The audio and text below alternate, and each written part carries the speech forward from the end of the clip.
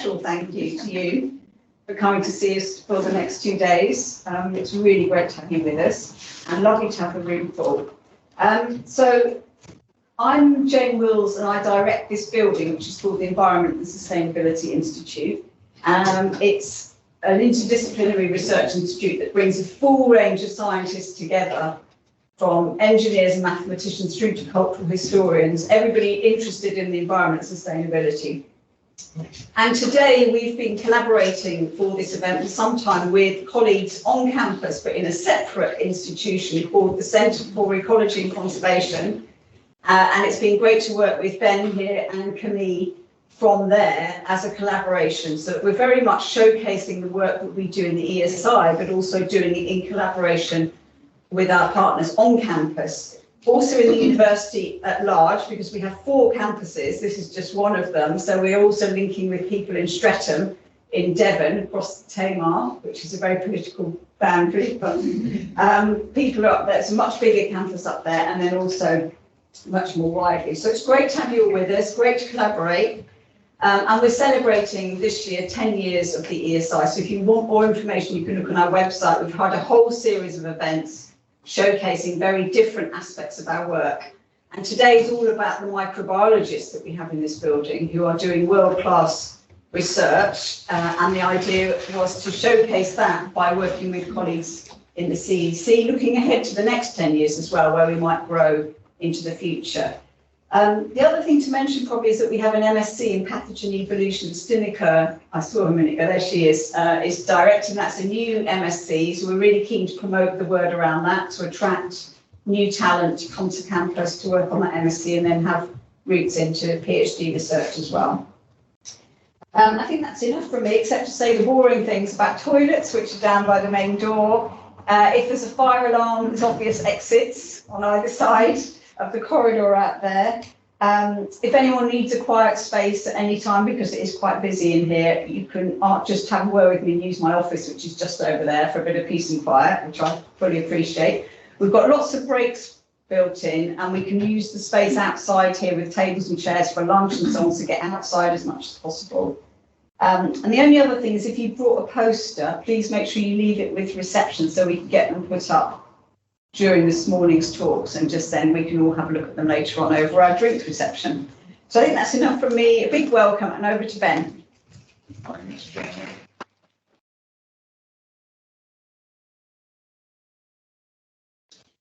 So I should just say thank you to Jane, and in particular Sarah, I can't use my pointer, Sarah and Rita and Amy, who have done actually all of the hard work here. So thanks very much to them. In addition to myself and Camille, we've got Mick and Bridget, who are going to be chairing your sessions as well. We're going to have a nice drink reception with posters this evening, and that's going to be here at the ESI, but then we're going to head into town. We're going to head to Custom House Quay. If you're looking at this on Google Maps, look for the front pub at this side and the chain locker at there, and we can all sort of congregate in that middle area and catch up over a drink and some food. Tomorrow night, we've got Verdon Brewery. It's one of the best breweries in the UK, literally down the hill at the bottom of campus, so we can go there for a drink and some pizza. So I don't think I need to tell people in this room that we can't really understand pathogen emergence without understanding the ecological and evolutionary drivers underlying it. However, I think we're all probably a little bit guilty in grants and papers of making slightly grandiose claims about trying to understand pathogen emergence and ultimately predict the emergence of infectious diseases. But this is really very hard. And so here's there's some example of some very grand aims. It's quite difficult to actually realise those aims. Others are perhaps more cautious and pragmatic in what we can do, and particularly urging caution in not over-promising on things we can't deliver on, which might erode trust in science. And part of the reason for that is that there's huge gaps and biases in the existing data we might want to use to make predictions. Other work that sort of avoids this, some of these biases are more promising, but even if we are able to determine which viruses, for example, are able to infect humans, it's hard to know what to do with this data even before we try and integrate ecological and evolutionary information. So, to try and summarise my slightly wobbly thoughts on this, and in honour of the Glaswegian contingent down to visit us, I've come up with a sort of little summary of this that's pandemic prediction, possible or pish. And this is obviously very tongue-in-cheek and slightly purposefully provocative, but I think with the fantastic lineup of talks we've got over the next couple of days, I think it's going to be really enlightening to see what we do and what we don't know about predicting emerging infectious diseases from an ecological and evolutionary perspective. Quite rightly, there's been a huge focus on pathogens that can infect humans. And we've got some fantastic talks lined up on this topic. But some questions are perhaps better able to be addressed in non-human, either lab or wild systems. And we've got some fantastic presentations lined up on these as well. And hopefully by combining these sort of equally ambitious approaches, we can come up with some sort of general rules of thumb that help us understand the evolutionary and ecological drivers of disease emergence and help us sort of build some sort of conceptual framework for understanding it. So that's enough waffle from me. With no further ado, I'd like to hand over to our first invited speaker. Gemma, I never asked you how to pronounce your surname correctly, so I'm going to mask it. Gemma Geegan? Geegan. Yeah, nearly. Sorry. Just be Gemma. So Gemma's come all the way from the University of Otago in New Zealand. And there she's an associate professor in evolutionary biology. And Gemma does really fantastic research looking at ecological and evolutionary drivers of virus sharing and the virome more generally. And that's what she's going to be talking to us about today. So I'll put on your talk.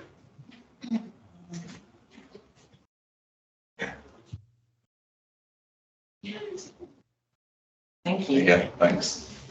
Okay. Thank you for that introduction, and it's so great to be here, all the way from New Zealand. I'm actually Scottish originally, so it's nice to be back. This is the first time that I've made it over since COVID happened and our borders closed in New Zealand. So nice to be free a little bit and see you all here in person. So my lab in New Zealand, I should say that I'm from the University of Otago. I also have a joint position with ESR, not ESI, but the Institute of Environmental Science and Research in New Zealand, which is the National Infectious Disease Reference Laboratory. And I'm also the head of virus genomics there. And that was actually, I was recruited to that position in 2019. So they obviously knew something was going to happen because then I got really busy and sidetracked and had to spend all my life working on COVID stuff. So it's really nice to talk about something that's non-COVID. It meant I had to write a new talk, but that's okay. I'll bubble my way through this. So my lab in Otago, side of my sort of blue skies research, is interested in the evolution and emergence of infectious diseases. And so if we think about infectious diseases, in the past few decades, we've had Zika virus, which first emerged in Brazil about 8 years ago. We've had the worst Ebola outbreak in history, which erupted in West Africa about 9 years ago.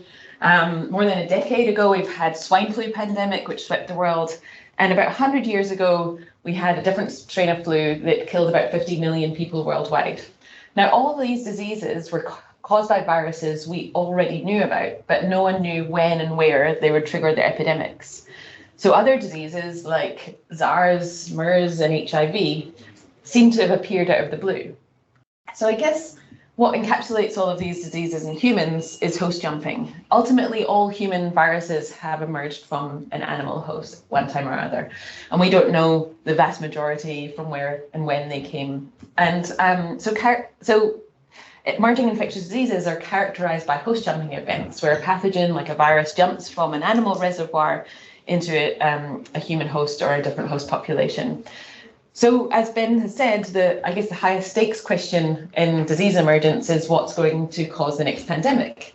But I believe also that this is the wrong question because it's a load of pish, as Ben would say. And in fact, we know so little about the diversity of the virosphere that we need to first expand our knowledge of the diversity of viruses to understand what may cause disease and what we need to perhaps focus on to prevent pandemics. So maybe the question is, what drives virus emergence? And what drives virus emergence? Well, we don't know, and that's the high stakes question in my book. And so we need a better understanding of virus diversity in nature. And so, as I said, I'm from Scotland. I went to university in Glasgow and I spent about 4 years there. And then I travelled to the furthest away possible place you could go. And I ended up in New Zealand, which looks very similar to Glasgow. This is not even a lie, I landed on a weekend where they were having their national pipe band competition. So if you've ever been to Dunedin, and Dunedin itself is Gaelic for Edinburgh, it's full of Scottish references, but if you overlook all that colonial history, we actually have a very deep, culturally rich, indigenous culture as well. And in fact, I live, if you don't know where New Zealand is, it's here at the very bottom of the world, and I live at the south of the South Island, can't really get further south, and I live on a peninsula in Dunedin, where the University of Otago is based. And it's very beautiful. They have sort of amazing diversity of species, and they're very unique to New Zealand. And that's because New Zealand was part of a supercontinent about 170 million years ago, which is a wee bit away. And we were actually attached to Australia, and New Zealand and Australia separated about 80 million years ago. So New Zealand has been basically on its own for the last 80 million years, meaning that any thing that existed there either migrated there or existed there in isolation for the past 80 million years. And this means that there's elements of this supercontinent called Gondwana that are extremely unique to New Zealand. Most of the native species in New Zealand only exist in New Zealand, and you can't find them anywhere else. So it's a great place to sample parts of the tree of life that have never been sampled before to understand the diversity of viruses that exist. We also have lots of invasive species. So humans have brought over lots of invasive pests that, and they are pests, they're basically driving native species to extinction because of predation mainly. And if you're from Australia, apologies, but Australians love the possums, but these are huge pests in Australia as well. And so this provides quite a unique natural experiment to understand sort of virus host jumping along these ecological timescales, because we have well-documented introductions of when these species came into New Zealand, and therefore we can understand how they've interacted with native species over that time frame. And so what we do is take a whole virome approach using metagenomics or metatranscriptomics. So where previously we were limited to only understanding virus diversity where we already knew about a virus that existed, using sort of virus culture or PCR methods, we can now sequence all viruses that are, or all nucleic acids that are present in a sample, and then bioinformatically understand the virus diversity, with some caveats that I'll talk about later. And so we can use this technique to expand our knowledge. So at the moment, our virus knowledge is obviously very biased on mainly us, diseases that cause viruses that cause disease in us, or plants and animals that are economically important. But what my work does is try to expand our knowledge on viruses across the tree of life. And so even well-studied animals like bats, for example, there's lots of virome studies on bats, but New Zealand bats are extremely unique, of course. And so New Zealand is home to there's only actually one, bats are the only terrestrial mammal in New Zealand, native. There's lots of pest species, but so bats are very unique. And there are only two species. This is the lesser short-tailed bat, and this is the long-tailed bat. Now, the lesser short-tailed bat, in classic New Zealand style, doesn't really fly anymore. It kind of can, but it is the most territorial bat in the world. It hangs out on the floor and it burrows in the ground, basically because it was free of predators for so long that it gave up flying. And it's been living in isolation in New Zealand for at least probably 35 million years.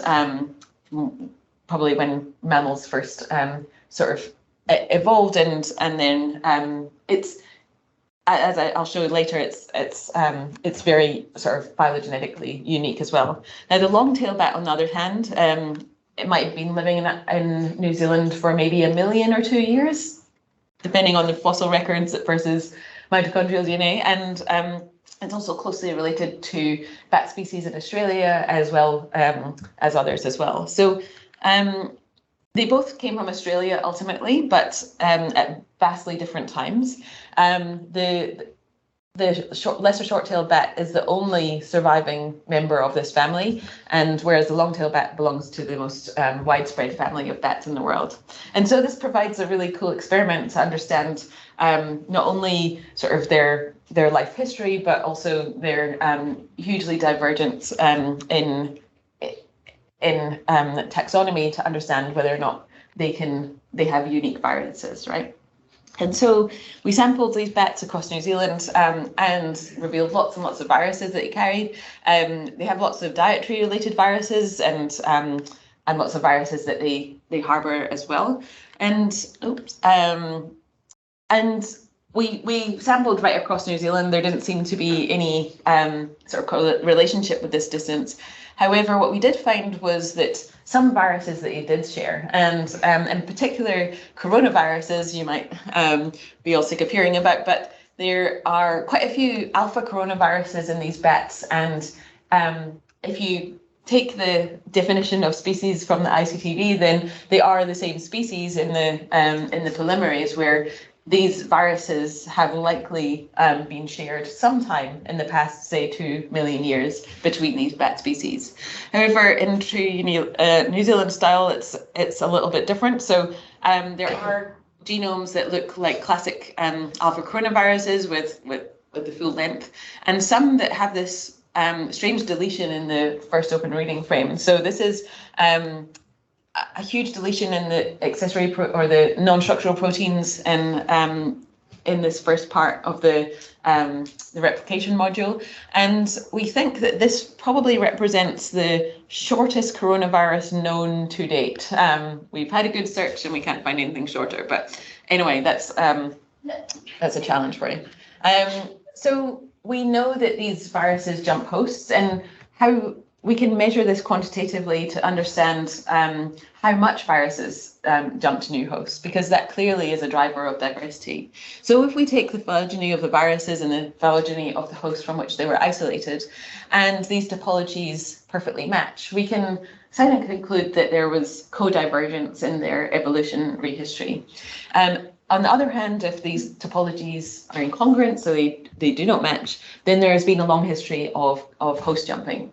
Okay, so when we look at all virus families, or at least quite a lot that include lots of diversity, we've concluded that host jumping is the main driver of virus diversity or virus evolution. Or host jumping seems to be really important across all virus families, especially in single-stranded RNA virus families. And so the more viruses that we detect, the more host jumping we've actually we can detect as well. And so, for example, prior to 2020, this was the diversity pretty much of the Coronaviridae family. Okay, so we knew about 4 genera, and we knew that alpha and beta coronaviruses mainly affected mammals, whereas delta and gamma viruses infected birds and other things as well.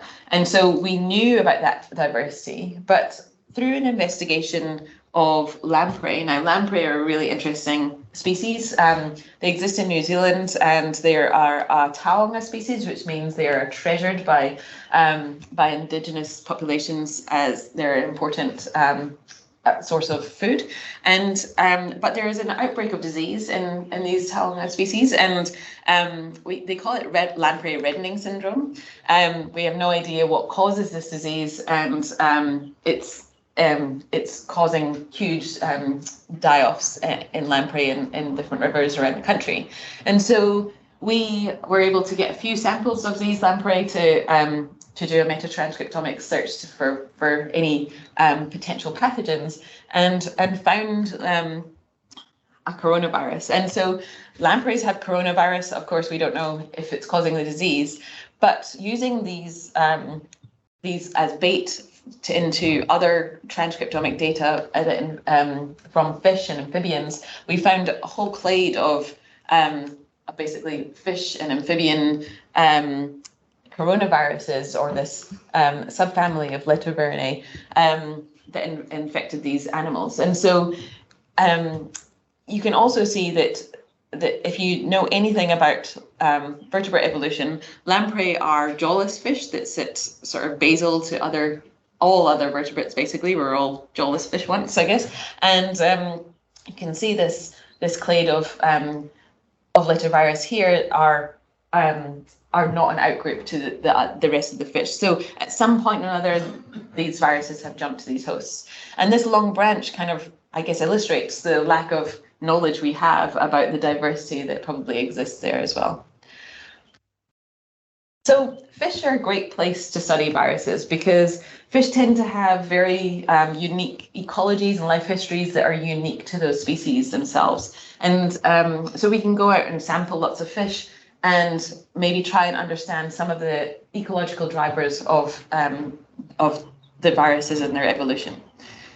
So at the very broad scale, I guess, we found that lots of virus families have fish at their basal root. And at the broad scale, we find that that fish viruses tend to be the ancestors of viruses that infect other higher vertebrates like us. However, we've also found lots of instances of host jumping as well within that. So, for example, this was a study which I'll talk about in a minute that we found lots and lots of fish viruses. You can see these blue clades there, and there's lots of instances. For example, the Filoviridae. This is Ebola virus, and at the root are fish viruses. It's the same with flaviviruses, influenza viruses.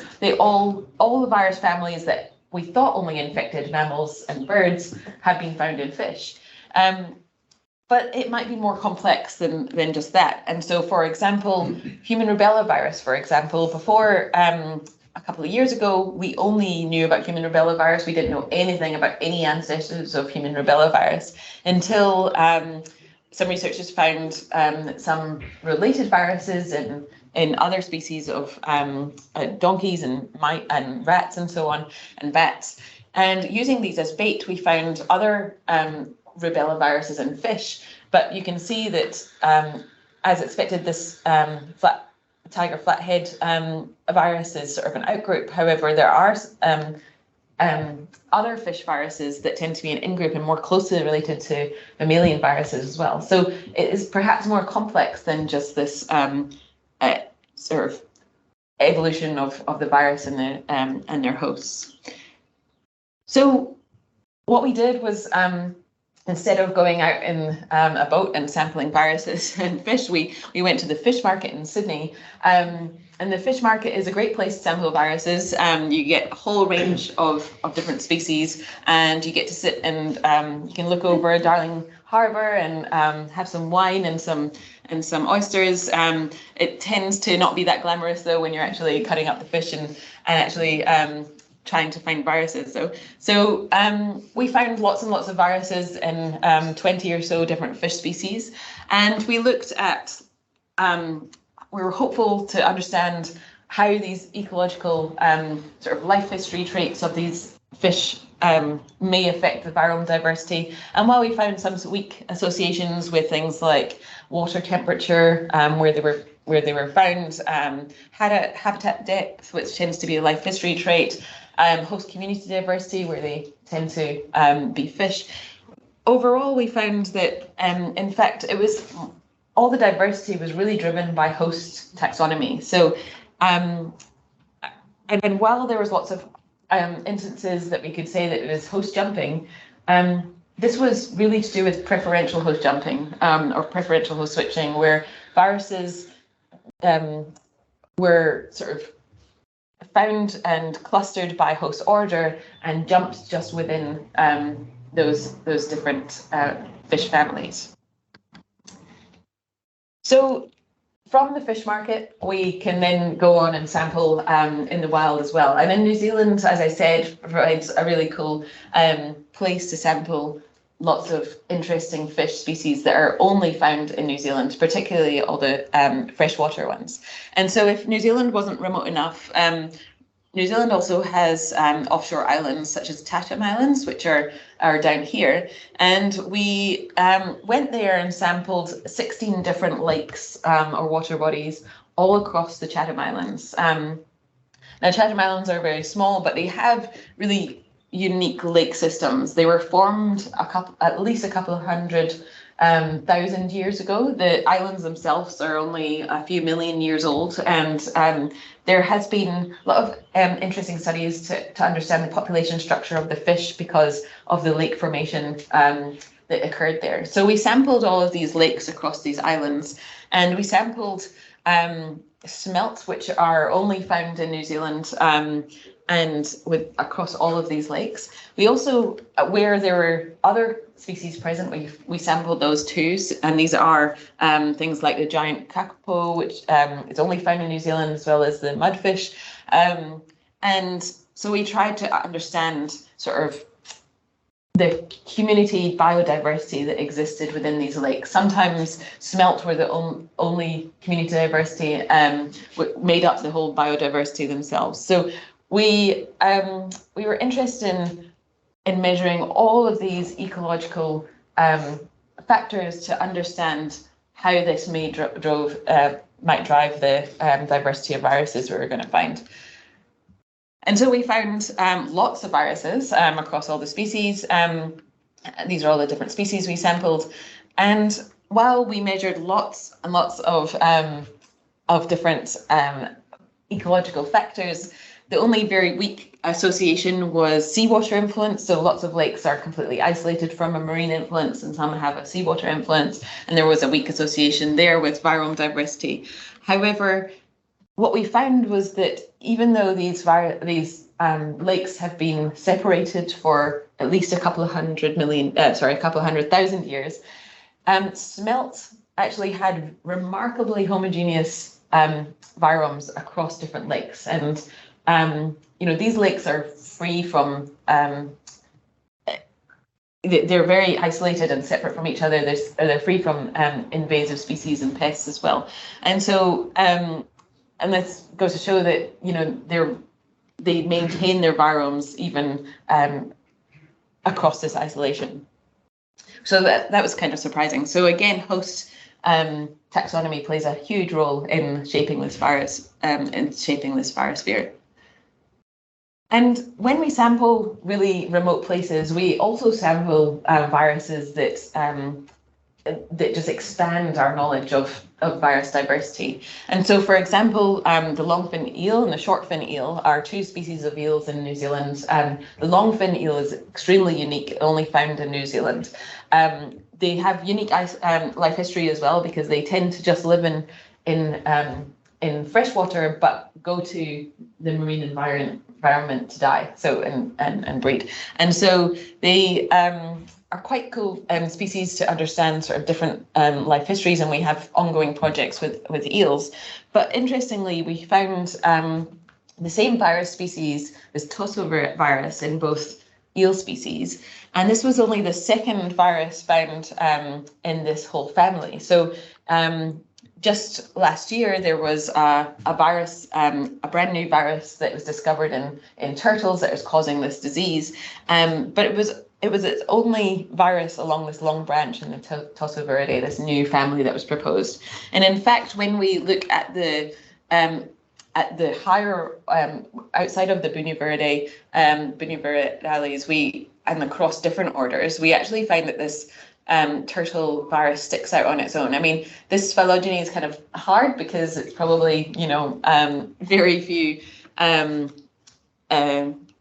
very few sequence homology, probably about 5% or so. But so, it might be a slightly random here, but this turtle virus basically sticks on its own. So it might be a whole new order. So, and this was discovered in Florida, and we found this virus in the Chatham Islands of New Zealand. So you can see, that these long branches on these trees basically illustrate how little we know about virus diversity, especially in marine things. And so viruses in New Zealand and both studying viruses and in invasive pests and in indigenous things in New Zealand and Australia have been really interesting to understand sort of host jumping along these timelines, as I've said. And we had this ongoing project in the Murray-Darling Basin in Australia. So the Murray-Darling Basin is a huge river system that spans about 5 states and territories in Australia. And carp are a huge pest in Australia.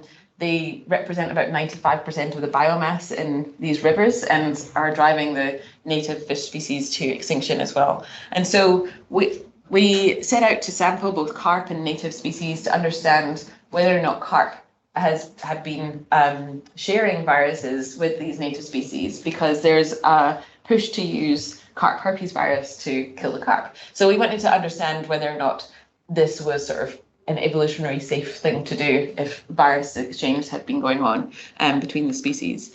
And we found there was remarkably little virus exchange between native and invasive species. And this kind of, I guess, it goes to show that, you know, invasive species and native species are drastically different in their host taxonomy. So I think host taxonomy is the main driver separating their unique biomes.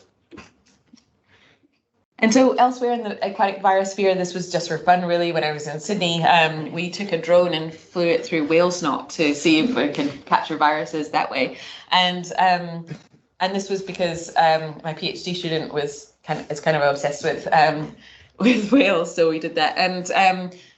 And we found lots of viruses in whale snot, even ones that are mammalian, things like Astroviridae and coronavirus. There's always a coronavirus, and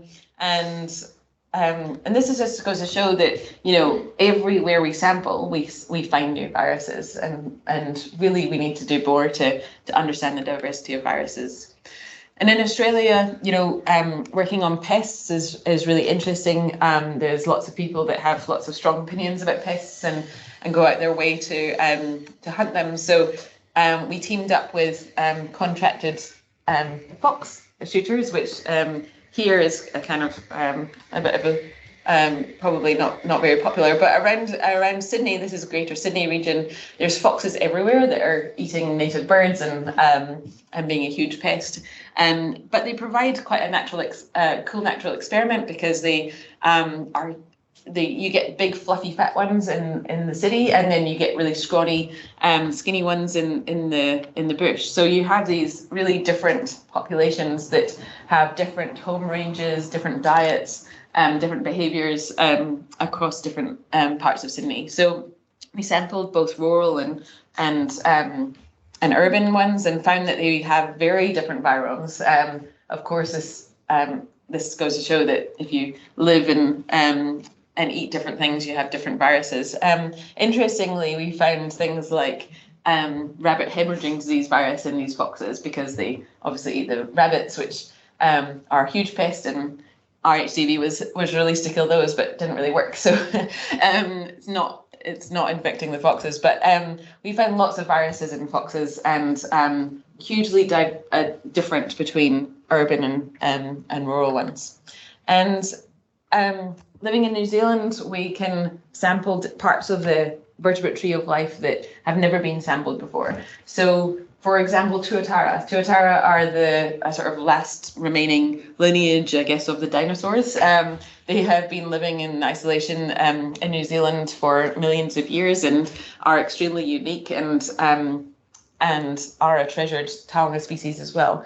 Now, there is a naturally occurring population. I think it's the last one on this really remote offshore island, which is a fully protected, predator-free island, and the population there is doing amazingly. There's about 300,000 occurring there, and actually the population density is getting to be a problem. So they're looking at translocating some of that population to other offshore islands as well. But what we found when we were taking bum swabs from Tuatara was that because they were so unique and so divergent in their hosts, we found that the vast majority of sequencing reads, even though the Tuatara genome is being published and sequenced and understood, the vast majority of sequencing reads were not able to be assigned. So we call these orphan contigs. This is the sort of dark matter of dealing with metatranscriptomic data, where you can't assign these parts, these bits of nucleic acid, these bits of RNA to anything. And there is a suspicion that a large proportion of this is viral. It's just too divergent to share any sequence homology to anything else. And this is where we can use things like protein folding to predict protein folds and understand the structural homology. Of course, structural homology, we're only as good as the database, and that also is quite poorly understood. So this is where we can understand a bit more about this virosphere. But having said that, a large portion of these data just remain unannotated, and this is a big problem. And so we found lots and lots of viruses in Tuatara, but I think there's a lot of opportunity to mine these sort of unassigned reads to viruses if we have better computational power to do so. And I guess just expanding our knowledge on parts of this evolutionary tree goes even to plants. And so we've utilized sort of transcriptomes from the plants and across over 1,000 species of plants. And just doing data mining on these data, we can reveal new viruses. We can reveal that there are new viruses even on lower plants, the first novel viruses in these, and we've revealed hundreds of new viruses across the breadth of the plant kingdom. And again, looking at the evolutionary history of the plants and the themselves, the hosts and the viruses, we see that host jumping, and we can stimulate this process. And we can see that host jumping every time plays a huge role in driving the diversity of plant viruses. So I guess why we want to know about all of this, why do we want to understand the drivers of virus diversity and the drivers of virus emergence? I guess right now there is a strain of avian influenza virus on a rampage around the world, killing thousands of birds since 2021, and this poses a huge problem, especially in New Zealand. We have unique wildlife such as the yellow-eyed penguin and other unique aquatic wild birds that are highly endangered. That if highly pathogenic avian influenza virus reached New Zealand, then I think it would be detrimental. So I guess nothing is known about avian influenza virus transmission in New Zealand because the surveillance, the people that are doing surveillance just assume that it's too far away. That's true. But I disagree with them heavily, and I think that this virus kind of scares us the most, because I think it will be devastating for our wild aquatic birds. And so yellow-eyed penguins are actually the rarest penguin in the world. They only exist in New Zealand and also in sub-Antarctic, and the population in New Zealand is only around Otago, where I live. And so we've been studying diseases in yellow-eyed penguins, and I'm going to talk about a couple of the diseases because it kind of will, I guess, reiterate how little we know about and how hard it is to study emerging diseases in wildlife as well. And so one disease is called respiratory distress syndrome. And what I'm going to do is distract you with some cute chicks from the wildlife hospital that is just down the road from my office, where I tend to go when I need some chick therapy. And because this distraction will help hopefully allow not anyone talk to me about proving causation, because that's what I can't do. But the neonatal distress syndrome basically is a it is basically probably 100% fatal. We don't know the epidemiology of this disease, but it causes hemorrhagic disease in the lungs of really, really young chicks. Within about a week, these chicks die. And what we did was sample all of these dead chicks from last season when they hatched. About 25% of the chicks died from this disease, and it's only really been noticed in the last few years.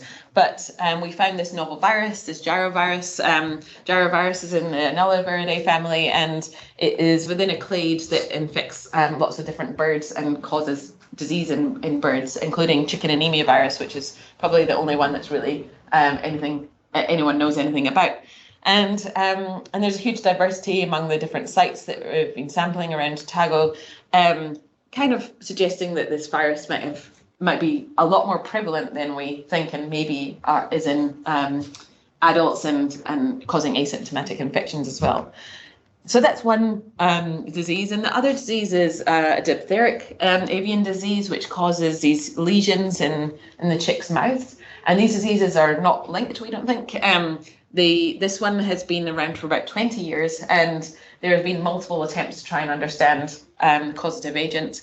And there have been previously suggested different species of bacteria that causes these lesions.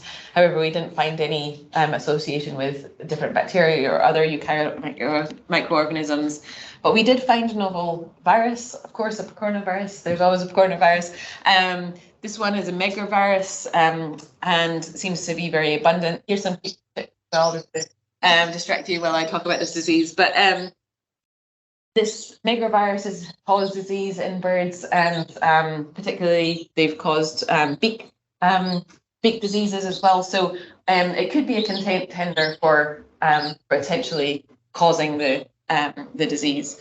But I guess what is the problem with working in wildlife and working with disease is proving causation. And because it's really hard to prove causation in really endangered species where you can't do things like challenge studies because you'd never get approval to do that, and you probably wouldn't want to anyway. And this is, I guess, going back to what Ben was saying at the beginning, was that our virological data right now are misleading, and that's why prediction doesn't work, because our knowledge of viruses at the moment are basically things that cause disease. And so when we look across the viruses that we've been discovering since, about 2020, we discovered lots and lots of viruses, mainly through metatranscriptomic studies that have been happening around the world. And that has broadened our knowledge of the viruses that exist. However, it looks like that the ones that cause disease have dramatically declined. And so, for example, and you can look at every parts of sort of the taxonomy of tree of life, but in birds, for example, this is causing disease in 2008, when sort of, I guess, virus discovery really took off. In 2020, the proportion that cause diseases have dramatically fallen because our knowledge of virus diversity has increased. And this is the same with fish. We looked at shrews because nothing is known about viruses in shrews, but we suspect they cause disease a lot, as well as influenza viruses. There's lots of influenza virus that don't cause disease. So I think that the problem with prediction and the problem with studying viruses in wildlife is that our knowledge of those that cause disease is hugely skewed, and we need to better understand the diversity of viruses before we can understand which may pose a problem for disease. And so we need a deeper understanding of virus diversity and the factors that drive it. So that's kind of what's driving this research. And so I'd just like to, there's lots of people to thank, mainly my lab and lots of collaborators in New Zealand and across in Australia, across the world as well. This is the department where I was on maternity leave, and they made me bring my baby to the staff photo. So that's my baby in the staff photo. And there's lots of people here. If you ever find yourself in New Zealand and want to come and visit, please do. We have lots of cool beaches, lots of wildlife. This is just by my house. There's lots of sea lions. They're quite smelly though, but they're very cute. And we also have the steepest street in the world in Dunedin, so that's another selling point. And you think Cornish pasties are good. We also have things like cheese rolls, which is a rolled up bit of bread with cheese in it.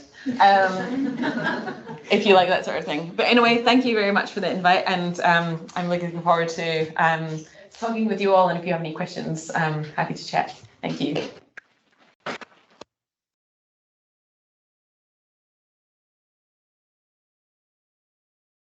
Thanks, Gemma, for a really fabulous talk.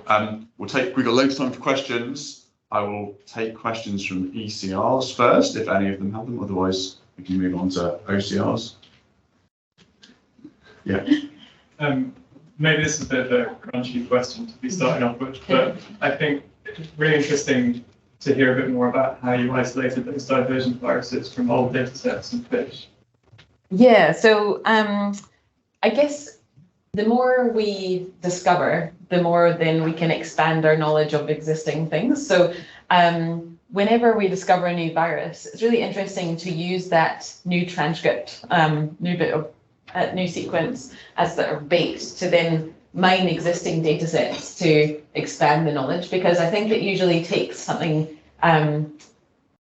discovering something new to then expand that part of the tree. And it's really interesting how much you can do that when you've entered a new part of that tree to then spread out that, especially when you found something that has a really long branch, there must be other things that are related to it, right?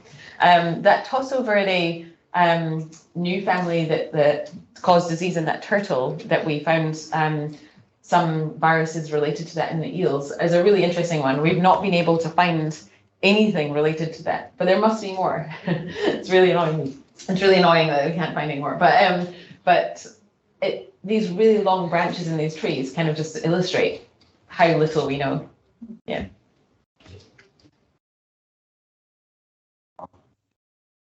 Thanks for the very nice talk. Thank you. I was just going back to the beginning of the talk. You were talking about co-diversification and things like that. I know these examples of like maternally inherited symbionts that are co-diversifying, but how often do you think things actually co-diversify versus most of the time it is just this crossover, whether it's virus or bacteria or fungi, it's basically all horizontal transfer. Yeah.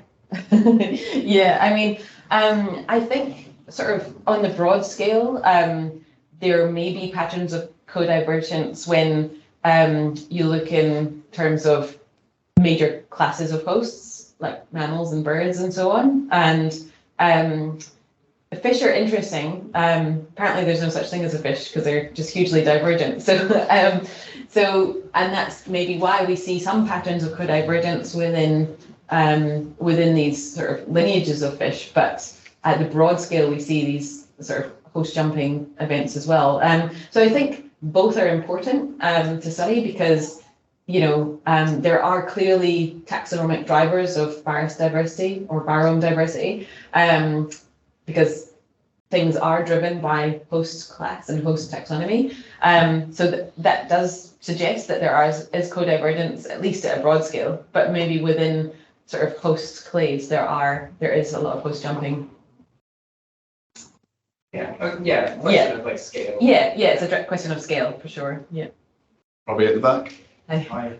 I wonder whether you've done any work or thinking about comparative analyses of viral diversity in mammals in New Zealand compared to their native range, where some of the man population processes in the hosts that played out in the process of invasion is reflected in the viral diversity of jumping and sharing of viruses between species of native range. Yeah, got a PhD student doing that.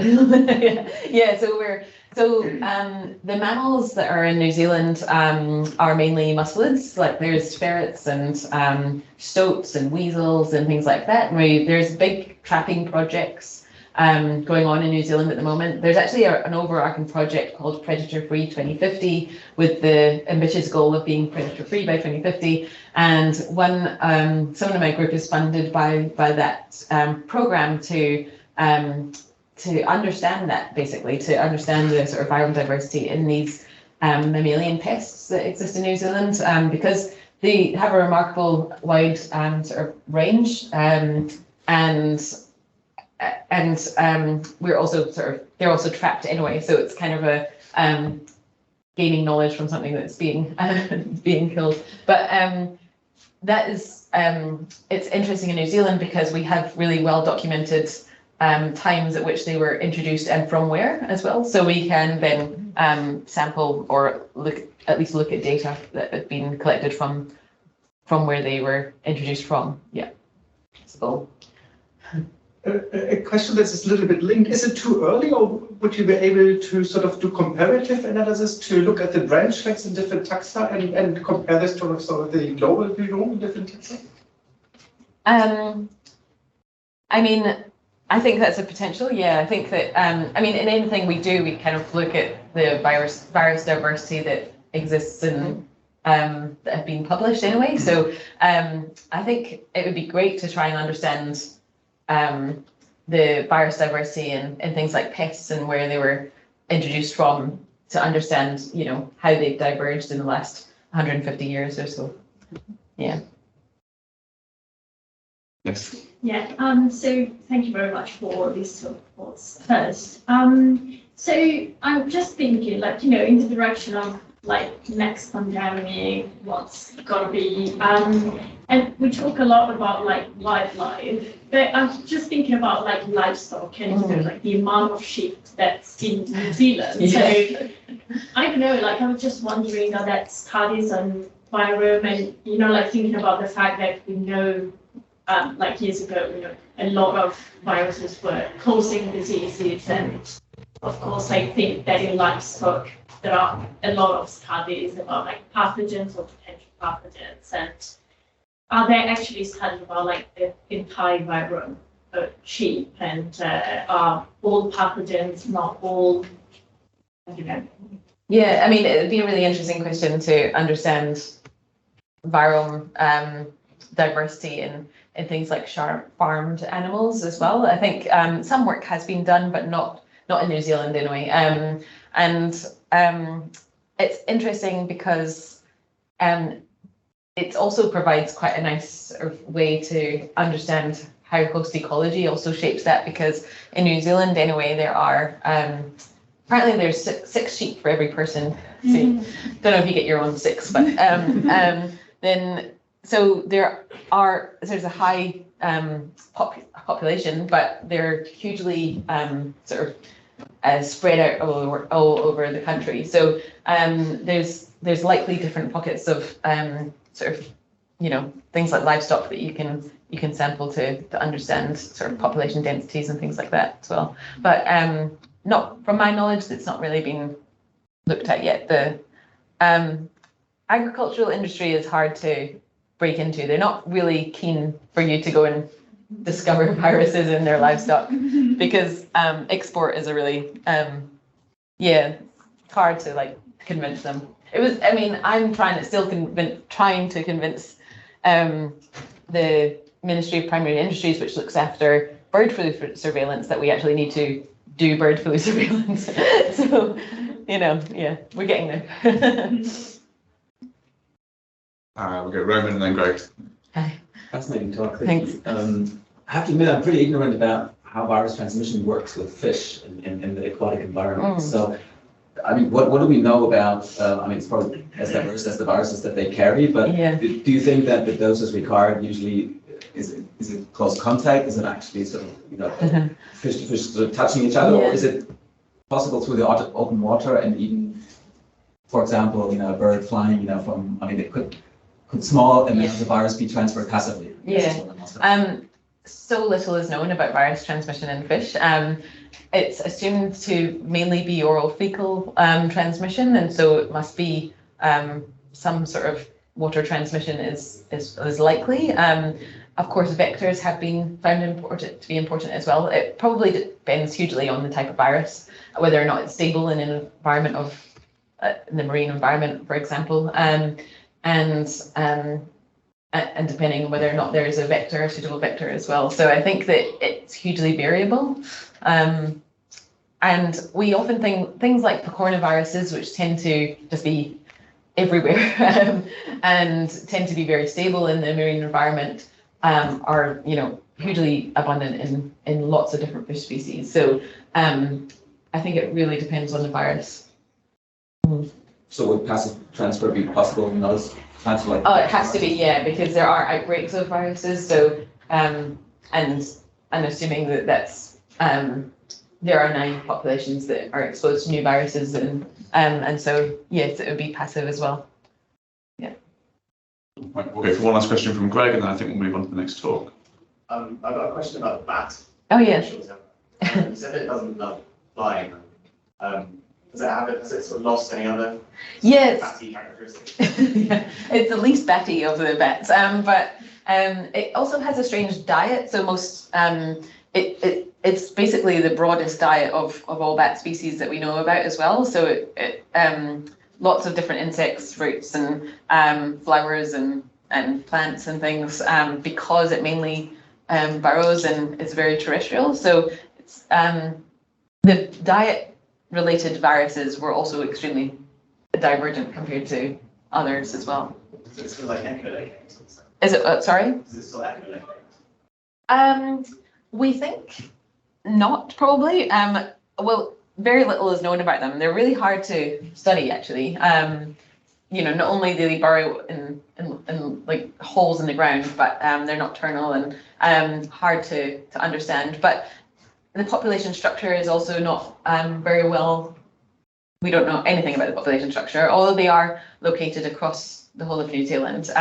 They tend to be very sporadic. They don't hang out in roosts, so that might also be important for virus transmission compared to the long-tailed bats, which are found in caves and hang out in big roosts. So yeah.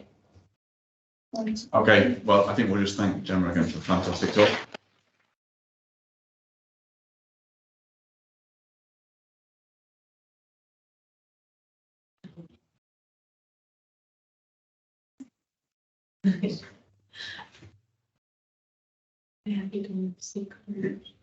As good as that. Oh, okay. Is there a... Yeah, but that's next slide, confusingly. Great. Okay, and next up, we've got Barbara Chirin, who's here from the Centre for Ecology and Conservation. So, thanks a Barbara, lot. thank you. Thanks. So human-induced environmental change can have a very direct impact on the emergence, endemic range, prevalence, and incidence of infectious diseases. And this impact is arguably strongest for vector-borne diseases because the abundance and distribution of arthropod disease vectors is very directly influenced by climatic factors such as temperature and humidity.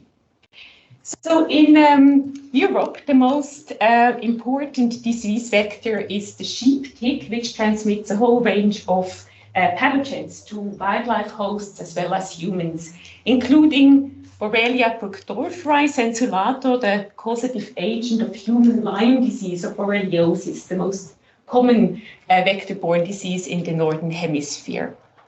However, humans are really only accidental hosts. The natural hosts of Borrelia are wild vertebrates such as birds or small mammals like this bank wall here.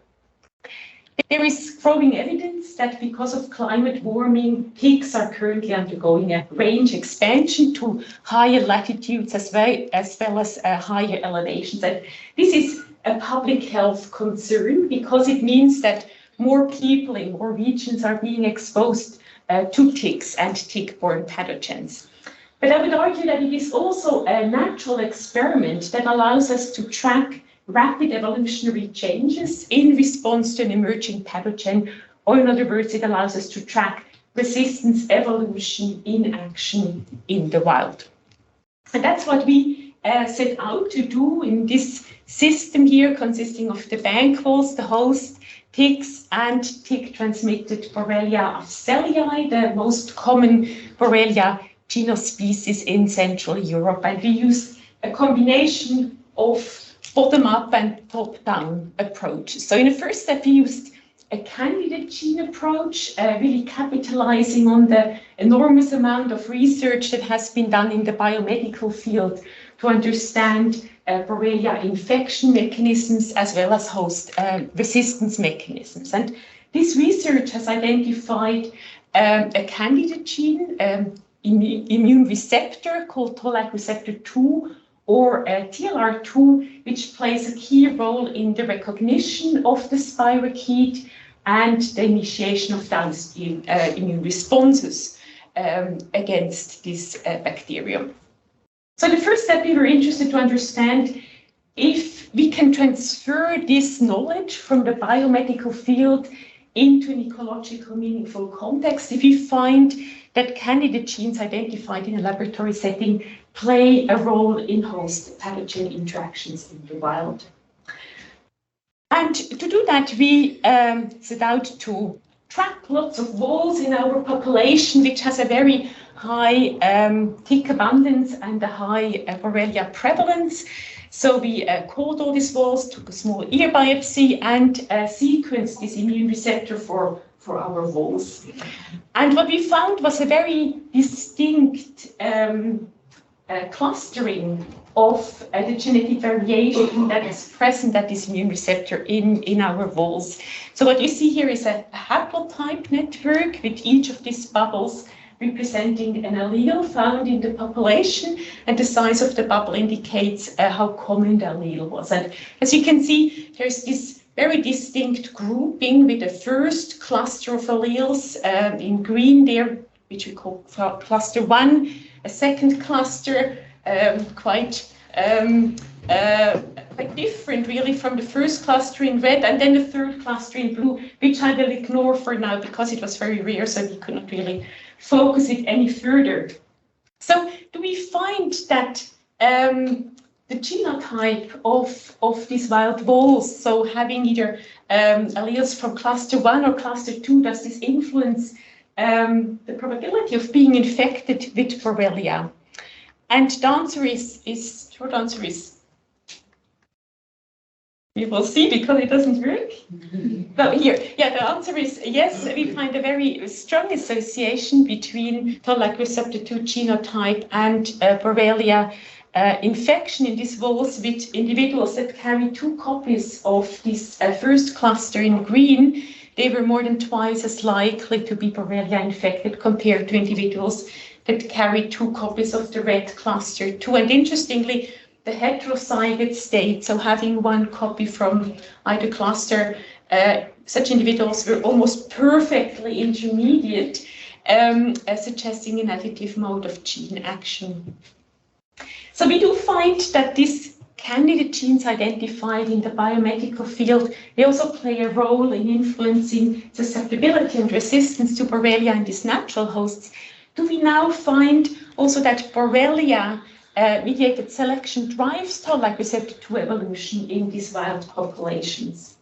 And to address this question, we went to the beautiful Swiss Alps, which I think are an ideal setup to address this question, to test this idea, because we have a very clear gradient in the strength of Borrelia-mediated selection along elevational clines. So we have low elevation populations for Swiss standards, so they are about 500 meters above sea level. So at these low elevation populations, we have lots of ticks and high Borrelia prevalence, so long coevolutionary interactions between Borrelia and bank voles. And just a few kilometers away, so if you go up the mountains, you have these high elevation bank vole populations that are still almost tick-free. There are almost no ticks and therefore also no Borrelia. And then we have these middle elevation populations where ticks and with them tick-borne pathogens have recently been moving in because of climate warming. And you can replicate these elevational clines just in the next valley and another valley and another valley. So on a quite small spatial scale, you can have these independent replicates of these elevational clines. So this is work we've been doing here in the eastern part of Switzerland, in the canton of Graubünden, again using live trapping and tick dragging. The first just that we were just keen to actually verify that this is indeed true, that we find this decline in tick abundance. And as you can see, there is quite a strong association with elevation. So the higher up you go, the fewer ticks you find.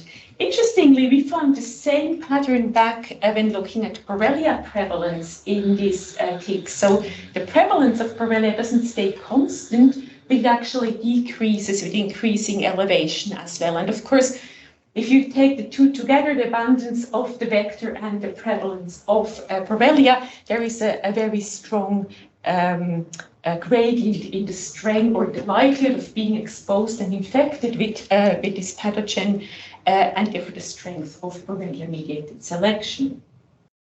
So do we then find evidence that these differences in the strength of Borrelia-mediated selection shape host immune gene evolution? Kind of, because we did find that the frequency of this protective variant of toll-like receptor 2 was higher at low elevations and lower at high elevations. But we were really unlucky in that only in 2 of our valleys this variant was actually present. For some reason, in the other valleys, there was just not really enough genetic variation. So we didn't really have this variant in the other valleys. So we had a very small sample size of only 6 populations left, so which was a bit frustrating. So we really needed new candidates of Borrelia-mediated selection to test this idea more convincingly. And typically, what is done to identify targets, genomic regions that are associated with a trait of interest is to perform a GWAS, a genome-wide association study. But GWAS in wildlife, or wild GWAS, is still extremely challenging. So typically we simply don't have the sample sizes from such wildlife populations to do GWAS. We also often have to deal with very pronounced population structure, which complicates things. We often have a lack of replication, and this all really accumulates in this huge problem of false positives. And this is a problem. So what can we do to try to filter out these false positives, to really have to be able to identify new targets that we could focus on for finding such patterns of Borrelia-mediated selection, or the response to Borrelia-mediated selection. The idea we had was to combine such a GWAS approach with correction for population structure, and to combine it with a second approach, an FST outlier approach with population level replication, and to only focus on the overlap. So basically focus on signals that are found with both of these approaches. And this is arguably very conservative, but it allows us to filter out lots of these false positives and to really have a high confidence in these shared signals that we find. And this is work that has been done by a former postdoc in the group, Luca Cornetti. And I won't go into detail what exactly Luca did, how he did that. Please come and chat to me in the coffee break if you're interested. I would just like to focus on one particular gene that was found to be really, or to show a strong signal using both of these approaches. And this is a solute carrier that really called our attention, because this solute carrier, which encodes the protein pendrin, has been found to be upregulated in macrophages stimulated with Borrelia in vitro studies.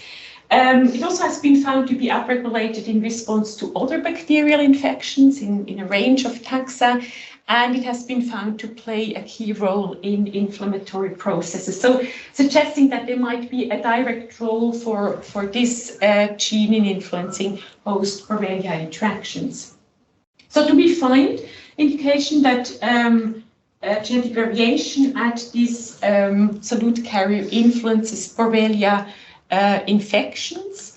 Answer is yes, we do find that the rare allele, the A allele, either in homozygous or heterozygous state, was associated with a lower Borrelia prevalence in voles. And this time we were luckier because this A allele was actually present in all of our populations, so we could test more powerfully to if you find associations between the strength of selection and the frequency of this A allele. And we did find this time quite a strong association with the protective allele being more common in populations where Borrelia infection risk is high.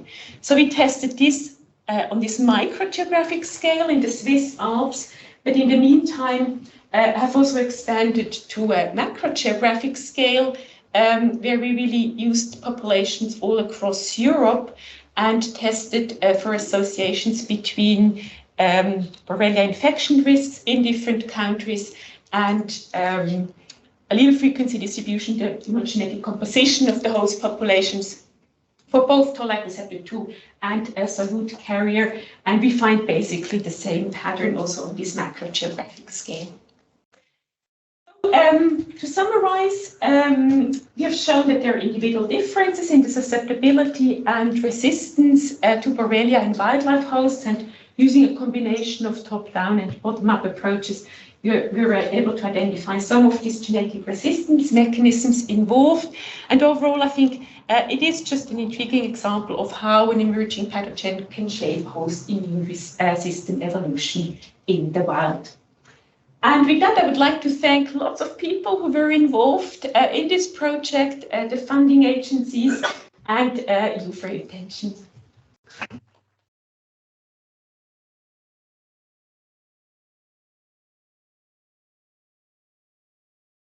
Barbara, do we have any questions? Katie? Hi, that's great thought, thanks. I'm pretty naive, but what is kind of the detrimental impact that Borrelia has on the voles? And you also, are you able to sort of unpick how quickly it takes? Because you've got this gradient and things are moving, and presumably you're watching things in motion, so you could kind of expect to see changes in the prevalence of in the immune mechanisms becoming present. Yeah. So for the basically the impact of Borrelia on this wild host, so there has been some experimental work done in the voles with experimental infections that have shown that it affects the reproductive success of the voles. So not survival, interestingly, but it does affect the reproductive success. So infected voles have a low reproductive success. So there are fitness consequences. We would expect resistance mechanisms to evolve in such a system. And in terms of this dynamic process, so we have started to sample voles and ticks in these populations a bit more than 10 years ago. So we would really like to now go back and look at these populations, especially these middle elevation populations again, because as you said, this is of course an ongoing process, and we would expect that this has moved up further.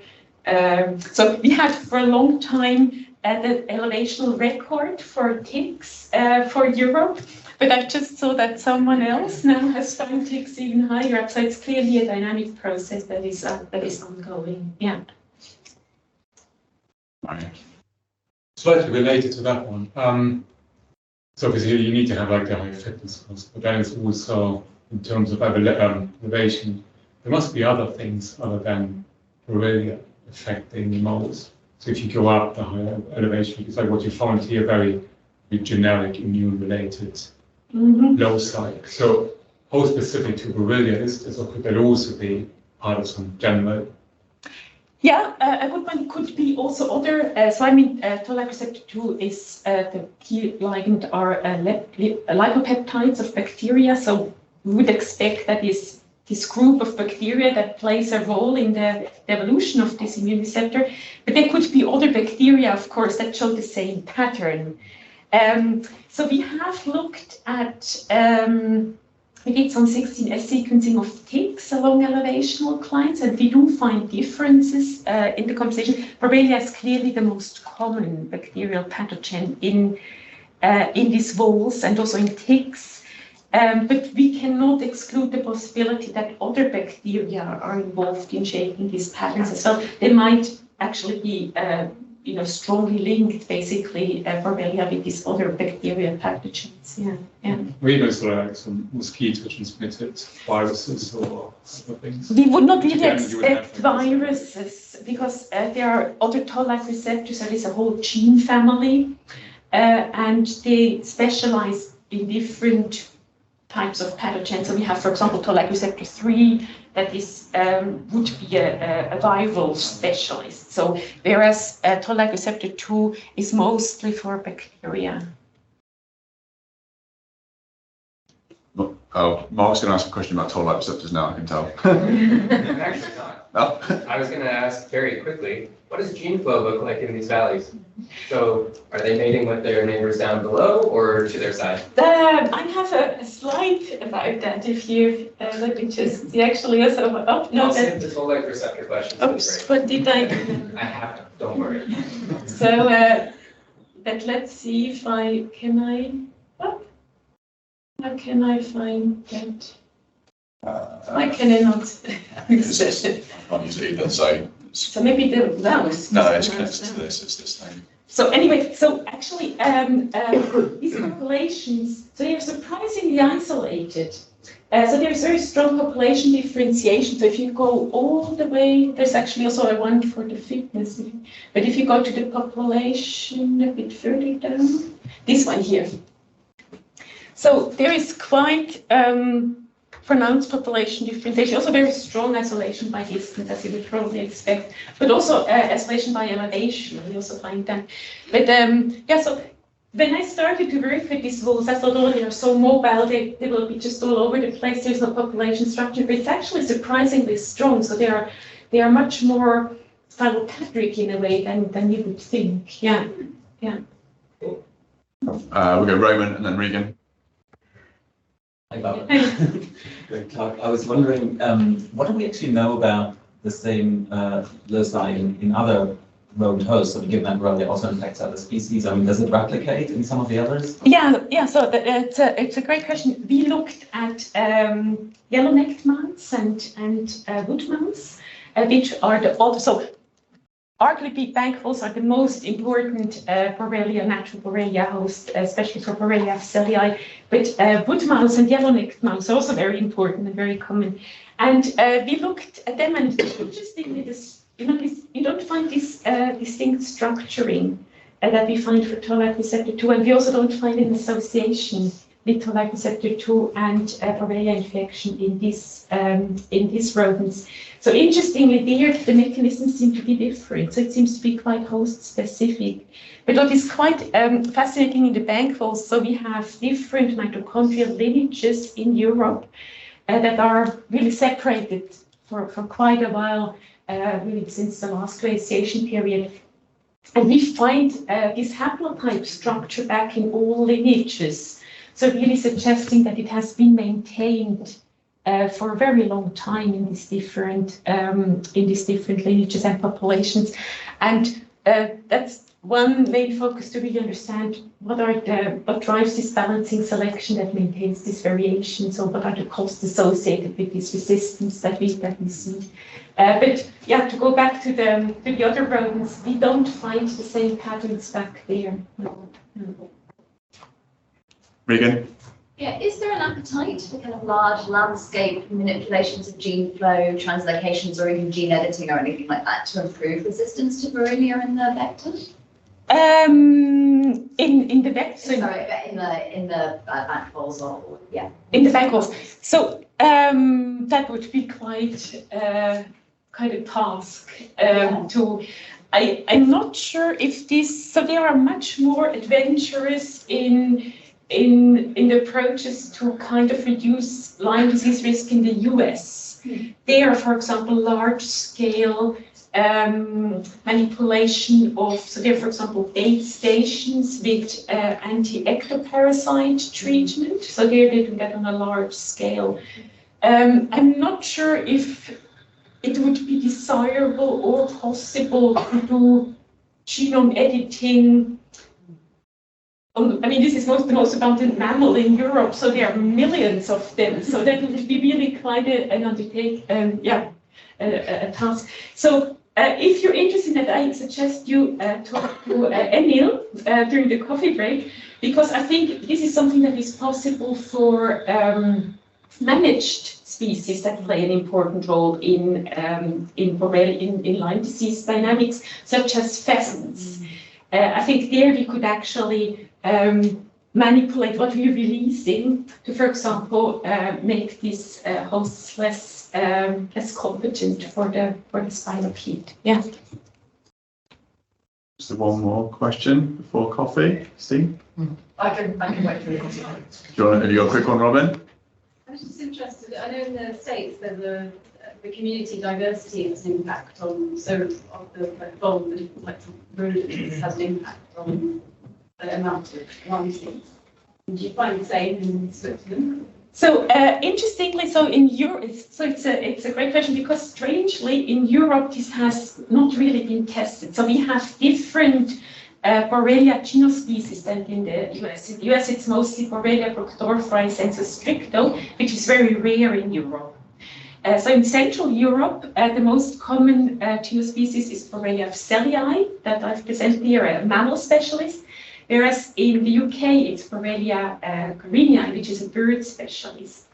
And I'm only aware of one study from mainland Europe where they tested it on a very small scale in one forest, basically, if they find some association, and didn't really find it. Again, if you're interested about the situation in the UK, about the carinii genospecies, I again recommend you have a chat with Emil, because that will also be a focus of his PhD work. Yeah. Great.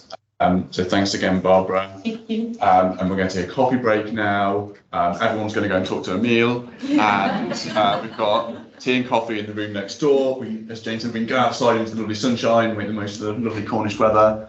And yeah, we'll see you again at 10:30. Okay, everyone, we're going to get started. Okay, we're getting started. Okay, so next up, we've got Joe Wesley, who's actually here from the ESI, going to be telling us about some of his latest research. Okay. Yeah, hey, my name's Joe.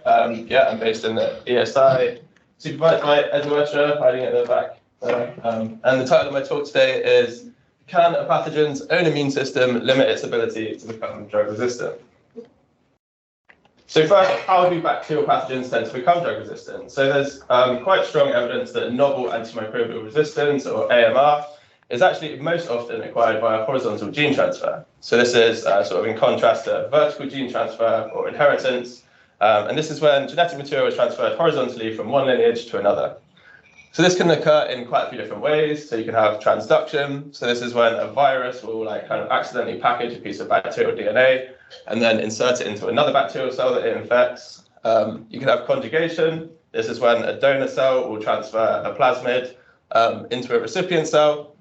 And you can have transformation, and this is when a bacterium will uptake sort of free-floating DNA in the environment. And this free DNA often comes from other dead bacterial cells. So how can bacterial immune systems actually impact this horizontal transfer of drug resistance?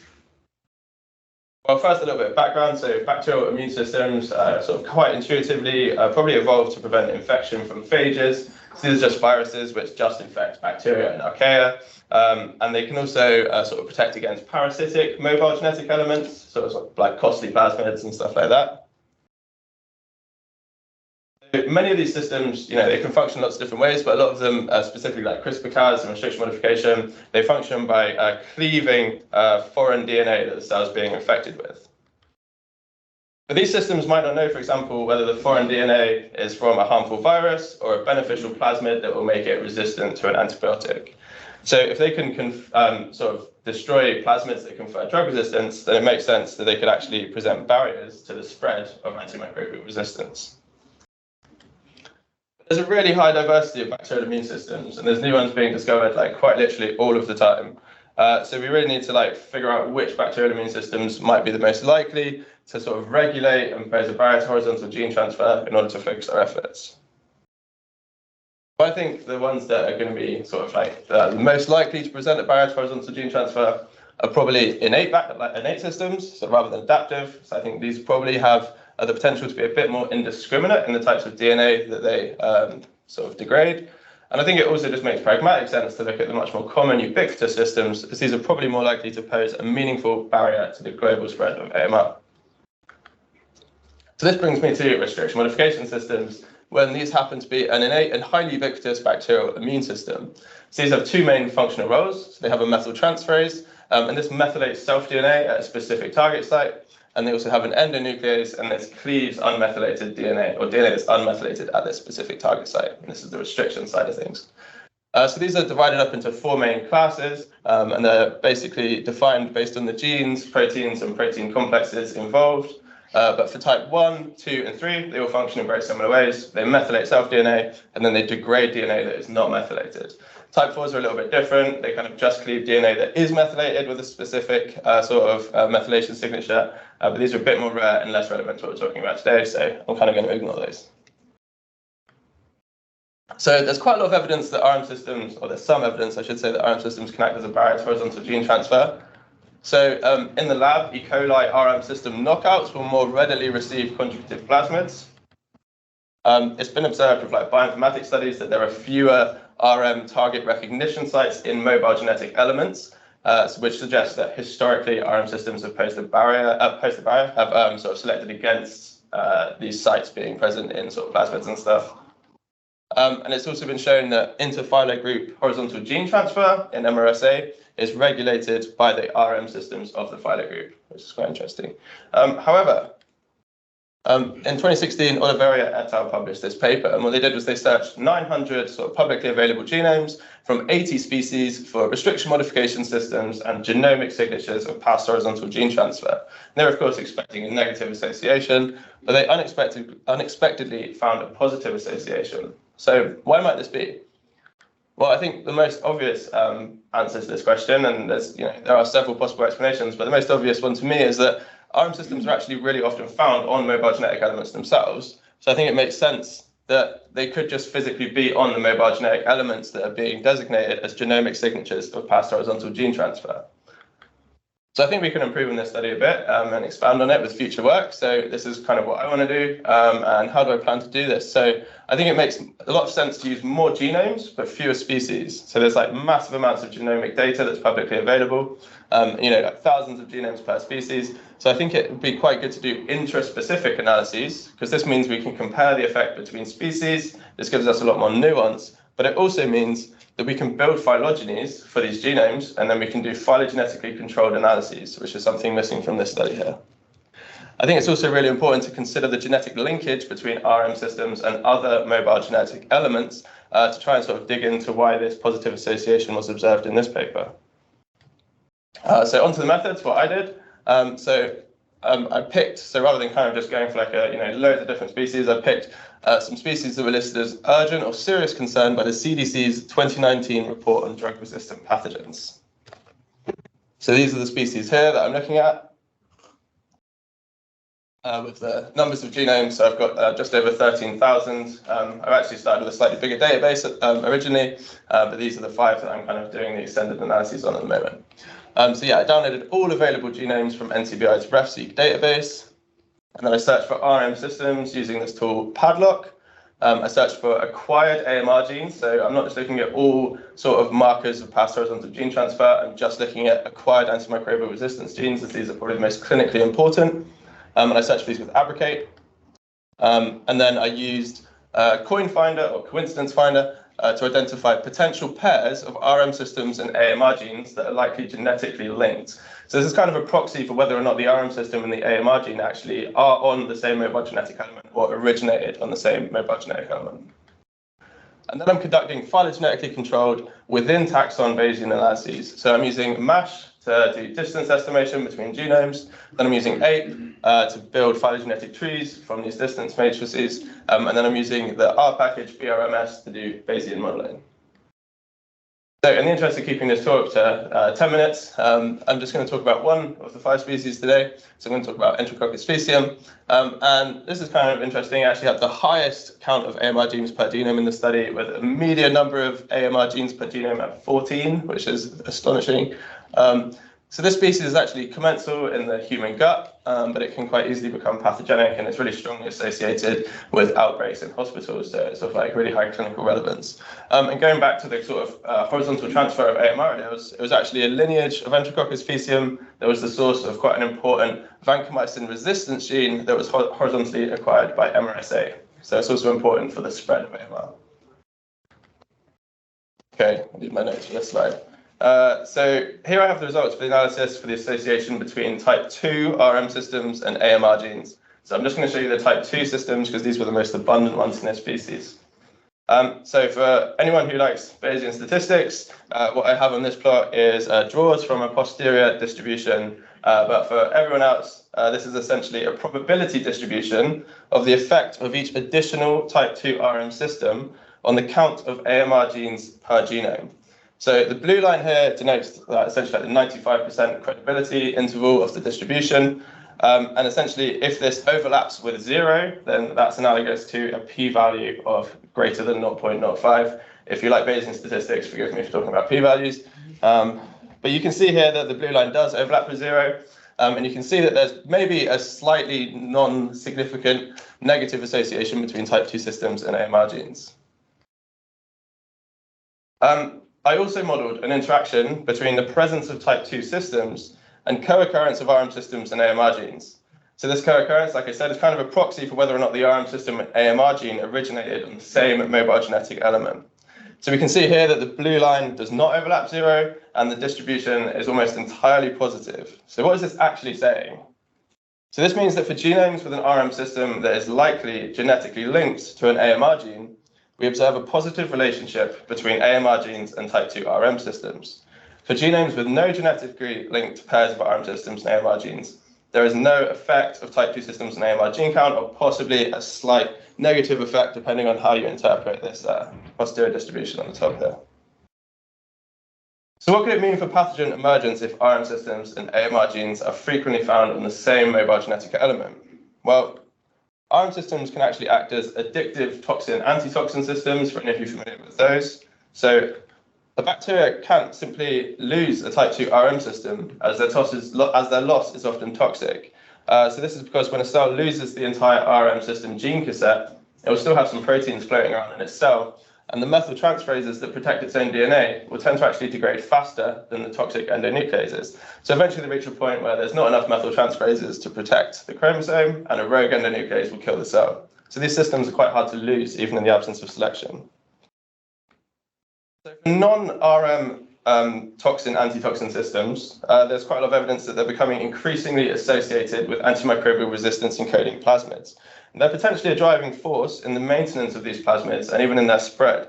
So I think we need to ask whether this could also be true for RM systems. So essentially, are AMR plasmids with RM systems more likely to persevere and spread than AMR plasmids without RM systems? So in summary, can a pathogen's own immune system limit its ability to become drug resistant? Well, maybe. There's lots of lab evidence that suggests that this could be the case. But when we actually dig into the genomic data to see if this has historically been happening out in the wild, essentially, we don't really see any evidence of strong negative associations between acquired AMR genes and RM systems. In fact, we actually see quite a lot of co-occurrence between RM systems and acquired AMR genes. And if these are in the same mobile genetic element, then this is quite likely a driving force in the observed positive association in previous studies that have been published. So I think it's quite intuitive to me, at least, that this co-occurrence could actually stabilize AMR encoding plasmids in microbial communities. And I think the really important thing here as well is that this will happen even in the absence of selection. So even if we reduce our sort of use of antimicrobials and the exposure of antimicrobials into microbial ecosystems, then these AMR-RM plasmids could still be sort of maintained. So I think this is quite an interesting future avenue for research, and something I'm probably going to try and persuade Edza to agree for me to do for a future data chapter of my PhD. But yeah, that's everything for me. So I'd like to say thank you very much to my supervisors. Thank you very much to Ellie Percy specifically, who helped a lot with the bioinformatics. Cornwall Arc for giving me access to the Athena cluster, Southwest Bio for paying me, you all for listening, and specifically my lab group who have seen like 7 or 8 different renditions of this talk over the last year, so thank you for your patience.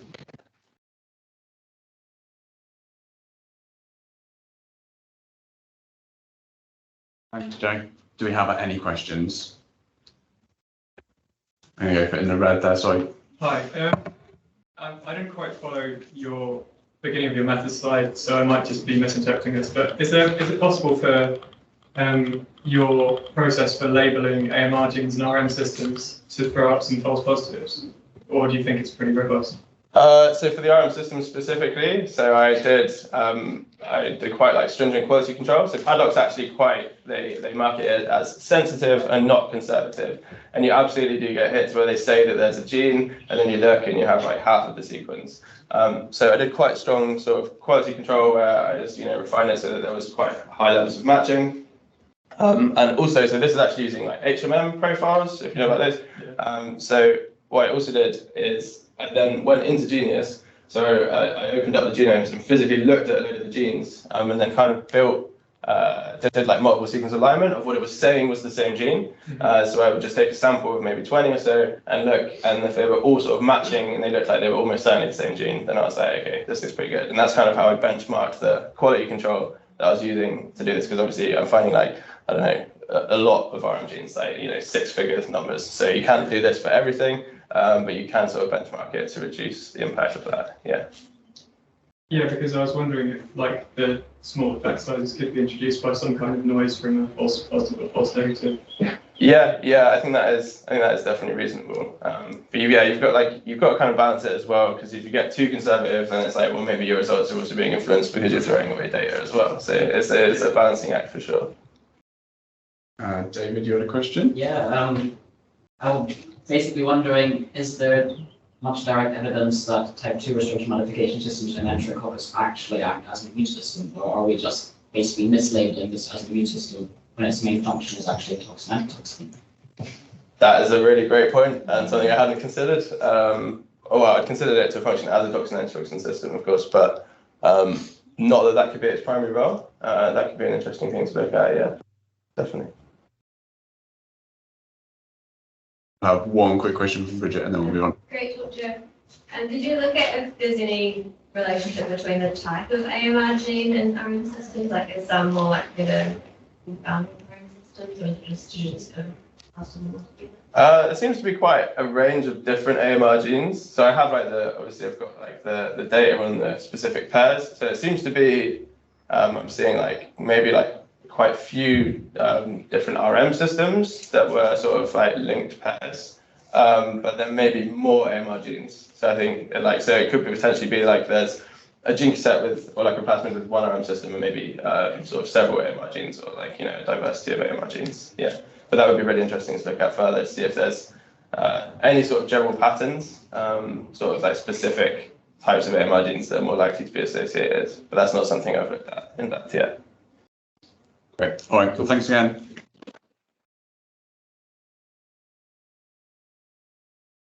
Right. Oh, I just have to rush up with the computer for 1 second.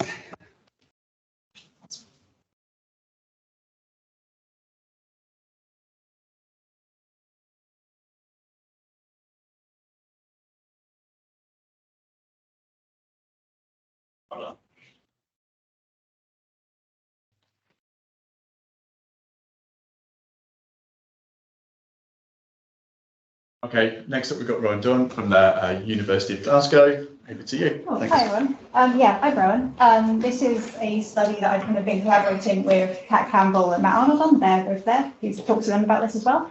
And we've been looking at like evolutionary and epidemiological differences between rabies lineages.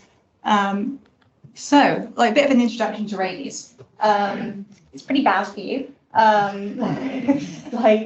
It's a viral disease that once you kind of show symptoms of it, it's 100% fatal.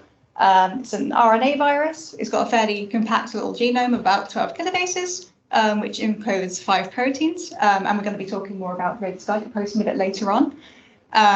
Most human exposures come from domestic dogs, and rabies continues to kill about 60,000 people per year. Wildlife kind of plays some kind of role in like rabies persistence, and like wildlife, livestock could also be affected, but are usually dead end hosts. But dogs are like the major kind of issue, right? There are also two major phylogenetic groups of rabies, like the bat-related and dog-related kind of clades, but we're mostly looking at the dog-related today.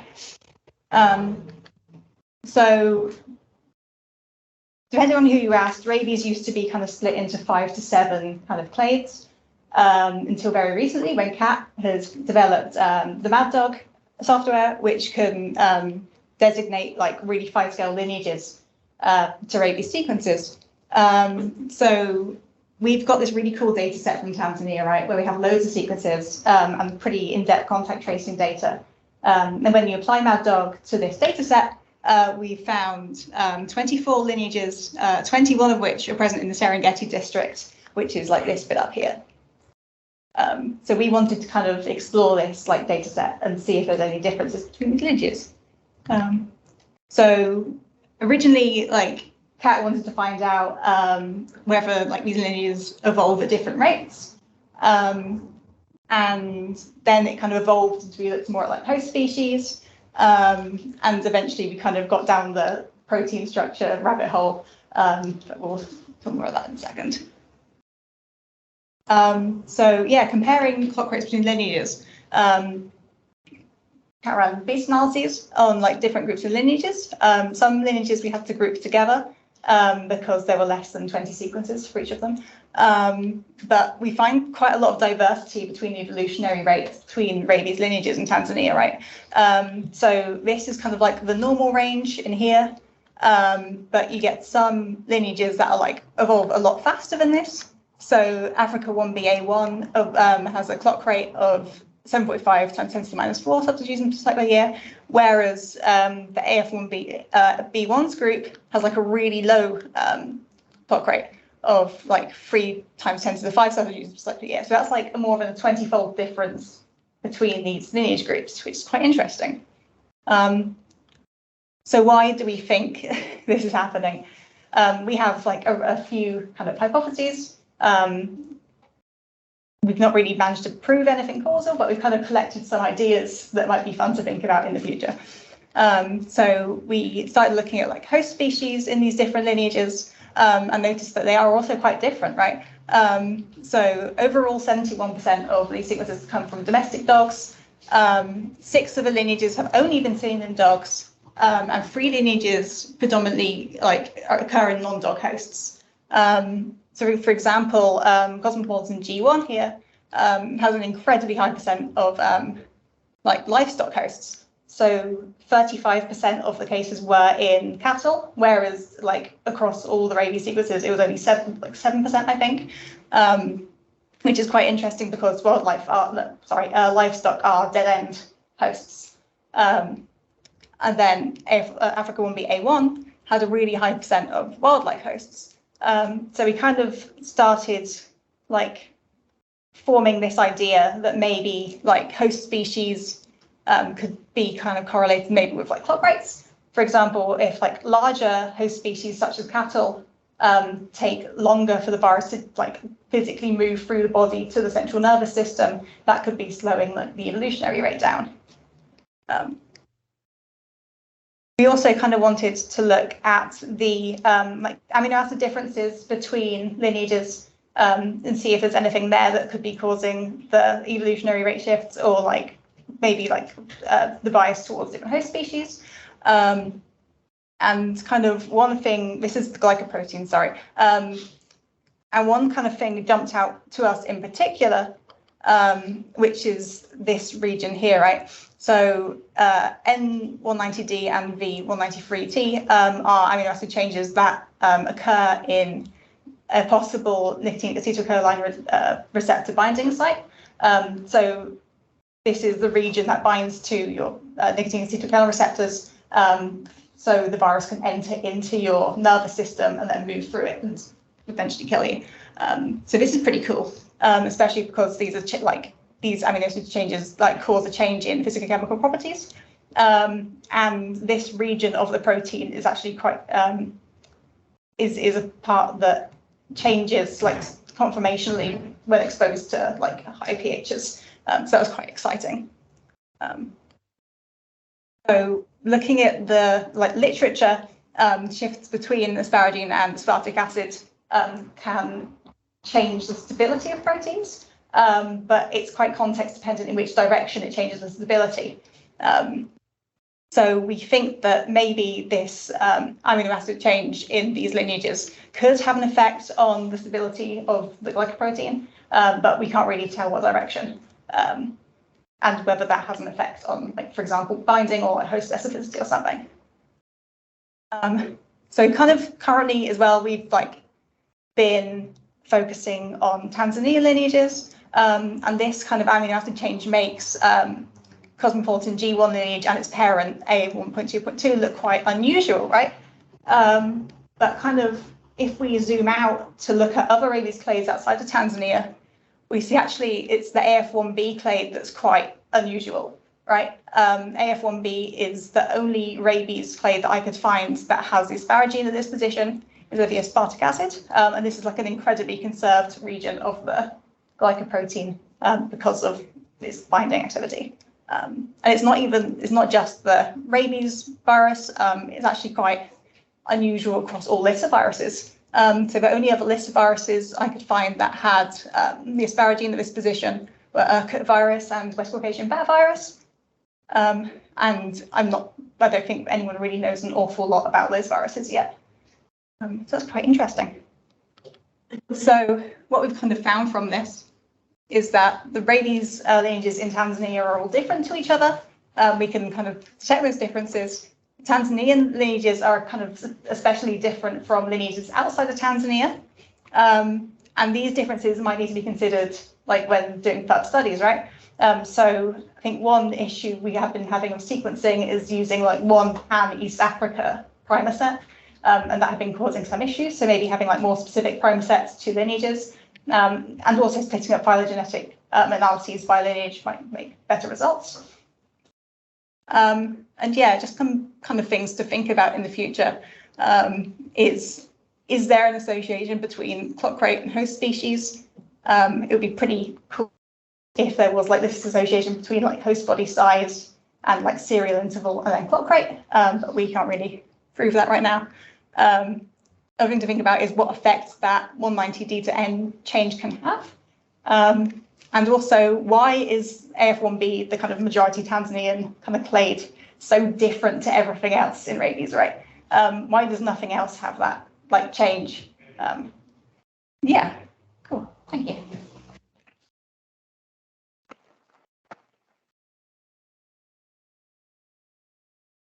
Great talk. Do you have any questions?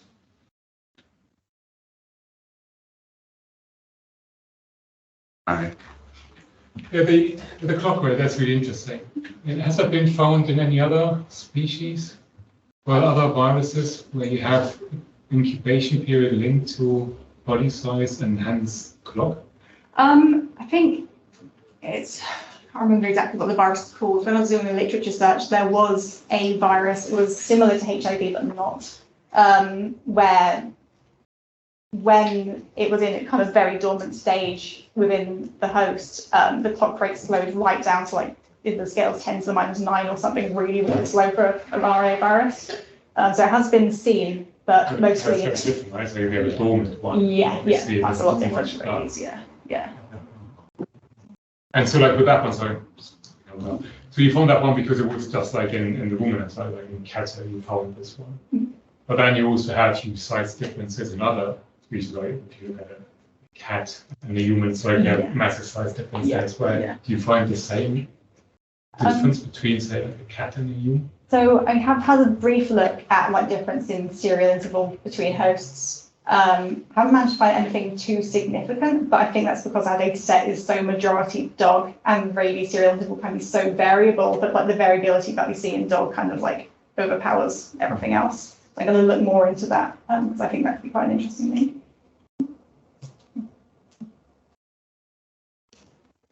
Do you expect or do you find any clock rate variation within dogs? So could there be any signal of environmental signal in terms of stability? I'm not sure. We haven't really looked into that, have we, Kat? I don't think. It's mainly been between lineage cut rates differences, and I think we might struggle to pick out between individual dogs. But all we can see is the number of different hosts in the lineage and how that might affect the cut rate at the moment. Great, all right, thank you very much.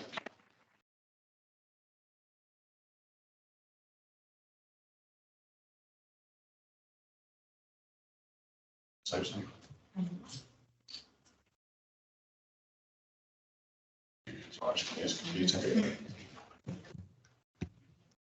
Okay, next up, we've got Megan Wallace, who's here in the Centre for Ecology and Conservation, but actually Megan's going to be talking about some of her work she did in her PhD at the University of Edinburgh. Hi, thanks, Ben. Yes, hi, I'm Megan. I'm doing a postdoc with Ben, but yes, I'm going to be talking about some work I did in my PhD at Edinburgh, which I think is maybe more, hopefully, of interest for this conference, on drivers of virus prevalence in a wild Drosophila community. And first, some quick thanks to primarily Darren Obbard, with who I did my PhD, so some great colleagues and some great students, and also to the collecting sites that allowed me to come and collect flies for years on end in their gardens. So as Gemma's given a great introduction to, the last couple of decades has seen this huge expansion in our knowledge of the RNA and DNA virus diversity that we know about in invertebrates and across the animal kingdom. And I'm just showing a few examples here of papers that have found this community of invertebrate viruses to be diverse and shared between lots and lots of host species with some wide host ranges. But what we don't yet understand about the vast majority of these viruses is their host range and what constrains this, and how the prevalence of these viruses varies in space and time.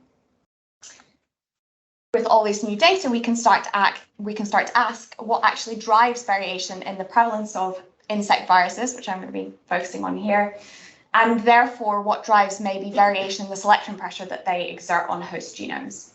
So, for example, in the multi-host, multi-virus communities in which most of these viruses exist, or is the presence or the prevalence of a virus driven by proxies for evolutionary factors like host relatedness? So do we see closely related species with more similar prevalences of viruses? And we might predict this as in some systems, we see more closely related host species with more similar virus assemblages, virus titers, and a higher chance of host shifting. Or do ecological factors matter more on a relative scale? So, for example, season, temperature, which might facilitate or limit the survival of a virus in the environment, or anthropogenic factors like habitat disturbance. So why look at Drosophila in the UK to study this? So not only are Drosophila a great model system for looking at virus infections and antiviral immunity in insects, we also now know about over 150 identified viruses in UK Drosophila that naturally infect populations in the wild. Some of these viruses have quite large fitness costs to their hosts, at least in Drosophila melanogaster, and that's from some earlier work from my PhD. And then key to this work, we also know that for some viruses that infect Drosophila, their titer is predictable by the relatedness between host species. So throughout my PhD, I looked to collect a data set which we could look at the determinants and drivers of host range and prevalence in a multi-host, multi-virus community that exists in the wild in Drosophila. So to do this, I wanted to look at prevalence variation in the viruses infecting the sympatric community of lots of different Drosophila species that live around Edinburgh and the Lothians on the east coast of Scotland. So basically, over 3 years, I went out across this 20 by 20k collecting grid of sites, of 20 sites, and I would go out and place out beta traps and also sensors to detect environmental variables. So basically, this map just shows the sampling sites with the dots coloured and sized by the number of flies collected. And each month, I would go out, select 6 sampling sites randomly from location-based groups and place these traps. And I would collect all the Drosophila species that I would find at each of these sites. So we're basically trying to sample from the entire community and look at viruses as part of the wide range of species they would infect. So over this time, I collected over 2,000 Drosophila of 15 different species And here we're just looking at the phylogeny of the species collected over the sampling time. And they come from both subgenera of the Drosophilidae, which diverged around 50 million years ago. So after IDing the species by morphology and then confirming some with CO1 sequencing, I then extracted RNA and put them into small or a range of sizes of pools based on the collection month, the host species and collection site. I then pooled some of these smaller pools and did metagenomic virus discovery from total RNA sequencing so that we found hypothetically all of the viruses that we could find in this system, although of course it's not perfect. And then designed RT-PCR assays for viruses from this sequencing. So I also assayed these smaller pools of RNA so that I could not only look at host range, but the prevalence or individual-based prevalence for 10 of the viruses in this system. So then we can also look at how this prevalence varies in space and time and across host species. The data sets that we get out of this are, we have host range for the 40 viruses present in the system across the sampling time and across the 15 species. We have prevalence for 10 of those viruses that I focused on with the smaller sampling, smaller pool sampling for 15 species, and also how it varies across space and time. And then for 400 individual samples, we have a little bit of an idea of how much co-infection there is in the system. Although, of course, this is only from the 10 viruses we did individual-based prevalence for. It's probably higher than that. Was probably a huge underestimate of co-infection, but it's around a third just from that small estimate in this data set. So much, it's not a rarity to be co-infected, let's say. So today I'm mostly going to focus on this prevalence data set, and this is prevalence estimated from virus presence absence across these different size pools. It contains both positive and negative sense single-stranded RNA viruses and double-stranded RNA viruses. There's no DNA viruses in this data set, and yes, also across time and space. So with this data, I'm mostly going to chat about two questions that I want to look at. Firstly, actually just how variable is virus prevalence in the system across space and time? And secondly, is virus prevalence predictable by host or virus phylogenies?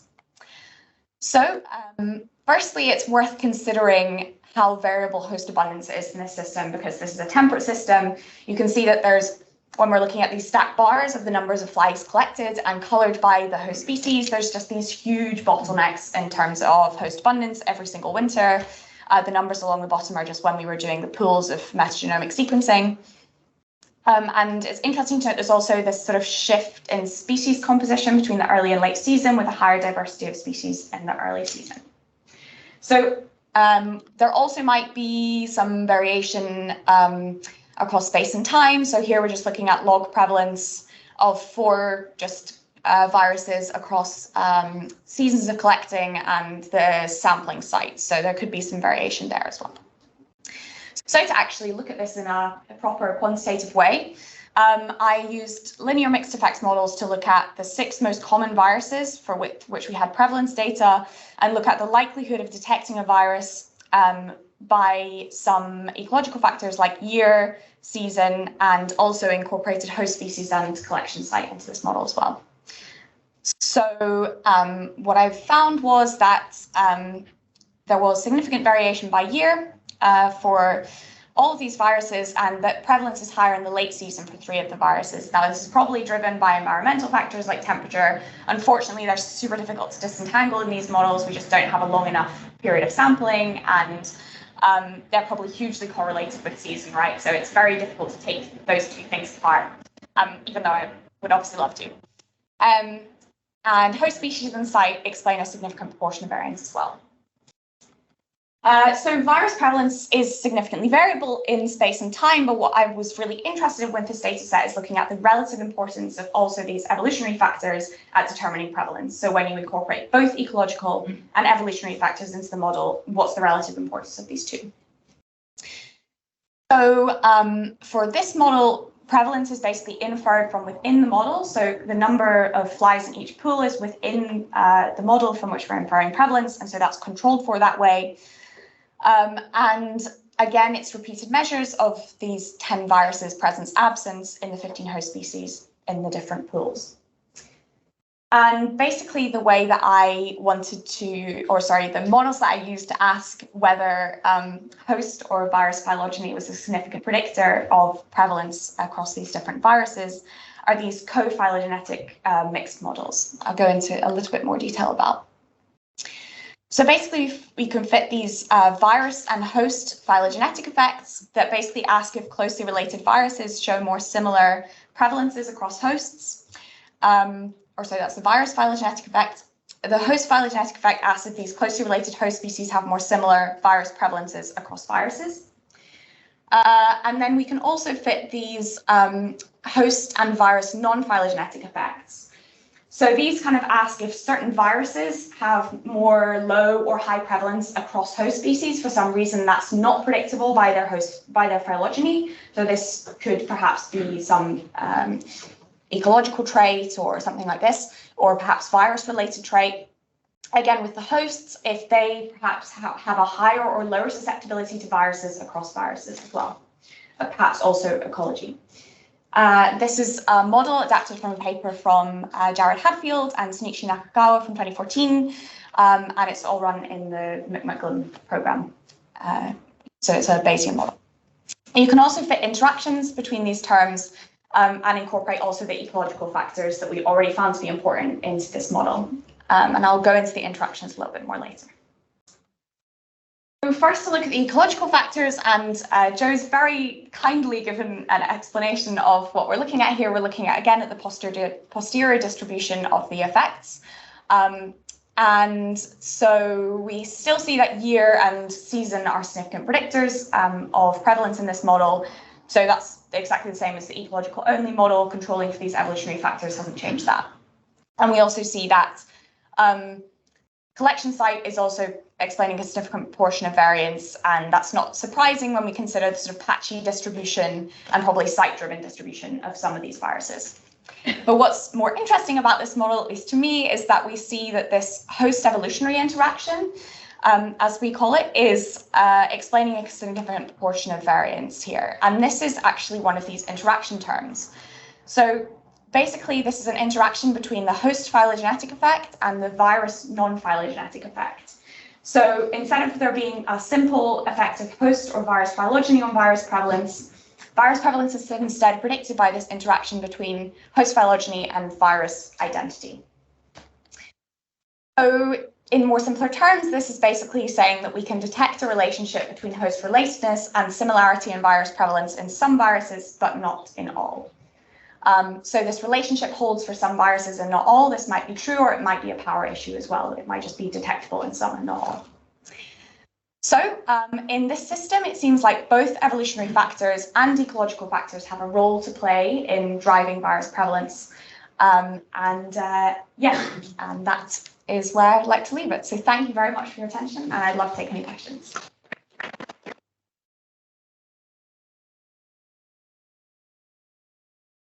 Thanks, Megan. Do we have any questions? I'll follow straight in. So I was curious, this last finding, this pattern, so is it for specific, can you identify something about the viruses for which host phylogeny does play a role? Is there something like type of virus or Yeah. I would love to do that. I'm currently trying to wrangle with models and see if I can actually plot the sort of strength of that predictor, I guess, on each of the virus types, maybe. I think it's going to be quite difficult just because once you break down those only 10 viruses into the different groups, say single-stranded negative, positive, double-stranded RNA, whatever, there's just so little sample size there. So I think it's going to be difficult. I think probably what we're going to have to do is just have maybe some more description of just the patterns that we see. We're not going to be able to test it in any meaningful statistical way, but absolutely, if there was more viruses in the data set, that would be what I would be wanting to do. I'd be super interested to look at whether, for example, you find that positive sense single-stranded RNA viruses are less predictable, perhaps because they're shifting host more. And actually, I also looked at, the slide is here. I also looked at the host range data set because there are more viruses in there. particularly because I was interested if virus phylogeny, for example, would be predictive of host range, and it wasn't, unfortunately. I think, unfortunately, because host range is only one observation, it's like we see this virus in this host. I mean, statistical power wise, it's just really difficult to draw any kind of signal from that. So you mentioned that it could also be a power issue, but it's not just the more common viruses from which you find this host signal. No, not obviously, no. Yeah, please. Any other questions from Megan? Do you have any thoughts about what the ecological drivers might be behind those sort of spatial distributions? I'm actually honestly not sure, because the distributions that you saw there is like so site driven. It could actually just be very much like micro-ecological things. So for example, closeness to water, or to be honest, because the population sizes of these flies are so driven by urbanization, I reckon that if you tried to maybe include, say, green space in the model, that it might be negatively correlated with the prevalence of some of these viruses, because more urbanized areas probably have far higher host abundances. And given that we see that relationship between host abundance and or late season and virus prevalence, I wouldn't be shocked if urbanization is playing a huge role, to be honest. Okay, thanks again, Megan.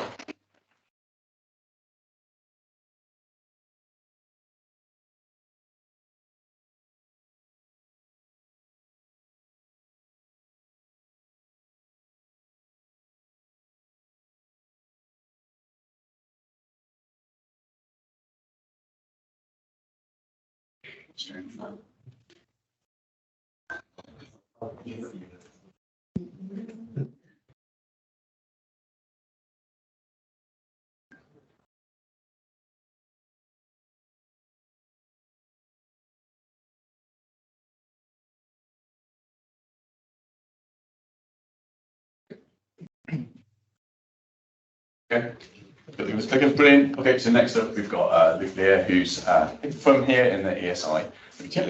Yeah, so I'm Luke and I work in the ESI as a postdoc with Elsa Hess. And my talk for you today is going to be about whether copper can select for virulence in the bacterial pathogen Pseudomonas aeruginosa. So I'm interested in copper because anthropogenic activities like mining and agriculture are increasing concentrations of copper in environments all around the world to really quite high concentrations. And this is important because although copper is essential for the growth of almost all bacteria as its role in DNA replication and respiration, this is only really at low concentrations of up to around 10 micromolar. And as pollution is increasing copper concentrations to well beyond this, sort of 100 times more than that, we're seeing, and at those concentrations, copper begins to become toxic for the bacteria. We're seeing that there is strong selection for resistant mechanisms to deal with the increased copper we find in the polluted environments. And this is of interest because these metal-resistant mechanisms can also confer other traits, for example, antimicrobial resistance. But although that link between metal resistance and antimicrobial resistance mechanisms is well determined, whether metals can also select for virulence has yet to be determined. So there are a number of sort of more common mechanisms that bacteria will use to deal with toxic copper. So the first one is to oxidize copper 1 to copper 2, and copper 2 is still toxic, it's less toxic than copper 1. The other option is to enhance the efflux of copper ions from the cell. So this is using influx pumps to pump out the ions, and you can either upregulate pumping or have more pumps. And the third sort of common mechanism is copper sequestration, which is what I'm most interested in here. So this is where sort of extracellular substances are used that bind and trap metal ions in the environment to stop them entering the bacteria and cause harm. So these include things like siderophores, which is what I'm mostly interested in here. And these are released by the cell, where they bind to the copper ion in the environment. And this effectively detoxifies that copper ion, because usually copper ions can easily passively diffuse into the bacterial cell through the membrane, but that when they're bound to a siderophore, they're too large to do so, and so they bounce off the membrane, and that's effectively detoxifies them. And as a result of this, we see that Pseudomonas aeruginosa uses siderophores as a way of detoxifying different metal ions, including copper. So it uses one called pyverdin primarily. This is the main one. And on a more broad scale, we see that environments with metal pollution have a higher abundance of siderophore-producing taxa than non-polluted environments. And what we can see then is that metal pollution selects for increased siderophore production. But siderophores actually serve two roles. So in addition to detoxifying metal ions, they can also help uptake iron from the environment. Now, like copper, iron is essential for the growth of almost all bacteria, but actually at much greater concentrations than copper. And unfortunately for bacterial pathogens, hosts realize this. So what they do is they withhold as much iron as possible by binding it to molecules like lactoferrin and transferrin, to stop the bacterial pathogens entering the host being able to access it and grow. But because siderophores are a really powerful ion chelator and can actually steal the iron back from those host molecules, they can enable within host growth, and actually siderophores are a really important virulence factor. This leads to the question of whether copper, through selecting for siderophore production as a detoxifying mechanism, might lead to increased virulence when it gets into a host, and that greater within host growth. And this is what I tested here. So to do this, I used Pseudomonas aeruginosa, and this uses that pyverdin siderophore as both a detoxifying mechanism and an ion uptake mechanism. And so I inoculated aeruginosa into KV medium with either a low amount or a high amount of added copper. And I should say even the highest copper concentration is relevant to those you find in polluted soils and water. So I incubated those for 48 hours before I did one of two things to those populations. I either transferred them to a common garden environment, which is just KV media that contains no copper, and I grew them in there for 24 hours before I quantified either pyverdin production or virulence using more little caterpillars, or quantifying density by plating on agar. And the other thing I did was to carry on transferring those populations every 48 hours for 12 days, when I then transferred to my common garden environment again and carried out my assays. So say the common garden environment removes all the physiological effects of the copper, so we just look at the evolutionary response, and it also helps the pyverdin assay and stops me injecting my caterpillars with copper. So if we look at the results, and first we look at the density of the populations. So on the y-axis here is log 10 transformed colony-forming units per mil. You can see that after 2 days, the copper is not really affecting the density of the populations, whereas after 12 days, those populations incubated with copper have significantly reduced density. And that shows us that these copper concentrations are toxic for aeruginosa. And I think that it's not having an effect after 2 days because that common garden environment is allowing those densities to bounce back to that short period. So we can see that this copper is toxic. And then if we look at pyverdin production, so on the y-axis here is pyverdin production per capita, so adjusted for density. We can see that those toxic copper conditions have selected for increased pyverdin production.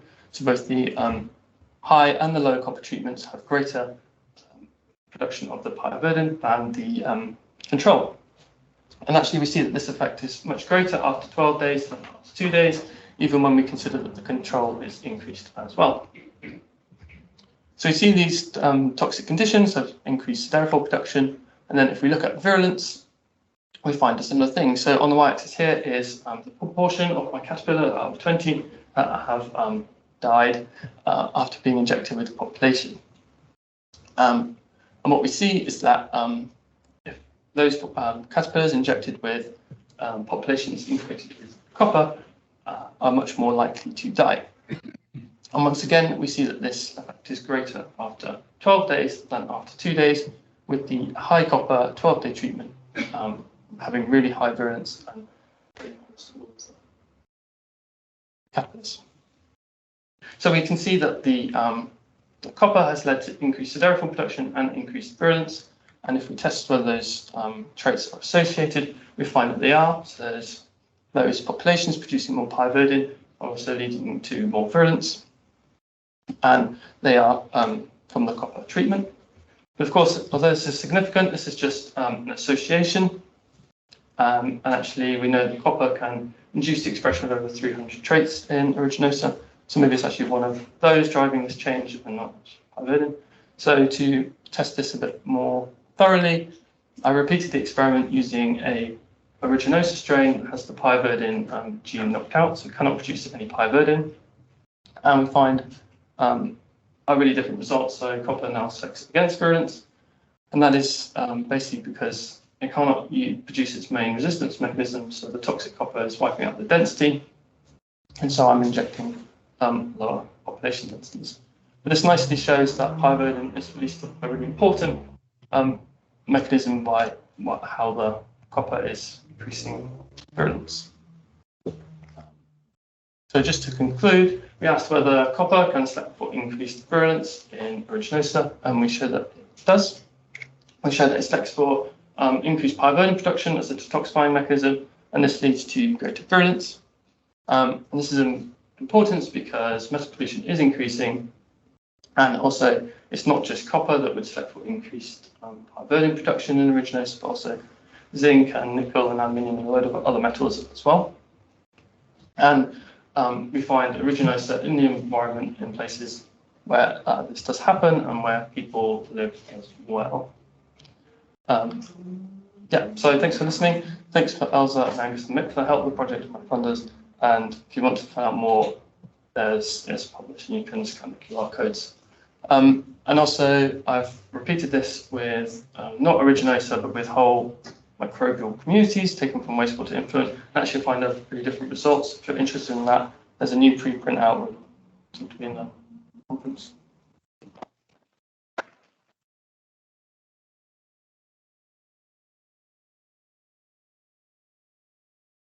Luke, do you have any questions for Luke?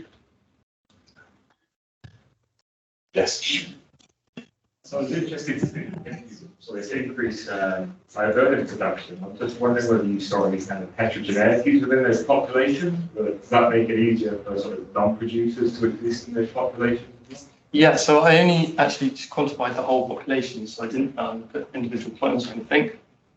And I plated on, tried to find sheets by looking for white colonies, but yeah, they weren't really there. And it was quite surprising because I think I was expecting the high copper to select 4 more pyrovidin sheets, but yeah, it just didn't happen.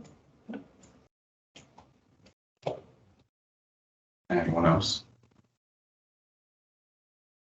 Oh, we go Greg and then we'll go Ben. Is it possible that adding a copper without the sort of like oxygen and that other genes were able to sort of hitchhike along with such a certain trends rather than something? Yeah, probably, but we did repeat it with the, so that's why we repeated it with the non-producer. Yeah. Yes, maybe a slightly random question, but things like silver are used to disrupt biofilms. Just wondered if are the siderophiles involved in silver detoxification? I'm not sure. Yeah, don't know. But they also use copper, right? They also use, like in the hospitals, they use copper. Yeah. They use a mix of copper and silver to kill anything in the water. But so actually, when this went out, someone who works in the hospital doing the water treatment stuff contacted me about this because he was now worried that yeah, I don't know about silver, so. Great. Okay, well, let's thank Luke and all the other speakers for our session again.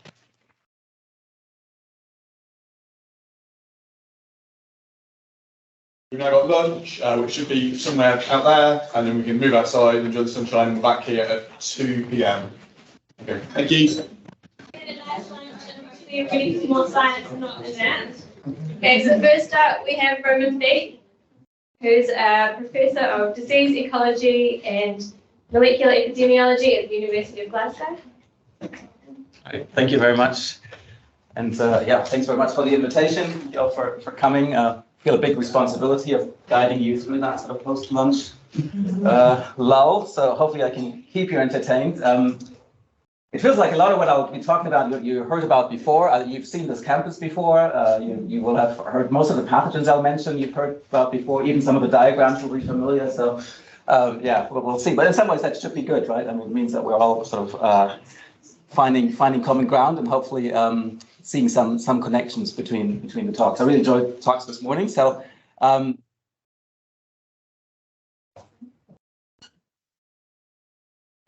down, not up. Thank you.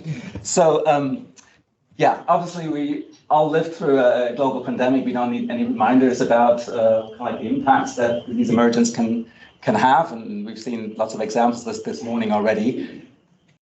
We can, of course, ask where a pandemic like COVID came from, and there's much value in asking these questions. And obviously, there's been very heated debate about, the origins, became quite political. But you can also argue that as much as we need to understand where these diseases come from and then how emergence happens, these are kind of single points in time. These are kind of singular events. So in many ways, yeah, we can go back to one market and find out what happened there, but that's not necessarily going to tell us what's going to happen next and where else in the world. So this is the diagram that you've seen before, which I find really, really useful because it really illustrates very nicely graphically that this point that we are talking about sort of like aligning, enabling conditions basically that start with host distribution and then they go through this whole kind of series of other conditions. And it's only if everything lines up perfectly is where we end up with spillover and ultimately disease emergence. But the point here is that these are kind of rare events. And of course, to really understand what's going on in between, we kind of use our biological information. We can use everything we know about host ecology, about their interactions with the environment, all the way to the more molecular-based sort of host-parasite interactions that facilitate that. And I should say that this obviously talks about emergence of diseases in the human host, but I think it works more generally. I mean, whenever we talk about cross-species transmission, spillover, emergence, it's basically the same types of enabling conditions that we want to understand. So I think it really works as a more general framework. So my point is that we should be as interested in kind of what happens in all these places where things don't align up perfectly and where pathogens fail, and actually use that in a comparative sense to say where do we see an outcome of yes, this pathogen is able to infect a new host species, and where is that not happening? So I can see that somehow the local computer did a little funny thing on my choice of font. So if other things look funny later on, that's kind of like the local flavor, I guess, of this talk. So yeah, so in my talk, I'm going to sort of be giving multiple little examples. It's more sort of like touching on a few different examples rather than going into very much depth in just one system. I'll speak about different systems, and I'll be talking about some of it is really at the host individual scale, others at the landscape scale, and also towards the end, really more talking about species communities. So I'll first ask about the question of how do pathogens establish in novel host species? How do environmental factors influence where in the landscape pathogens persist? So this is all part of I guess the question of even if cross-species transmission is successful, how does heterogeneity in the landscape and across species distribution impact where pathogens are successful? And in this context, we're using genetic information to understand that. And then the final part is talking about the system you already mentioned, tick-borne diseases and host species communities. And I want to mention right up front that this is very much the work of PhD students and postdocs I've worked with, and I'll try to highlight them again. Some of them actually might be familiar to you. David Pascal, I think, was based here as a PhD student many years ago. Some of you might remember him. But yeah, very much their work that I'm presenting here. So I want to start with the question of how virus enters a new species. And we already heard this morning that rabies virus is an interesting system here to think about. It's a virus that can essentially kill any mammal, can infect, and it will inevitably lead to death once symptoms appear. We heard that domestic dogs, can't jump back now, I think.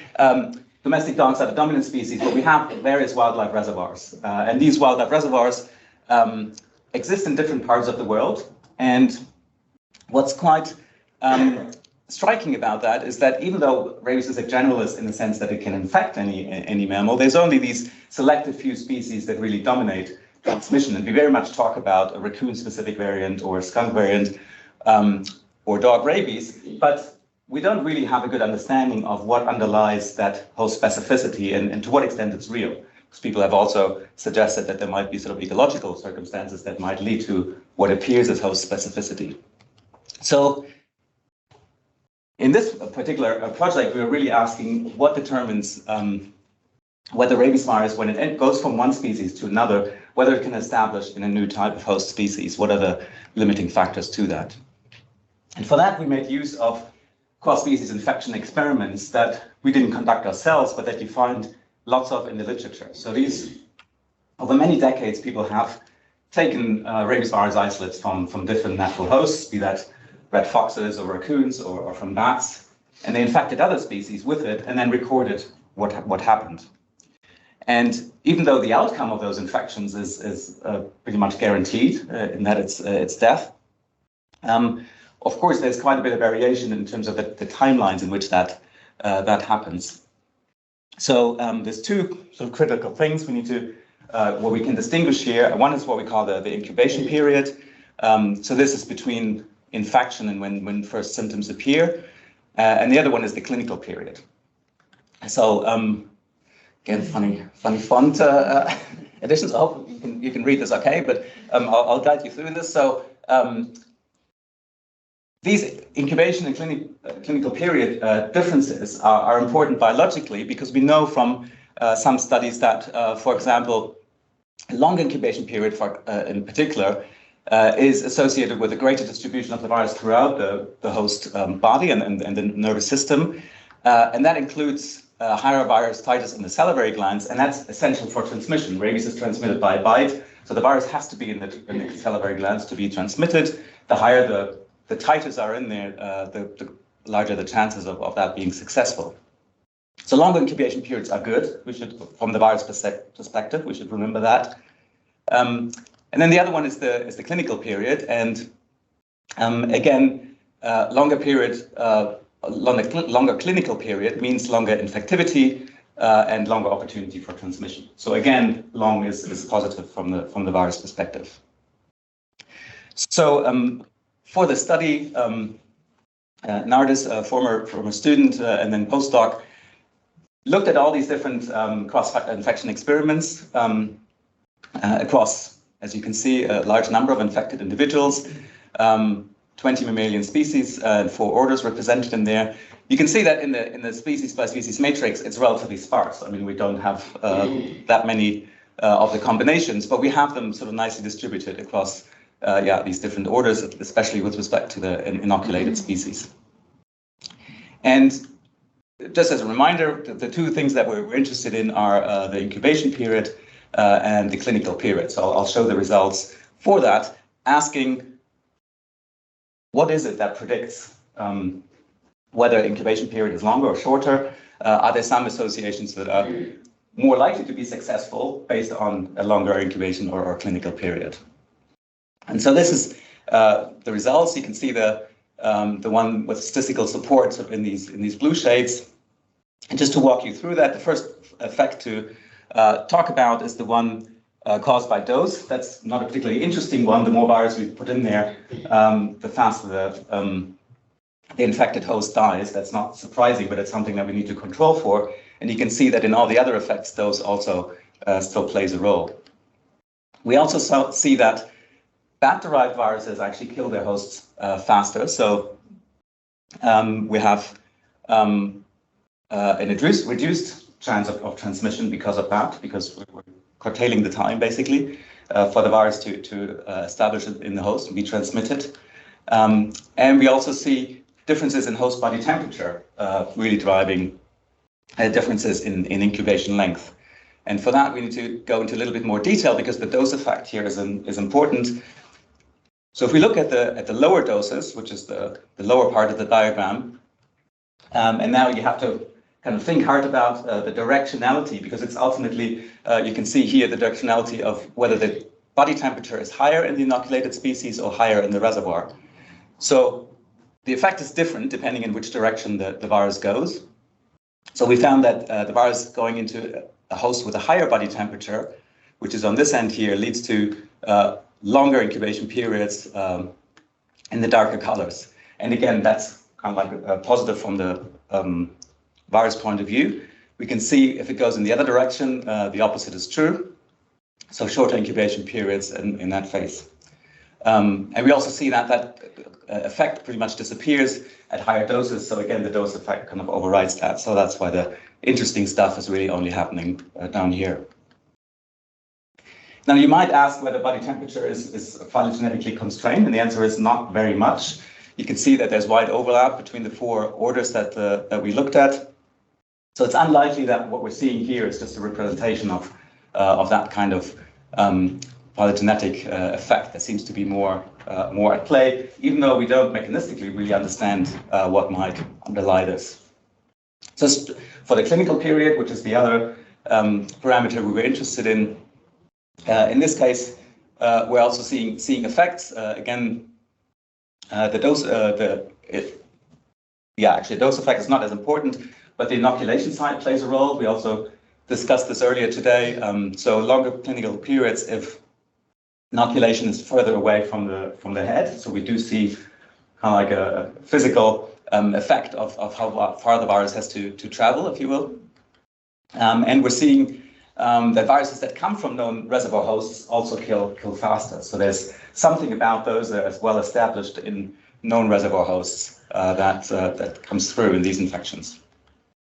And then finally, we find that in phylogenetically more distant hosts, it also kills faster. And remember, that means being essentially maladapted. So we're seeing a particular representation of that phylogenetic distance effect in this context, driven, in this case, manifest in the clinical period. So overall, that provides support for host specificity, something that has long been postulated for rabies virus, and supports the idea that the virus really does adapt to its unique host population and that host environment.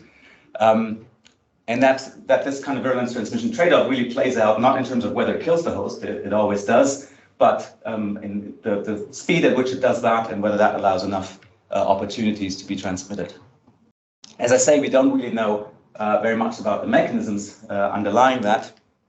But in terms of applying this, we actually had some interesting conversations with people from the CDC who do wildlife rabies surveillance, and they were interested in, can we use this to maybe look at, are there particular cross-species transmission events we should be more worried about? Are there some that are more likely to lead to new establishment of new rabies foci?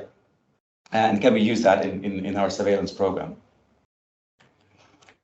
So just a quick example of a similar type of thinking where we want to know what underlies the host range of the virus, and in this case, talking about SARS-CoV-2 as a virus that we had to learn a lot about in a short amount of time.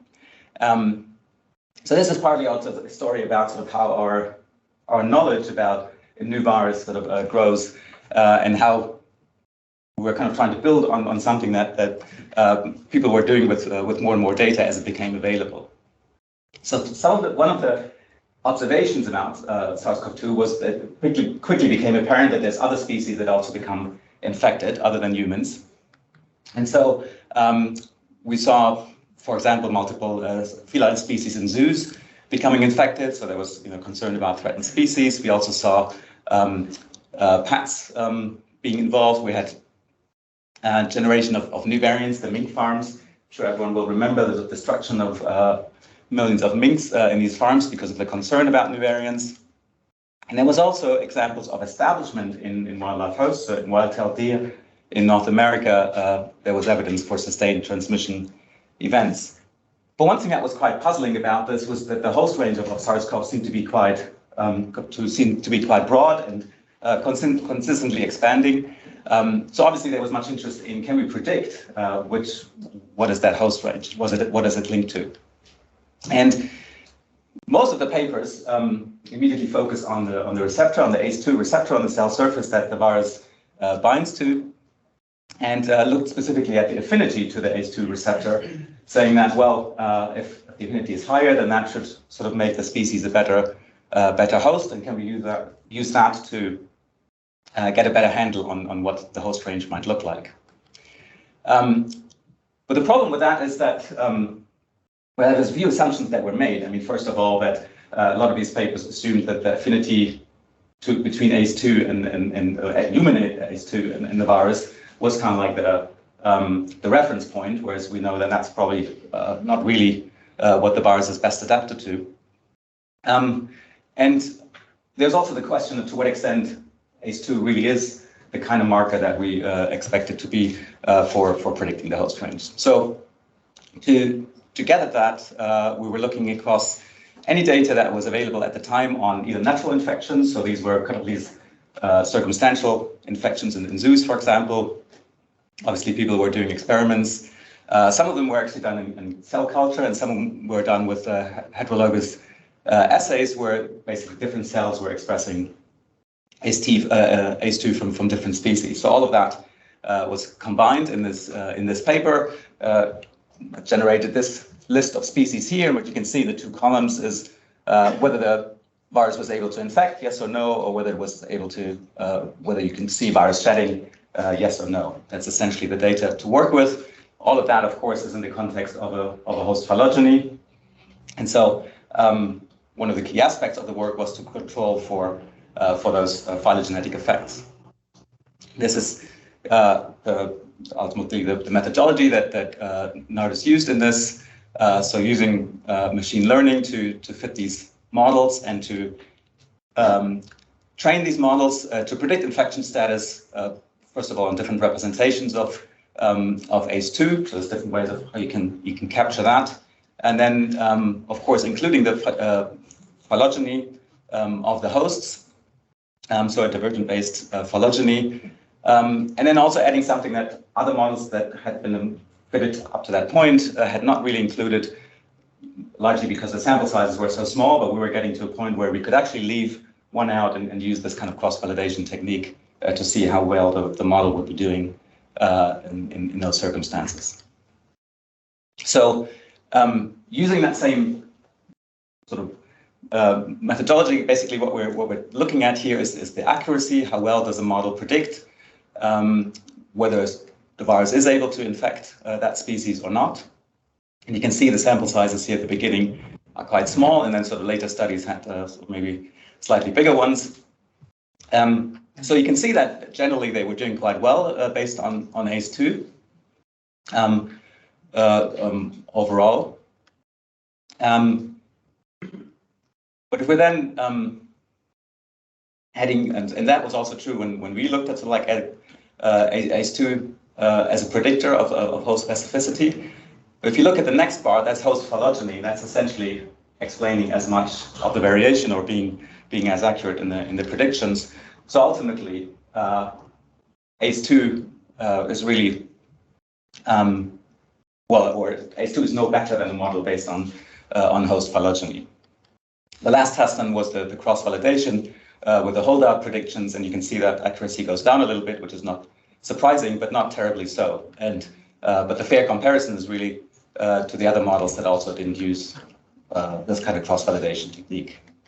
So the bottom line here is that the ACE2 signal, which of course was an appealing hypothesis, really just seems to track relatedness between species and is not really telling us about host specificity, which is a bit unsatisfying, but it means that at least we're not sort of being guided into thinking that there is necessarily a mechanistic basis for that with a cell receptor, and that we need to find other ways to predict the host range of this species, which admittedly is very broad, and if it's really just relatedness to other known hosts, then that's at least a starting point to get a handle on that. So I've spoken about kind of what happens at the host-parasite as a direct interaction. I said that another scale at which we can think about it is at the landscape scale. Once cross-species transmission has happened and a new virus becomes established. So that's what I'll want to talk about here.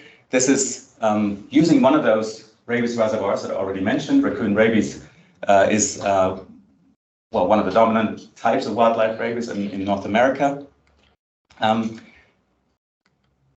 So in this case, we're looking at a virus that until a few decades ago was really just limited to the peninsula of Florida, and then probably through a non-deliberate introduction or movement of infected raccoons to West Virginia, it started a new huge wildlife epidemic in the 1970s, resulting in a very large endemic area that's now occupied in which the virus exists in raccoon populations. And that's only been prevented from further spread through partly the Appalachians and vaccination being deployed here, as well as along the Canadian border. But we have a very large endemic area, and at the moment, very little idea about how to reduce this endemic area, any chance of driving the virus back out. And so what we were asking for in this work was which habitats does the virus ultimately persist in, and could we use genetic data, and specifically phylogenetic data, to inform which habitats it is that the virus does better in terms of propagation and long-term persistence. So you can see we had a data set of over 600 raccoons that were sampled over this area. So this is a specific area in New York, Vermont, sort of northeast United States, and into Canada. And the three habitats types that you can really see represented here: forest, cropland, and urban. So these were the three ones that we're interested in, partly because raccoons are a very a species that does quite well in the close proximity to people. Some of the suburban areas and even urban areas have some of the highest densities of raccoons, and people have always suspected that that's where probably a lot of the transmission might happen, but it's also where control is particularly challenging. So that's why we stuck with these kind of pretty simple habitat classifications. So from these samples, we generated whole genome data, and this is the whole tree of rabies virus sequences of raccoons. And from this, we then applied phylogeographic techniques to ask, at each point in the internal nodes, this virus had a particular spatial association. Can we reconstruct these spatial associations from where we observed the virus at the tips? And can we then use that to ask what kind of habitat was the virus in at that time, and how did that determine whether we saw that lineage in the future or did not? So this is the phylogenetic network kind of projected onto the landscape. And the question here is what habitats contribute to persistence? Is there such a thing as a source or a sink, relatively speaking? And this is kind of like methodologically how we went about it. It's essentially borrowing a little bit from animal movement analysis. So we have a timescale phylogeny projected in space. So we have a timescale phylogeny. So each branch here has a start and an endpoint in time. And once we project it onto the landscape by reconstructing these internal node locations, we also have a starting and endpoint in space. And we can then look at the distribution, dispersal kernel of all these branches. And in each case, from each node, we can sort of draw a circle around it based on this kernel, say this is where the virus could have ended up or could have been observed again in the future. And then say this is the observed child node, and here are kind of random draws from that potential where child nodes could have been observed based on the kernel around it. So we have these kernel of random points, and then we compare where we actually saw the virus or where we inferred the virus to be occurring again relative to where it could have. And The question then becomes, is a certain habitat type seen more often than expected given this technique? We used simulations to first test whether this would actually work, because this was a new approach. So we had a very simple two landscape situation with a good and the bad habitat, and then ask if it's the same, if they both have the same habitat quality, which could be parameterized in different ways. But if they're equivalent, then we shouldn't see any effect here. But as soon as we change something about the quality of the habitat for the raccoon host, or in this case more generic for the host, we should see differences in the odds ratio of seeing that habitat again, and that was the case in these simulations. So that told us that in general the method should be giving us something meaningful. So when we apply that to the raccoon rabies case, again, this is the tree in the network or the projected phylogeny that we were looking at. And these were the habitats that we were asking, that we're interested in, as well as an elevation effect, which I'll mention first. So we first of all found that elevation negatively predicted where the virus could be again, was found again, or could be inferred to have occurred. And that makes sense because there's a strong habitat relationship with higher elevation having less preferable habitat for raccoons. So that was consistent with what we knew from ecology. We saw that persistence was more likely in cropland relative to forest, which we don't really know whether that correlates with raccoon densities, but it's plausible that that's a driving mechanism. And we found much higher likelihood of seeing the same lineage being observed in urban habitats relative to expectations. And again, that sort of matched what we think is happening in terms of density of raccoon populations. So it gives a plausible sort of explanation for why that is. And so that method then, allows us to potentially go to those responsible for allocating resources for raccoon rabies and asking, well, if this is true, then actually allocating more towards controlling rabies in urban habitats might have a stronger effect than distributing baits in places like forests, where we think they contribute less to the persistence of the virus in the long run. So the final bit, I want to change to a different system altogether, but also one that we've already heard a little bit about. And it's something that's much more of a local example, and I'll tell a little bit also about how we became involved in this story. So Lyme borreliosis, you might know this, but I'll just walk you through this real quickly, sort of how what the life cycle of the pathogen looks like. A tick gets born usually without the infection, so vertical transmission is thought to be very rare. So it first picks up during its first blood meal. It can pick up the infection.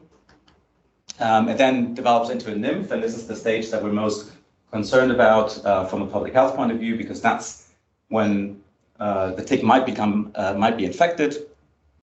This is when, as humans, as dead-end hosts, were bitten, we can be infected by Lyme disease. This is then also what sort of completes the transmission cycle. So if an infected a larva that molts into nymph bites a host, it can infect it and turn that one into an infected host. So that's the larva nymph host is kind of like the internal transmission cycle, if you will, and humans are kind of like the bystanders or the accidental hosts if they encounter an infected tick nymph. And then finally, the adult tick, might still carry the infection, but that's no longer relevant for the transmission, really. At that point, it tends to feed on other hosts like deer, or large-bodied hosts in general. This is what we call the reproduction hosts. So these are responsible for maintaining the tick vector population, whereas the small mammals, or in some cases birds, are the transmission hosts maintaining the pathogen. So these are kind of like the basic ingredients of what you need to know about the transmission cycle. So the question is, in this whole species community that a tick encounters, and these are generalist ticks that they will feed on any vertebrate hosts, which species in there are critical? What is the reservoir population for transmission, and what are the ones that are really essential for ultimately for Borrelia persistence? So on the one hand, we have these transmission hosts, and that's what drives pathogen persistence. And then on the other hand, we have the reproduction hosts, and those are maintaining the tick vector population. But we need an interplay of the two for emergence to happen. So the situation which we were working in is one in the Outer Hebrides, and the way this came about is that I already had from a student and then collaborator who had done some local Lyme disease ecology work, and we attended a Lyme disease conference where an NHS specialist for public health was giving a talk and saying that we have much higher incidence of Lyme disease in these Outer Hebrides, in some of these islands of the Outer Hebrides, but we have no idea why. And we're not ecologists, we don't really know how to answer this. Can you please help us? And so we became interested and engaged. And just to give you an idea, so on the US islands, we have close to 600 cases per 100,000, compared to a Scottish average of about 6 per 100,000. So there aren't that many people living on these islands. So in terms of absolute numbers, it's not that large, but in terms of the incidence rate, it certainly looks very much like an unusual spot. So we are calling this a Lyme disease hotspot. And for the local people, I mean, they felt like, yes, they had seen certain things, like some islands had an introduction of deer. They felt like there were more ticks, but most of it was anecdotal, and they really had no idea what other species might be contributing to the problem. So we tried to unpick this. And one thing that's worth noting here is that when people think of Lyme disease, they usually think of forest systems. And we heard this morning about bank voles, for example, as a typical host for the Borrelia pathogen, and specifically Borrelia excelii in much of Europe. But that's a species that doesn't exist, for example, in the Outer Hebrides. And you can see trees in general and forest habitat are absent. So one of the first things that when we published the first data on it, we emphasized the fact that what's unusual here is that we have emergence of Lyme disease in a treeless habitat. So yeah, there you can also see how we sample for ticks in this environment. Well, I want to talk a little bit about the species communities that and what we knew about them. So I already mentioned deer as a species that's commonly implicated in where we find ticks. But the other dominant species in the system, of course, are sheep, as in a large part of Scotland. And then we have a suite of obviously bird, but also small mammal species. What's interesting to note is that many of them have been introduced. So deer were present on some islands, but not until recently. So they were introduced to at least one island.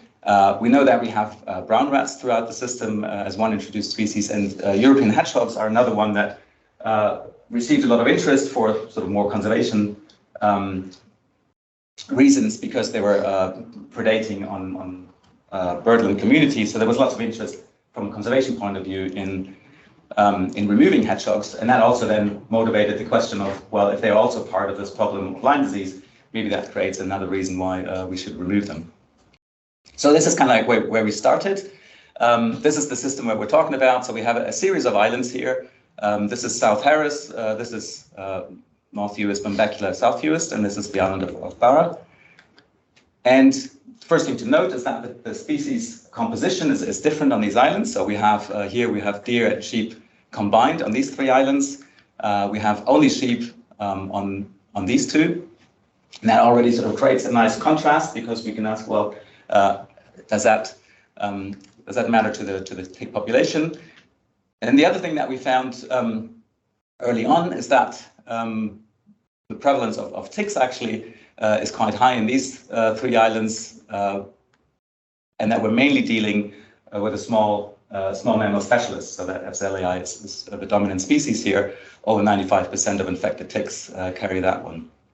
And this also happens to be the three islands where Lyme disease incidence is highest. So most of the action seems to be in this space here, and most of the action seems to be associated with a small mammal variant of the pathogen.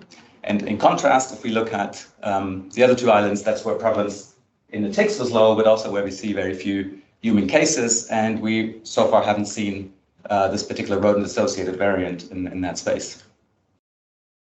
So for this study, we sampled across 42 sites. You can see the distribution of points here across the different sectors. Lots of ticks collected over many years, and along with that, we also collected data on deer and sheep dung as one indication of what the local host density might look like, and conducted small mammal trapping to get a better handle on what the small mammal reservoir might be. So this could be interesting. Yeah. Okay. So it's two plots where I have to kind of explain to you where the data points are. But so this is another example. Like I would recommend anyone with a Mac talk, maybe check before whether things look okay. I should have done that, but I have not. But luckily, you can at least see the medians here, and you can see that we do see tick nymphs across all islands. And the interesting thing here is that even though we suspect that red deer are an important driver of tick populations, they're certainly not required for ticks to be present. So South Harris, for example, doesn't have deer, but it still has a reasonably high number of tick nymphs. There's a lot fewer data points here, which you can't see, but we have much more data for this here. But as a general point, deer alone are not responsible for maintaining the tick vector site.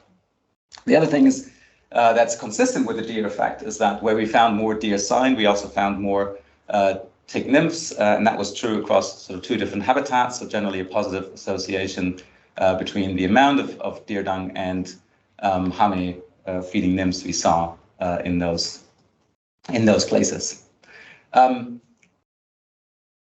In terms of the reservoir species, we looked at, well, these are the 5 dominant species that we can detect in the system. And you can see the tick burdens that we observed here. Very much the highest tick burdens, and this is on a log scale, are found in brown rats. And here's a nice example of one that's particularly heavily infested with lots of ticks here. You can see around the ears. There's other species that had pretty high tick burdens as well, including these invasive hedgehogs that I already mentioned, as well as wood mice. And both of those we know are capable of transmitting Borrelia as well. So these were of interest. But in comparison, pygmy shrews and field voles had relatively low tick burdens. In this case, and in particular on field voles, we found very few nymphs at least on the sample size we had. We then asked, how often are these small mammals actually infected? Can we kind of rule some out based simply on their prevalence? And you can see that it's really only 2 species that constitute the potential reservoir here, brown rats and field voles, whereas we never found infections in hedgehogs or any of the other 2 species, although sample sizes in some cases here were small. Hedgehogs were particularly surprising because they did have pretty large tick burdens, and in continental Europe at least, they are considered an important contributor to Lyme disease transmission. We also looked at, for these 2 species where we did find infections, so in brown rats and field voles, where these infections were occurring across the island, whether that's sort of consistent with the pathogen being present throughout. There was no apparent clustering in rats. You can see that there's the color here indicates the prevalence in any local sample. A bit more indication of only some places having infected field voles, but again, sample sizes were small, so there was no statistical effect, but maybe a hint at infections being more localized.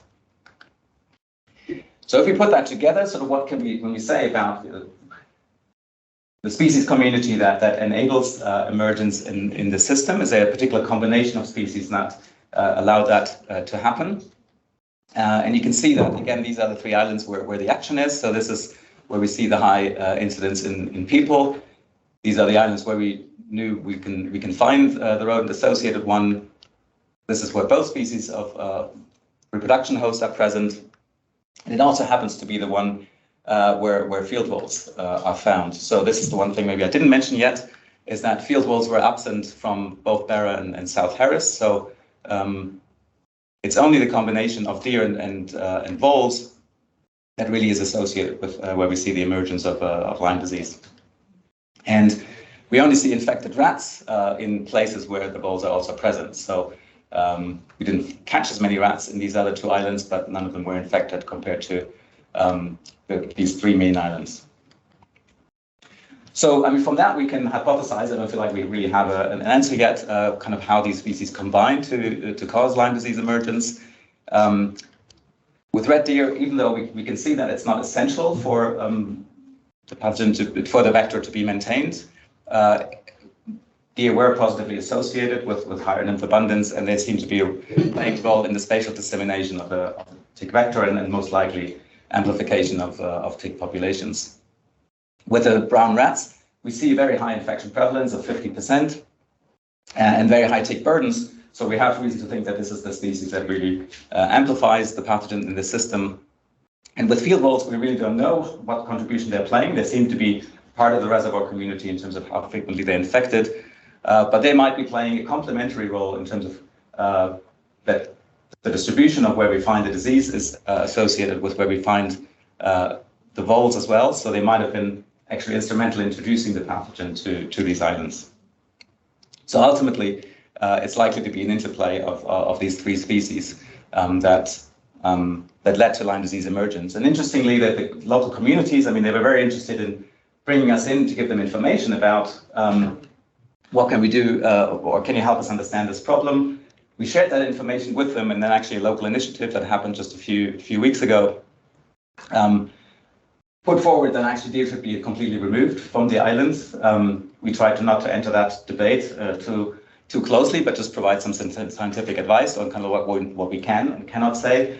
They ultimately voted against culling all the deer, but it clearly shows how strongly the local community feels about this. And for me personally, it was a very interesting experience to work with a community that was so interested in the science that you do, and that were really wanting to know kind of how you can help them solve their local problem.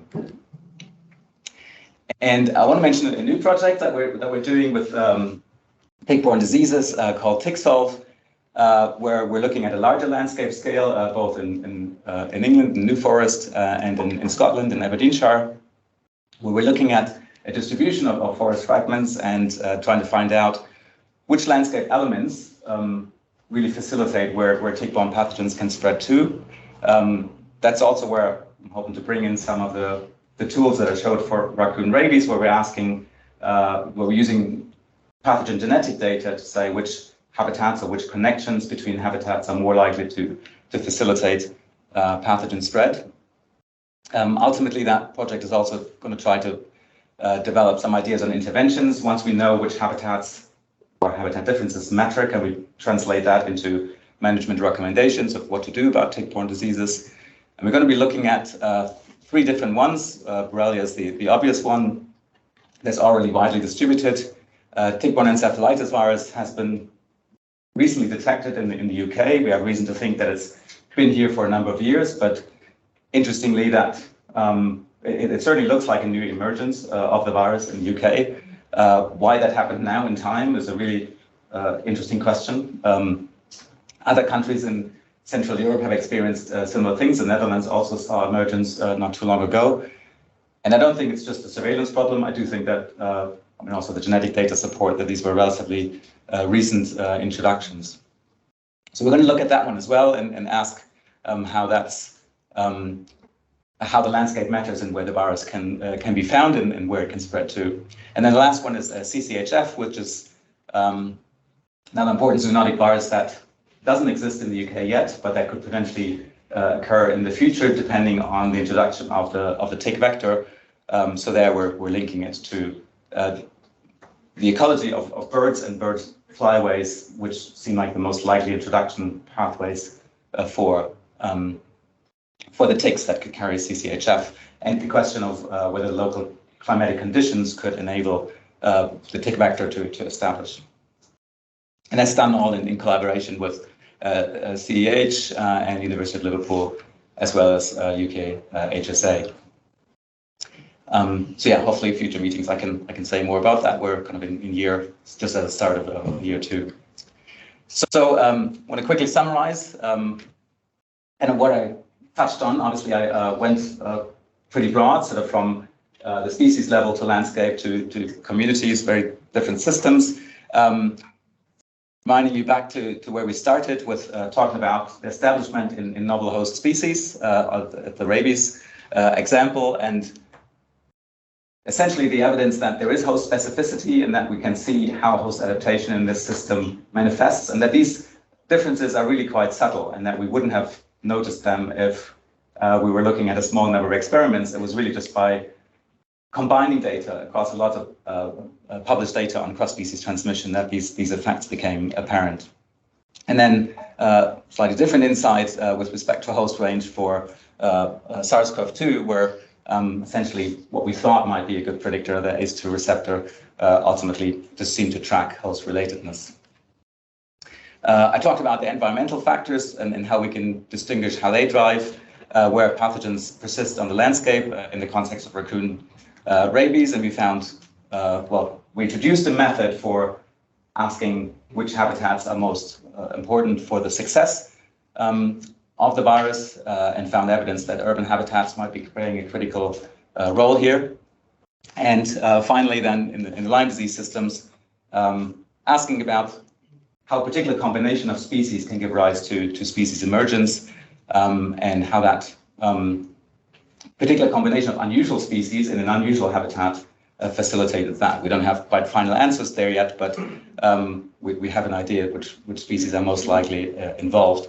And I would say that islands, to me, are a really fascinating system for this, because they're kind of another natural experiments of where particular species combinations or communities that were created either with the intervention of people or without them allow us to contrast what we see in different environments that are ultimately otherwise sharing many of the same ecological conditions. So we're a little bit limited by the number of islands we could look at, but I think as a general principle of using that to contrast communities that are otherwise adjacent to each other, I think that's an interesting system.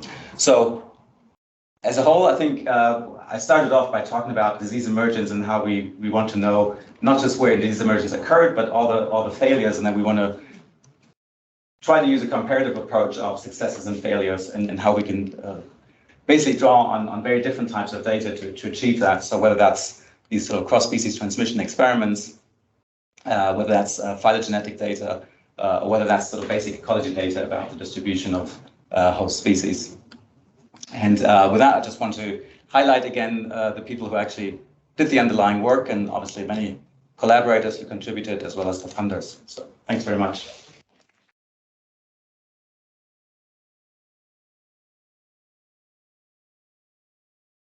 Thanks, Roman. Really interesting talk. Any questions, please?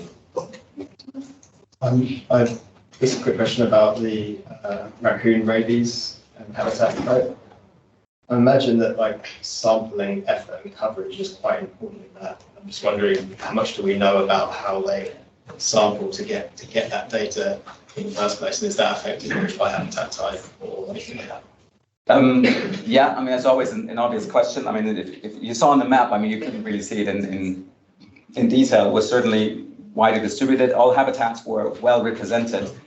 They were probably not represented proportional to what they make up of the landscapes. We had an overrepresentation of urban and cropland relative to forest. That's certainly true.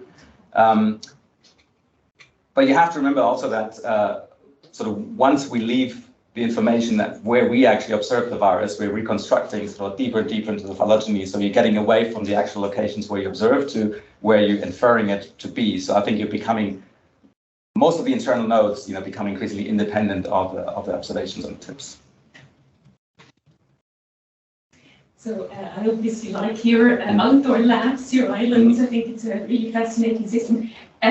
What I was wondering, so these central islands, they're probably the biggest landmass, and I assume have the largest numbers of reproductive hosts and also of rodents. So if you can actually disentangle just overall abundance versus diversity, and actually having, for example, field wolves and rats. If it's just about numbers of any species, or if it's more specifically about combinations of species.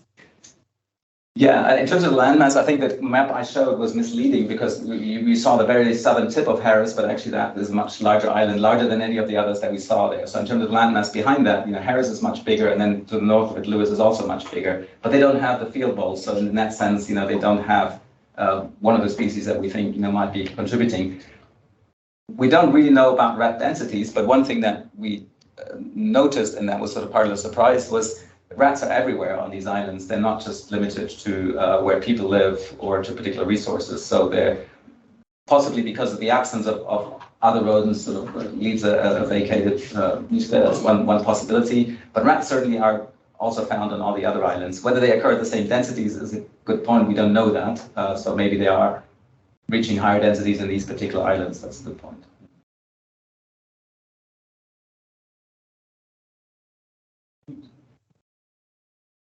In terms of high-risk human behaviours, did you look at that, account for that? So, for instance, deer hunting in areas where there are deer and stuff like that. I mean, do you know anything about those risk factors?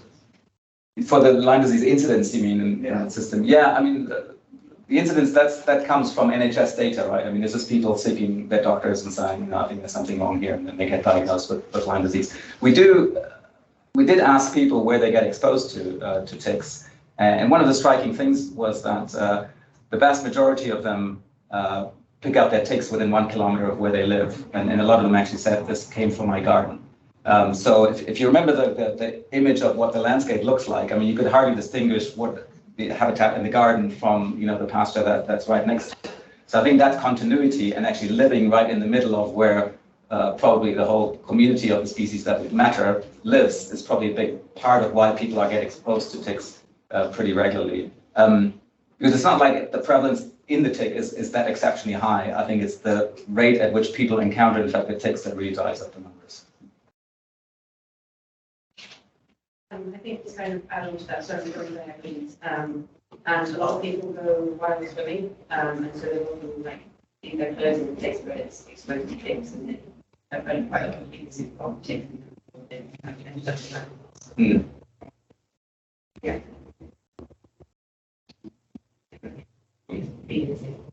Which island is it that you're referring to?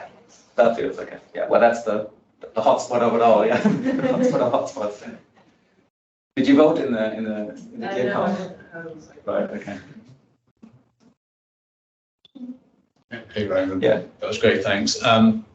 Thinking back to the stuff from Nollis's thesis on the cross-inoculation things, the thing that always struck me with that is as you move into distantly related hosts, normally you expect the virus to not do as well in terms of replication. Yeah. It's poorly adapted, but actually virulence goes up, right?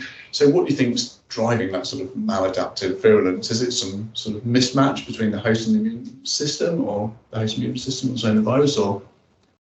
Yeah, I mean, I'm particularly intrigued by the temperature effect and sort of trying to think, what actually underlies that. I mean, we know from experiments with bat-derived viruses where people put them into cell culture and they realize that actually they seem to be doing particularly well at colder temperatures, so that that there was a temperature adaptation to in that cell environment that was found.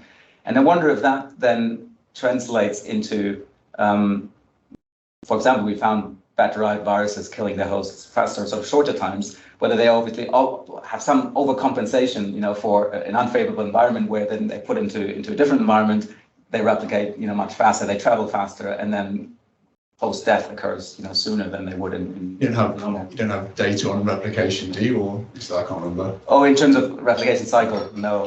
It'd be actually interesting to see whether they, in those cell culture experiments, whether they measured that at that point. Yeah. We did something similar with, so Nardis and thesis, which we haven't published yet, did something with kudu rabies, and you remember that. You wrote Simon, that's right. So yeah, he didn't publish that, but there was that kind of effect as well, in the cell culture environment. Yeah.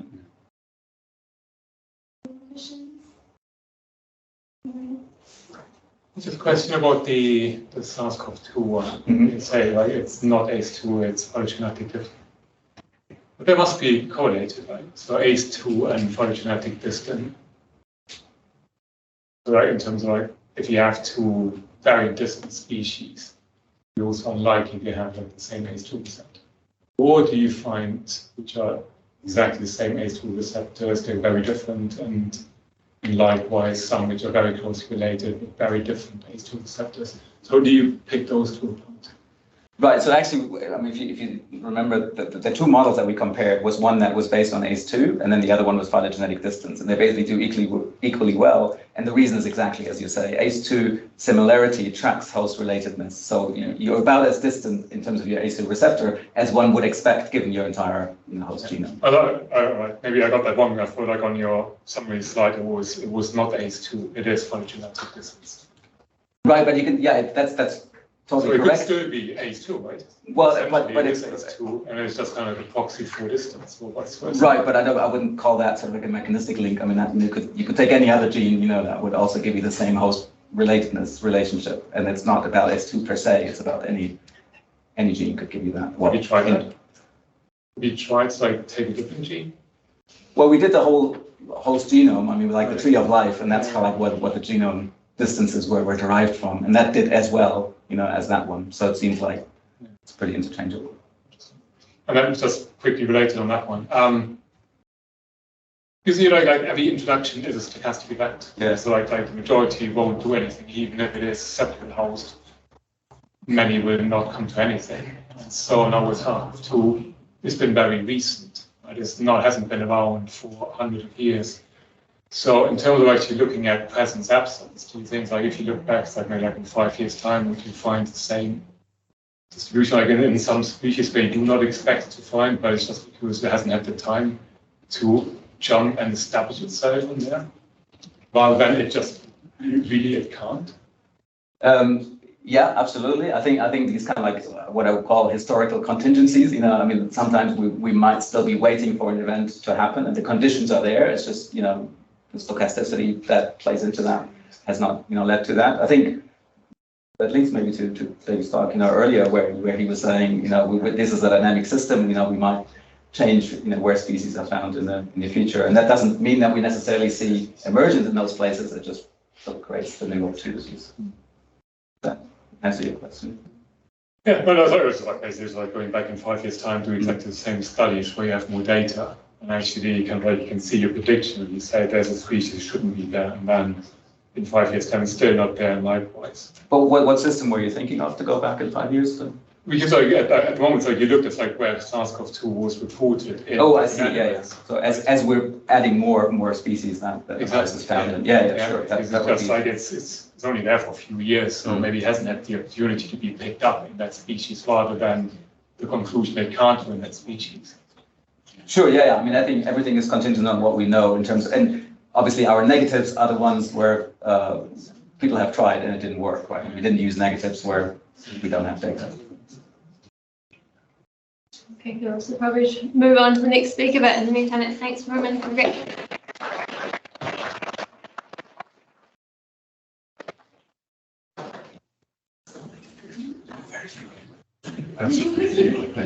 Oh, you did? Sorry, lots of reference. It was fun. I forgot my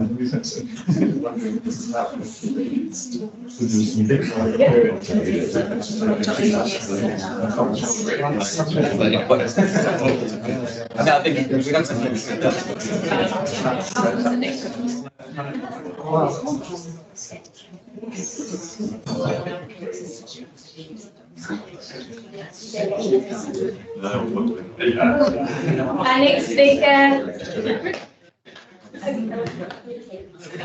Our next speaker is Greg Albury, who's an assistant professor at Georgetown University. Thank you. So I'm going to be talking today about our sort of increasingly variable world and the way that we can link sort of highly acute, intense disasters with disease ecology, and specifically with wildlife disease. Yeah, but the one, yeah. Oh, so down. Okay, so as the climate changes, it's not just getting warmer, it's getting more variable, as I said. Someone's used the analogy of like a sort of frustrated child has grabbed a snow globe and is like shaking it more and more as time goes on. And it's creating more and more of these events. So sort of extreme weather events are becoming more common and more severe. This same is happening to wildfires, and also fires, as you may have noticed, are increasingly encroaching upon areas that have historically not been very burnable. Extreme precipitation and floods are also becoming worse, and surprisingly, even things like earthquakes are becoming more common as subterranean ice sheets melt, and they sort of change the way that the magma is moving around and things like that.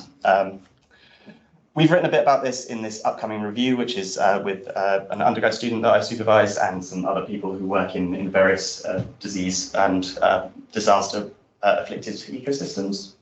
So that'll be coming out at some point if you want to read about it. Disasters are really well appreciated to have health impacts in humans. There's all sorts of different examples, and they mostly focus on exposure risks. So when a disaster happens, you often get displaced communities, you get spreaded pathogens in water supplies and on smoke plumes, things like that. And there's also this breakdown of hygiene infrastructure, which means that these pathogens are harder to keep away from you after these things happen. Surprisingly, there's been less focus on susceptibility, so sort of internal health impacts and how they affect your ability to defend against pathogens. And even more surprisingly, given the sort of increase in One Health, which I'm sure I don't have to really tell anyone about, there's been relatively little focus on wildlife and how disasters are impacting their health and how that then might influence our own health as a result. So I'm going to give a couple of examples of ways in which disasters can influence wildlife health in hurricanes and in fires. And then I'm going to talk about some of the sort of epistemology of how we know about these sorts of things and what we need to do in order to understand them better as time goes on. So this is a good example, which I'm sure some of you are familiar with. It's a hurricane that hit this population of wild macaques in Cabo Santiago off the coast of Puerto Rico. So Hurricane Maria went through and destroyed much of the ecosystem back in 2017, 2018. Camille Testard and colleagues showed that effectively in the wake of this hurricane, the macaques strengthened their social network and became much better connected to each other. And this sort of helped them survive in the subsequent years. Along with her and with Alba Motos Rodrigo and with Lauren Brent, I've been using these social networks to then simulate the spread of simulated pathogens, epidemics through these different social networks to try to identify if we then had a subsequent outbreak of some pathogen, is this population now more vulnerable to this outbreak? Find very briefly is unsurprisingly yes. If you have a much more connected social network, and it's a much more connected network, the post-hurricane years in purple, you reach 100% infected much quicker in these time steps compared to the orange colours, which are the years before the hurricane. And this is true across, across all of these different groups of macaques spread across this 7-8 year time period. When you compare this to these simulated parameters, each of these dots is a new simulation. And we're talking about the sort of infectivity of the pathogen versus the mean time step at which everyone got infected. What we find is that the effect of the hurricane was equivalent to a 10% infectivity increase for the pathogen.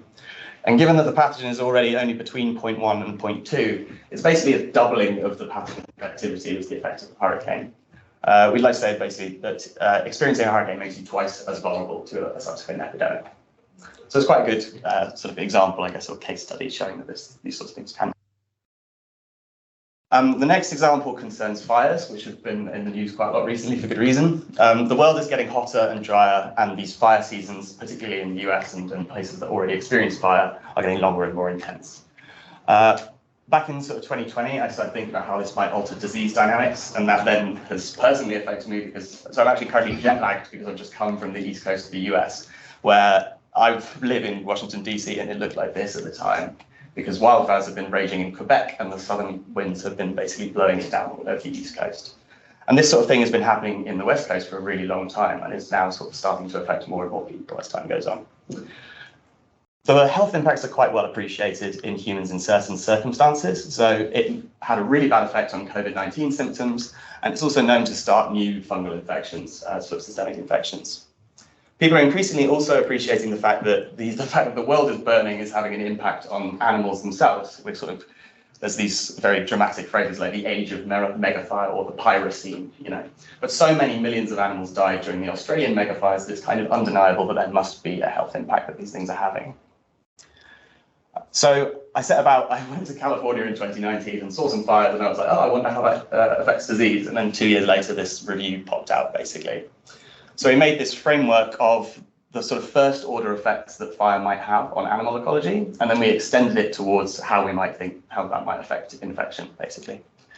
So very briefly, fire makes animals move, it kills them, it modifies their environment, it pollutes the environment, and it causes them to get stressed, basically. And all of these have a really wide range of then downstream impacts on things like competition resources. This is too much for me to go into, obviously, in the context of this talk. But I wrote about it with these co-authors who all, again, work in fire and disease ecosystems, and you can go read about it if you'd like to.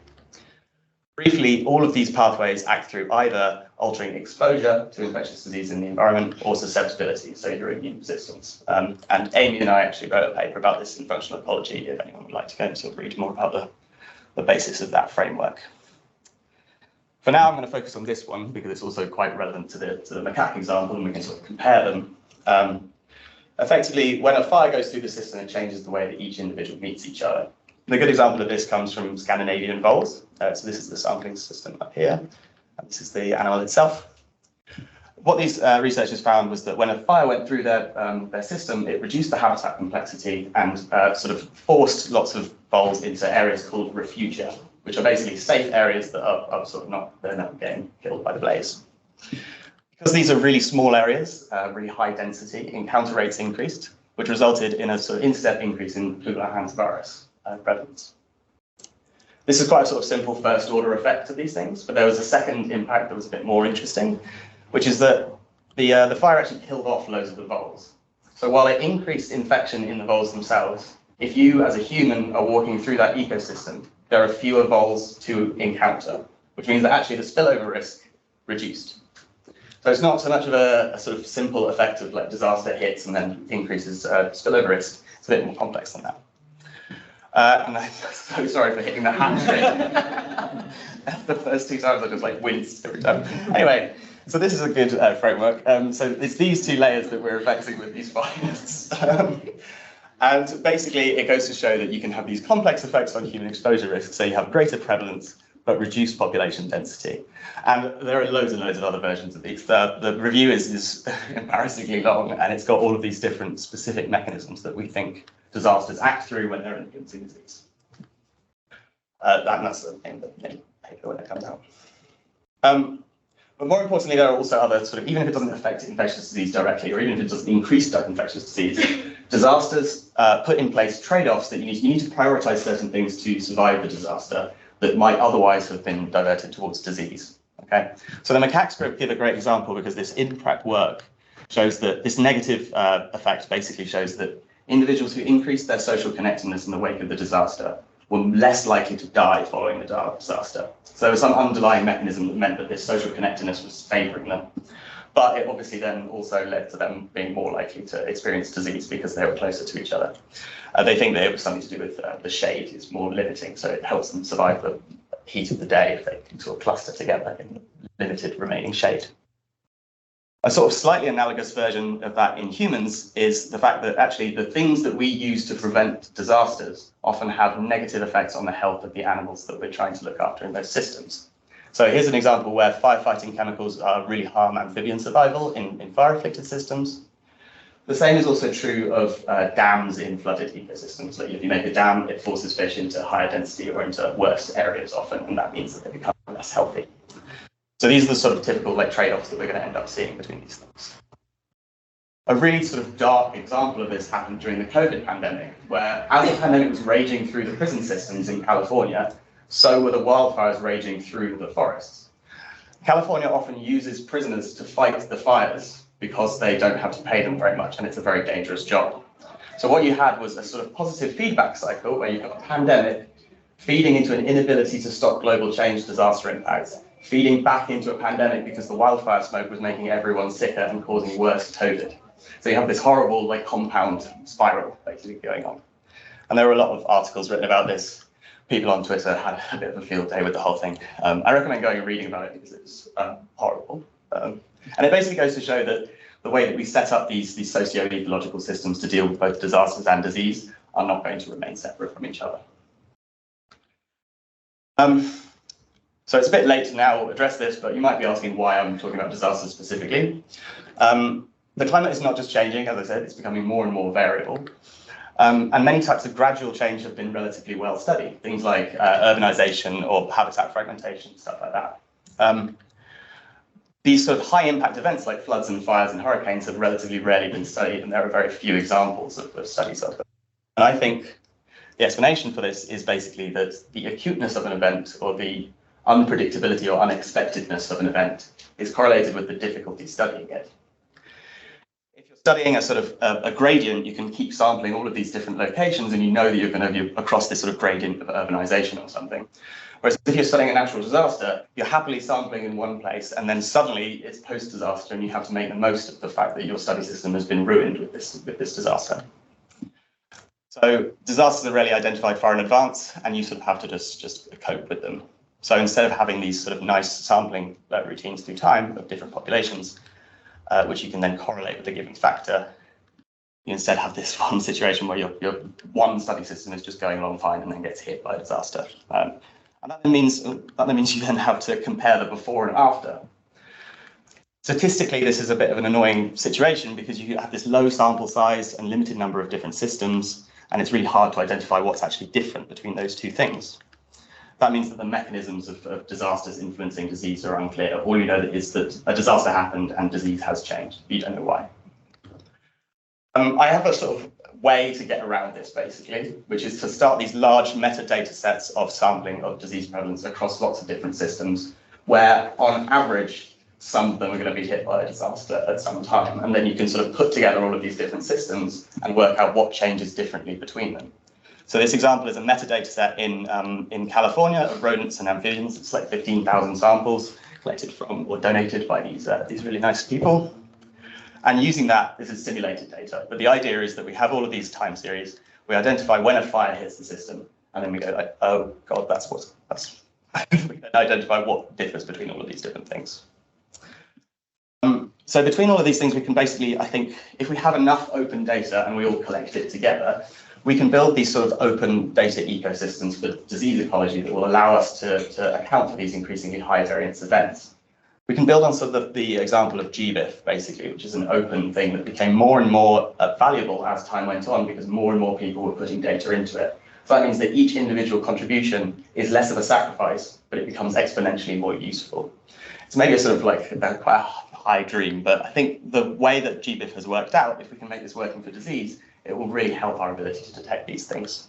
We can then build on in other capabilities like MoveBank and eventually sort of build these systems that can detect generalizable drivers of disease rather than doing things like focusing on disease X. So as takeaways, disasters are increasingly a part of life. They could influence disease emergence in many ways. We do not have the research infrastructure to understand how, but maybe we will do sometime in the future. And if we can do that correctly, I think that we'll have to rely less on doing things like this and just pointing at a specific pathogen and hoping that we can somehow stop it from emerging. You know, maybe build some kind of actual predictive value. Thank you for listening.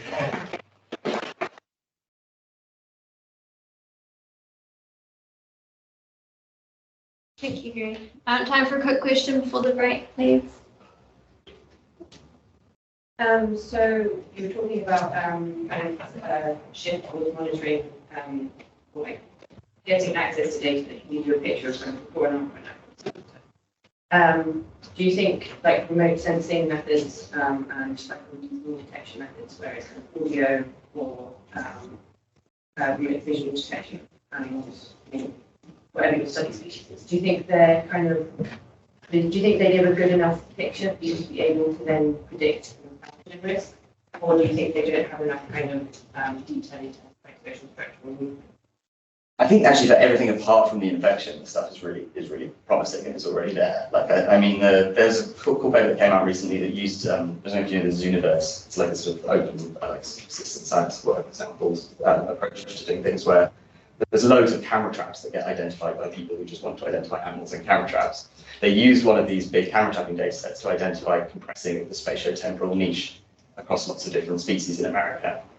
And I think you can very quickly use that to make inter-specific contact networks based on when two animals are photographed together, and that's what they did, but they didn't then apply it to disease. I think it's a valid approach as long as the sampling is relatively relatively unbiased, and it's relatively non-convenience based, and you sort of know that the sampling regime is possible to account for, basically. The difficulty with infection is I think it's just often so fluctuating, and you have to choose a specific pathogen. But I personally think that if you have lots of very well-studied systems throughout a long period of time, being able to know everything else about that system, you can identify when fluctuations happen relatively easily, and then use those few well-studied systems to build this in, rather than having just sort of a scattershot approach to just collecting lots of things. Also, let's agree again.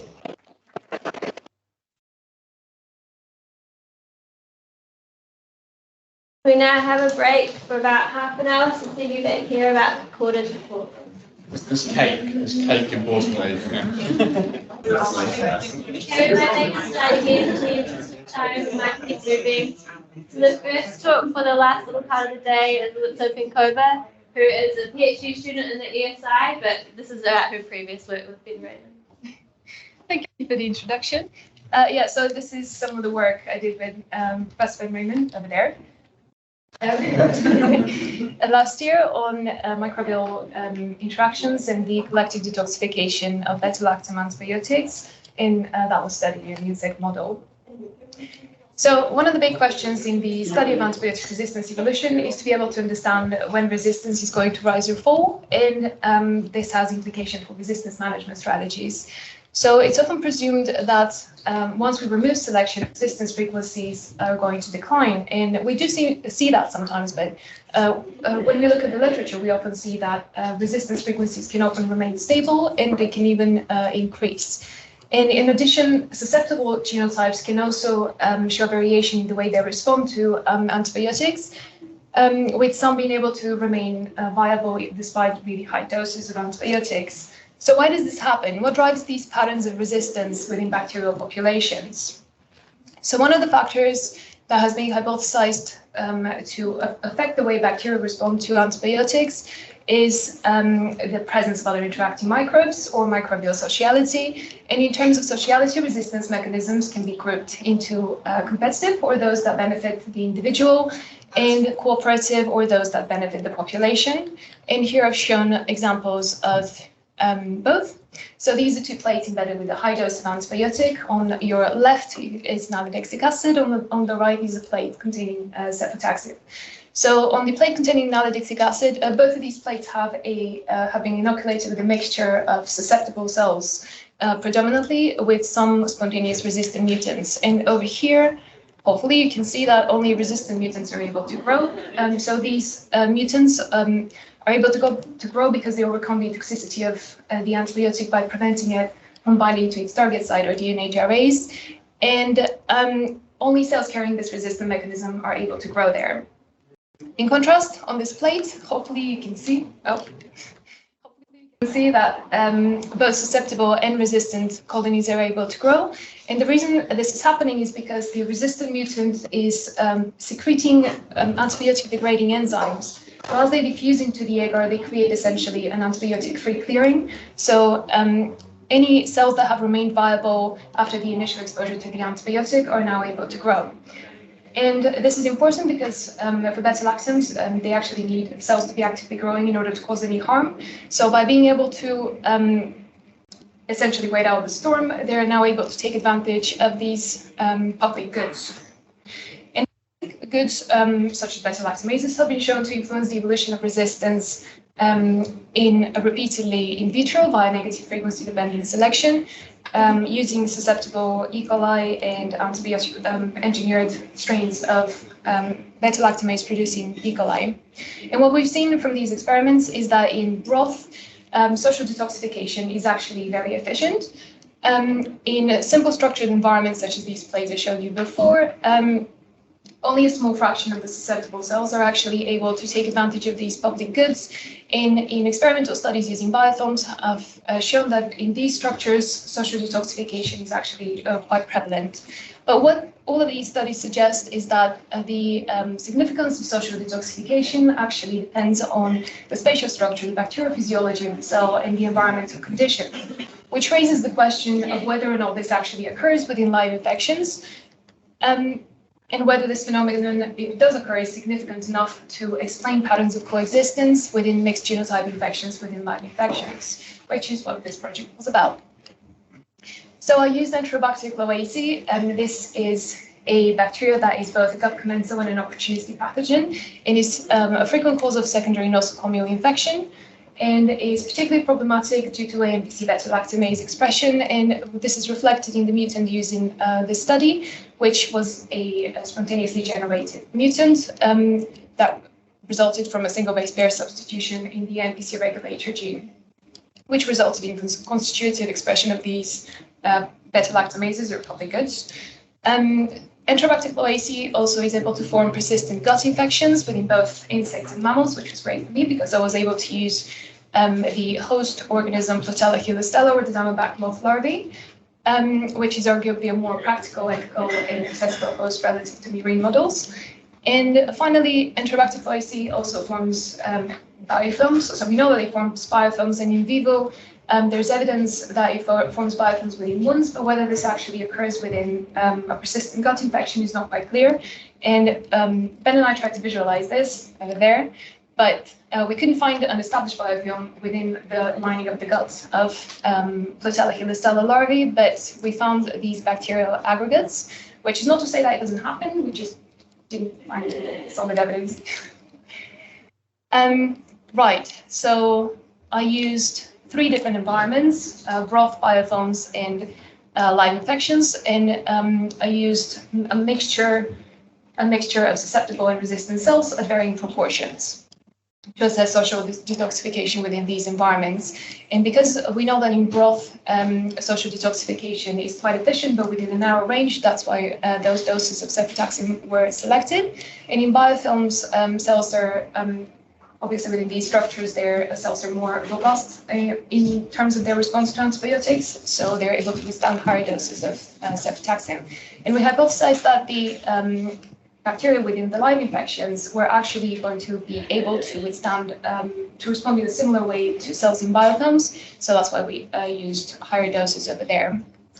And this is what we found. So what this figure shows is the fitness of the susceptible strains in broth, and this was calculated as selection rate constant, which allows me to account for all the antibiotic killing. So 0, or that line that you can see over there, represents fitness equal to that of the mutant, and on the x-axis is the initial susceptible strain proportion, but this is also expressed as color. So the lighter the color, the less susceptible strains in that starting culture. So this figure clearly shows evidence of social protection, as the susceptible strains are able to grow at the MIC, which the minimum inhibitory concentration, which is 0.25, and at the higher doses as well when the resistant mutant is present.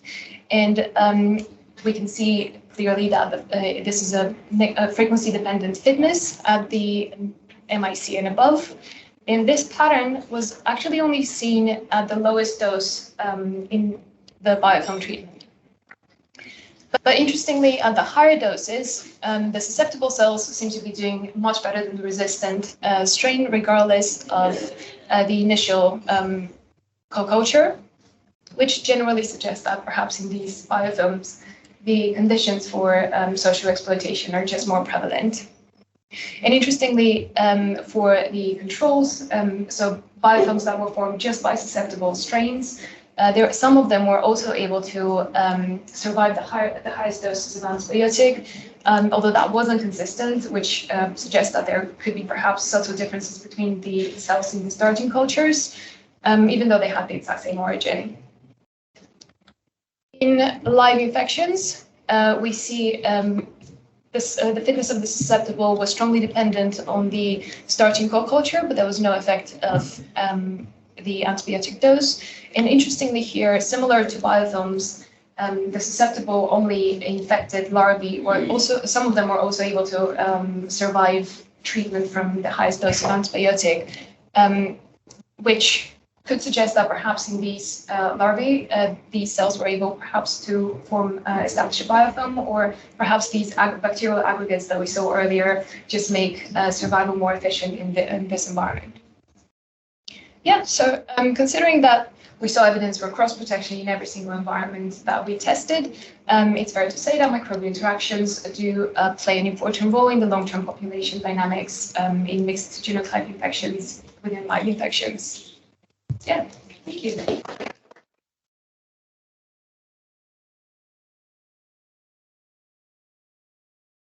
Great, thank you. Any questions, please?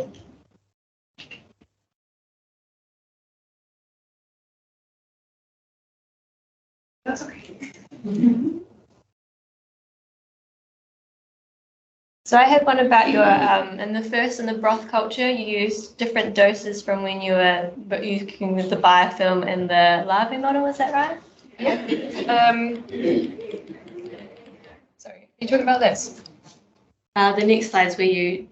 These weren't my studies, I just used my photos. Sorry, the later ones where you tested different proportions of the susceptible cells. Did you use different concentrations between the different conditions, is that right? So I used different concentrations of antibiotics. I used a lower range of concentrations for broth and larger concentrations of antibiotics for biofilms and live infections. So in biofilms and live infections, the cells just seem to be less affected by the antibiotic. And you could do with the, within an insect, the antibiotic would only partially be absorbed or metabolized by the host, so it could be that.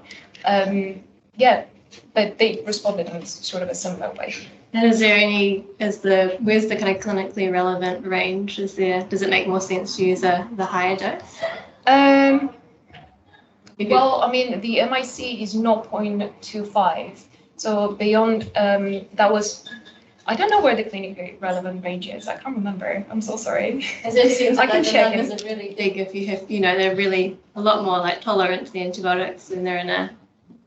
So it will definitely be higher than relative to broth, because in broth, the antibiotic killing is very, very efficient because we've got cells in planktonic state just being mixed in this homogeneous environment. But within live infections, in broth with even rifampicin, we use very small doses like 50 micrograms per ml. But when we want to get rid of an infection, we use 500 micrograms per ml.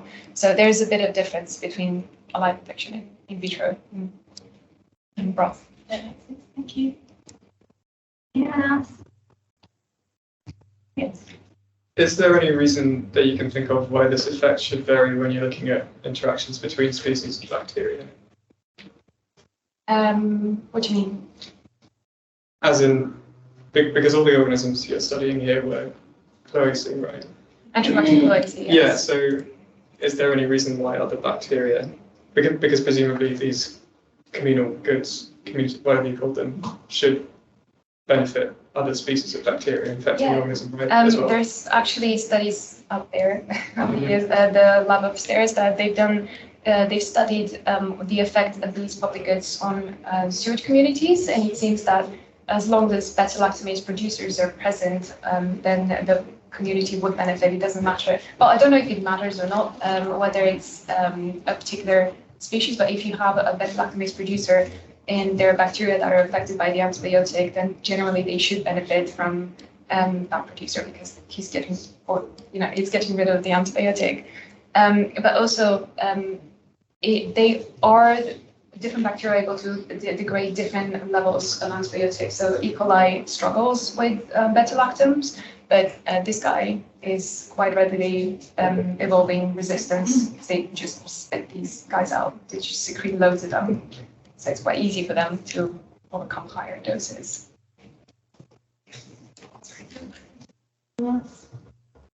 Steve? No. Really going to stop. Thank you. So, I think I missed it, but what is your idea about the results of your biofilms? Do you think it's a matter of the sensitive bacteria are less exposed to the antibiotics? Yeah, I think so, but because biofilms are just so different. They're such a different structure relative to all the rest of them. Even in insects, if you remember the photo, the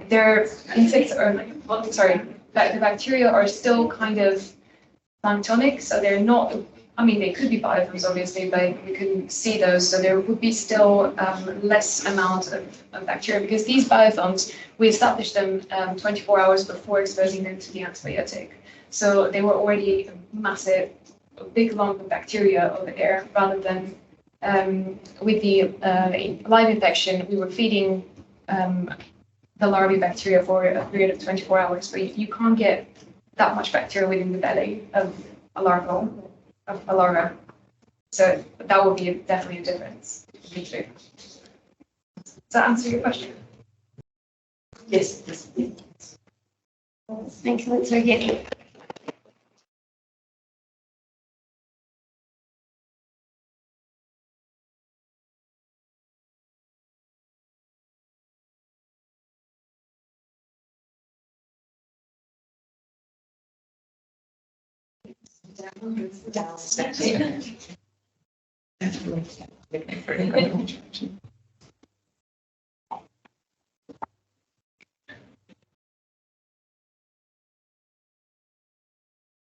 Next up, we have Sarah Welsh, who is a PhD student.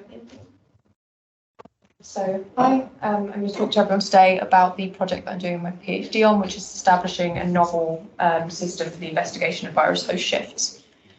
So as we all know, virus host shifts occur when a virus jumps to and establishes onward transmission in a novel host species, and these events are major sources of emerging infectious diseases. So understanding the factors that drive them has become a major goal of infectious disease research. One metric that has shown great success in explaining variation in susceptibility across host species is the evolutionary relationships between hosts, and several studies have reported host phylogenetic effects in different host species and pathogen types, including viruses, bacteria, fungi, and nematodes. You're going to hear a little bit tomorrow about the primary system that we've got in Ben's lab, which is just off of the virus system to investigate host shifts. But in my PhD, we were aiming to set up a system using bacteria and phage, which would allow us to more rapidly ask questions about the broad evolutionary patterns that underpin cross-species transmissions. So the bacteria phage system comprises of a panel of 64 Staphylococcus isolates, spanning 2 genera and 17 species. We've got 48 strains of Staphylococcus aureus and 16 non-aureus species, which represent approximately 112 million years of evolutionary history.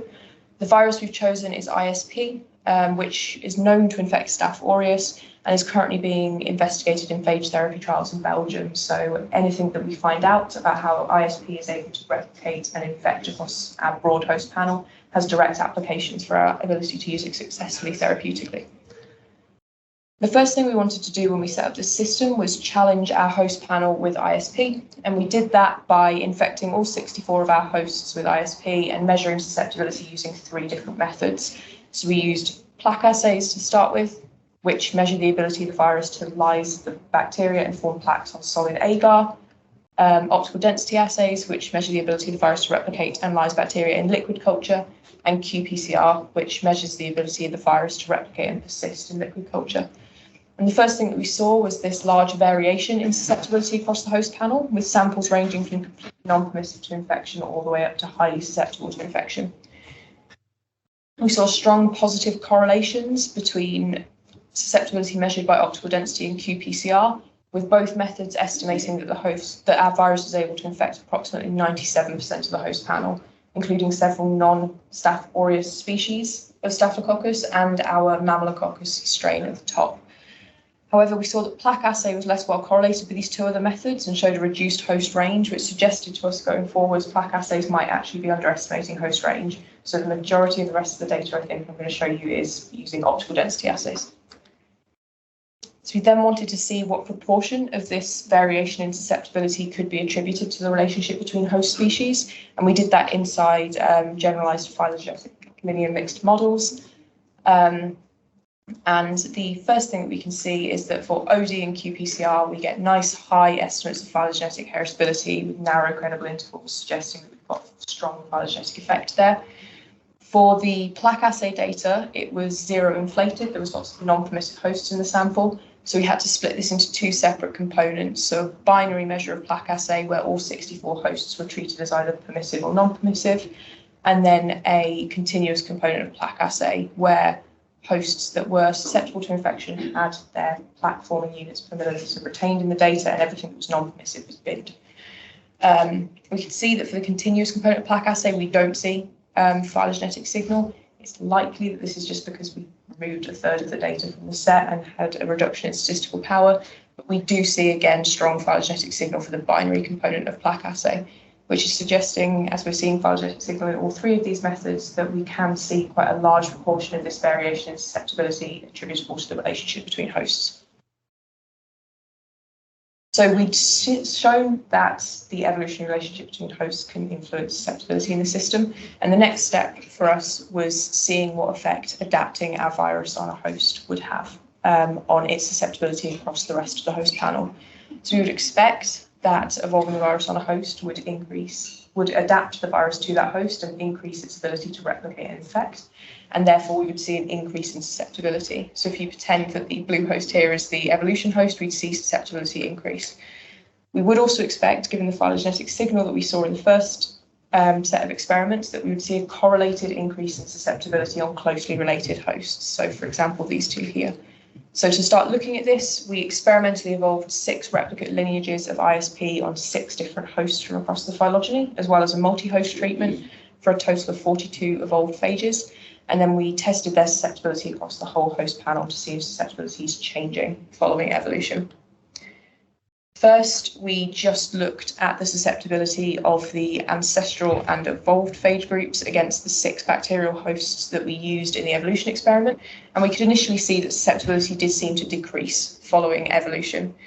Interestingly, bacterial hosts did seem to be more permissive to the phage that was evolved on them compared to phage evolved on alternative hosts, which was suggesting that we were seeing some host-specific adaptation in the system. When we expand it to then look across the whole host panel, the first thing we saw is this disruption in rank order of susceptibility across the host panels. So we've got the ancestor at the top here and then the evolved phage groups underneath. And we can see that the bars are all modelled up and we are seeing changes in the pattern of susceptibility across our host panel following evolution. Again, we saw this decrease in susceptibility following evolution, with the evolved phage showing a mean proportion change in OD of about 0.3 to 0.48 compared to 0.76 in the ancestor. But we didn't see this correlated with a reduction in host range. So ISP was infecting the same number of hosts, it just wasn't infecting them as well as it did previously.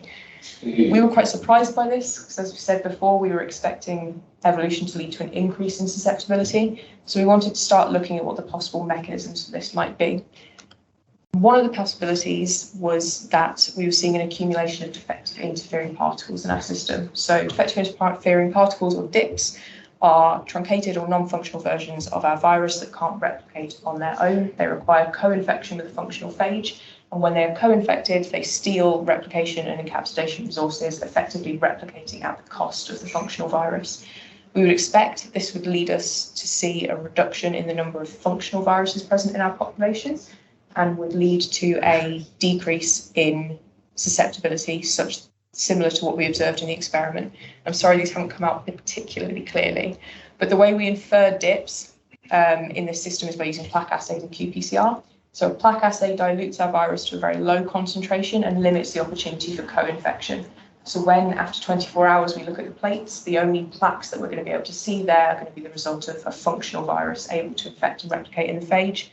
And qPCR allows us to look at the total number of viral copies in our population. So theoretically, that would include both defective interfering particles and functional virus.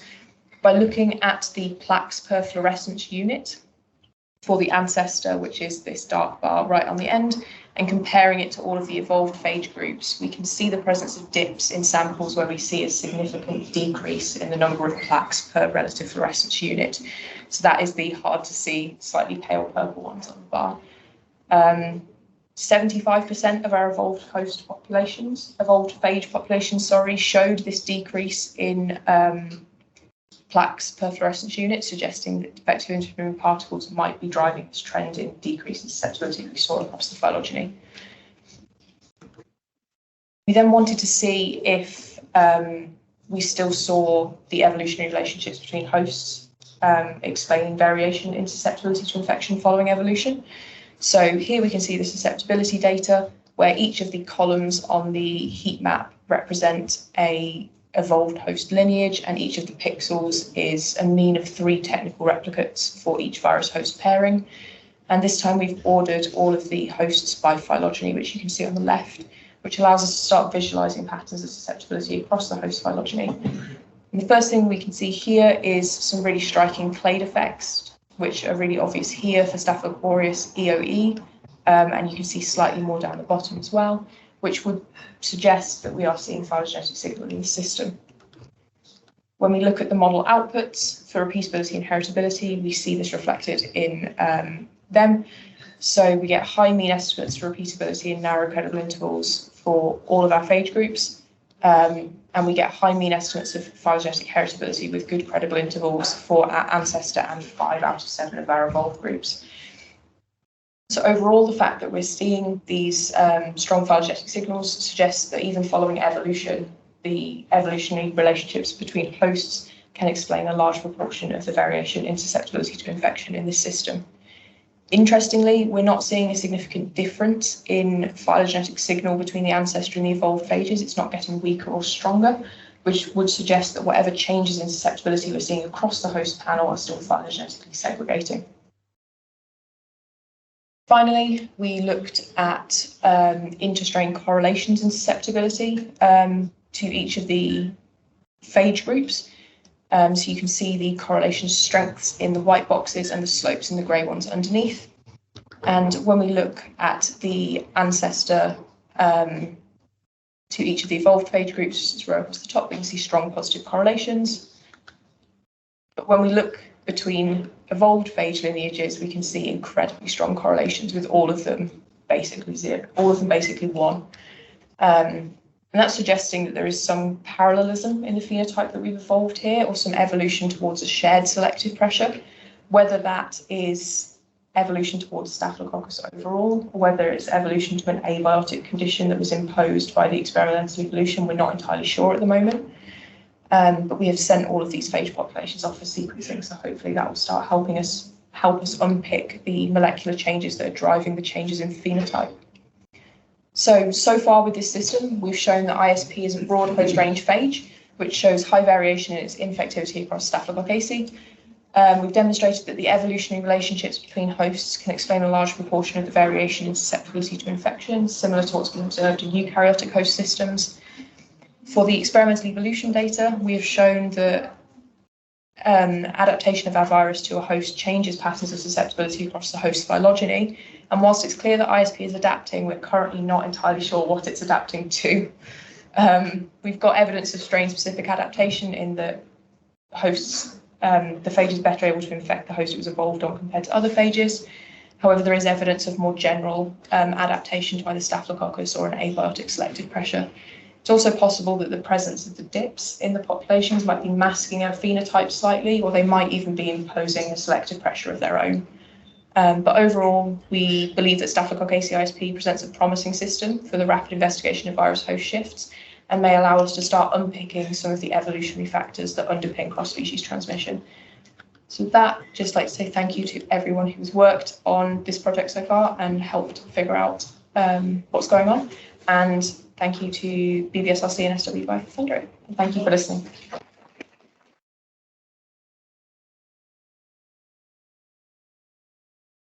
It's a really nice story. Any questions, please? The question, nice talk, thank you very much. Just a brief question first. So how representative is your staff collection for the whole phylogeny of staff? This was aureus, right? Or yes. So we've got 48 strains of Staph aureus, which, if I remember correctly, represent, we've got clonal complex 1 in there and clonal complex 5, I think it was, or 8 possibly. So we've got 2 of the main ones, and then Staph from 5 other clonal complexes, although they are minor ones. So we've got quite a large diversity, including some clinically relevant strains.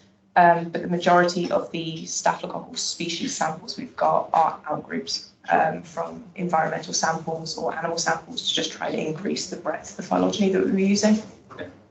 And if I can just ask a follow-up question. So the point where resistance happens, have you looked into that? Are they able to absorb the cells, or do you identify that it's post-infection mostly that resistances are being mediated? Do you know anything about that? Sorry, resistance. So the susceptibility versus resistance of the sorry. bacterial host? So we're not sure. So we took some of our permissive bacterial samples, some of our non-permissive bacterial samples, and we've evolved spontaneous resistant mutants. We sent them off a sequence and we've got that data back, but it is currently sat not doing anything. Yeah. So when we look at that, we're hoping to start unpicking where these mutations have arrived and allow the virus to infect these cells. And if we can figure that out, then hopefully we'll have a bit more of a clue to that. We've also, the phylogeny we used in this is a core genome alignment, but we are also trying to characterize at the moment the accessory genome, so prophages, antiphage defense systems. There is a tentative explanation from the literature that the receptor might be WTA. So we've pulled all the gene sequences out for WTAs across that as well. We're going to start investigating what factors are influencing that. Any other quick questions? Yeah, Matt. I might have just missed this, but are you willing to speculate on why you're seeing so many dips arising? I am not entirely sure. They rise spontaneously. I think it might be the percentage that we were transferring in the culture. So when we were doing the experimental evolution, we were transferring, it was either 5 or 10% of the phage each time. So we're not bottlenecking the culture at any point. So once they've started accumulating, they are just going to keep going, I think is our best bet of why that happened. But it was this catch-22 of if you transfer too little of the phage, then it's not going to persist long enough to finish the experimental evolution. So I think that's probably why. Thanks, Sarah, again.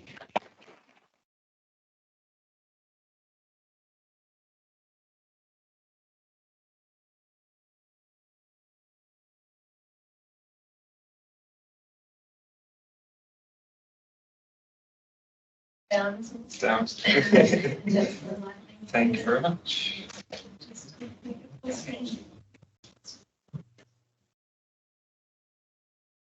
So next up we have Richard Lindsay, who is a postdoc on the main campus at Student. Thank you very much for the introduction. Thanks for the opportunity to talk to you today. As I said, I'm from up at the Streatham campus, and we work on this fungal plant pathogen called Magnaportha oryzae.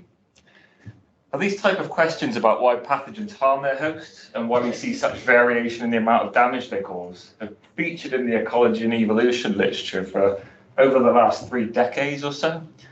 And although a vast body of theoretical literature has developed our understanding into how virulence can actually be adaptive and how that it's actually governed by a whole range of trade-offs that happen both within the hosts and as pathogens transmit between hosts, there's still often quite a bit of a mismatch between these theoretical studies and the empirical experimental data that comes out at the side of it. Now, every day we consume around about 2,900 calories on average, but around about 1/5 of that actually comes from rice. But every year we actually lose about 20 to 30% of this to a range of different factors, but in particular I'm interested in these fungal plant pathogens as highlighted in this recent Nature commentary.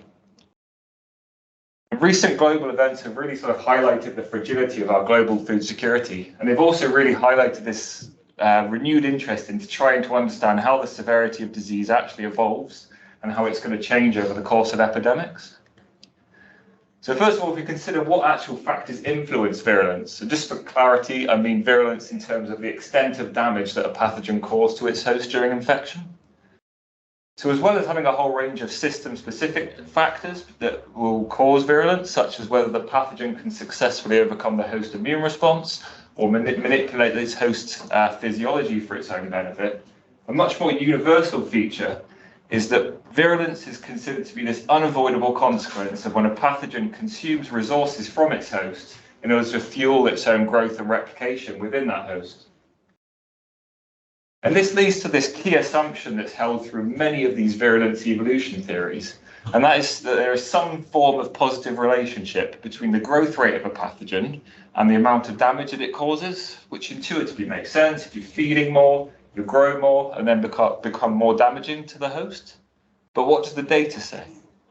Although sometimes we do see agreements that there's this positive relationship between virulence and growth rate, Other times it's a bit of a mess and there's no sort of obvious association between the two features at all. On other occasions, we even see that it's actual slower growing pathogens that are more damaging to than the faster growing pathogens. So this led us to ask what was actually missing from these theories that could try and help to reconcile the differences between these theories and the experimental data.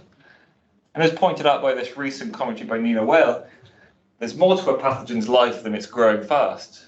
And a consequence of this is actually this universal, or seemingly widespread at least, trade-off that exists between growth rate and growth efficiency.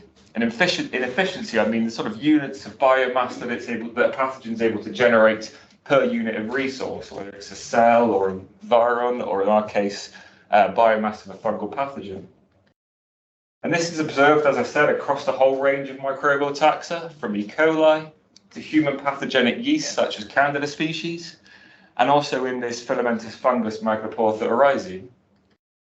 And this was a system that we ended up focusing on for our actual studies to try and unravel this feature. So the rice blast fungus causes disease of rice wherever it's cultivated globally, destroys enough rice to feed about 60 million people per year.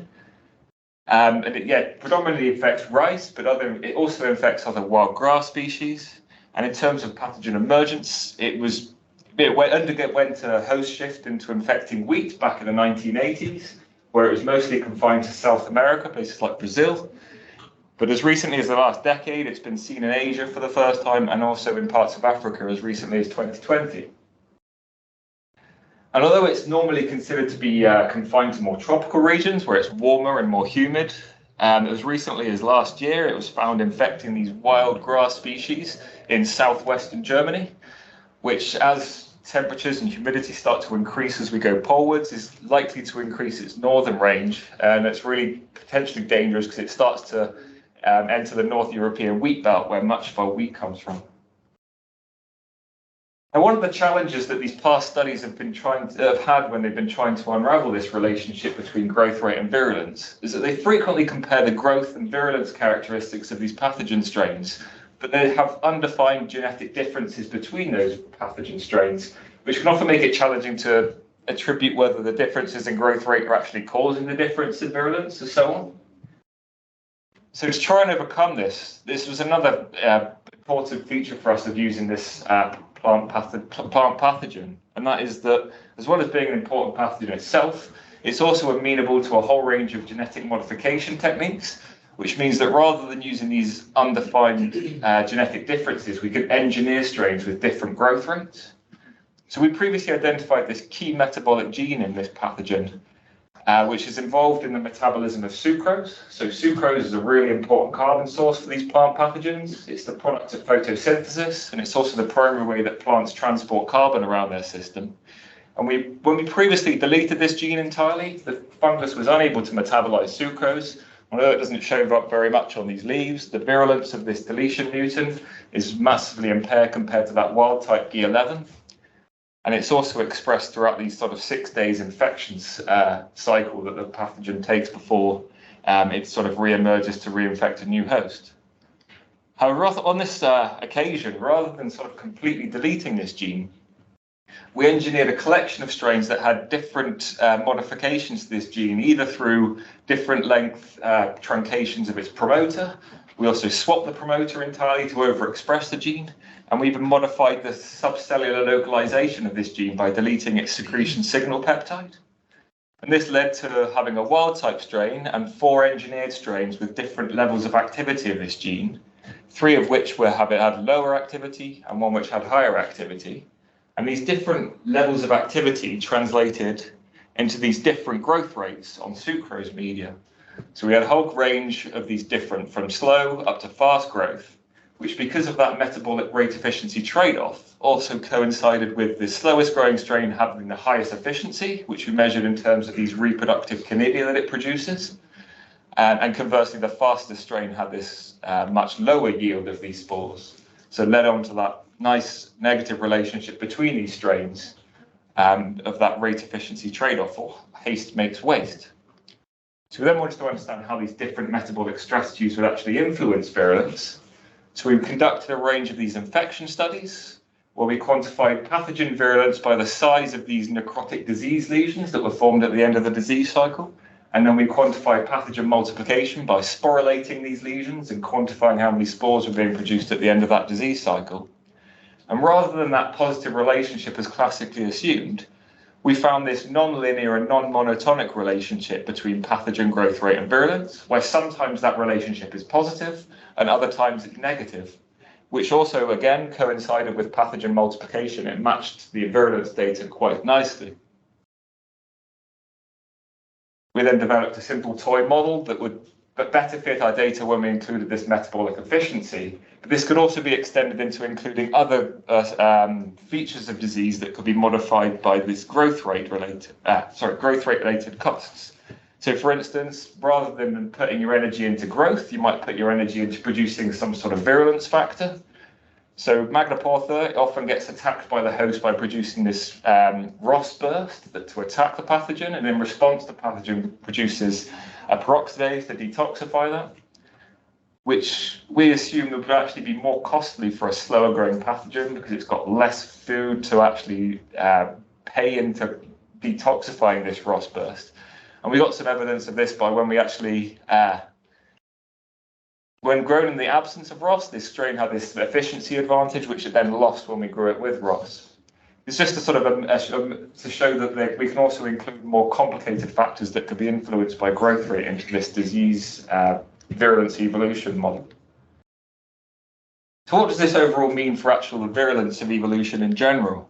So you're probably quite familiar with the virulence transmission trade-off, but very quickly, as if we assume we have this growth rate and virulence positive relationship going on between these two features, this should lead to this runaway evolution of faster growing and more virulent pathogens. However, as Bruce Levin and Jim Bull pointed out, this is often a short-sighted evolution, because if you kill your host too quickly, you won't be able to transmit to a new host.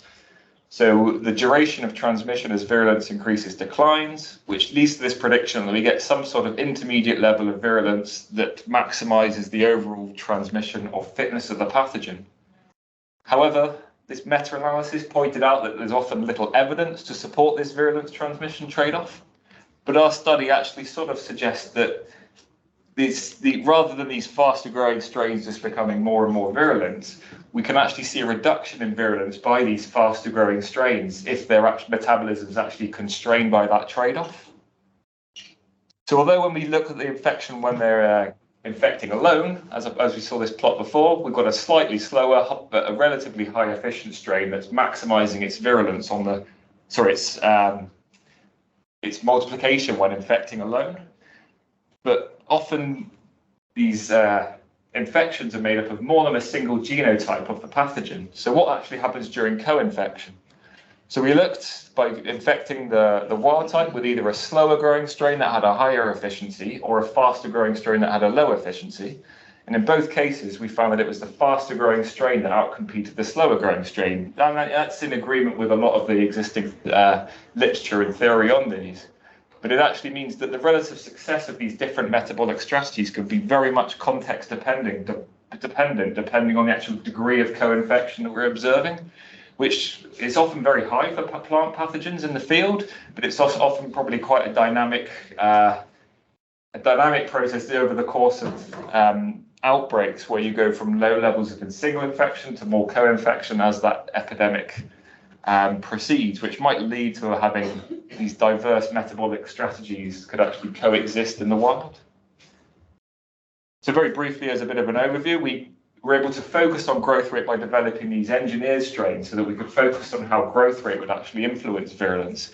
And we think it's these interactions between traits can often sort of undermine some of these classical single trait-based predictions of this microbial community sort of functioning and evolution. And as I said, we identified that this rate efficiency trade-off, which is seen throughout the microbial world, can reshape that relationship between growth rate and virulence. And as I said, that the success of those different strategies is really context dependent, depending on the level of co-infection. And hopefully this will pave the way for some more virulence evolution to help us to predict and manage disease, because this current mismatch can often sort of limit the generality and predictive power if we're ever going to try and implement these evolutionary principles into more sustainable disease management. So yep, thanks very much for your attention, and thanks very much to all the people that were involved in this work, and I welcome any questions.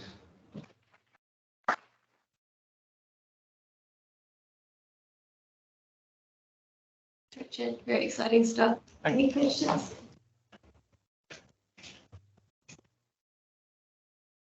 Wondering how your rate efficiency trade-off changes with different environmental variables. So say temperature classically increases rate on a genotype. Does the trade-off stay the same across different temperatures, or the rate changing, or do you? It's interesting. So the biochemical basis of the trade-off could be really quite varied depending on systems, and there's probably more than one. With L-fungus in particular, it's sort of similar to yeast in that the trade-off is often sort of dictated by how quickly you actually take up resources. So if it takes up the products of sucrose, hydrolysis, and glucose and things really quickly, it often triggers it to metabolize those resources via fermentation, which is sort of quicker but yields less ATP per molecule of glucose. And then if you slow that down, it seems to then shift into more of a full fermentative respiration. It'd be interesting to know whether that sort of switches as you change temperature. It may well do, but it's not something we've directly looked at, but yeah, it could well do.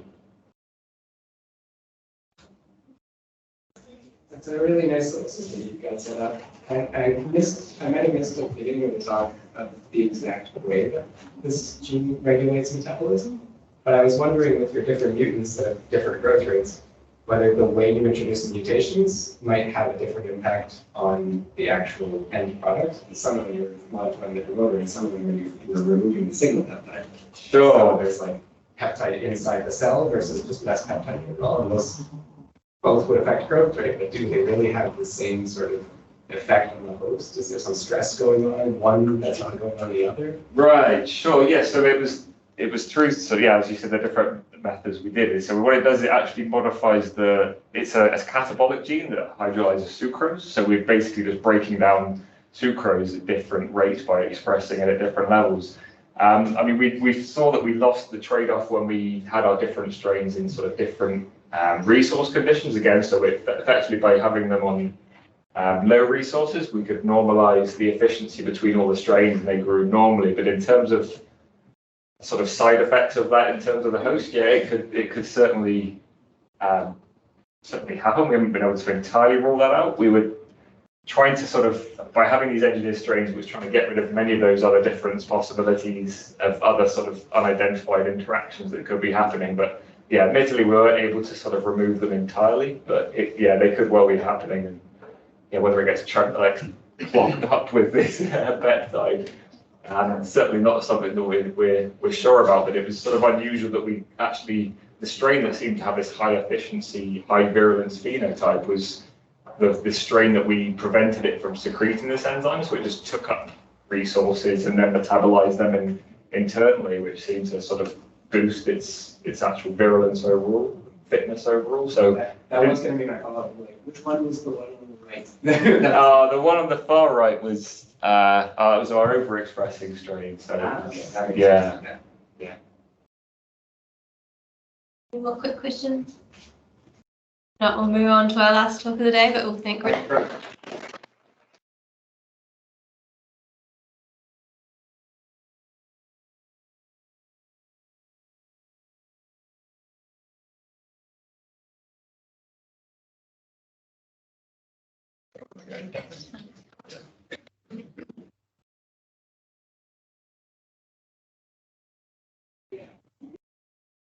All right, so last up.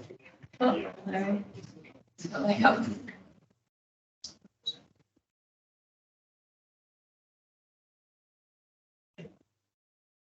Okay, last up we have a PhD student from the University of Glasgow, Matt. Not long enough, I promise you can go and have a drink and posters. Yeah, so when I submitted my abstract, this is the title that I gave it, Short Linear Motifs, SLIMs as a Compact Representation of Viral Host Adaptation. And my understanding of that now is a little bit different to when I submitted the title for reasons I'll explain. So I'll just quickly talk you through what I'm really talking about today is modelling viral reservoirs of infection. And so I'll explain why I think that's important and kind of what the work leading up to now says about that. And then I'll talk about the data we have and how we did what we did. And I'll talk about the predictions that our models can make and why I think they're able to make those predictions, and then the implications of that for other people working in a similar space. I'll just start quickly by defining what I mean by the term reservoir, because it's a term that gets used in a lot of different ways. So in general, we're talking about a community in which stable transmission cycles of a virus are maintained. And I guess the crucial thing about that is that community that can then be the source of infection in other populations and spillovers.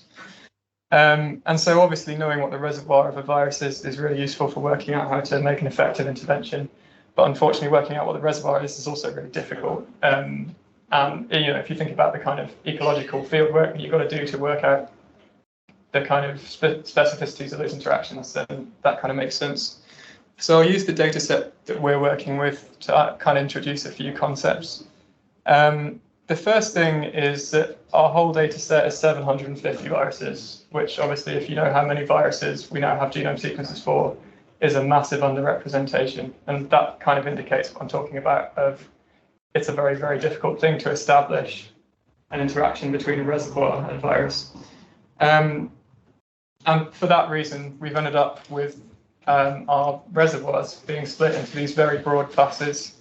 So each of these is a class that our model is trying to predict the reservoir of viruses as. And you'll be able to see, hopefully, that, yeah, like I said, those are really broad classes, and those limitations are imposed by our lack of data. And hopefully the limitations coming from that should be pretty obvious. And the final thing is that before we start talking about building models of this, really the best way that we have to try and predict what the reservoir for a new virus is just to think about the phylogeny of that virus. And that can get us a certain amount of the way to making good predictions. So I've shown the ICTV taxonomy for all of the viruses in our data set here, and you should be able to see that for some viral families, we've got a lot of the same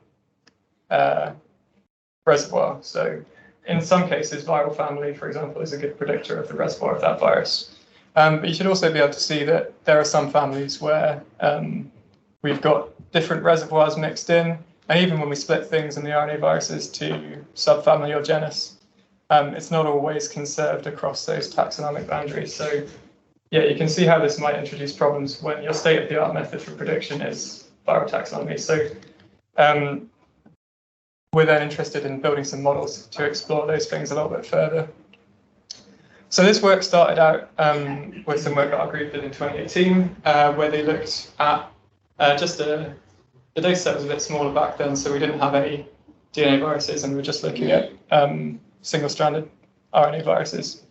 And they took all of the genomes in the data set, summarized those genomes into a whole bunch of numerical predictors, like genome biases are the main ones, so dinucleotide biases obviously get a lot of attention, but codon biases, codon pair biases, and then also some kind of appreciation of the fact that this phylogenetic neighborhood effect, so the fact that closely related viruses are likely to infect closely related hosts.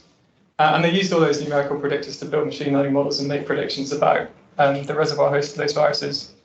And in the sort of specific case of single-stranded RNA viruses, those predictors are able to achieve a median accuracy of around 70%. So the models are able to make good predictions, but there's still a lot of room at the top there to make some improvements to those models, which is kind of where my work started. So yeah, really we're looking for more information, and the information we're interested in is information that can be generalized between viral families, because we want to go further than just the just this kind of phylogenetic neighborhood effect is really able to. And so we're looking for ways in which viruses make adaptations to be better suited to infect particular reservoirs, right? And so kind of my background is in structural biology, so my first thought was, well, okay, we looked at the proteins. And in the interest of simplicity, I kind of looked at what I see as like the smallest functional unit, at least in protein terms, of adaptation, which is short linear motifs. So for people who are not familiar with them as a concept, it's basically really short chunks of protein between 3 and 15 amino acids that perform some kind of effector function. What that actually means can be really broad. It could be bringing about protein-protein interactions, post-translational modification, subcellular localization, any of those things. But the point is, it's not reliant on any kind of tertiary structure within the protein. It's really just this short motif of amino acids that the virus is, and so that kind of makes it, you know, a good choice as a virus if you want to evolve a function, because it's really small, you can pick it up pretty easily, and it lets you do potentially a whole range of different things. And luckily for us, somebody's made a database of all of these, at least as far as we know from eukaryotic cells. So if you do some experiments to characterize the activity of a new short linear motif in eukaryotic cells, then you can upload that motif to this database. And so what we did was download all of the motifs in that database and look for matches to those in the viral proteins in our data set. And then, so we summarized those matches as a normalized count of matches to each motif within each viral genome. And then we used those again as numerical predictors to put into machine learning models, and then made some predictions about the reservoir of infection for viruses where we already had a pretty good idea about that. And so just to kind of bring you back, this is just the predictors that we used in our original model. So the genomic biases and those phylogenetic features that I was talking about before. And when we build models just looking at these short linear motifs, we don't really lose very much in terms of accuracy. And so obviously, I mean, this was a few months ago, and when I first kind of saw the results of these models, I was like, hurrah, you know, 50% accuracy plus 40% accuracy. If I add these new predictors into my models, that's going to give me a 90% accuracy. Unfortunately, it didn't really work out quite like that. And so this kind of tells us that, unfortunately, these short linear motifs are really just summarizing some other information that we already had access to. And some of the other talks from today might give you an idea of what that might be. So we decided to see how we could test that. And one of the things we did to start off with was just to say, well, is it that these motifs have some function, and that function is giving us a signal of adaptation to reservoir? Or is it really that what we're using is a k-mer, and actually these k-mers are just showing us the kind of fine-scale phylogeny within our data set? And so what I did was, for each position in all of our motifs, I just substituted with a random amino acid, and then use exactly the same pipeline to build models based on those simulated motifs with no known function. And indeed, when we do that, we see that the accuracy of the models is almost no different at all. So in the turquoise here, that's the result of these simulated motifs in modeling. And yeah, like I say, almost no difference whatsoever to looking at these real functional motifs, which maybe don't have a function after all in the viral genomes. And just to kind of double check that that effect really was coming from the phylogeny, we looked at kind of co-phylogenies of our best understanding of viral phylogeny on that broad of a scale, which is unfortunately still just ICTV taxonomy. And then our model's understanding of the predictors that we were using in chat values, which I'm happy to talk a little bit more about how that works. And yeah, so we can look at the correlation between these two clusterings. So yeah, I should say we can derive a clustering that looks a bit like a phylogeny from the outputs of our model, and then we can look at how well that correlates to the taxonomy. And when we do that, we see that models that include genomic biases have very little correlation with viral phylogeny. But when we look at these models that are just based on the motifs, whether it be the simulated ones or the ones that have some kind of function in eukaryotic cells, we see a much higher correlation with the phylogeny. And so that kind of feels like case closed, really. Yes, we can build models of reservoir from emergent properties of viral genomes, as well as inherent properties like dinucleotide biases. But we're going to have to work a bit harder if we want to delve down to some functional relationships, because really our models are gaining no information from adding these motifs in as predictors. And so we may as well just leave them out, because we already know how to use phylogeny to predict reservoir. And so that, I think, brings me to a broader point, which is a lot of people are using machine learning to interrogate biological sequences. And we really need to use kind of judicious validation methods to work out whether the effect that we're seeing is really coming from the place that we think it's coming from. So thanks very much, obviously, to the organisers for allowing me to speak about this, and also to my supervisors. Nardis is famous. We've heard a lot about his work today, apparently. And also to everybody else who's involved in this work. And I'm happy to take any questions there are now.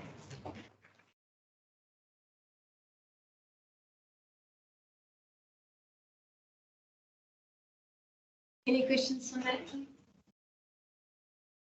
So I think one of the reasons why the genome composition measures kind of work is that they're not just straight up how many dinucleotides are there, how many codons are there, but they're relative to the rest of the genome.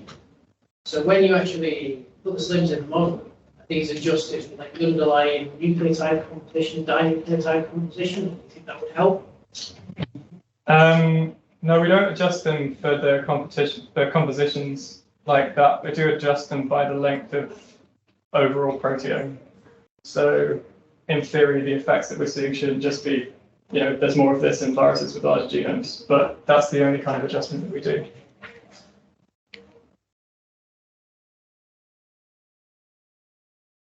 I had questions about the SLIMs. I hadn't really heard of them before because this isn't my area, but I was just wondering, are they useful for other people? Obviously, they didn't really add much to your work. Is it just the way you were using it? Yeah. So I think, obviously, they've all been identified in eukaryotic cells doing like kind of gumshoe molecular biology work. There are a growing number of times where people have also identified viruses hijacking these eukaryotic motifs as well. So there definitely is, there are lots of examples of these having a function, and the same ones as having a function in eukaryotes as being hijacked by viruses. So it does happen. I should have said this actually. But yeah, we're not able to identify them like this. I think, it's a bit of a blunt instrument the way we're doing it at the moment. We really need to kind of include some appreciation for whether they might actually be able to be functional, like are they on the surface of a protein or whatever. So yeah, I think there definitely is, there's a massive possibility for other people to use them, but I think you have to really think carefully about how you use that information. Okay, a bit of context maybe is needed. Awesome. Any other questions? If not, we'll thank Matt again.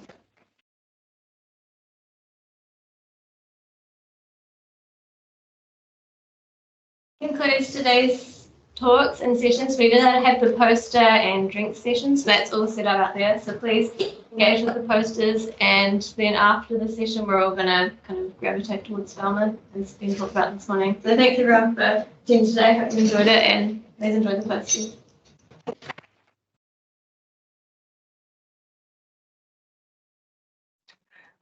Different empires spread, essentially. And this phylogeny is actually some very nice work done by Cécile Troupin at the Institut Pasteur.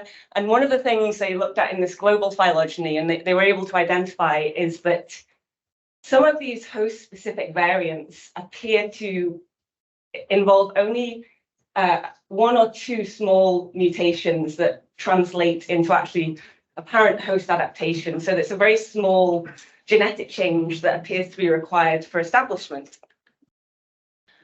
So coming back to the bigger sort of the context of rabies, we may well know it as a very ancient disease. And if you come from Europe or North America, you might also think of it as quite a historical disease. The last time that we had it in the UK was, well, it was essentially eliminated at the beginning of the 20th century. And so although it appears heavily in mythology and so on, we haven't really experienced it in the UK for well over a century. But that's not the case in low and middle income countries around the world.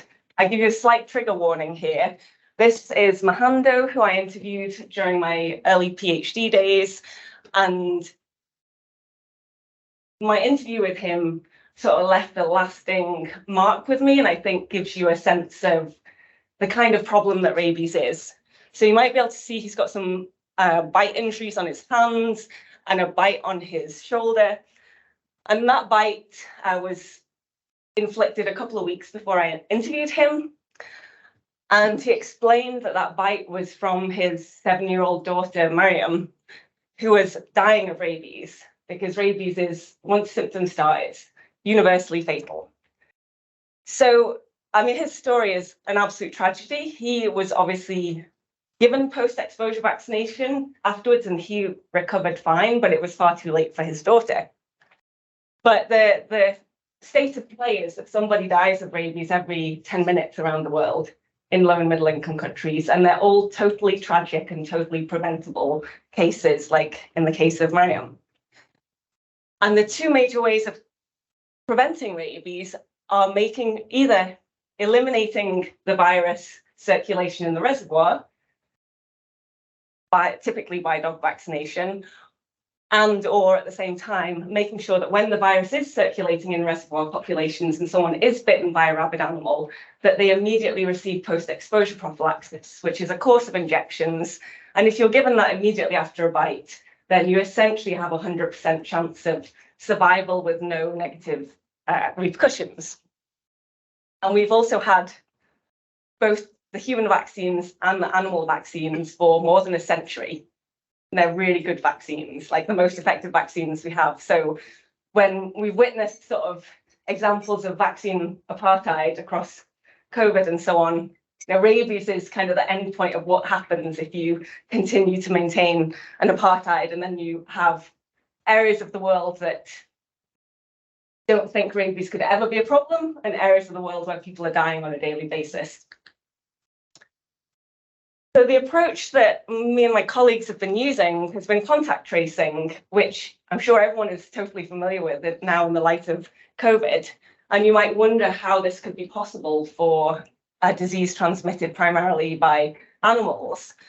But like you saw in the case of Mohando, a bite is actually a really distinctive event. And for an ecologist, that mode of transmission makes it very distinct and unusually easy to track to some extent anyway. And so we started off using hospital records like this, where you know the people, the names and ages and sexes of people who've been bitten by dogs. And you go to the village and discuss with the local leaders, and they'll take you to their household. And through interview, you can kind of find out, did that really seem like a rabid dog? Or actually it was a healthy dog and the kid was playing with it and took away some food or something. And you can kind of differentiate to a large extent based on clinical signs. And if the dog died within a short period or disappeared afterwards, that's definitely a rabid dog. And as you do that, you'll also discover that so-and-so's dog was bitten by so-and-so's dog over here. So we go and interview so-and-so's dog, and we sort of follow the chains of transmission as far forwards and as far backwards as we can. And so that contact tracing also gives us some really nice quantitative information and parameters describing the sort of natural history of infection. So when an animal is bitten, the virus spreads through the peripheral nervous system. That typically takes around a month. And once the virus starts replicating in the brain, that's when you start to see these behavior changes, and the virus will be shed intermittently in the saliva. And it's during these just a few days, typically it's just around 3 days, that the animal is shedding saliva. And at that time, if a dog with rabies bites you, that's when there's a real risk of transmission. And through this contact tracing, we identified that of the dogs that were reportedly bitten by other dogs that were clinically rabid, if they had not been vaccinated, about 50% of them would subsequently go on to develop rabies. So it's not the case that every single bite results in transmission, and we see that in people as well. If you're bitten on the head or the neck and you don't have post-exposure prophylaxis, you've probably got up to a 40% chance of going on to develop rabies, whereas if you're bitten on the foot or an extremity, it might be close to 5%. And Rowan already discussed yesterday how the length of time that it takes for the virus to spread through the peripheral system and reach the brain and as well that the viral dose may modulate the length of the incubation period, and potentially also the viral dose that is transmitted onwards. So using this approach, we get these interesting aspects of the natural history of transmission. We also find out about who's getting bitten and who is or isn't getting these post-exposure vaccines, why they're not getting them, if they're getting them, and what the chances that they'll go on to die of rabies.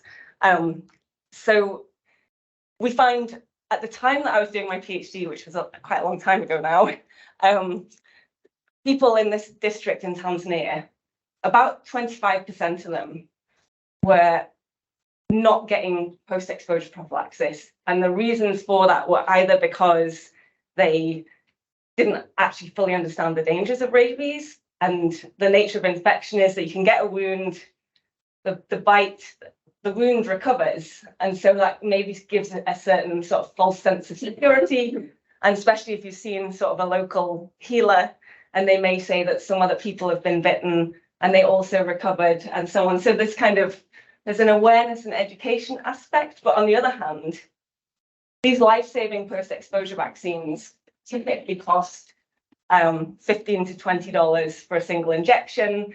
And then for a family, or for an individual who has to have maybe 4 injections over the course of a month, you're looking already at expenses around $100. And so a lot of people, or within this 25%, there's some people who end up taking their chances or simply delaying because they need to raise the funds. And then as you delay and the wound heals, maybe the perspective changes. So the contact tracing has actually generated a lot of really potentially valuable public health information that way. And also given us insights about different diagnostics. So these days we use a rapid diagnostic test, which is something that you'll also all be very familiar with. And we find that it works really well, and local livestock field officers and animal health workers involved in rabies control really appreciate having the ability to test on site and have kind of an immediate indication that this was genuinely a rabid animal. And sort of over time, we've progressed in the methods that we use. So Gurdeep, who's at the back there, she is now our sequencing guru in East Africa, and she's towards the end of her PhD, where she's been generating whole genomes using the latest sort of MinION approaches. And this work has been very much led by Kirsten Brunker here, and is a little bit more outside of my expertise, but I would definitely encourage you to talk to Gurdeep and Essel back there. Essel is doing similar kind of genomic sequencing work in the Philippines. So what I'd like to give you now is a sort of these vignettes from different parts of the country where we've been doing contact tracing. And I'd like you to sort of pay a little bit of attention to sort of the size of the geographic areas that we're working in and the number of dogs versus the number of people, because it varies really dramatically across this landscape. So in northern Tanzania, particularly in Serengeti, we've got very high numbers of dogs to people. So for every 7 people, there might be one dog. And this is largely because in these communities, people are predominantly livestock keepers, and dogs are used for herding and guarding the house and so on.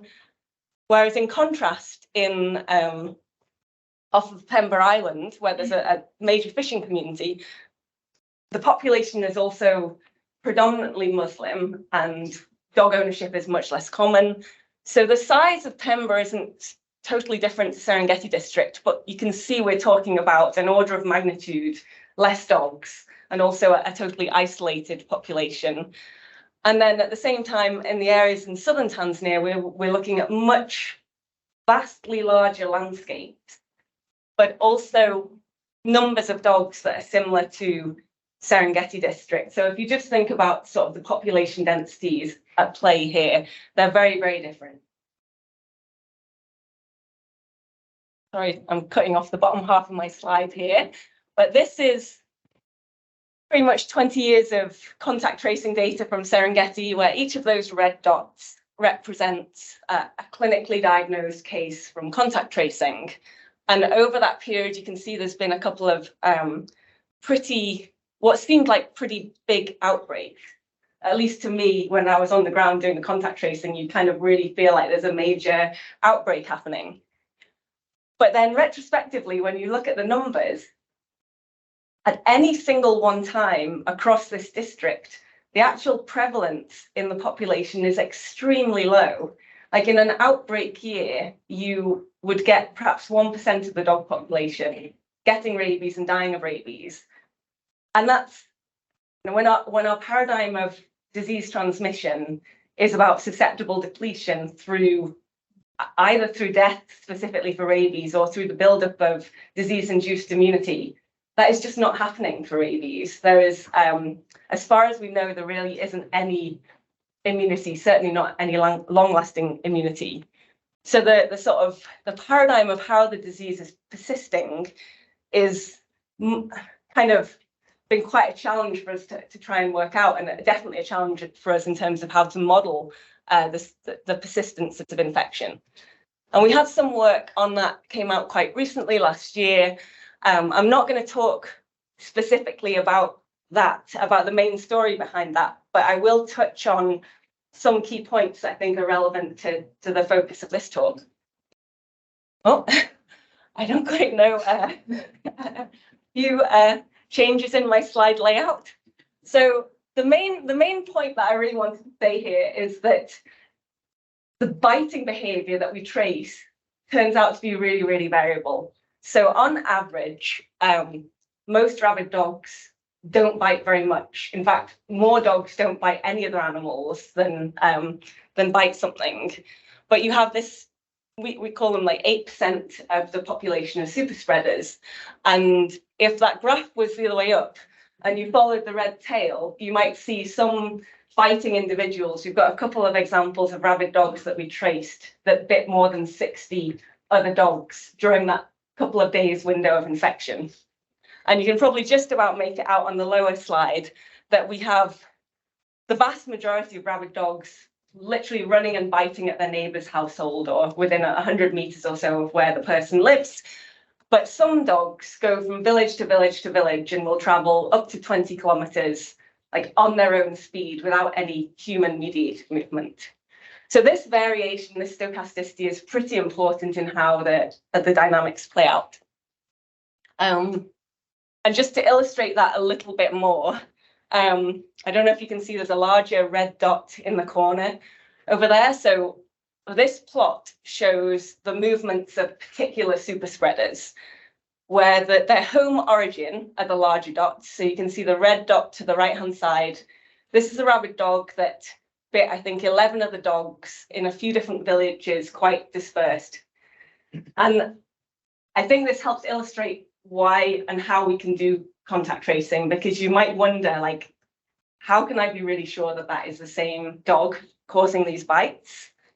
Well, it turns out that dog also bit 21 kids during its foray. And so while we were doing the contact tracing, actually, the entire community had already done the contact tracing for us. So we would go and would be interviewing people, and they'd take us from household to household to show us who was affected, who was bitten, and so on. And I mean, this one is a particularly extreme case, but we have another example where the dog in green at the top ran across several villages to bite another bunch of dogs in the center of another village. And we know that was the same dog because the owners reported tying up the dog with a heavy ox chain, and a dog arrived the following morning in that village, a dog with a big ox chain, apparently very red looking, and then these local villages basically tried to shoot it and kill it with arrows. So, and because the prevalence is actually so low, at any one time, there's not too many rabid dogs concurrently circulating. So for us in contact tracing, that's quite an advantage. So my point really is that transmission is a really stochastic process. You have kind of a lot of heterogeneity, and the virus really changes an animal's behavior. So you can see this interaction that's definitely a rabid dog biting or attempting to bite this lion. And this kind of sort of highlights the question as to, beyond dogs, what other species might be playing a role in maintaining or the circulation of rabies virus. And at the time when I started my PhD, I think this is like very much an open question. It was, how much is dogs, how much is some other wildlife species? And the Serengeti ecosystem was an ideal choice because there's just such a diversity of different wild carnivores there.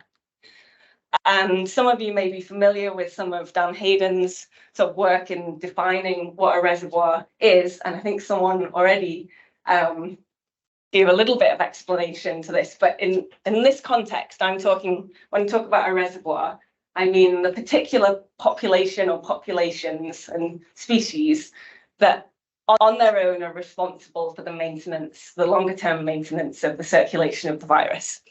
And this could be different host species acting together as part of a community to be like a reservoir community, or some species might be more sources and other species might be sinks. And this was really the question that we were trying to understand in relation to rabies in the Serengeti district. And the other kind of tractable feature of this study system is that at least one component of this potential community can, in theory, be removed through vaccination. And that was something that we were trying to do.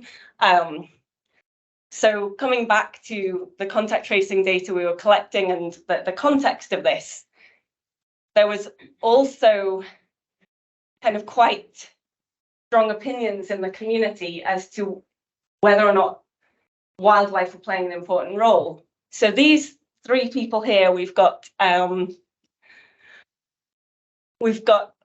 Bokeh on the left, Marco in the middle, and Marie on the right-hand side. So Bokeh was bitten by a honey badger, Marco was bitten by a jackal, and Maria was bitten by a hyena. And anytime someone's bitten by a hyena, it involves a serious hospital stay. And there's definitely been some rabid hyena-related human fatalities. So because of these kind of injuries, you can totally appreciate there might be a strong feeling that it's really wildlife are a big problem here.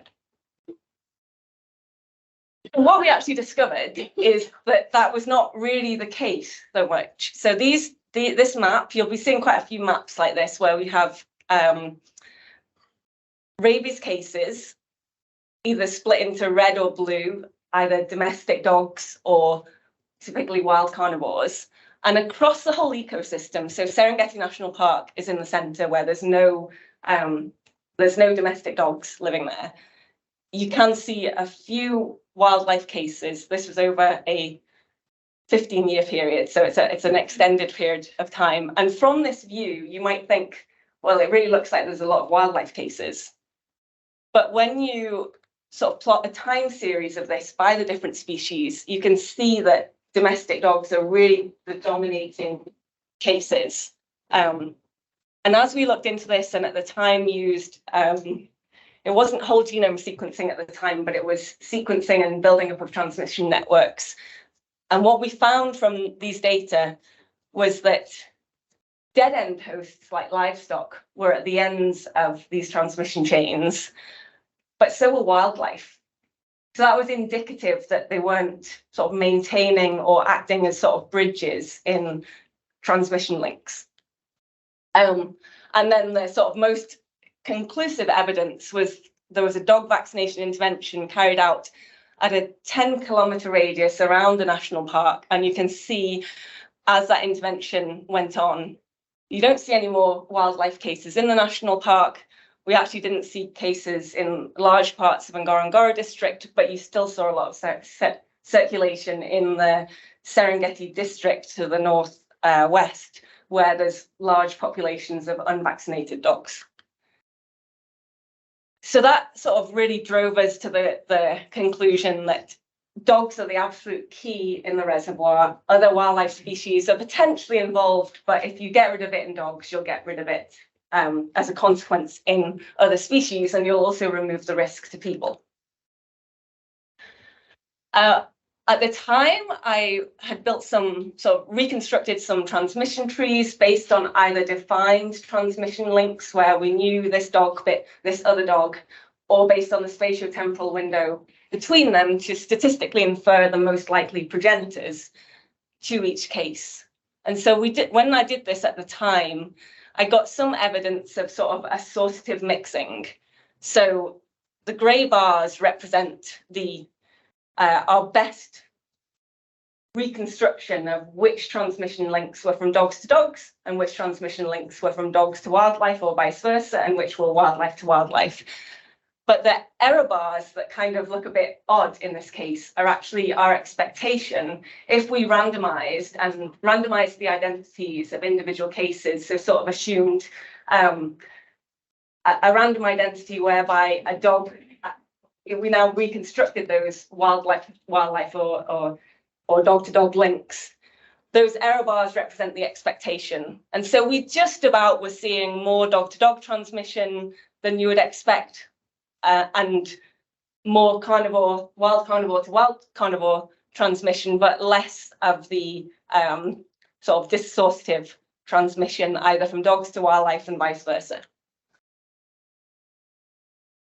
So I'm going to sort of illustrate another very short snippet about rabies transmission on the island of Pemba, which is slightly off topic, but this work has just been published and it's led by Kennedy here, and I'm very proud of it. So you're just going to get a little bit of it anyway.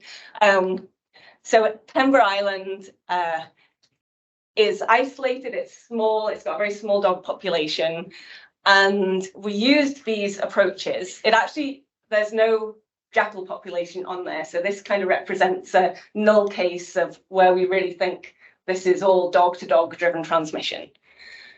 And so he did the contact tracing, go deep to the whole genome sequencing, and we were able to reconstruct using the same kind of transmission trees, but now integrating the sequence data within that and try and identify these chains of transmission.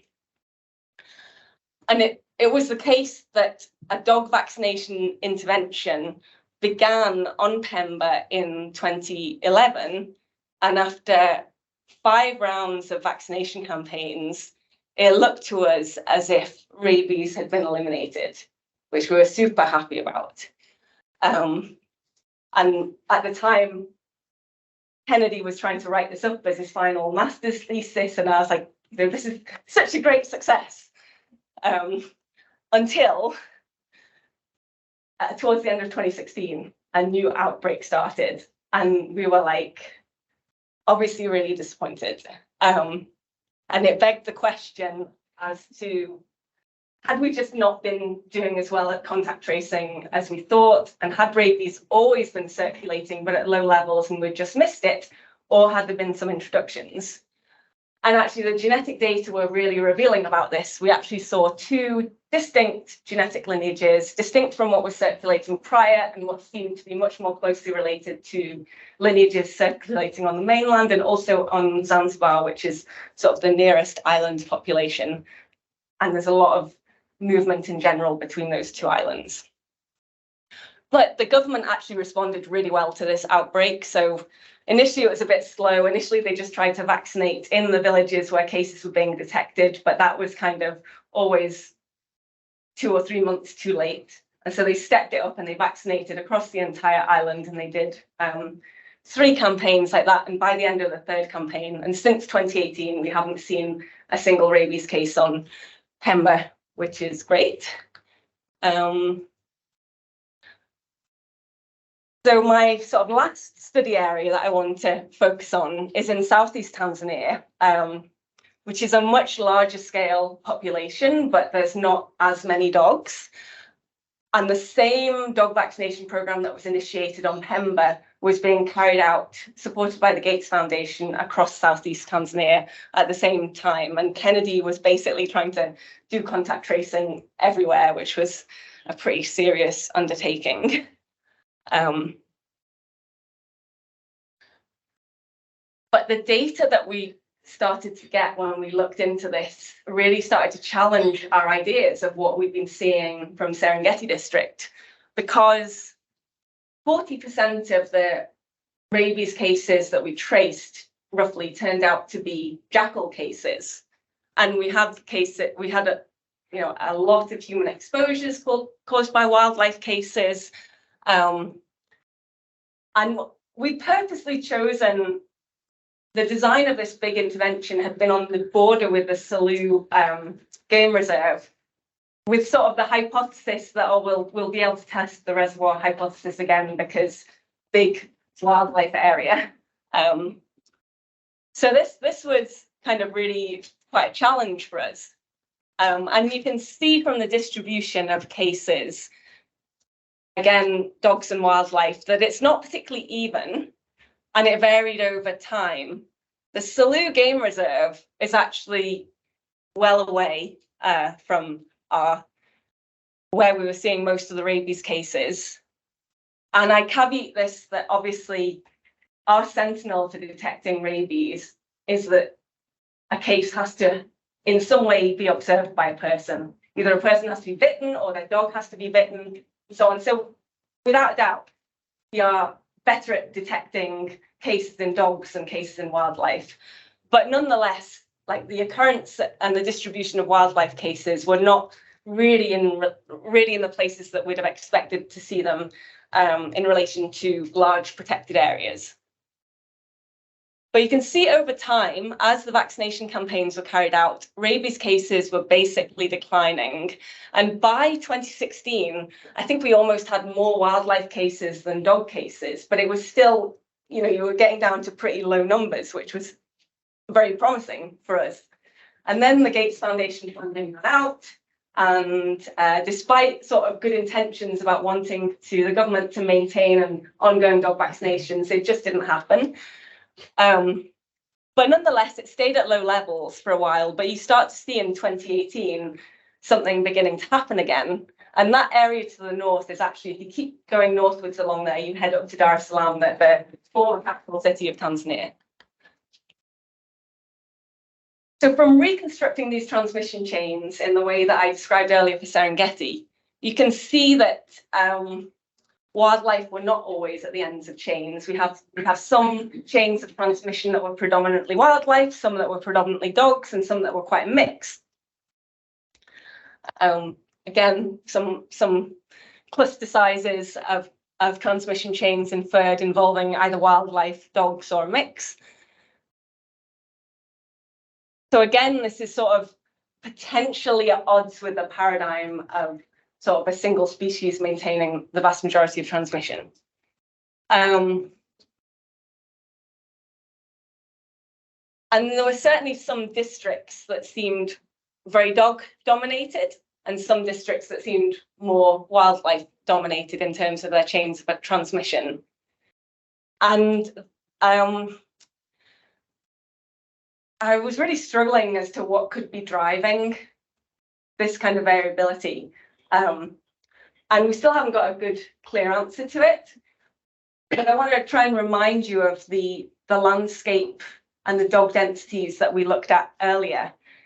In Serengeti district, if you take all carnivores, there's so many domestic dogs that even though there's a lot of wild carnivores, dogs are still the majority carnivores in the population. If you look at the really vast area in southeast Tanzania and the largely Muslim population, not so many dogs. Over a much bigger landscape, there's much fewer dogs, but also it's kind of quite good land for opportunistic carnivores that might live in sort of urban, in more rural communities like jackals. So my thinking was that actually the balance of susceptible carnivores might be actually much more even or more dominated by wild carnivores in those sparser landscapes down south. And we do sort of see a very noisy, but we definitely see some kind of signal as to the proportion of cases the proportion of rabies cases that occur in jackals as a proportion of what we very roughly estimate is the proportion of the overall susceptible population if you basically lump jackals and dogs as a single susceptible pool. And I will touch a little bit more in speculation as I get towards the end of the talk, but you can really see that there's a huge confidence intervals on that, and it's not like it's not like most of the points fall neatly along the line. They fall pretty noisily outside it. But I also would like to point out that rabies in East Africa is actually, we think of it as an ancient disease, but in East Africa it was brought in the 1900s. So between the 1940s and the 1960s, there was quite a bit of establishment. And that also coincided with, so the Brits had a pretty strong policy of going around and shooting all dogs. And so there's a lot of debate as to what good or not the Brits did, but they did seem to control rabies for a period. And when they pulled out, then they basically left the veterinary services with not very much. And these culling campaigns did stop. But then in the past 60 years since then, the human population and thus the dog population across the entire country has gone up by an order of magnitude. So we're going from a very small, or a relatively small potential reservoir population to a much, much larger reservoir population today, if we're thinking about domestic dogs primarily. So the landscape has changed. The susceptible landscape has changed. And the evidence seems very clear that dogs, given an opportunity, and wildlife given the opportunity, dogs can transmit to jackals and jackals can transmit to dogs without any sort of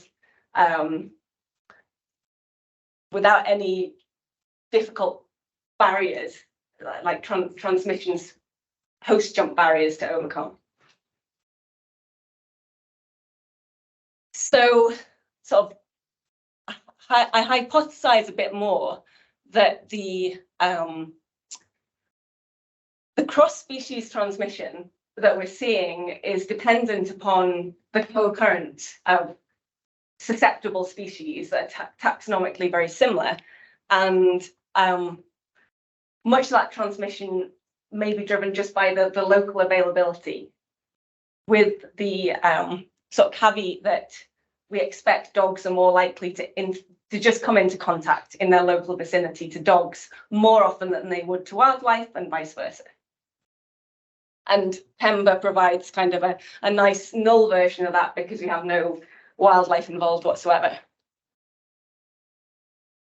So coming back to rabies having been looking in quite a good situation after multiple vaccination campaigns until the end of 2017 in Southeast Tanzania, Sarah actually did some really nice statistical modelling that demonstrated that increases in vaccination coverage over 3 years of vaccination campaigns basically brought down dog rabies incidence by 85%, which is so we got a bit of back and forth about whether we could really give a causal link that dog vaccination was driving this. But I think the size of the effect to me was quite a convincing argument on its own.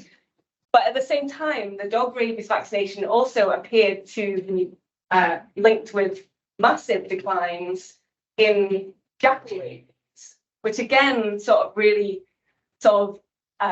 me at least was giving me the impression that essentially by vaccinating dogs you're potentially preventing spillover that then might take a hold in jackal populations. Dog vaccination stopped, and the situation over the last 4 years is that across this entire area we've seen a massive resurgence, and that's primarily so that this graph stops at the end of 2022, and you can see that dog rabies cases have been increasing massively, but there hasn't quite been the same level of wildlife involvement. Like you can see there's a period where there was an area that definitely had what I imagine is sort of some fairly long sustained chains of transmission in jackals. I'm not presenting the 2023 data because I haven't been through it yet, but what's clear is that from the beginning, when rabies started the research in 2018, there was very little wildlife cases that we were seeing, but those cases have tended to increase. So they went from around 3% of cases up to now about 15% of cases in the last year. And really tragically, sort of the latest news from the field is that in one of these areas in the south, in the last month, there's been an outbreak that spread in hyenas, and someone was mauled to death by a rabid hyena. So my speculation is that this year compared to last year, we're seeing even more wildlife cases. And I'm really hopeful. We've got a lot of samples from the last 3 years that Ganita's been sequencing, and we're very excited to see what they look like, because I think they're from both wildlife cases and domestic dog cases, and will maybe be in a better position to depict how much. At the moment, we have no evidence that there is anything separating there's any specific dog-associated lineage versus wildlife-associated lineage. We think that they're sort of moving quite easily through both populations. But the sort of epi-signal is that rabies started to spread from the north of this area in domestic dog populations, and has sort of slowly over time made some introductions into the wildlife populations. So we're learning, I think, quite a bit about cross-species transmission, and it's very clear that you can't treat Tanzania as a single epidemiological entity where the same species are having the same roles. But we still don't really understand what drives cross-species transmission differences across these landscapes. And I would argue that with dog vaccination, that has acted as an intervention where we've learned a lot more, whether it's dog vaccination that has revealed that dog vaccination has got rid of jackal rabies sort of as a secondary effect, or the lapse of dog vaccination has revealed the resurgence of dog rabies and possibly now the resurgence of wildlife rabies. What's really clear, though, is that while you have rabies circulating in dogs, you're going to see some wildlife cases. It's just inevitable that there's going to be, from time to time, rarer interactions, but interactions that could spread significantly. And this is definitely an exciting area of ongoing research for us that I'm hoping some of the genetic work will be revealing about. So just sort of touch on where I'm going with this. So Malavika here did this really fantastic work, sort of improving and developing great new methods for transmission tree reconstructions that allowed us to define lineages and also to build in the genetic data. And that's what we're trying to do right now. So in this particular example, each of the different colours represents the largest single linked chains of transmission. So you can see you have introductions that come, we presume, from neighbouring districts that either do or don't take off, and some of them result in quite large chains of transmission that circulate over 4, 5, 6 years before going extinct or probably entering neighbouring districts. And we have this whole kind of metapopulation effect of multiple lineages co-circulating at the same time. And some of them are short, some of them are long, like the size of transmission chains here. I'm illustrating some of the longer ones. But because of that stochastic variation in rabid dog biting behavior, we expect really skewed distributions of the size of any transmission chain just on the basis of the stochasticity in transmission behavior. So the plots on the left here sort of give an indication of, from the transmission tree reconstructions, what the distribution of transmission chains is. And I would sort of speculate that so far, most of the transmission chains we're seeing in wildlife are these shorter transmission chains, because that's the majority of them. And some of them we see take hold and go for a little bit longer just by the stochastic nature of transmission. And, you know, it might not be that long, but we could be waiting for one of these larger outputs to take off and go for longer in wildlife. And we would expect that, because that's exactly what we see in dogs. And if they're acting in a similar way to dogs, why shouldn't they act that way for jackals as well? So a lot of speculation, but we'll see what comes to bear over the coming years. Sort of end on a slightly happier note. Some of my colleagues have been working really heavily on designing and coming up with and implementing better dog vaccination strategies. And they've been implemented in the north of Tanzania. So this is Serengeti district and the Mara region around it. And this is some simulations which illustrate what happens if you only focus on vaccinating Serengeti district, then you'll still have circulation in all the surrounding districts. But if you also vaccinate at a larger scale, we eventually expect rabies to go extinct everywhere, but extinct in Serengeti district sooner, because Serengeti is sort of at the core of a larger landscape. And we've really been working hard to try and improve dog vaccination in Serengeti. But at the same time, we have constant incursions coming from the borders. But now this team has been really implementing and designing and implementing vaccination strategies over the larger landscape. And we predicted from these models that we would see ongoing circulation in the absence of larger scale dog vaccination. But as soon as you vaccinate in the surrounding districts, you would start to see a much clearer decline and elimination from Serengeti district. And this is some examples of the dog vaccination campaigns going on. People generally engage very nicely, not always the way we would like. But now I'm really happy to say that the last 4 or 5 years looks really good in Serengeti district.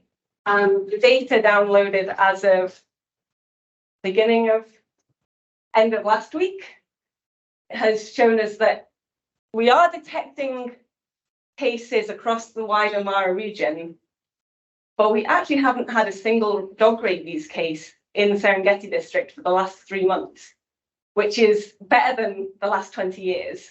So, I mean, it's early days, but I'm quite hopeful about that. But we see this ongoing, like a little bit of cases in other species. And again, as we've got down to very low levels in dogs, let's say the vast majority of the dog population in Serengeti, or a large proportion, is no longer susceptible. But the jackal population is still susceptible. So maybe it's not surprising if jackals end up becoming a slightly larger proportion of any residual transmission that we see. So despite it being a really complicated epidemiological landscape, I think the messages for dog rabies control are still pretty straightforward. Vaccinating dogs seems to work, and we should be doing it at larger scale, and we should have been doing that many decades ago. So there's many people who've been integral to this work, and just a few of them listed here.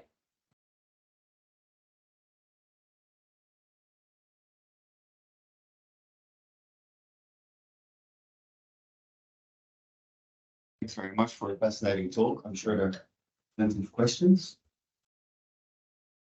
Yeah. Yeah, this is more speculative. I'm just predicting that wildlife are going to increase in their effect spreading rabies. And obviously, in southern region, you don't really know what's going on because the data comes very reports from people.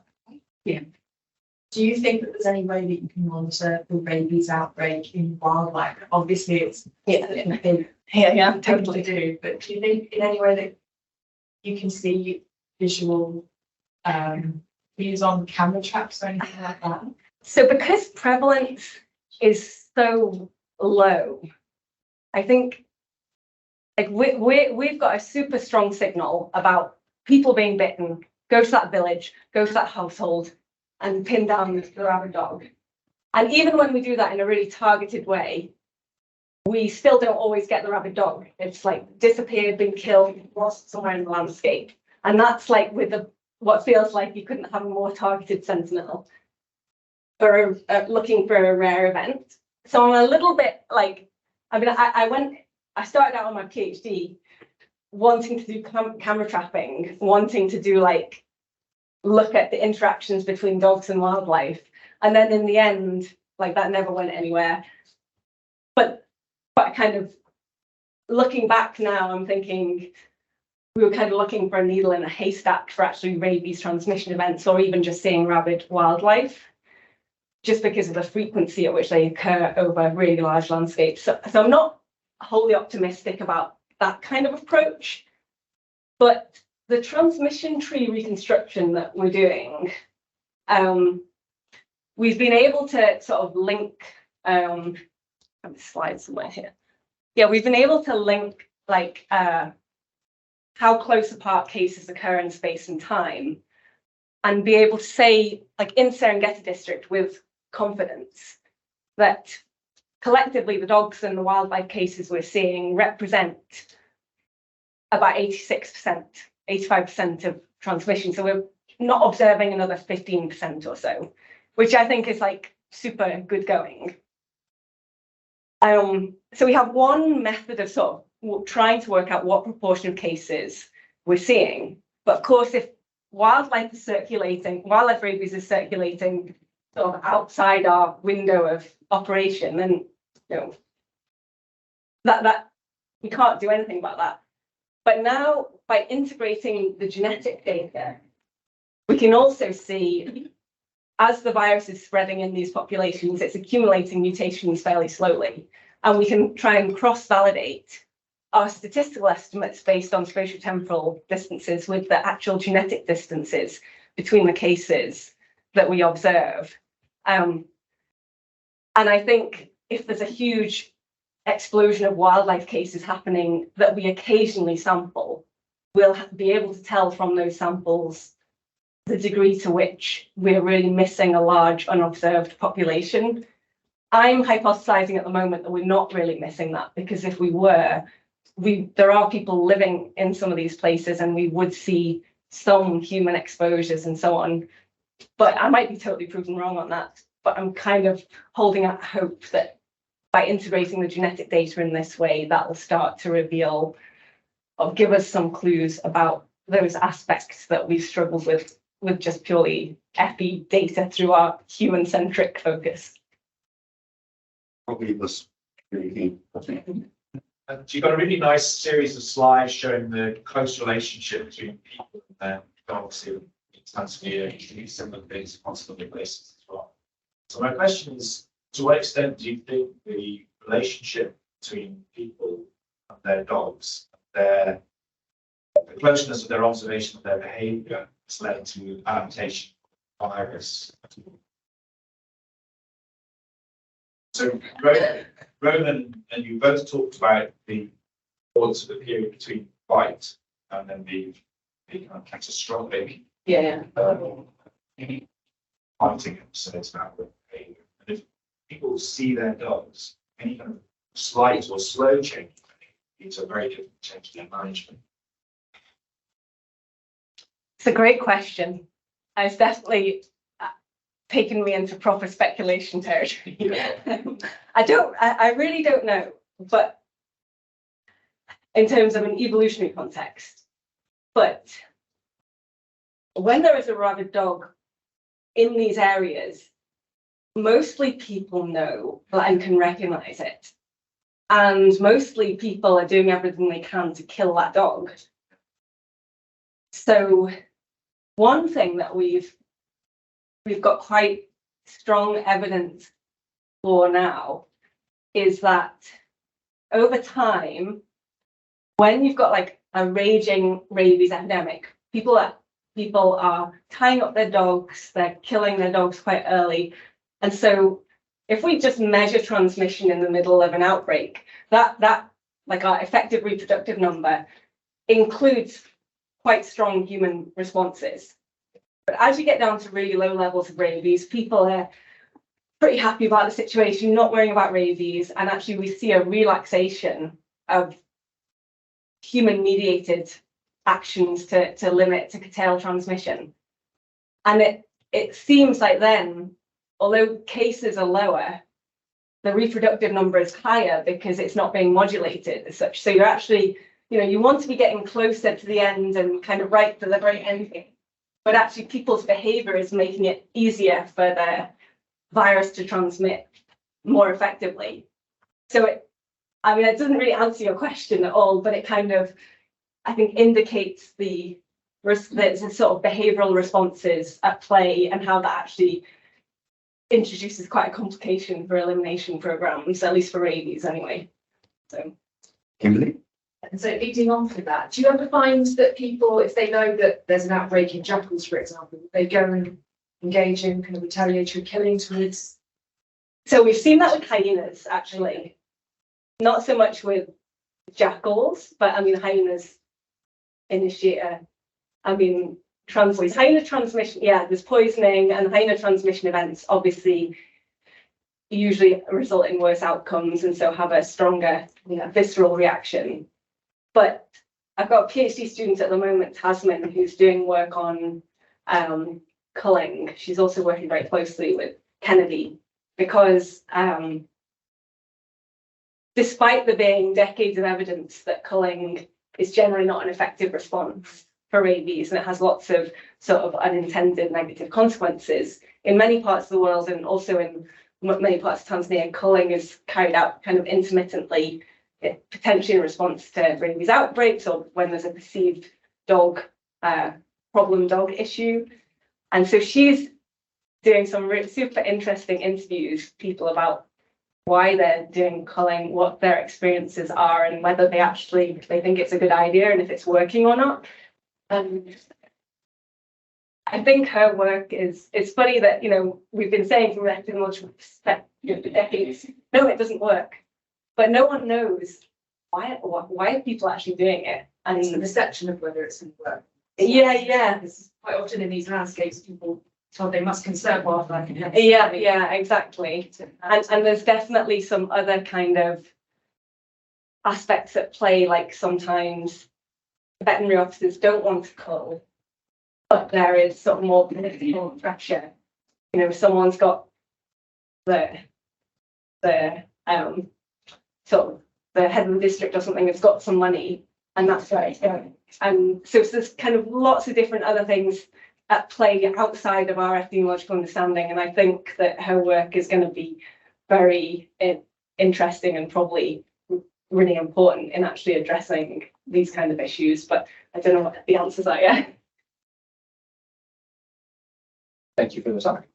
So I was kind of curious, and I am a rabies naive person, both exposure and education. But something like herpes zoster will cause an infection of the peripheral nervous system that can have a huge incubation period that lasts for decades until you get shingles. Yeah. So when you're doing these contact tracing things where you're saying that the incubation period has a maximum of a year, is that year a limit of what we're able to confidently trace? And is it possible that there are reservoirs out there that have very different pathology? And so the reservoir is kind of hanging out at a low frequency. You don't see mortality, but you do have transmission, possibly even saliva transmission, just without the brain stuff. Yeah. Rowan sitting behind you has been thinking about this a lot, and I think she's probably probably more up to date than the literature from me. There are certainly examples of human cases. Like, I think the most extreme example is someone developing rabies 20 years after living in a rabies endemic country, and the sequencing indicated that the virus that they were infected with was from their home country that they hadn't visited since. So there's really clear there is extremely very rare, but extremely long incubation periods.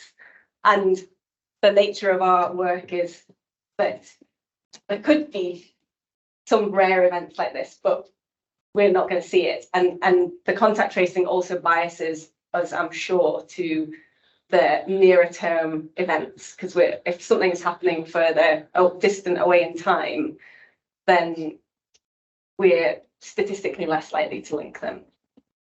Again, I'm a little bit hopeful that genetic data will be able to show us kind of the linkages between, but I was actually almost wondering, in response to one of the earlier questions, as a way to monitor wildlife exposure to antibiotics variants. Yeah, people have thought about that, and serologist Sarah Hayes will probably be able to say something, or at least some of her peers were looking into this. And I think the serology for dog mediated rabies, I think it's a bit clearer for vampire mediated rabies, but serology data for dog rabies is like a sinkhole of confusion and lack of clarity. And I don't think there's very clear, like super clear messages, so as to whether you can see some evidence. Well, with dogs, they die, right? Most, like 50% die, whereas with wildlife, depending on the bite site, you might have 5% die or something. So in those cases, you might have longer term. Maybe, but certainly that in terms of experimental transmission of these viruses, they're behaving in sort of a textbook way. It's not like the infections in wildlife are doing something out of the ordinary that would be. But I mean, like, you can throw up some ideas that way, but at the moment we've not got any strong evidence that would particularly lead us to that. And certainly, like in Latin America, the entire continent was basically rabies-free through dog vaccination, and decades of stopped dog vaccination, and it hasn't come back apart from at borders. So that, I think that is probably the most overriding kind of evidence. Yeah. All right, I think it's time to go to the next speaker. Let's give another round of applause.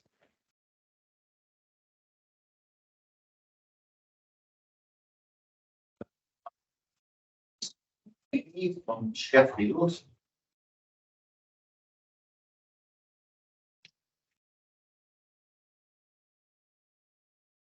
Yeah.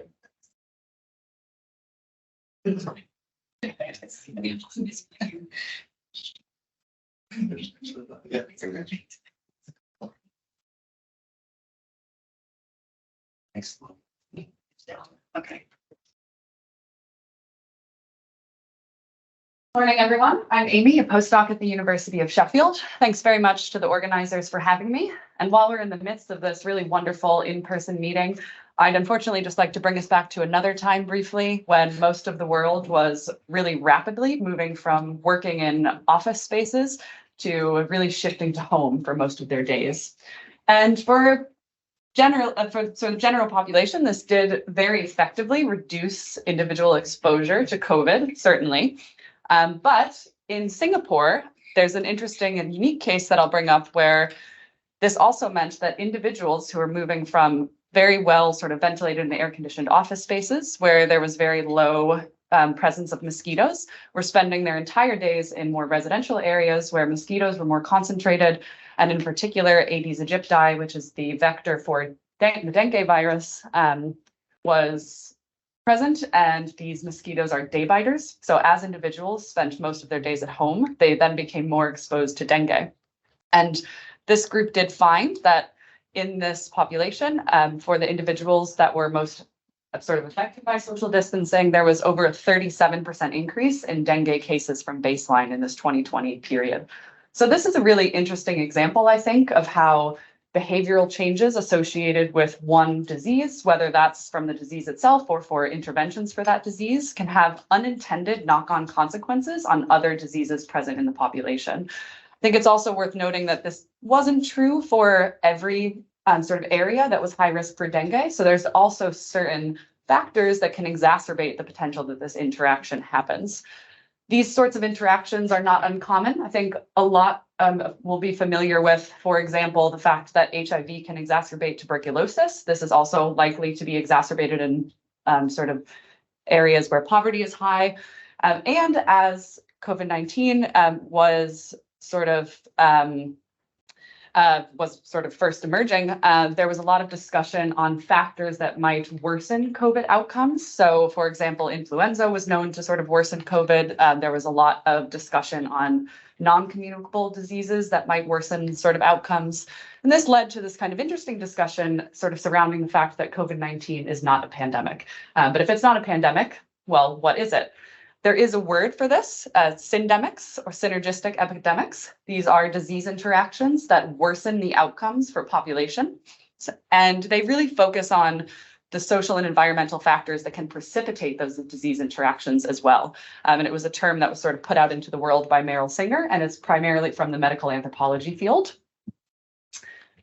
And it's really an emergent property of the population. So it breaks this sort of idea down into a syndemic driver, which might be something like the social distancing measures associated with COVID, a syndemic vulnerability, which is a sort of vulnerability, as it says on the label, in a population that can allow these interactions to occur, the interaction itself, and that sort of all in all makes sense.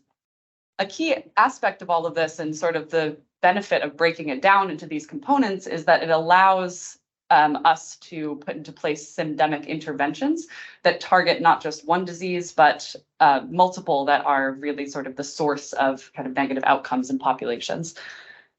And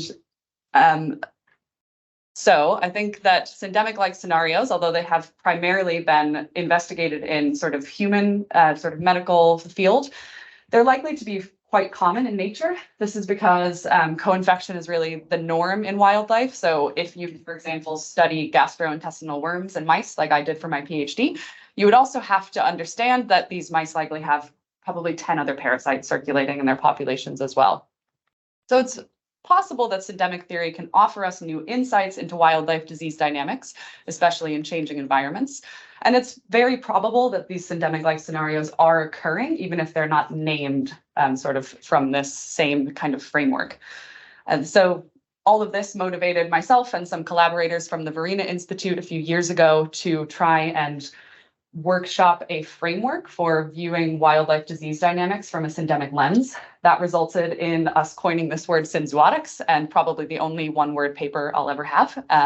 That is a sort of perspectives piece in JAE. And what we really wanted to do was sort of outline the ways in which syndemic theory can be applied to wildlife. We wanted to acknowledge that there is a very rich history of co-infection work in wild, of course. This has previously called for really viewing parasite communities and their sort of ecological interactions, defining the sorts of rules that can govern these interactions, and some empirical evidence that does show that these sorts of interactions can really influence transmission risk. But often these do focus on, and I keep saying the word, the interactions. And as I said previously, the sort of syndemic interaction is just one part of what a syndemic is. So we wanted to set up this framework borrowing from the syndemic ideas where we were laying out drivers, vulnerabilities, the interaction itself, and importantly, the mechanism and outcome in these populations. This is really more important than ever because global change is rapidly changing things for wildlife populations. This lovely paper by Colin Carlson and Greg showed really nicely that climate change is going to introduce a lot of new animal species meeting each other for the first time, which will mean they share more parasites. And this means that a lot of new parasites will meet each other for the first time. So there will be many parasite interactions that we as yet cannot predict the outcomes of because we simply don't have that information. So it's important to, as we move forward, think about how factors like climate change, natural disasters, which Greg outlined really nicely yesterday, land use change, and a range of things might influence not just animal species, but their parasite communities. And this can allow us to sort of expand beyond the disease-disease interactions and consider the sort of biosocial disease interactions that syndemic theory is really based on. But this is quite difficult in the wild because, as you can imagine, the resolution of data that you need to really span all elements of a synzootic is quite hard to capture. So I'll just take some time and talk through why this framework might be useful to identify missing pieces of information or sampling priorities for starting to be able to make generalizable predictions. So I'll work through how a symbiotic interaction might sort of appear in wild. I'll first use an example of canine distemper virus and babesia in Serengeti lions. These lions commonly have epizootic events of canine distemper virus. So over about a 30-year period, this particular population that these researchers were studying, they had about 5 silent epidemics of canine distemper virus that had very few impacts on the population in terms of mortality. But there were 2 instances where something really unusual happened, which was that they had mass die-offs from the CDV epizootic event. And as they sort of went back and tried to identify why, they discovered that it was because both of these events had been preceded by very extreme droughts, and the subsequent heavy rains that followed the droughts and also the poor condition of other animals meant that there was an increase in tick abundance that was sort of brought on by the rains and feeding on sort of animals in bad drought condition. And this really increased the sort of the presence of ticks and the transmission of babesia that the ticks were carrying. And so the immunosuppression that was being caused by the canine distemper virus, which normally did not cause mortality events, interacted with babesiosis of these lions. And in one of these sort of 2 events, a third of the population actually died off because of this. So I think this is one of the best examples I've found to date of how a really nice sort of identification of a driver, this really notable interaction and a worsened outcome for the population. And in the paper, we tried to find other examples of this. So I won't go into all of these in detail, but we identified a few other instances. For example, the causative agents of chytrid fungus, those can interact and worsen sort of infection severities. White nose syndrome in bats can downregulate antiviral responses and actually cause the elevation of coronaviruses in bats. And there's the distemper virus. And we also really wanted to especially focus on examples where we can sort of identify some of these drivers and vulnerabilities, which range from things like climate conditions to very extreme winters and rains and all sorts of things. You'll probably notice that in this sort of figure, which is kind of our main sort of table in the paper, a lot of the relationships are uncertain. So that's what a dashed line indicates here, or there's even a question mark. That's because it was really hard to find these examples, and some of the relationships are only hypothesized, or it's not all of these whole sort of span of this framework is really very sort of well resolved. And that's, I think, one of the benefits of viewing this as a sort of framework, because if we continue to think of things sort of through this holistic lens, it allows us to really think about what's missing for us to be able to identify the drivers or the outcomes in many instances. What do we sort of need to consider as we want to sort of monitor diseases in wildlife populations moving forward? I'll now talk a little bit about some specific empirical examples from some of my own work, which are focused on identifying symbiotic interactions, because those in and of themselves can be really difficult, given the fact that it's very hard to separate sort of co-occurrence of parasites in the wild with actual interactions that are going on. But that's a very important aspect of sort of symbiotic. It is much more than just a co-occurrence or even just a co-infection. There really does need to be some sort of interaction there. So the 2 examples I'll give are from wild rodent work, both in the sort of co-infected wild rodent populations, one of which we used experimental resource supplementation to sort of simulate a changing environment for these mice, and one of which we actually directly manipulated the parasite community by removing their key parasite, which was a gut helminth.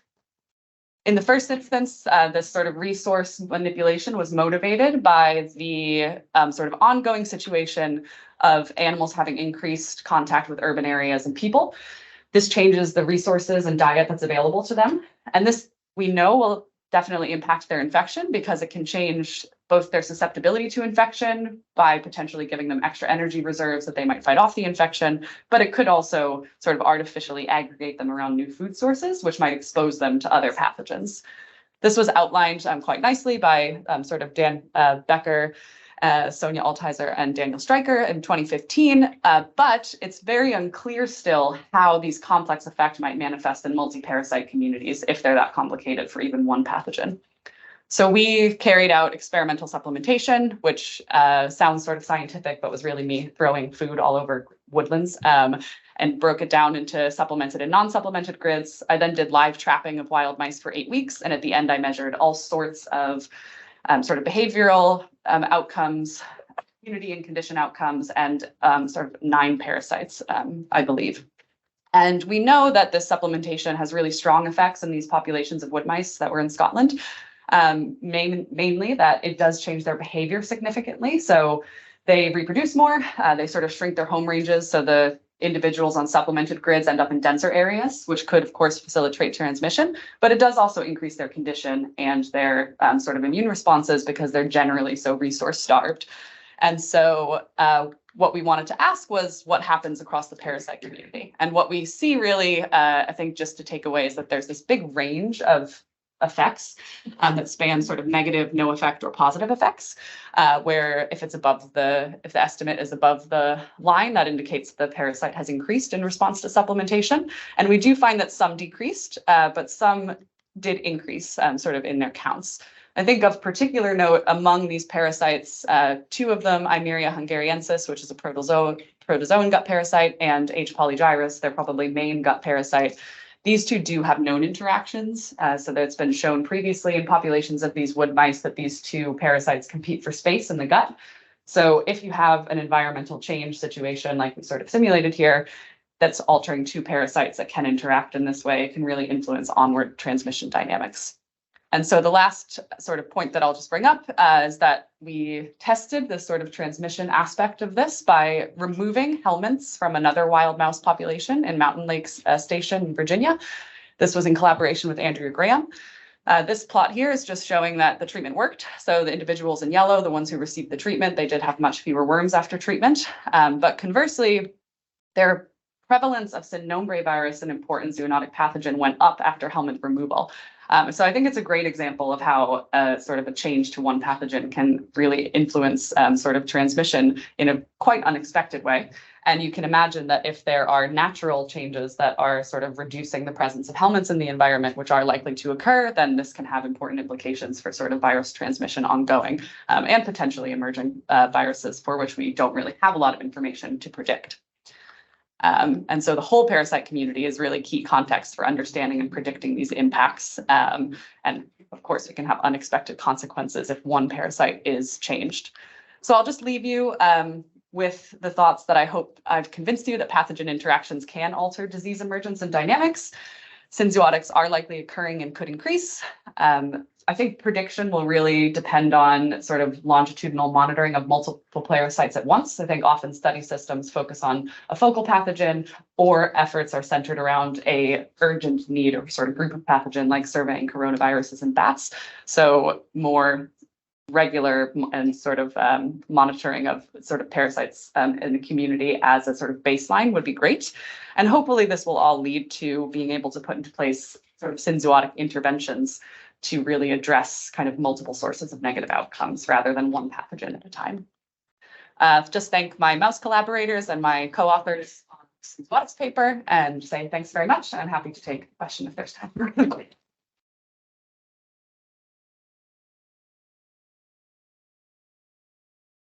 Thank you. That's a question you had. Very much. And the examples you get early on of, I suppose, these synergistic, symbiotic interactions. There's examples in the world mediated by the immune system. Immune suppression by one. Are there any other mechanisms that you think of that lack of synergistic?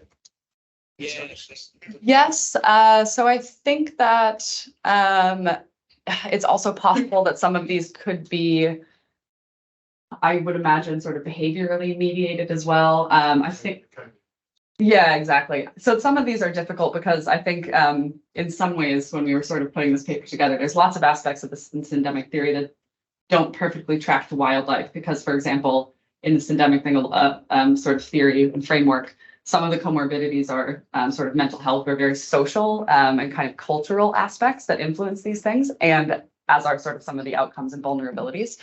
So a lot of it, I think, will be immune mediated in terms of some of the interactions. But one example that wasn't on the slide for time reasons, but that was a non-pathogen-pathogen interaction was sort of the use of herbicides in sort of areas where amphibian populations were. So they have this sort of negative condition effects from the herbicides, and that exacerbates an infection that they have, and that causes it really contributes to die-offs in these amphibian populations. So I think that it basically doesn't have to be sort of pathogen immune mediated. It can also be other conditions that are driven by sort of environmental things. So it was sort of that these amphibians were in very bad condition due to an environmental driver. Wasn't necessarily immune associated, but it had been exacerbated their other infections. I think it would be great to find more examples that are not just immune mediated as well. I think that's a big sort of focus in some of the co-infection literature as well. There's some parasites, for example, that do compete directly for space within host sort of within the body. So that could also sort of mediate something. You just didn't have a direct example for it. This is a general question really, but I'm thinking about the implications of the model there for thinking about health in human populations. Because all too often we treat things as comorbidities and we put them in one pathway or another. So you just said mental health versus physical health. Presumably the outcome of this way of thinking is that you take a whole organism approach and you look at these things not necessarily in health jargon, but as integral to the causation of a condition. Exactly, yes. So what are the implications for human health? And also maybe intergenerational transmissions. Again, be time and space, we tend to think of things in this particular moment. Whereas if it is immune modulation that's really key, that can be intergenerationally transmitted as well. So there's really profound implications. Yeah, I think so. That's a sort of like in some of the other work that I'm interested in, this concept of how these, like, for example, your exposure at one point in your life, that will change certainly what your infections look like later in your life, just because of how it shapes your immune response. But often, certainly in the wild, we don't necessarily often have the data because we don't know what they've, like, if you catch, a mouse when it's 8 weeks old, you have no idea what parasites it's seen before a lot of the time. So I think increased monitoring from early life is great for that, to really be able to sort of track things over lifetime or over generations, as you say. I think you've really, yeah, exactly sort of said it correctly. In some of the syndemic literature, they even say things like beyond comorbidities, because it's really sort of not just a comorbidity, but a lot of these, what is viewed as comorbidities, are potentially influenced by these drivers as well. So I think it's really kind of trying to identify whether something that might be viewed as just a sort of factor you put into a model is actually something that was also caused by one of these drivers. And then just to say, in terms of the sort of, I think the human health implications are really that I think the Sin-Nombre example is a good one, just because it sort of highlights that it will change the way that animals may transmit to humans. So I think that's a lot of the motivation for trying to sort of view it holistically, or sort of try and make generalizable predictions. I think we have to stop here because it's time for a coffee break, where we can talk a little bit more outside in the sun. Let's give Amy another round of applause. Watson will talk about bacteria, which are not only parasites, but also hosts. Right? Yep, that's exactly it. Don't spoil my thought. Okay, so as you can see by my title, it talks about how CRISPR-Cas immunity evolves, and CRISPR-Cas is a bacterial defense system. But for the kind of relevance of the symposium and to kind of think about things in the bigger picture, what I'm interested in is understanding how bacteria interact with their hosts. So this can be humans or plants, and how their interaction is affected by the interaction between the bacteria's pathogens or commensals or kind of mutualistic agents. So it's really about understanding how all these interactions work together. These interactions can be positive and negative. So today I'm going to talk about negative interactions, but the project I'm working on now is looking at positive interactions. So it'll be fun. But the model system I'm going to talk about today is Pseudomonas aeruginosa, which is bacterium that causes, so it's an opportunistic pathogen.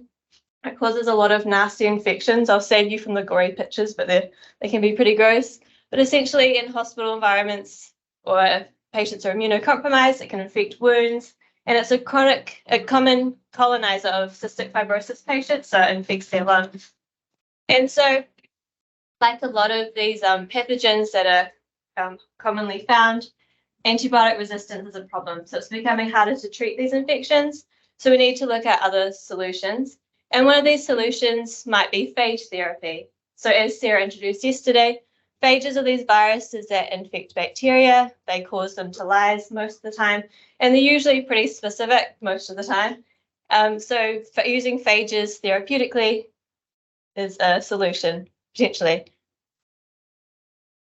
So kind of like how in the environment and in nature, bacteria will encounter antimicrobials. It's the same for phages. So everywhere you find bacteria, you'll find phages. And in some environments, they can outnumber them by tenfold. So just like how we have antimicrobial resistance, we also have phage resistance. And this takes the form of these defense systems that bacteria have. So bacterial defense systems are very diverse. And this figure here just is a very, very brief summary of them. But essentially, they act at all of the stages of the phage replication cycle. So they can prevent the phages from binding to the cell. And once the phage starts infecting and injects its DNA, it can prevent the replication of the phage, or it can kind of shut down the cell to prevent the virus from spreading between cells. So they're diverse, and bacteria will typically carry multiple of these systems. If we go back to our model system, the Pseudomonas strain that we're working with, it evolves resistance at against its phage called DMS3-Ver using one of two mechanisms. So it can either use surface modification, where it mutates the receptor of the phage to prevent it binding, and in this case, the receptor is the type 4 pilus, or it can use its CRISPR-Cas system. So once the phage has infected and injected its DNA, the CRISPR-Cas system will use parts of the phage DNA to drive the degradation of the phage genome. So there's these two strategies here. And now if we think about if we were to use DMS3-Ver clinically, we kind of think that resistance is kind of inevitable, but it's got these two resistance strategies. The important question, if we think about the big picture, is how do these resistance strategies affect the interaction between Pseudomonas and its human host? So previous work in the Wester group, Eleanor did this really cool study where she kind of assembled the synthetic lung community, and she showed that in Pseudomonas in this population, it evolved resistance against this phage, but the surface mutants were less fit against the other members of the community, and they were less virulent. So if we're thinking about things in a clinical context, to have a less virulent, less successful bacteria, that's kind of the idea outcome, because then Pseudomonas does less well. So this is where my work comes into play. The aim of my project was to understand what determines which defense system that the bacteria will use against this phage. Great, so again, insight initially into this kind of quite a big thing to look at. We used mathematical modeling. So we worked with Sylvain Gandon, and he made a deterministic model to kind of understand what would happen here and what factors are important for each defense system. So I'll briefly walk you through the model, won't go into detail for time. So essentially we have this population of sensitive Pseudomonas cells, and some of these during replication will become surface mutants because these just arise as errors of replication. These sensitive cells are infected by the phage, and then most of these will die, but some of them may become CRISPR clones. That's really the basis of the model. And the model gave us some key predictions for what determines which defense strategy will evolve. And so for CRISPR-Cas immunity, because the evolution of immunity is dependent on being infected, the model predicted that this is determined by the phage dose, as well as the cell density, because if there's more cells, the phages will spread more. Whereas kind of quite predictably, surface modification, because it's dependent on bacterial replication, surface modification will evolve when the cells can replicate. So I designed experiments to test these predictions, starting with the first one here.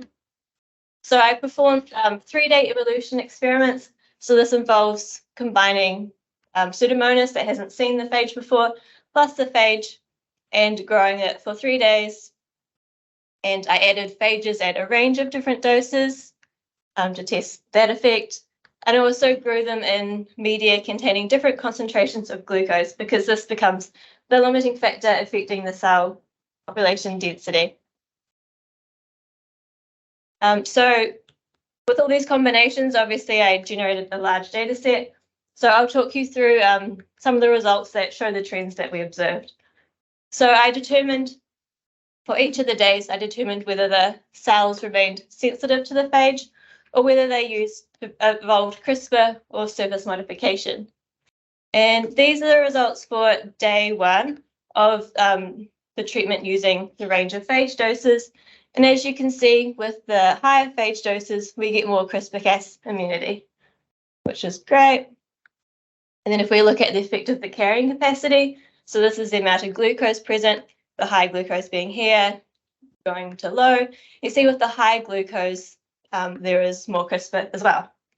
It's really cool to see.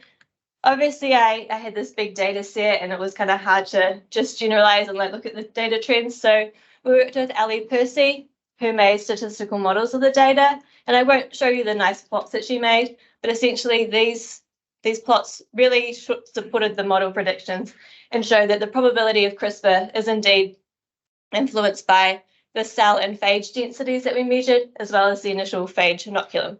So this was great, all in agreement with the model, which is always exciting. And then I looked at the second prediction. So I used similar experiments, but here, instead of inoculating the cultures with the same amount of cells, I used different amounts. So I added cells constituting 10% to 0.1% of the final volume, meaning that to reach the carrying capacity of the media, the cells would have to undergo different amounts of replication. And so I evolved these for 24 hours. And so here we have the different amounts used to inoculate the cultures, and the initial amounts and the final amounts, this time for the phage titers. And so regardless of the initial inoculum, the phages reach the same high titer.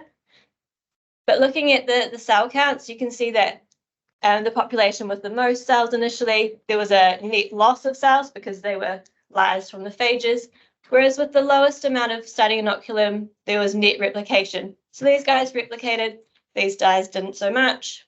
And now looking at the resistance types that evolved, we can see that when in the cultures that underwent replication, there is a lot of surface mutants, and in the other one, not so much. So again, this supported the model predictions. And yeah, so to summarize, we can show that based on the model prediction and the experimental results, that we can kind of predict the type of resistance that evolves. So basically CRISPR-Cas, because it the cells need to be infected to evolve resistance, we can manipulate it by increasing the phage exposure, and then kind of indirectly by affecting the growth rate and the densities of the cells and phages to increase the chance that the phages and cells will encounter and the resistance can evolve. Whereas surface modification just needs the cells to be able to replicate to generate that mutation supply. Cool, and so this work was done in my postdoc with Edza Westra, which is a NERC-funded postdoc, and it's currently under review at PLOS Biology, so hopefully you can read it all soon, but if you're really keen, there's a preprint out there. And I'd like to thank all these people and you for your attention.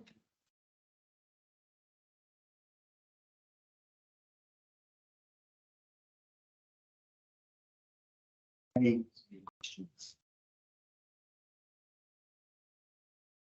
So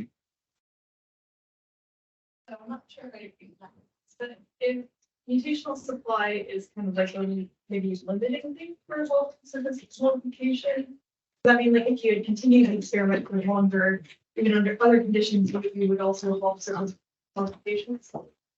The other conditions, sorry. I'm trying to think of what they were. I guess in general, like, would you just expect surface modification to evolve eventually in all conditions if it's mostly based? Yeah, so in theory it can evolve because it will just, make the mistake in the critical area that it, of the genome and that mutant will arise. But then I guess whether you detect it or not depends on the selection. So that's, again, a different component I didn't talk about, is that we kind of have these things evolving, but then the critical thing for the clinical context and for kind of the environment is how selection will act on them. So I guess they will always kind of be there. It's just whether you select them or not. Any other questions? I just wanted to know enough about the type of pillars and the surface modification to understand how the relative benefit of the different resistance mechanisms will play out in a host. Is the pillars involved in attachment or anything like that? You're going to mix everything. Yeah, exactly. It's motility and attachments. That's why it's kind of quite costly in the host. The study I talked about was in the moth larvae model, but it's kind of a non-virulence factor, so it was pretty expected that it would be involved. Yeah. Yeah, just a quick one. In that model, maybe even like in your experiments, like the CRISPR-Cas evolved ones, could they still go towards surface modification? So that's generally something we don't see, and the model actually predicts that there's negative epistatus between the two defense systems. It only needs one, so you get CRISPR evolving. It kind of selects against the surface mutants because the phages are, so as a CRISPR clone emerges, because these cells become infected, it removes the phages from the population, so that reduces the selection for the surface mutants. So there's the other negative status. We don't typically, well, I don't think we've ever seen both resistance happening. Thanks a lot, Bridget.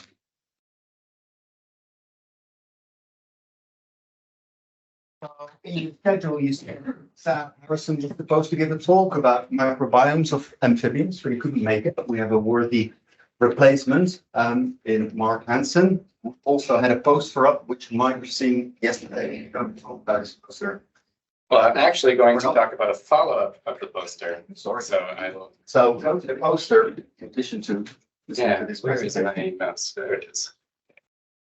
Where is? Oh, yeah.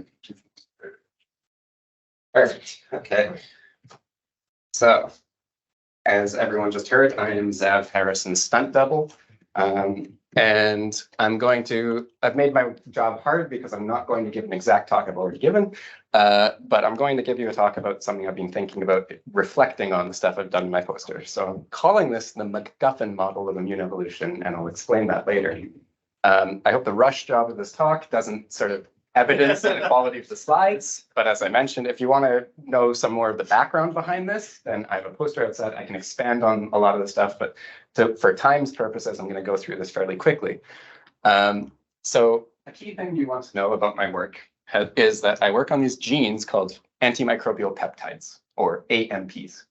And to be very reductionist, these are basically antibiotic genes. And so they kill microbes, often by opening pores in the membrane or sometimes attacking intracellularly. They're really widespread in the tree of life. And so you see sort of the similar molecules and similar defense mechanisms in all animals. And for instance, AMPs are a major part of defense against Pseudomonas aeruginosa lung infection, or gastrointestinal diseases, or we have AMPs in our tears, which is why our eyes don't constantly have pink eye when their microbes settle on them. And for decades, since their discovery in animal systems, AMPs largely were thought to work under this additive model of immunity. And so the idea behind the success of the AMP defense was that there are multiple contributions from lots of different genes from lots of different families, and all of them are somewhat redundant and also generalist in activity.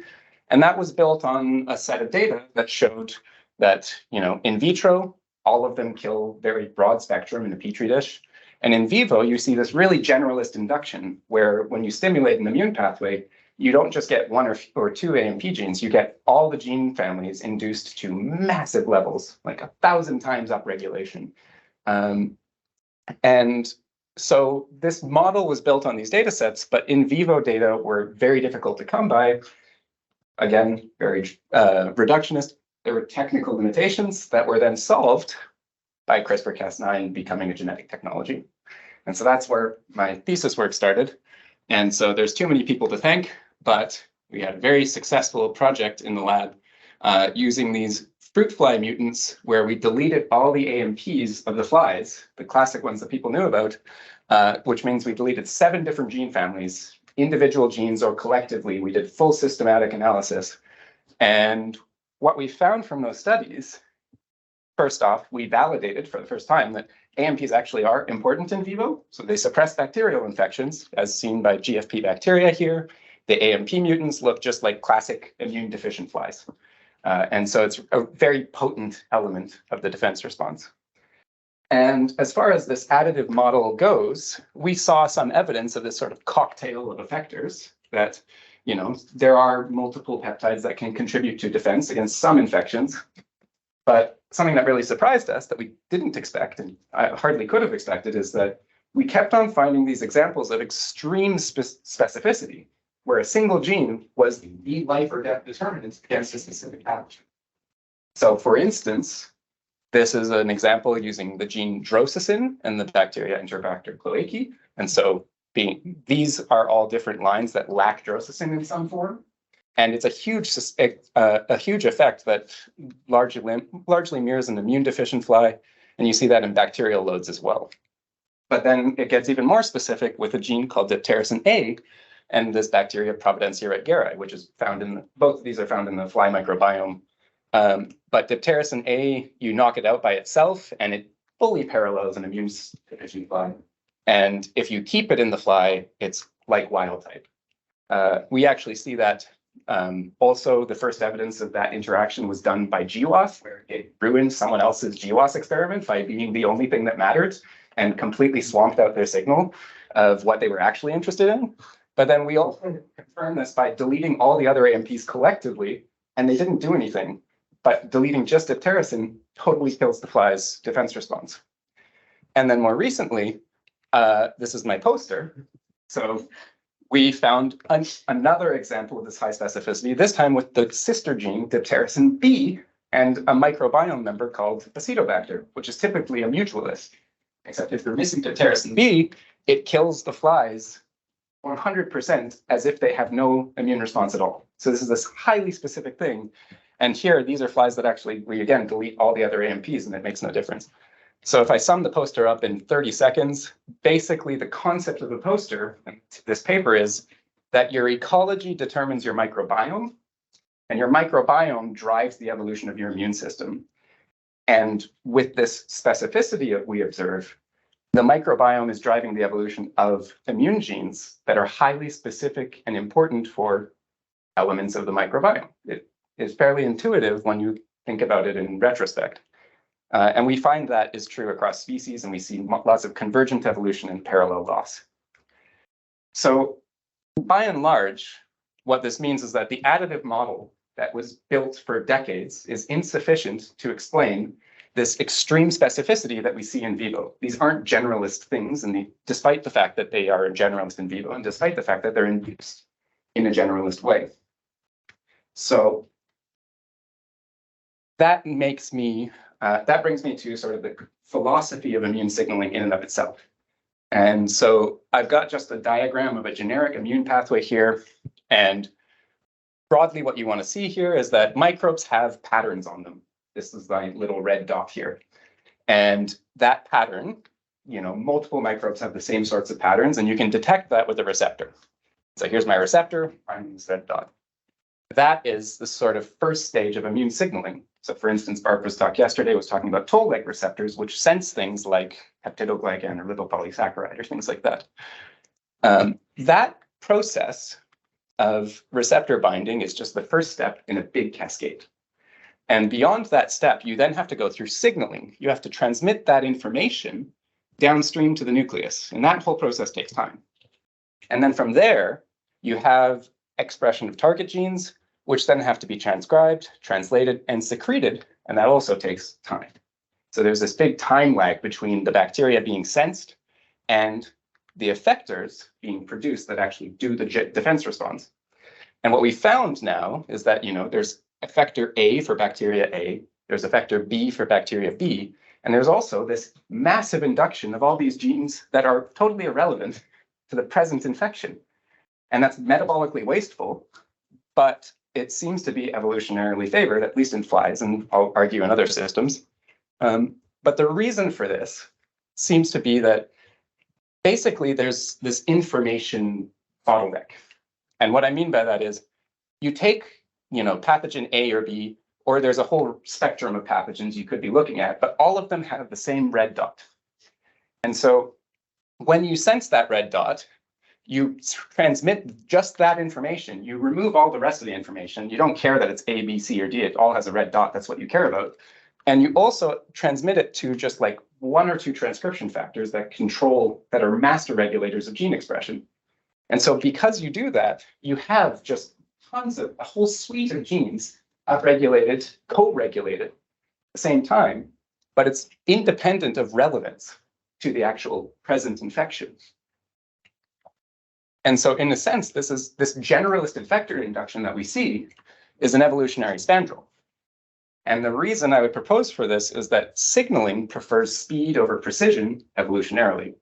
You've got this lag period between sensing and responding to infections, so you don't have time to have lots of different receptors that all have highly specific pathways attuned to specific microbes. You basically want something that works fast and generalist. And that means that you have this generalist induction at the end, but it's not because of generalist relevance, it's because you just need it to go very quickly. That still doesn't answer exactly why effectors should be specific. And so I've been calling this effector specificity over the last few years. And like a rose, by any other name, it would kill just as sweet. But so the sense here is that effectors are attuned to specific microbes. That's kind of the talk of the poster, and it's also what's suggested by this high specificity interaction. But you could also flip the coin around and instead view it as microbes are weak to specific effector mechanisms. And when you think about it that way, you can sort of see different patterns in the literature. And so, for instance, I'm going to give an example with Staph aureus, which is exceptionally weak to ROS responses, reactive oxygen species. And so, for instance, in fruit flies, we did a study where we deleted 2 different immune pathways that control AMPs. They don't make a difference. You can deplete genetically, you can deplete the flies of macrophages or phagocytic ability, and they don't really respond to that either. But if you delete the ROS responses as part of the defense, they're completely susceptible to staph. And we don't just see that in flies. So Kayla King's lab in Oxford has this really cool system with nematodes, and they've got this symbiotic enterococcus, which they eat, they farm, but they use staphylococcus as a pathogen. And so they do these evolution, in-lab evolution experiments, artificial selection experiments. And what they find is when you co-evolve the symbiont with the pathogen, the symbiont upregulates superoxide dismutase, which is a ROS-producing gene. So it solves the problem of being in presence of staph by upregulating these. You also see, when you co-evolve the whole system, that the symbiont upregulates nematode genes that induce ROS responses. And if you remove the symbiont, the nematode independently still upregulates responses that produce and deal with ROS. So 3 different systems, flies, bacteria interactions, nematode bacteria interactions, all of these are solving the problem of Staph aureus by using ROS. And we also see this effector specificity with AMPs that we see in flies. We see it in other systems, albeit without the same genetic evidence. So for instance, in Hydra, there's this really cool study where they found this AMP called NDA1, and they show it's a lot of elegant fish and other correlational expression data that this expression of this AMP determines the ability of a unique microbiome member to colonize specific tissues, and that this AMP is very relevant to this specific microbiome member. And then in mammals, apologies for the sad cat picture, but we see another GWAS type study on flies, where a single nucleotide polymorphism in a single AMP gene totally determines the susceptibility of cats to ringworm fungal skin disease. So just like one of those beautiful Manhattan plots where there's just a single line that determines everything. And then of course in flies, I've only shown you 3 examples, but we have this whole spectrum of highly specific interactions built off of that list of people that I put pictures up from earlier. And so when we ask why there's this high specificity, if you think about it from the microbe perspective, then it could be that certain microbe lineages, specific species or genera, have sort of these immutable self-defining properties. For instance, staph could be uniquely susceptible to ROS because ROS attacks elements of the Krebs cycle, which are these iron sulfur containing enzymes. And ROS really disrupts that. So maybe staph has something special about its Krebs cycle enzymes that's uniquely susceptible to ROS, or it fails to prevent ROS from entering. With fruit flies, we see AMP microbe specificity in large part because selection on the host is very high. As I was saying, there's ecology that determines the microbiome. And so, fruit flies like a banana, and bananas are rich in acetobacter. So there's this huge selective pressure on the fly to derive a mechanism of controlling acetobacter infection. But from the microbe perspective, from acetobacter's perspective, there's tons of hosts that like a banana. So if you're going to evolve resistance to a mechanism, which one do you choose? In some sense, we might presume that all of these hosts have their own unique ways of dealing with acetobacter, maybe targeting the same mechanism, but from different angles. One's a flaming sword and one's a, gun. And so this brings me to this concept I'm calling the MacGuffin model of immune evolution. And so actually raise your hands. How many people know what the term MacGuffin means? I'm so happy there's like at least 5 people in the room. So for everyone else, welcome to the term MacGuffin. And a MacGuffin is this highly specific plot device used in cinema and storytelling. And so it's basically invented to motivate the characters and drive the plot in the story. So it might be the plans to the Death Star, or the one ring to rule them all, or the Holy Grail. It doesn't actually matter what it is. The ring could be a high-heeled stiletto shoe, and you'd still have to throw it in Mount Doom, But fundamentally, what this MacGuffin is it's a reason for a quest. And in the same way that ecology determines the microbiome, that preference gives the host an evolutionary quest to come up with a solution to the microbes present in his microbiome. And so when I speak about the MacGuffin model, what I'm talking about is an explanation for why specific immune effectors are evolved to combat specific enemies. They are given this host. This host is given an evolutionary quest to find the legendary sword of Acetobacter slaying. It's like this thing that's highly attuned to this specific requirement. And so I think I've actually managed to stick to time ridiculously. Thank you for listening, and everyone on the line.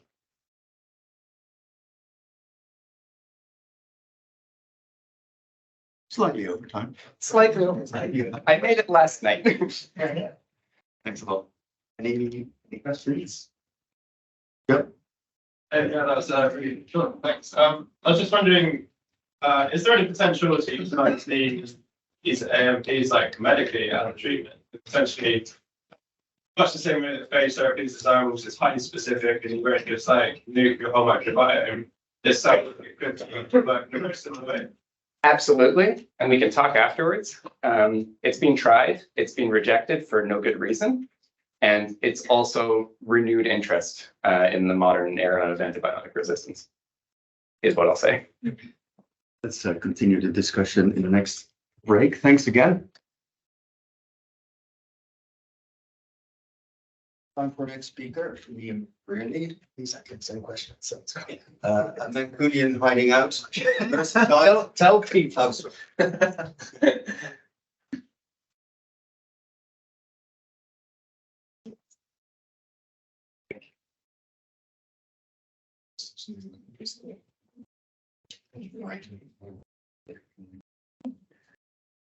Thank you so much for that, and yeah, thank you for the opportunity to speak, and yeah, betraying the secret that I am from Manchester, but I'm making that quite subtle by living in Merseyside at the minute.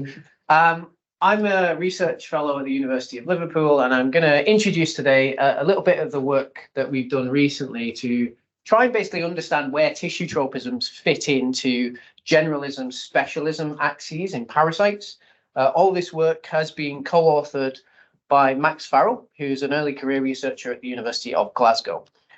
Now, I do a lot of things from machine learning applied to genomes to species distribution modeling, but every single thing I do is from the macroecology perspective. So I'm looking for really broad patterns between species. But when we look at the macroecology and macroevolution of infectious disease, what we can do hinges really heavily on data. So we need a really good grasp of the network, the structure, and the characteristics of these interactions between hosts and their parasites if we're ever going to answer big evolutionary questions like how do parasites adapt to hosts to become specialists or generalists? Does that differ between different parasite types, from viruses to helminths? And what makes a parasite cause severe disease in some hosts, but not in others? Now, I probably don't have to tell this audience, because we've heard it a few times already, that lack of data really holds back the scale at which we can ask these questions. So we've tried to sort of approach this from a new angle by understanding these questions in the context of tissue tropism. Now, if we think about host-parasite relation data, traditionally, the way that's collected is to systematically, but manually, search the literature. And so we've had a few expert curated databases that have existed for quite a long time now that compile records on which parasites infect which hosts. Recently, many colleagues have consolidated and harmonized these as part of this Clover project that is meant to be a Clover. It's not really come through. It's a bit of an ongoing debate how good these data sets are underneath. But the point remains, these data on which host organisms are infected by which parasites exists. Nowhere near the same scale of data exists on which cells, which tissues, which organ systems are involved in these relationships.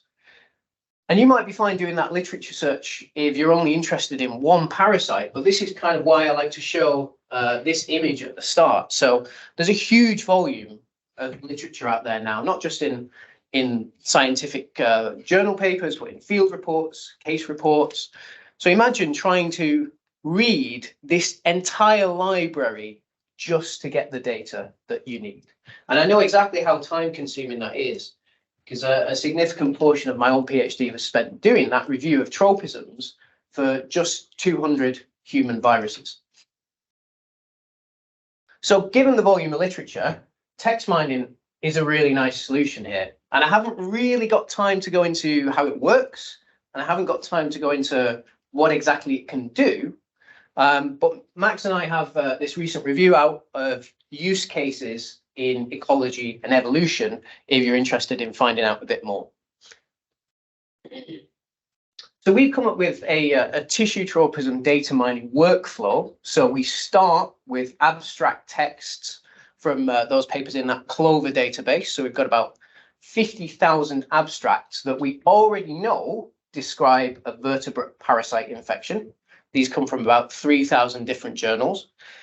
And we then use some large language model tools in Python and some ontologies, which are a bit like a hierarchically structured dictionary, to ultimately get down to this goal of assigning tissues to each host parasite pair, which we standardize into just 15 organ systems. So there's quality control at each of these steps, including filtering out poor quality matches or negations and so on. But here I've just got a very simple input output. So this is one of the abstract texts. So I've just highlighted this myself to show you that it describes a leopard, and this leopard died in a zoo, and it was found to have nematodes in the right ventricle and the pulmonary artery. And so what we get out is three column data that's cleaned like this. So we know this host had this parasite in the circulatory system. So we've extracted about 9,000 unique host parasite organ system combinations. These come from 367 hosts, 1,400 parasites. Like you'd expect, they are completely over dispersed. So many host parasite organ systems have only been mentioned a couple of times in the literature, whereas a few are mentioned all the time in the literature. Most common ones we see are digestive bacteria in livestock and other domestic species. But now, having all this data on which organ systems are infected in which host lets us look at exciting things like, is there a trade-off between host range and organ system range? Or if you have got the plasticity to be a generalist in one, does it mean you're also a generalist in the other? And this is a really neglected question because I think it's because we've never had this sort of data at scale. So the only actual explicit test of this question that I know of is this paper from 1989 that only looks at 11 viruses. And so with our data, if we just look at the raw number of host species and organ systems each parasite has, so this is just a hex plot. So it shows the density of parasites in each space. So we can see that most parasites have only a single host species, only a single organ system known. We do see quite a few host specialist tissue generalists. We don't really ever seem to see the reverse case. And when we look a bit more deeply into a host phylogenetic diversity of each parasite, so this is now from a fitted model. It's from a Bayesian hierarchical regression that adjusts for number of organ systems. It adjusts for number of hosts and it adjusts for number of abstracts. But when we take that fitted curve, we can see that parasites infecting a broader phylogenetic diversity of hosts than you would expect by chance actually tend to have more conserved organ systems. So this is the kind of pattern that would be consistent with a trade-off. We can also start to look at trade-offs between different tissue types. So we've just done this really quite basically. If we map out each parasite organ system interaction as a matrix, we can then condense this back down with a principal components analysis. When we do, the first main axis of variation, so that PC1, seems to distinguish digestive tissues from others, and that holds for all parasite types. But then the second axis of variation really depends on what parasite type you're talking about. So for viruses, it separates respiratory tissues. For bacteria, it separates musculoskeletal tissues. For protozoa, it seems to sort of separate everything to some degree. So this might imply that depending on the parasite type, if you're good at infecting one type of tissue, you might not be good at infecting other types. And then what about the macroecology of virulence then? What we already know from Max's work is that if a parasite infects a host further outside its typical host range, then it's more likely to cause mortality.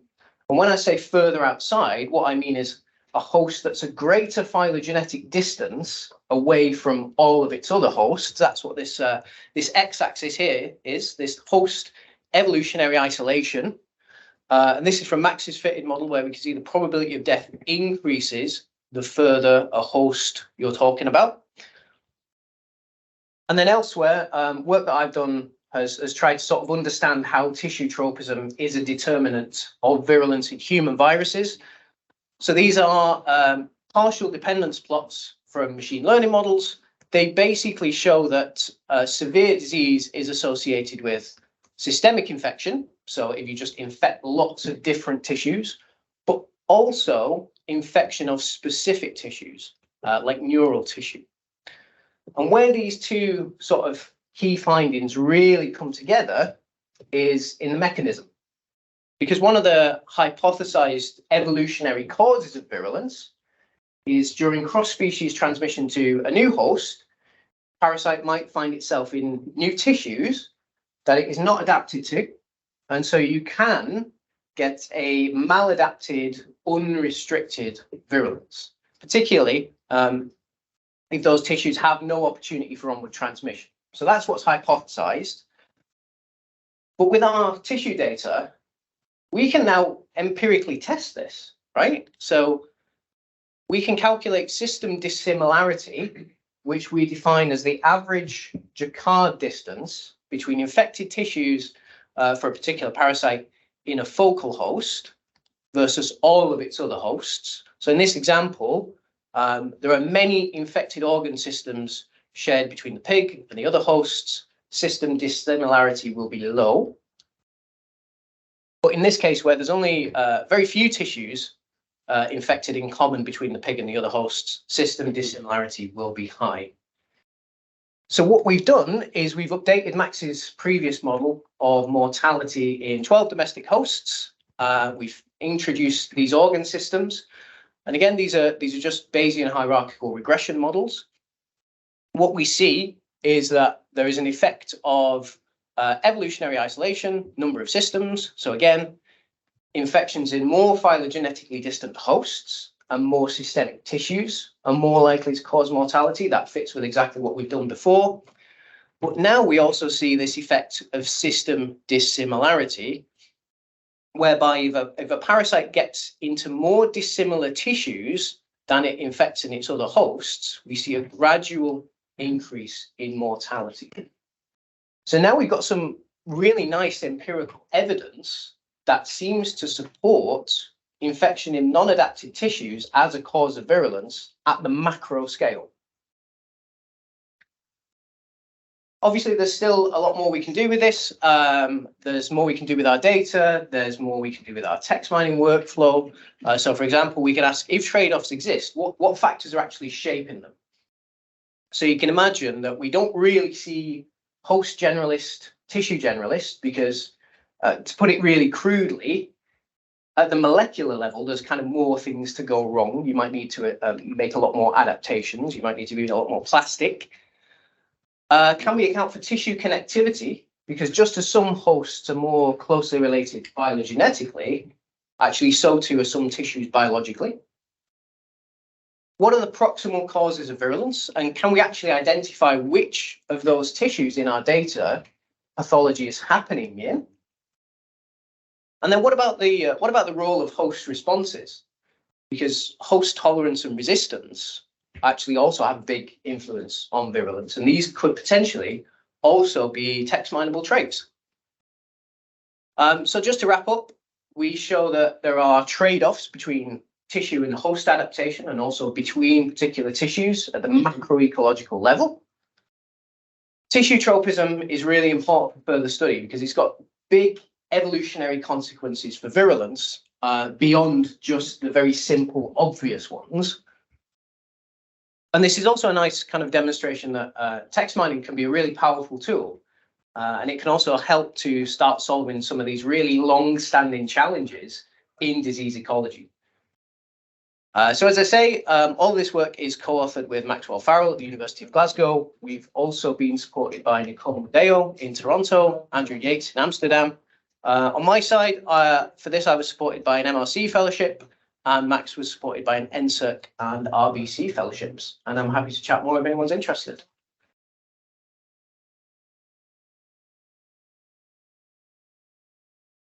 For a quick question. Hi. It was very fascinating. Thanks so much. I actually have a question about when you were talking about tropism, dissimilarity, like if it could shape virulence. Are you actually like considering all parasites together, like bacteria, viruses, like the results you show us, are those all together, or are there actually differences? Because I would think that there are different. Yeah. I was just thinking about some examples of like intestinal worm, that in other species they are just like some cul-de-sacs, so they just die and without causing problems. Yes. So the mortality data that we use is from OIE. So I think these actually come from kind of registered sort of outbreaks. So they're typically bacterial viral infections. We haven't done any kind of sort of subgroup analysis to see if that differs between those two types. But yeah, it could be playing a small sort of part. Let's move on to the next speaker.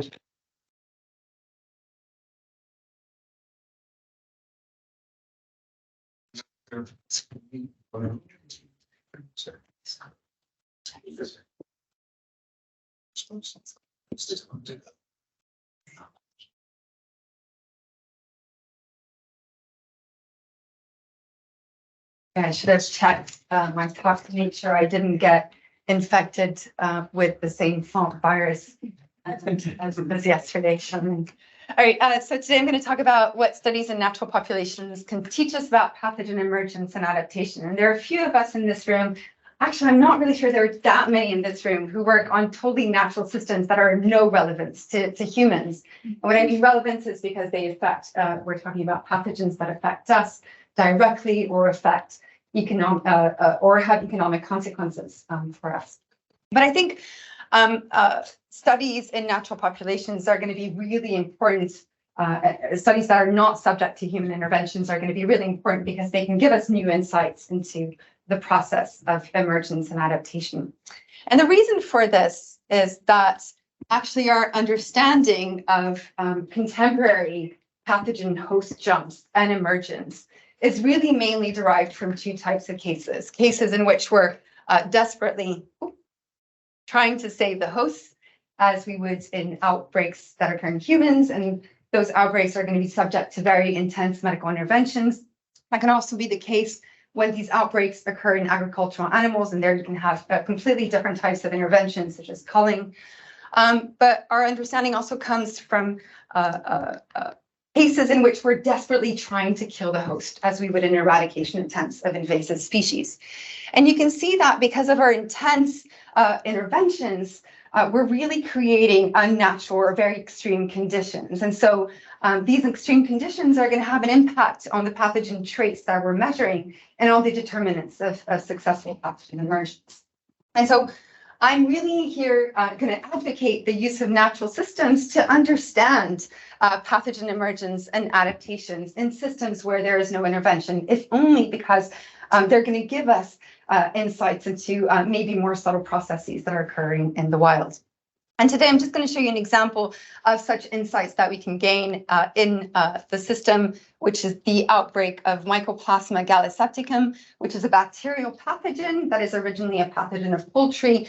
And it jumped into this North American songbird, the house finch, in 1994. House finches are really, really common in North America, and actually Mycoplasma in house finches causes this really bad, severe conjunctivitis. And so this outbreak or this emergence event was really quickly detected, and a really deep surveillance network was established to monitor the spread of the disease in house finches. And actually, nobody tried to stop the outbreak. House finches are incredibly common, so everybody just thought, okay, let's just look at it, but we're not going to try to stop it in any way. And so that gives us the opportunity really to think about what has enabled the successful pathogen emergence in this natural system with no human intervention. I should say that what it also allowed us to do is to collect all these bacterial isolates over the course of this outbreak. And now we can look at these determinants of successful emergence. Okay, so the first questions we were interested in with using those bacterial isolates is what did the bacterial pathogen look like at outbreak, at initial emergence? What was specific about it? And so we were particularly interested in looking at the phenotypes of adherence and invasion of bacterial cells, of host cells. This is not something that every bacteria does, but Mycoplasma gallisepticum is actually quite good at using the intracellular environment. Here you can see pictures of sheep and chicken erythrocytes that are being adhered and invaded by these Mycoplasma bacteria. And so this is these processes are really going to be key in the colonization of a novel host. And so this is work that was done by Andrea Dowling, my former postdoc, who a lot of you know. And to get at these phenotypes, Andrea conducted infection experiments of chicken embryonic fibroblasts. So fibroblasts are key cells of the mucosal membrane, which are the site of infection of Mycoplasma. And so in her assays, Andrea used several epidemic outbreak of Mycoplasma isolates in house finches. I'm just going to show one, which is really representative of all others. There's enough pictures here. She also used a very well characterized poultry strain to benchmark the results or what we were going to see. And here what you're looking at is the results of a differential immunofluorescence assay in which she's coloring in green all the extracellular Mycoplasma, in red all the intracellular and extracellular Mycoplasma. And so when you overlay those two colorations, you can see in red all the intracellular bacteria.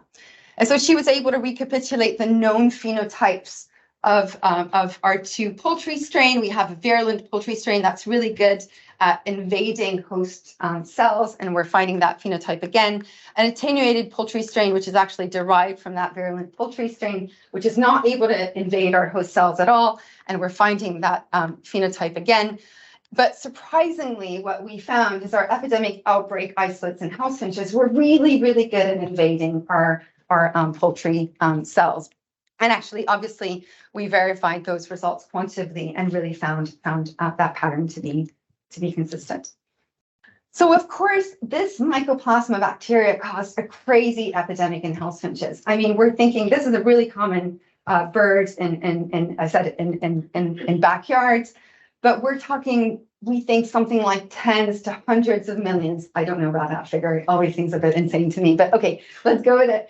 We're talking like tens to hundreds of millions of house finches that died as a result of this epidemic. So really, to my mind, when I saw this results, I thought, okay, this bacteria is getting in those host cells and it's just killing all these host cells, right?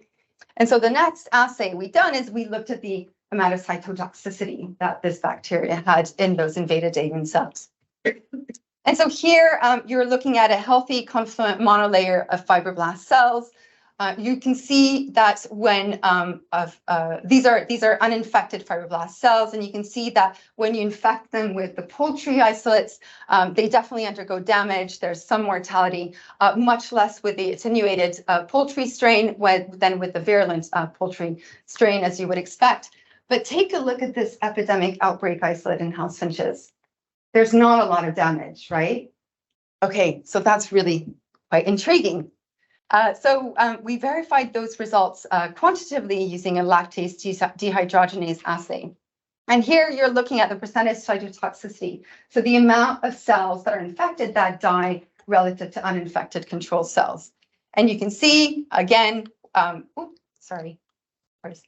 Now you know that take-home message, which really sucks. But anyways, here you can see that we have some cell mortality with our attenuated poultry strain, much less with our virulent poultry strain. But with our house finch strain, not only house finch outbreak isolates, not only do I have very little mortality of invaded cells relative to uninfected controls, but actually infected cells that are invaded are dying much less, or undergoing apoptosis much less than control uninfected cells, which suggests that actually our epidemic outbreak isolates are having some kind of cytoprotective effects. Now, I don't know about you, but that really challenged everything I thought about a really deadly epidemic pathogen. What we're seeing is that our outbreak isolates are highly invasive of avian cells. They're able to extend the life of avian cells, and that really suggested that actually stealth might be a really good strategy for invading novel hostile environment. And actually, if you think about it, it does make sense. You're finding yourself in a completely new environment with a really hostile immune system controlling. The best way to survive in that environment is probably to like hide down and wait until you try and figure that environment a little bit better. All right. So hopefully I've given you, I've convinced you that you can get at least some interesting insights from studying natural populations. But I think another really important properties of natural populations is that they harbor a lot of natural variation in pathogen traits that we don't also always see in other systems. So we were able to characterize some of the phenotypic variation in our pathogen isolates collected over 20 years, both in vivo and vitro, and this is part of Luke's PhD thesis. And what we did in particular is we were able to characterize the virulence of our different isolates. And we did this in a variety of ways. We looked at mortality rates, et cetera. But probably the most interesting metric that we had was looking at virulence as the amount of conjunctival swelling. And having this quantitative proxy of virulence then allowed us to look at association with other traits, because with this natural variation, we're really well armed to start looking at the shape of association with other pathogen traits. So just to show you a little bit the type of natural variation in pathogen virulence that we're dealing with here, we're looking at eye swelling. It should really be conjunctival swelling, but just as in short, as a function of the year of collection of the isolates over time. So for example, you can see that epidemic outbreak around 1994-95, our outbreak isolates are actually of low virulence relative to much later. So of course you can see that virulence is increasing over time. I'm not going to talk about this, but we have shown that this evolved as a result of antagonistic coevolutionary interactions with a host and the spread of host resistance in response to the infection. But really importantly here, I just wanted to show you how much variation there is in virulence and how much of this variation is maintained over time. Okay. So let's use now this variation. I don't know where Richard is, but thinking about you here, let's use this variation to now start thinking about association or trait association with other bacterial traits. So of course, the first thing we wanted to do is really to investigate or to test this commonly held belief, and I insist on the word belief, that there is that replication rate and or pathogen loads underlie differences in virulence. Now, we really take this for granted, so much so that often differences in pathogen loads are just taken as proxies for differences in virulence. I mean, we've done this with COVID absolutely continuously. But we know that there are other drivers, other known drivers of virulence. And so while this assumption might be true, I think it really needs to be rigorously tested. Okay, so we also were able to measure replication rates and how variable these replication rates were across our isolates because we know the peak pathogen load that's reached over the course of an infection. And so if we divide that peak load divided by the number of days to reach that peak load, that gives us an estimate of replication rate. So now let's look at the association between our metric of virulence, so eye or conjunctival swelling and replication rate. You can see that there is no association. Okay, so we were able to show that this lack of association was, we found a similar lack of association when we replaced replication rate by pathogen load. And so really, I have to insist here, we cannot take replication rate and pathogen load as implicit suitable proxy for virulence. It might be the case that they are, but this absolutely needs to be tested. All right, so just in conclusion, it's really important to keep studying natural populations, even if they have no relevance to us directly. If anything, natural populations hold a lot of the natural variation within the normal distribution. That really allows us to go beyond just contrasting variance at the extreme of the distribution. It's going to allow us to measure more subtle phenotypes that may be underlying key processes, and it's also going to allow us to determine the state of the association between traits. All right, just with that, I'm going to thank a lot of my co-authors, and thank you for your attention.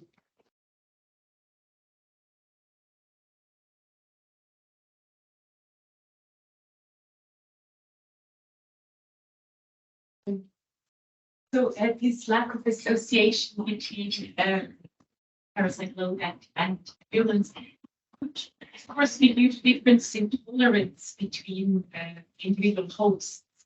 Do you know anything about variation in the host and how this could influence this relationship? Okay, so actually I should have said that these measures were all taken in hosts that are completely unexposed from unexposed populations. So they're not co-evolved. So there's no co-evolved responses.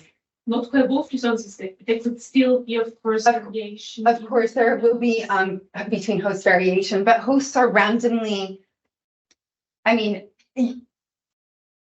how would that work? No, but I mean, of course, but that shouldn't, I mean, you can still see we have enough hosts in there that it shouldn't blur the pattern necessarily in one direction. It would create noise, but it shouldn't, I mean, we are still able to find other associations that are visible and detectable, but there really seems to be no association. I mean, it doesn't mean that, of course, the pathogen doesn't need to replicate, or you don't need a minimal of pathogen cells to be virulent or to even establish an infection and transmit. You do, but I think most often, no, not most often, but in certain cases at least, beyond a certain minimal number or threshold number of pathogen cells, the increasing number of pathogen cells or particles or whatever you're looking at may not have any incidence on either your level of virulence or your transmission success. Do you know much about the relationship between viral load and prognosis in terms of mortality?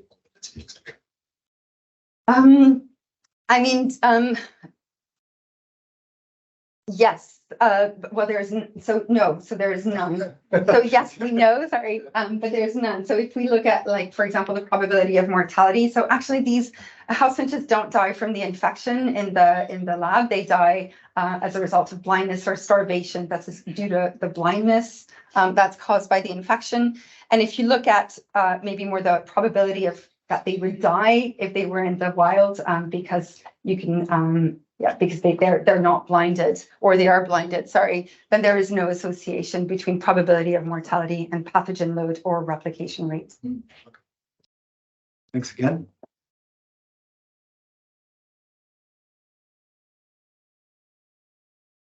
Our final speaker this session, Ryan Embry, based at this campus.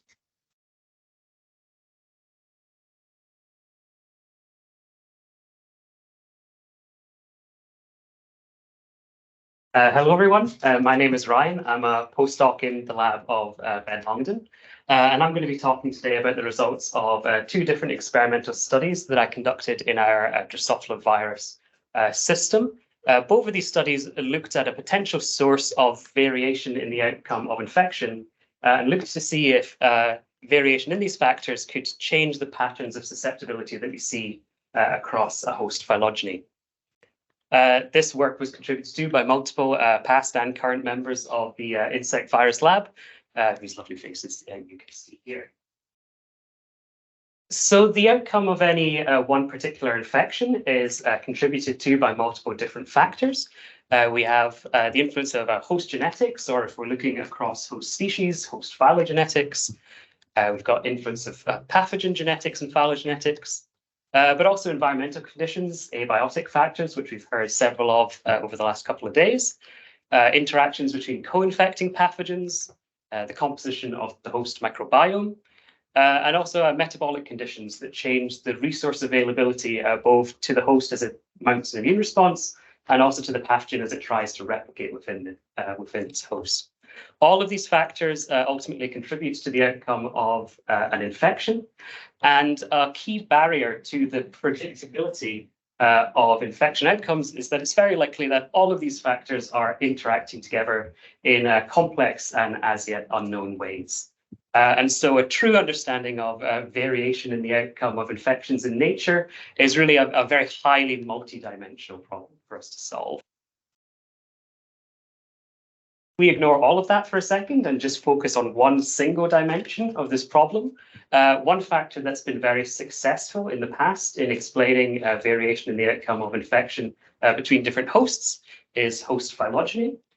So as we've heard already this week, host phylogenetics effects work on the assumption that the shared ancestry of closely related hosts makes them more conserved in the underlying factors influencing infection. And so we may expect that closely related host species share similar susceptibilities to novel infections. This can manifest either as distance effects from the natural host of a pathogen, but also in clade effects, where we see susceptible clades popping up independent of their distance from the natural host of a pathogen. Host phylogenetic effects and pathogen susceptibility have been well established now in multiple natural systems, and also beneficially for us, we also find them in our experimental lab system. So this system is composed of roughly 45 different species of Drosophila, which represent a highly diverse host panel with roughly 50 billion years of evolutionary divergence. One of the species in this panel, Drosophila melanogaster, is now a very well-established model for innate immunity and virus infections. And so because of that, we have multiple viruses readily available and isolated for us to conduct experimental infections in the lab. The majority of the data that you're going to see today comes from experimental infections with one virus in particular, Drosophila C virus, or DCV. This virus causes systemic infections in the hosts that it infects, inducing gut pathology, and shows a high rate of mortality in infections across multiple different species in our host panel. Susceptibility to DCV infection also shows very strong phylogenetic signal in our host panel, which you can see here. And by analyzing data collected in this format using phylogenetic generalized linear mixed models, we can partition the variation that we see in the outcome of infection into phylogenetic components and non-phylogenetic components, letting us estimate summary things such as phylogenetic heritability here, which suggests that 75% of the variation that we're seeing in the outcome of infection can be attributed to the evolutionary relationships between our host species.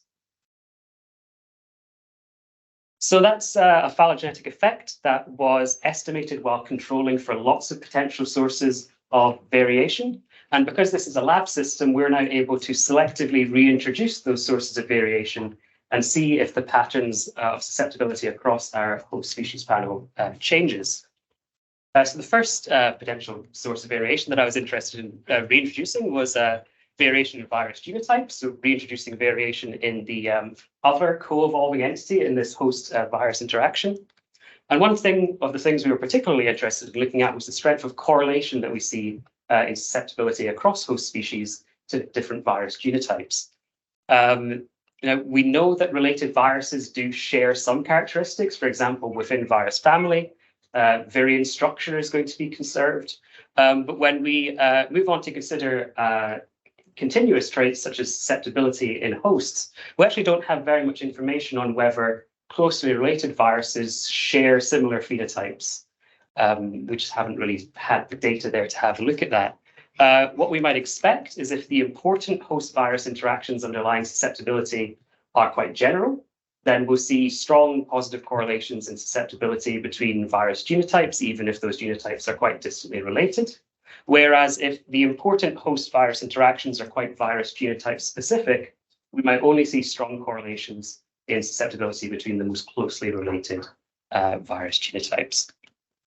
So this is the data that I collected to start investigating this. So here each row is a different host species with their phylogeny on the left, and each column is a different virus strain.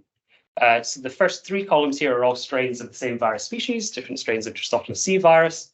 These have between 97% and 92% genome sequence similarity. And then the fourth column here is the most closely related virus species to DCV that we know of, cricket paralysis virus. It has a genome similarity of about 55%.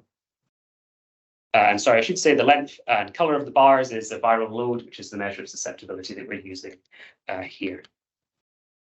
It's clipped off the bottom a little bit, but I think it will still work. So analyzing this data within a phylogenetic mixed model, there's lots of different outputs that we get from these models because there's lots of different ways that variation can impact the patterns across host species. But I want to draw your attention to well, this whole box here that's extended downwards. And we can see that the size of the between species variation in infection is changing, not between our DCV isolates where it stays very much the same, but it is decreasing in our cricket paralysis virus, such that the susceptibility across our host panel is becoming more uniform when they're infected with the cricket paralysis virus genotype, as opposed to when they're infected with the different DCVs. And then if we look at the correlations in susceptibility across species between viruses, we can see that the DCV to DCV correlations are all very strongly positive and close to 1. Whereas when we look between DCV and cricket paralysis virus, we see a deterioration in this correlation strength, where it's going from an R of about 0.95 down to an R of 0.55, roughly. Still significant, still positively correlated, but very much reduced in strength. Together, this data presents two possibilities, so possible changes in the pattern of host susceptibility that could be introduced by variation in virus genotype. First of all, we can see that differences in virus genotype can constrict or expand the variation that we see in susceptibility across our host species panel, illustrated here in the between species variance. But because those correlations have deteriorated away from 1, we also have evidence of crossing over of reaction norms with our host species susceptibility, where the rank order of host species is changing, and we see evidence of host species by virus genotype interaction in susceptibility. So moving on, the other interaction that I was, source of variation that I was quite interested in looking at was what happens if we stick these two DCV and Cricket viruses together in the same fly at the same time. With the justification for this being that the literature is rife with examples where viruses infecting in a co-infection lead to changes in virulence in infection, viral loads, and transmission rates. And in a little bit of kind of uncharacteristic experimental common sense, we actually looked at this in a smaller experiment within species before going and testing it across the whole panel. The results of that looks like this. So for each one of these columns, this is a different host genotype of Drosophila melanogaster. So all of this data is from the same host species. These blue bars at the top are the viral loads of Cricket paralysis virus during a single infection, and likewise in blue here for Drosophila C virus. The red bars are the viral loads that these viruses were able to achieve in the presence of the other virus in a co-infection. And then these deltas here are the change in viral load from single to co-infection. If they're blue, viral load has gone down in a co-infection, and if they're red, the viral load has gone up. And what you can kind of see by squinting across these different host genotypes is that Cricket paralysis virus tends to have decreased in viral load during co-infection, while Drosophila C viruses tended to increase. And these two effects are small, relatively speaking, but both statistically significant. So we got really excited and we went away and collected lots of data on this co-infection across host species, which you can see here. And this time, squinting across these deltas, there's not really any evidence of a systematic effect of co-infection across our host species, which was a little bit disappointing. And when we look at the model outputs, while we're still seeing that change in between species variance between Drosophila C virus, Cricket paralysis virus, we're not really seeing any effects of being in a single infection or infection on the patterns across host species. And that's reflected in the correlation strengths that we see between these conditions as well, where Cricket paralysis virus, single infection, co-infection viral loads are very strongly correlated. We see the same thing with Drosophila C virus. And the state of being in a co-infection doesn't affect the correlation strength between DCV and Cricket paralysis virus either.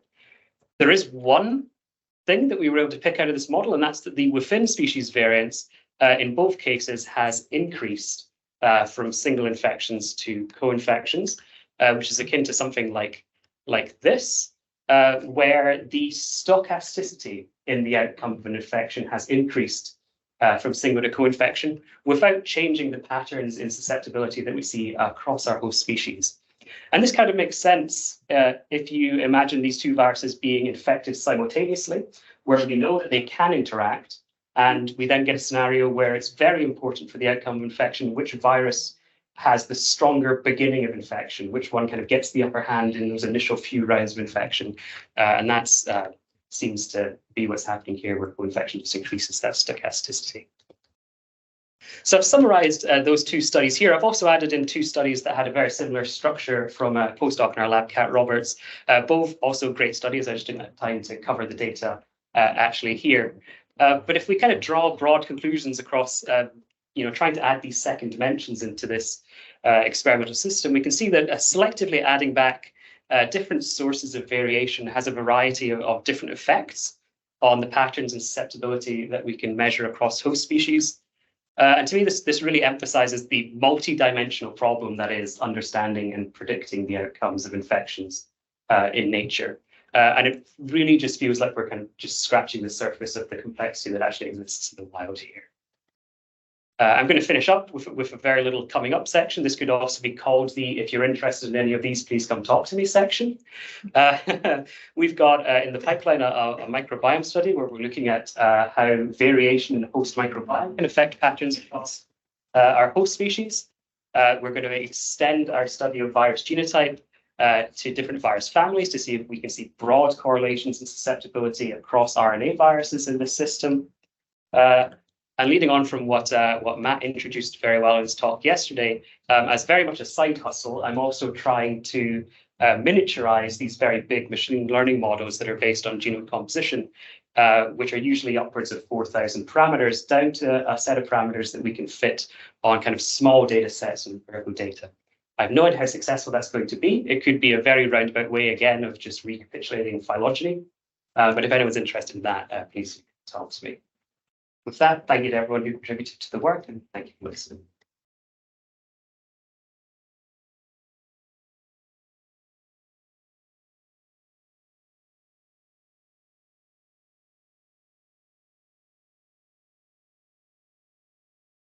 I have a question. You mentioned your microbiome angle. What's your expectation how microbiomes can kind of influence your? Can influence. Can you expand on? Yeah, so I'll actually expand, and you gave me a really good introduction to this in Drosophila. We know that there's at least one pathway in immune pathway in Drosophila that relies on the presence of bacteria in the microbiome to activate.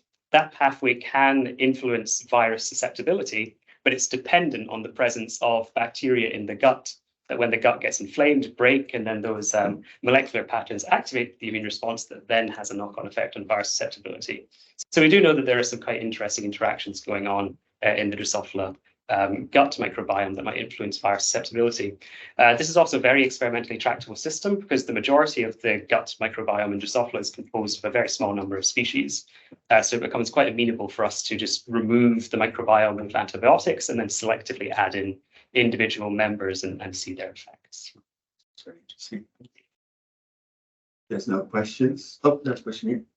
Have you considered possibly on a smaller set of the interactions looking at like a more in-depth exploration like single cell transcriptomics to look at like the mechanism of some of the interactions that you're seeing? It would be really cool. I'm currently in the process of struggling with extractions of whole flies, so single cell transcriptomics sounds a little bit out of the realms.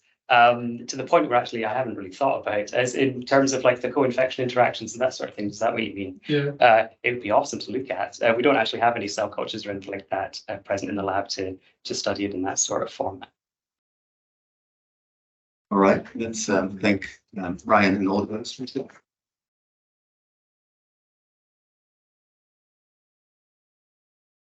Folks, it's time for lunch and we'll be back at 12 o'clock. Now, just a few things about tonight. So there's dinner and drinks organized at Verdant's Brewery. That is actually really close to here, although you can't follow me. I've never been, but I think it's like 10 minutes away from here or something. Yes. Who knows? Yeah, it's 10 minutes away. Okay, well, I'll walk behind Ben. But the important point about this is that before you leave the session, we're going to give you 2 little wooden tokens. One is going to be, we're not. When you get there, we're going to give you 2 little wooden tokens. Okay. All right. One for a beer and one for a pizza. And we're going to try and get you to use those before 7 so we can set up the build and then you can stay much longer and continue to drink and have fun. All right, I'm so sorry. Ben did tell me a few times and I tried to remember a lot of information. Okay, thanks, Ben. All right, so let's move to the plenary. Constance, thanks so much for having come. Constance is now in a lectureship position at Swansea University. Your interests lie in quantifying and predicting the impact that humans have on wild populations, particularly in terms of their host pathogen interactions, invasive species. You're also interested in biodiversity, impacts on biodiversity and ecosystem or ecosystem health. So thanks for the introduction. And well, my name is Cons. I'm a bit speechless actually after all these good talks today. And so I feel a little bit I have nothing to say or just to repeat what has been said already. But anyway, I want to talk a little bit about host shifting and variable interfaces. And as Camille said, sort of I have the ecological perspective and also maybe a little bit the modeling perspective.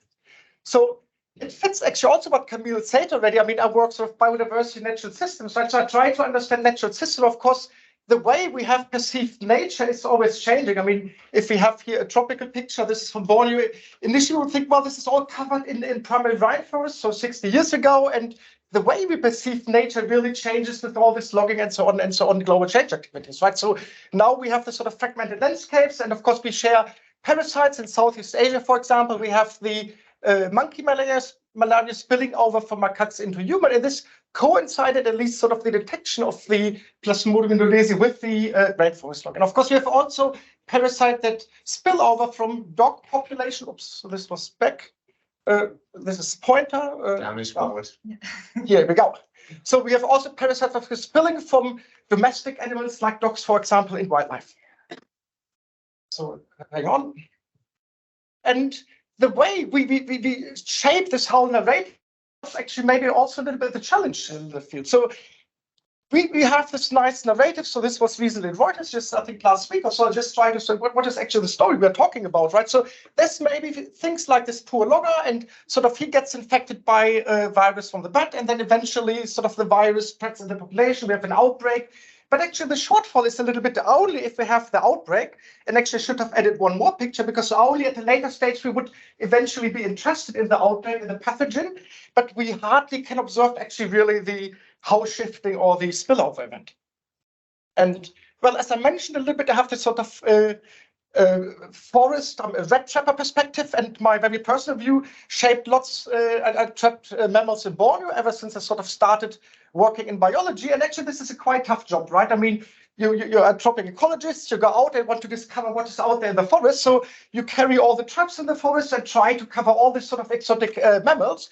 But actually, then you recognize the locals, they do a much better job because they have optimized their trapping activity over hundreds of thousands of years. And apparently, of course, they do this to also have some meat to eat. And this questions to me actually a little bit also, what do novel contact opportunities mean, right? I mean, we talk a lot about novel contact opportunities, mixing of wildlife and human. This is actually what makes sort of increasing rates of outbreaks and new pandemics. But this can be a little bit questions, right? If you think about this sort of long-term context that we evidently have in lots of tropical areas, for example. And apparently also we need to consider that as long as sort of this wildlife-human relationships, so for 100 or even thousands of years, there's long-term relationships with lots of domestic animals. This can be, for example, domestic dogs, and of course, this can be also commensal rats. So doing my work in Borneo, I mean, I started 20 years ago.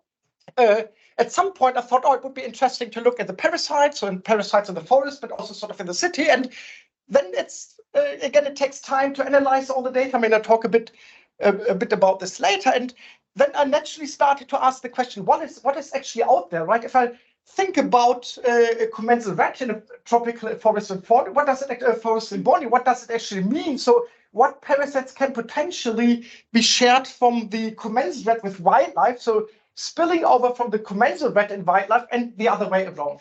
And of course, you can do this. And if you do macroecological approaches, so basically if you take large databases, so we did this for the rats, and then we did a little modeling study to ask what is the probability to have rats sharing parasites we find anywhere else in the world. So we did this for helmintic work. That's actually from the Natural History Museum, a collection. So they share this work related to ecological traits, of course, also phylogenetic relationships. And of course, we have mentioned already in many talks today or yesterday that phylogenetic relationships are really important. And indeed, if we do this, so this is a network of the helminth database we used. I think this was until 2000, so it's not up to date, but I think it still shows the same pattern, even if we would update the database and tell me, look, I have 1,000 species more, right? But if we look at this sort of status quo 2000 literature, we can plot this as a network. And what we did here in this plot, it's a learning experience. We sort of plotted this here, the occurrence of the different words in different regions of the world, and then sort of the number of house species of those helminth we find in humans, but also in domestic species. If you look at the color code here, this is basically the number of domestic species involved, and it's up to 7 species.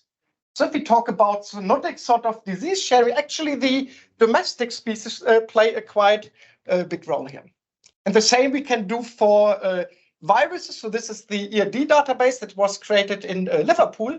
And again, this is not the most up-to-date data set. So this was a data set from 2019. So again, we can draw these networks, and we can, for example, look at the centrality values of every species. So basically, this is the association of different host species in terms of sharing different viruses. And the centrality, as some of you might know working on networks, is sort of the role of a species in terms of the overall association network, so the sharing of the viruses. And what we see here again is that domesticated species play a quite significant role in terms of having very central roles. And actually what we also can do with this sort of studies, and other studies, of course, have done this as well, we can look at the host specificity. So host specificity is a sort of a specialist or generalist parasite or virus in this case, and then intuitively would say if it's a generalist, it's more likely to spill over. Right? And if we do this, we can look into functional traits or the phylogenetic relationships. And then what we found in this study is actually that not the phylogenetic, but the functional host specificity is lower for RNA viruses. So it means they are more capable to spill over to other host species that are functionally more distantly related. So, well, those not familiar with this analysis, it looks a little bit like this. So one can start very simple. This is actually from my lectures. So we can do this sort of trait-based analysis, right? We have a host species, so, or maybe, sorry, we have many host species. So we have a dog, a pig, and a goat, and then we are interested what is the probability these species are infected with a zoonotic pathogen. So yes, we have the presence absence, so there's sort of binary data here. And then we have the sort of traits. So this could be the domestication status, is it domestic, is it wildlife, or this could be the body mass. And then we just do the standard models. This could be like our regression models, GLM, if we have the covariates. And of course, this is the overall scaffold we always use. We can easily extend this. We can do multivariate terms. We can bring in the phylogenetic relationships between different species, so in the spatial context, and so on and so on. But the point I want to make here is, well, what do we get, right? We get the coefficient estimates. So the role of the predictors in terms of the probability certain species share a zoonotic virus. And then what we can do, we can simply project this on the map. If we would have the species distribution data or the home, ranges of the species. So this could be, for example, in a simple case, the IUCN maps, right? And easy, you need just the coefficient estimates, and then you project this on a map, and then you get, if you choose a nice color palette, something like this here, I'm not sure if that's really nice, but what you get is sort of different areas have maybe different sort of risk, if you like, that local species are associated with certain pathogens. Well, all good, right? But is this really convenient? I would say actually not, because the thing is we don't really know if the pathogen would occur where we assume the mammals are. So there's lots of shortfalls actually, because simply we don't know the interactions, right? We base this sort of mapping exercise simply on the distribution of the mammal species. So it's just a nice map, but we don't really, or we need to ask actually what's the quality of this map. So the question is, in my opinion, a little bit, and it's an open question. It's not that I want to present an answer. It's a little bit, what do we actually need really to predict association in space and time? And well, this is a challenge. So let's maybe look at another data set. So not that this will be a solution, but just a slightly different perspective. So we did some studies on avian malaria. So basically I did a lot of work with Nick Clark from the University of Queensland together. And if we think about avian malaria or hemosporidians in birds, it's a nice model system because you have a vast diversity of different lineages. So basically there's data on cytochrome B sequencing. So if we plot the phylogeny and then the locations where we find different lineages, this could look like, I'm so bad on this. This could look like this, for example. So right, we have the different lineages, and now we can ask what is the phylogenetic distance between these lineages, and then ask, well, what could shape sort of the spread of these different lineages? So what are the barriers in terms of host shifting or pathogen spillover? And of course, we sort of, in a paper we published, we conceptualized this. And so we can think locally, if we have now species infected with similar lineages, so phylogenetic related lineages, well, there might be something like a local diversification, right? Or if there is a species not infected, maybe there's sort of a specific barrier. This is linked to host traits. And of course, we can also add what has happened if they would be in the same region, sort of the same bird species, but the species is less likely infected in certain habitats than in others, then there might be a sort of a habitat barrier, right? So local environmental barriers. So this is maybe a little bit what we can find out with this sort of data, even if we would have all the spatial data. So what did we find in this study? So in this study, it's interesting, we looked at sort of the phylogenetic distinctiveness of different lineages and different bird species. And what we found is basically that we have certain group of bird species where we find the most phylogenetically distinct lineages. And well, actually it's they are more related if there is more bird diversity, but also if there's more connectivity between the different locations we have studied.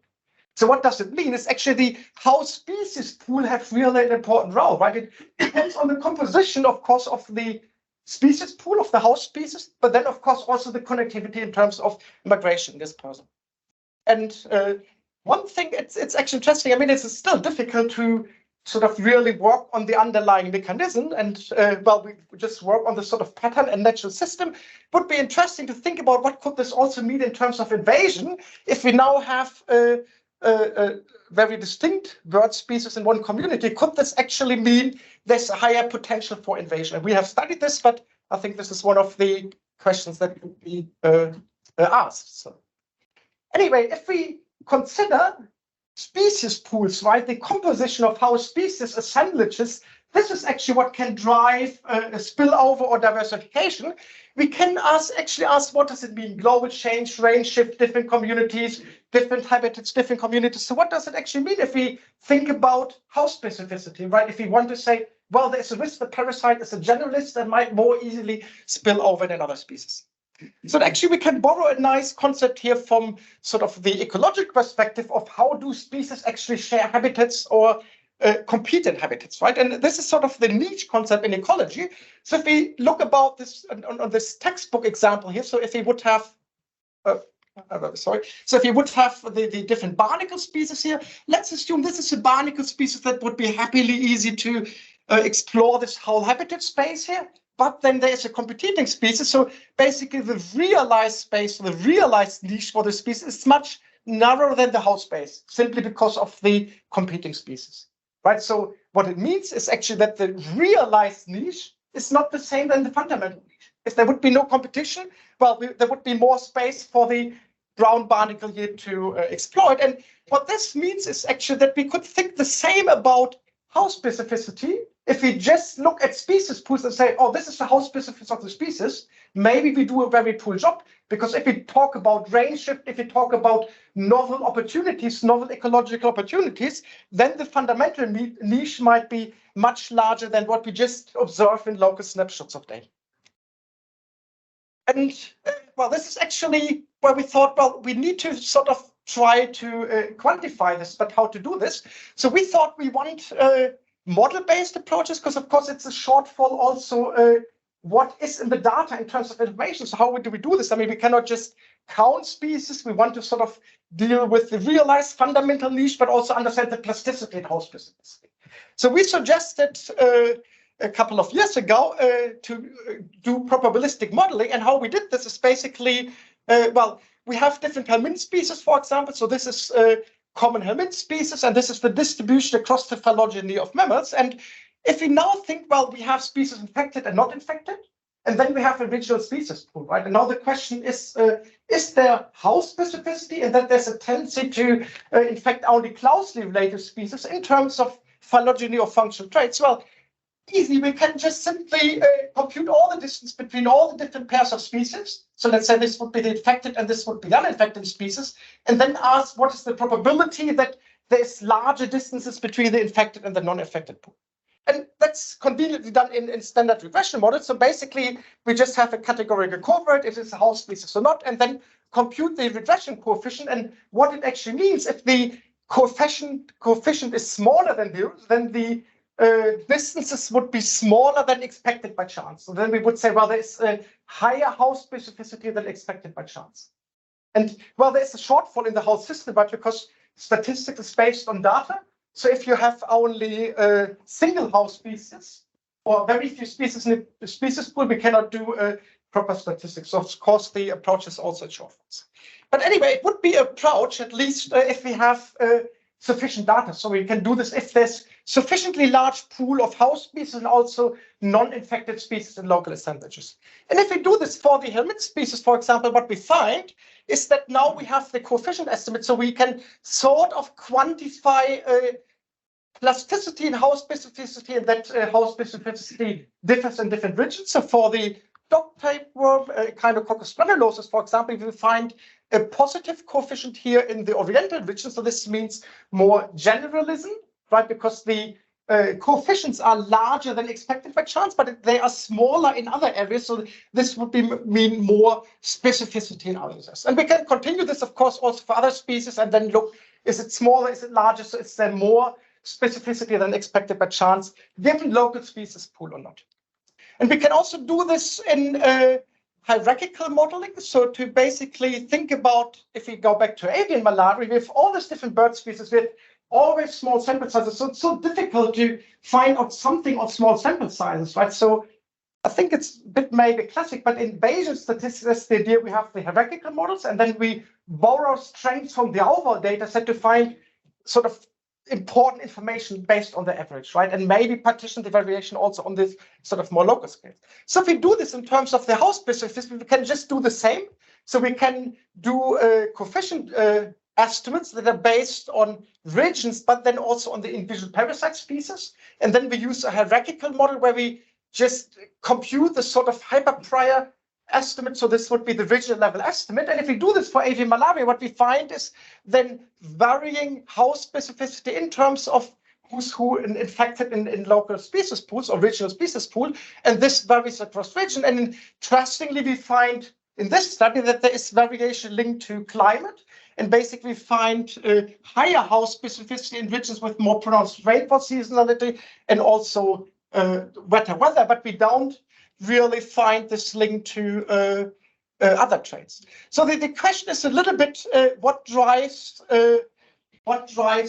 stability also in terms of host specificity and sort of pathogen spillover. And I think, as I mentioned, I mean, the statistical approach has some shortcuts because we cannot use it for small data sets. And I think it is also a shortfall. What can we really learn, right? We look at some patterns and we really do not understand what's going on. And to emphasize a little bit on the shortfalls here, well, we also looked into the prevalence of avian malaria in different regions. And what we did is we compiled a very large data set, so many different studies. So we have more than 50,000 bird species and bird individuals, and this was from 2,400 bird species. And then we sort of asked, what is the prevalence of hemosporidians, so like Plasmodium leukocytosis in different areas? Well, easy, right? You just have your covariates, you take this from public available data. We all know this. We can take climate, land cover data, and so on, and then ask what would be the drivers of sort of variation, the prevalence.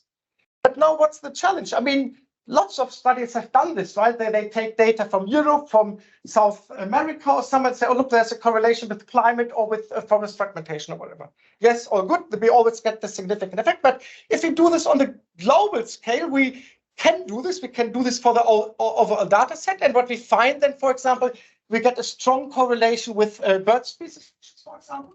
So there's more prevalence if there's more bird species. Well, interesting. But now the problem is if we use this sort of hierarchical modeling again, and then asked, is there potential variation in these effects over area? This is actually what we find, right? We find even sometimes opposing effect of bird species riches, regional bird species riches on the prevalence.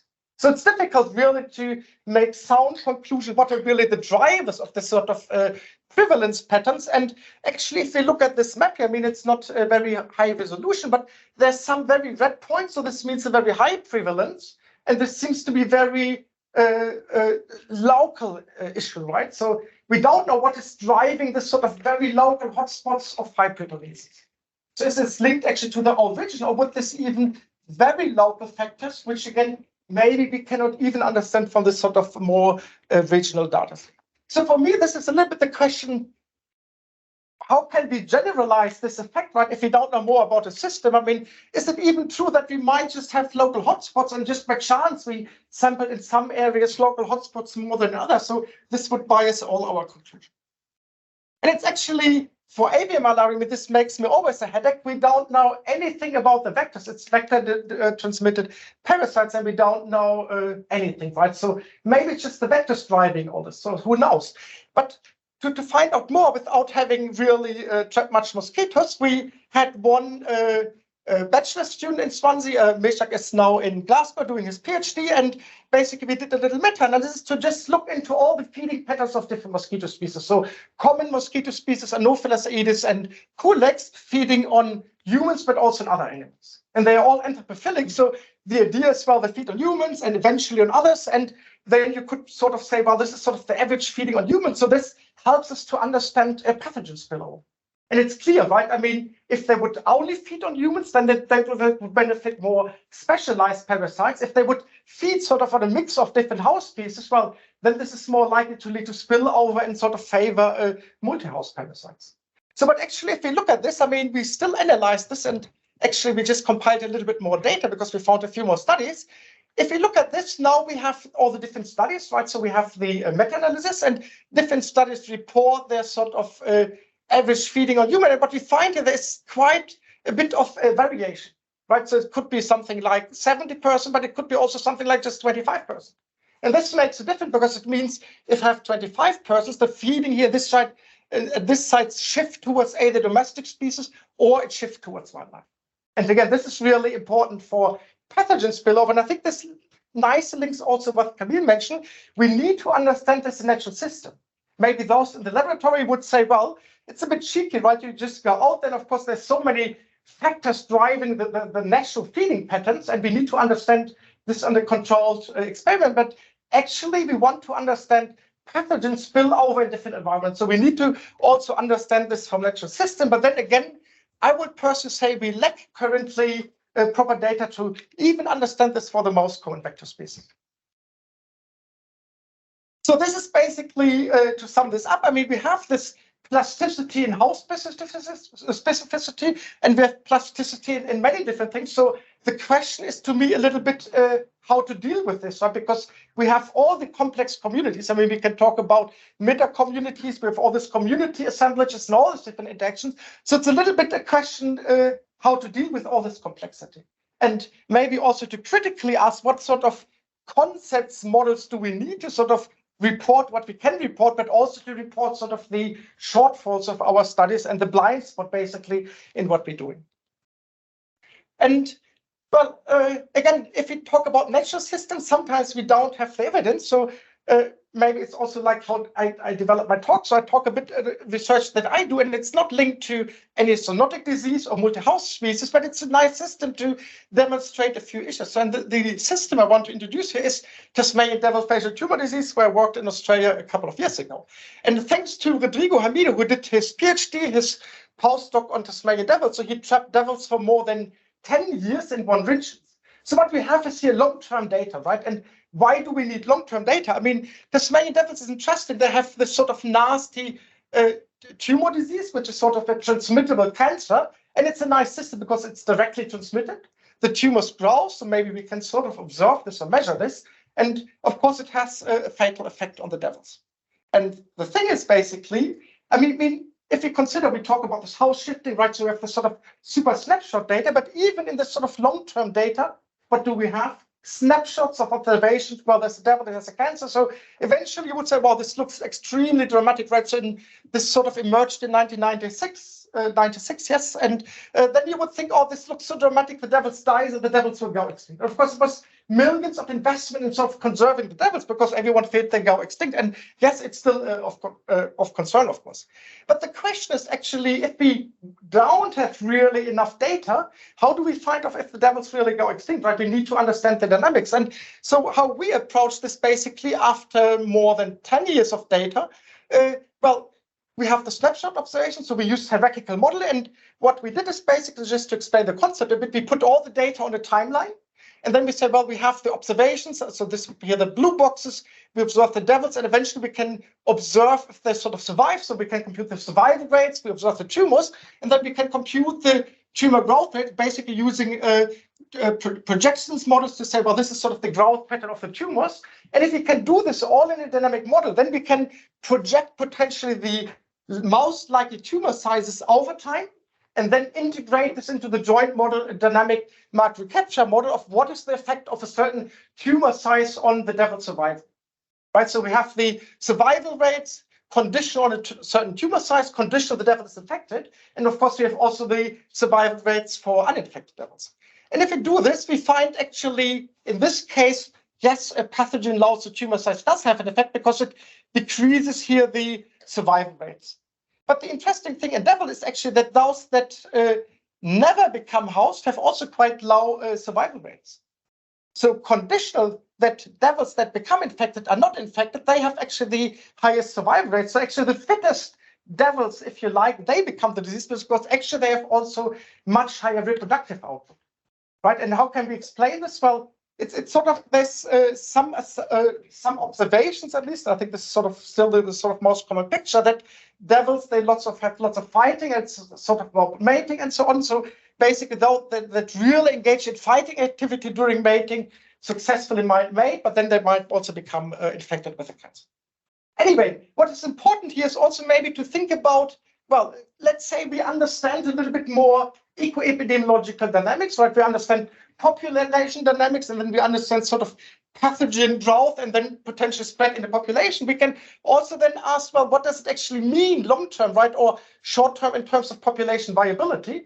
Because it all depends on the timing of infection, and it all depends then of the infection context in terms of the reproductive output, how this all plays together in terms of reproductive output, population abundance, and of course population abundance, and then also the presence, the prevalence of the pathogen means also it shapes the force of infection and potentially the spread of a disease, at least in a single population or in a single species. And well, now we have the sort of, for this system, we have the information at hand, right? We know a little bit more from statistical analysis about what is sort of the dynamics of survival and what is the context of survival and pathogen growth. So we can do simulations and then ask, well, what sort of simulations are most realistic and fit what we have observed over 10 data? And we did this actually. So we used all the information, constructed simulation models, and this is what we get. We get the output different scenarios, of course. And so if we fit this to 10 data, we want sort of decline in population as observed, and we want certain increase in the prevalence of diaptity over 10 years. But the interesting thing is if I run this now in all possible scenarios, right, that fit the evidence I have at a certain time point, well, what we find is actually that in 57% of all scenarios, diaptity, so the cancer goes extinct, but not the devil. So only in 20% or 21% of all scenarios, the devil would go extinct.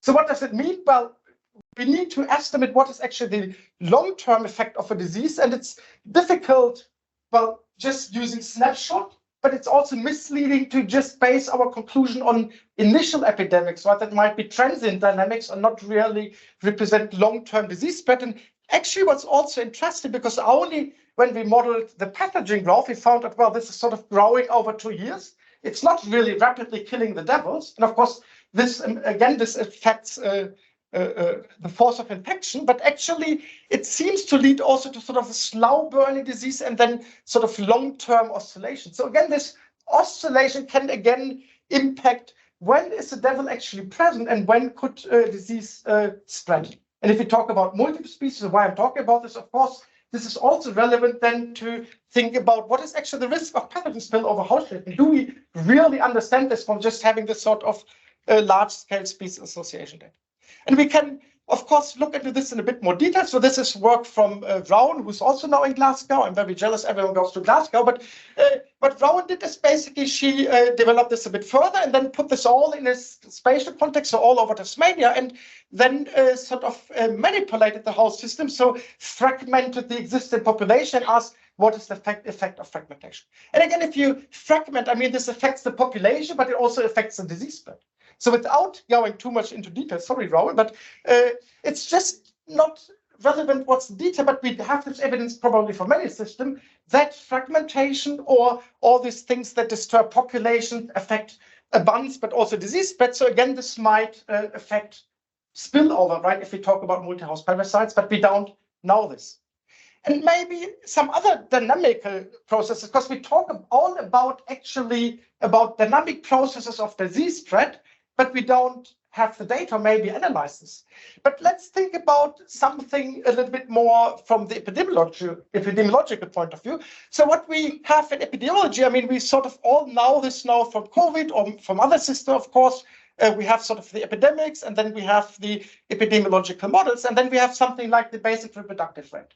Yes, we can compute this, and then we can say, oh, this is a dramatic disease, right? This will lead to a big outbreak, and sort of this is the life history of the disease. But what is the problem? Well, the problem is actually that the basic reproductive number is always based or is linked to the transmission rate, and the transmission rate is always linked to the local conditions, right? It's always about sort of the contact between different host species. So what are we actually measuring? Right, we measure something useful, we measure the basic reproductive rate, but it depends on the system. So if there's plasticity in the system, then there is plasticity in the basic reproductive number.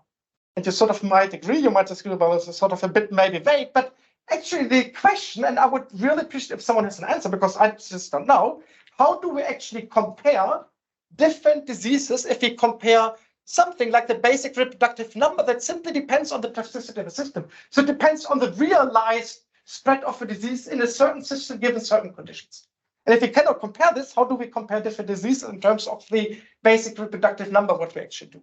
And of course, we can actually also think, oh, are there other measures, right? Like how quickly diseases spread, and can we sort of model this, compute this? And one thing would be the generation time or the serial interval. But so basically this links to the time of disease being spilled over from one, or not spilled over, so is one house infecting another one, so individuals. But again, it depends all on basically the timing of the infection, and then the timing of infection depends on the local condition. When do these individuals actually meet or interact for sort of enabling infections, right? So again, it's all about the local conditions, and can we actually take this into consideration to compare diseases? If we cannot compare this, can we actually really accurately say what is sort of the whole thing about variable interfaces and sort of the relative spread in terms of the life history of different diseases? And this links to me a little bit to something, well, what sort of pitfalls do we actually have? I mean, I tried to, with Robin Flynn, to summarize this in a recent paper. So I think there's something like a dynamic pitfall. So we need to ask, when are these dynamic pitfalls relevant, right? And this could be also relevant, for example, for parasite control. So basically, if we perceive, well, there's no real risk because there's very few infected individuals, but if there's a large pool of susceptible individuals, well, eventually we do a wrong job. If we think, well, there's so many infected individuals, this is really dramatic, I need to do something. But if this is already sort of end of the epidemics, there's no use to invest lots of resources into disease control, right? And the same, what I mentioned before, we might have a spatial heterogeneity pitfall trap. So if we just project house ranges, right, or even model house ranges, let's say, well, climate shift means range shift, and this means sort of higher risk of house pathogen association, maybe we do a really bad job because maybe there is just no interaction because the parasite might be, for example, transmitted by a vector, or simply the house ranges do not sufficiently overlap to enable basically house shifting or pathogen spillover. And well, as I said before, I mean, I just try to repeat, or just repeated what you mentioned anyway today already, and maybe sort of I have more questions than solution, but I thought to a little bit mention a little bit one of the study system. I mean, Alessandra also presented a post on this. So, well, back to Borneo, and for me, it's a little bit the question, heterogeneity is, well, this is just one study where we study heterogeneity, and basically what we have 4 different small mammal species. So we talk about these interfaces, right? And what we have in Borneo, 60 years, 70 years ago, rainforest logging, the capital Kota Kinabalu is constantly grown. So we have actually invasive threat. We have only one native threat that sort of makes it out of the forest and meets the invasive threat somewhere at the sort of suburban urban gradient. So we can compute sort of with occupancy models sort of the habitat suitability, if you like, right? And then ask, what is the probability of all the species occurring across the land use gradient? And what we find is basically, well, this is the native species here. It mixes with the house rat. So this here is sort of at intermediate land use gradients. And then we have the shipwreck, which basically just occurs in sort of urban habitats. And we have one, the Asian muskrat, Zuncus marinus, which occurs sort of more, well, urban habitat, but maybe more, a little bit more gardens. And if we do this, of course, well, the main findings we have on the poster, we find actually lots of sharing in the microbiome, right? So interestingly, we find mouse sharing of the house rat with the native rat. And the question is, of course, if we talk about all this heterogeneity, what is going on if I would have this sort of gradient in habitat suitability? Would this impact microbiomes? And if I talk about microbiome, I mean, we could consider this a sort of benign microorganisms. The question is, of course, and what we are interested in is, what would be this mean in terms of parasite sharing or the prevalence or the occurrence of parasite in certain areas? So is this driven by the proximity of different species? Is this driven by the underlying environmental gradient, or is this driven even by the sort of suitability of the species where it occurs in certain conditions, where it might co-occur then with the other species? But anyway, one aspect I want to mention here, I found this also interesting. I just started to analyze this for the presentation, actually. So we have this sort of suburban urban system. We have sort of microbiome data from 300 plus animals, but we also have a few forest species, right? So I mentioned, I mean, if we think there is a barrier, maybe there's no sharing between the forests. But what we actually find is if we plot the prevalence against the prevalence, also pairwise prevalence here for different species of different ASVs, is actually that we find a few that have high prevalence in both the invasive species, so the urban species, but then also in forest species. And if I talk about forest species, it's either rats that exclusively occur in forests, this might be squirrels, and this might be even distantly related trees. And we can also plot the sort of the centrality values to ask, well, what is then again this sort of role in terms of sharing microbiome between these individuals? And we find high centrality values again for the house rat and also for the only forest rat that makes it out of the forest. And again, it's very preliminary, but the point is here we find really lots of sharing of parasites of invasive species and native species in Borneo. And of course, we still want to work what is the role of heterogeneity, and also what is the role if individuals have a different sort of overall role in their whole network. Right? And again, it's a little bit the question. We have, again, so much plasticity here, right? Even if we don't understand this currently, but there's so much plasticity of the role of different individuals in sharing microbiome between different species. And, well, this is all I wanted to talk about, but sort of, I mentioned this already, I'm a little bit interested in modeling, so I'm interested in Bayesian approaches, and it's a little bit the question, how do we then deal with all this complexity? Yes, and I have no solution, maybe you have, but if we conceptualize this a little bit, maybe also thinking about what is this all about, and maybe what are these hierarchical models about? Well, what it's all about, we talk about house shifting, we talk about the association of different pathogens with different house species. So we can do this on the species level. This would be the sort of larger pictures here. But actually what's underlying this is always different population, different individuals, and at all levels we have certain connectivities, right? And then we have for all the sort of individuals or different levels of organization interacting organisms, eventual plasticity in the connections or in the sort of states of these individuals or in sort of underlying environmental conditions. And in this sort of structure, right, this is where we ask sort of where are pathogens shared, where are pathogens shifting to different host species, or where there's sort of spillover between different populations. So anyway, we could start what is the really most simple model to address this? And I would say this is a state space model, maybe also a little bit linked to hierarchical modeling, but we can say the most simple thing, what we can do, and I just plotted this here, is basically we always have three components, right? Let's say if we talk about pathogen sharing or infection of a different host individual, we would always have three states. We would have either two host individuals or two host species, and then a pathogen that is shared between us. And what does it mean? Well, for all these individuals, we would have a certain state. So maybe the states might vary over time, and we have an interaction. So the interactions might vary over time. So we can potentially say these are parameters, right? Because there is variability, plasticity given certain conditions. And then we can say, if we talk about statistics a little bit, we have this sort of state space models. We can say what is sort of the states or the probability of certain states given certain conditions. And these conditions means they can be linked to all the other conditions. So they can be linked to the states of all the individuals or the type of interactions. And then that easy, it means lots of ecological and evolutionary drivers. So if we talk what the whole seminar is about, ecological and evolutionary drivers, to me, it's basically the question, what do we need to put in here and how can we best do this, but also how can we sort of find generalized patterns, right? And to me, this links a little bit what sort of models to use. And of course, there is no answer because different models might be fit for different purposes. And it leads still a little bit to me the question, what's actually the common ground to bring us all together? And thanks for organizing the seminar. So it's really great to have actually all this different perspective. And well, this is just my own question, how to do these things in terms of modeling. Thanks.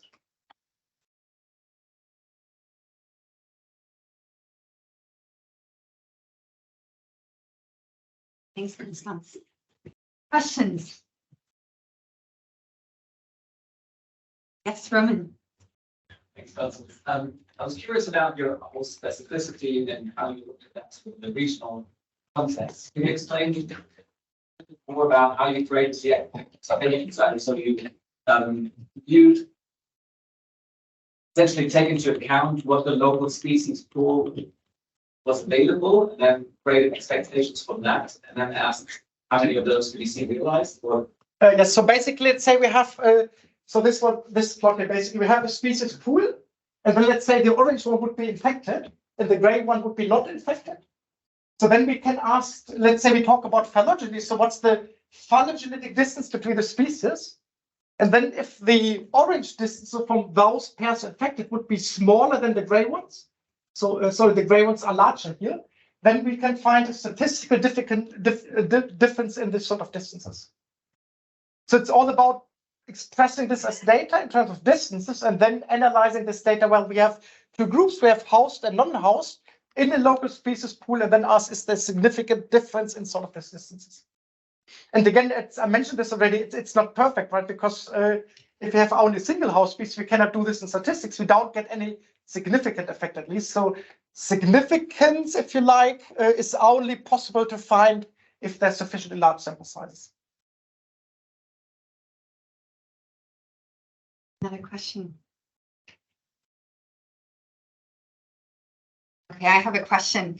I was interested in this shift in vector feeding behavior. Of course, like now we have a lot of vectors that are changing range with climate change. What do we know about changes in their feeding preferences? And do they tend to feed on hosts that are, or novel hosts that are closely related to their hosts that they would normally feed on, or do they actually just take advantage of local opportunities, or what do we know? Do we know? That's a good question. I think I don't know. I mean, I don't know. So this would be the first question. I mean, I'm also not really a vector specialist, so I just use this as one component in my systems. But I think why I'm also not now. So basically, like, I mean, we just did a simple study on this, right? But what we have first of all very few data. And then if you think about, we take the data, well, we took this from 2000. I think, well, that's maybe realistic, but we have sort of the underlying environmental conditions. But then even the molecular tools have changed.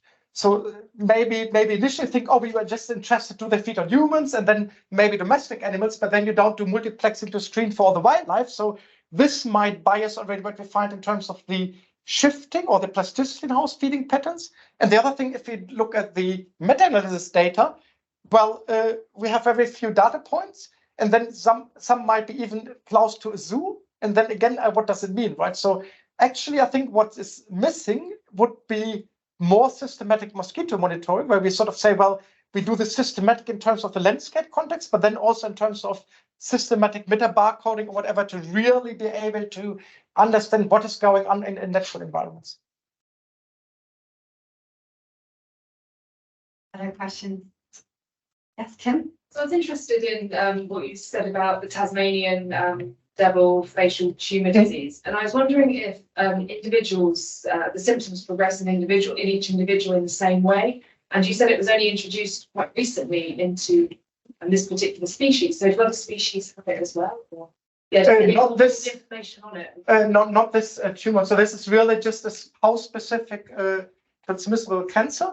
I mean, dogs have transmissible cancer as well, but they're sort of different species. And the other question was linked: is it the same in all individuals? So yeah, does the disease probably not. I don't know, but probably not. I mean, I talk just from the statistical. What to say? Well, we have this sort of few observations, because what you have is just after maybe 4 months, you measure the tumor size, and of course they vary, right? Some grow quicker. I mean, some they have more facial tumors, some have more internal metastasis, but what this really means. I don't know. I'm just interested in the statistics of individuals and then measure everything. Yes, but they only measure, of course, the infection tumors, the big ones. So we miss really the understanding, right? Because you have also internal metastasis as well. So it's a bit difficult to really say what's going on. Maybe if you ask the expert in Tasmania, they would know. Sort of from the data analysis perspective, difficult to understand this.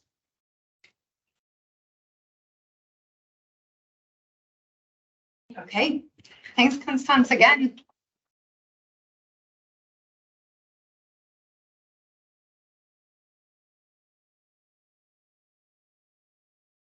What is great. Okay, so next we have Lucy Weiner from Cambridge University. Sorry, no, it's fine if you go. This one.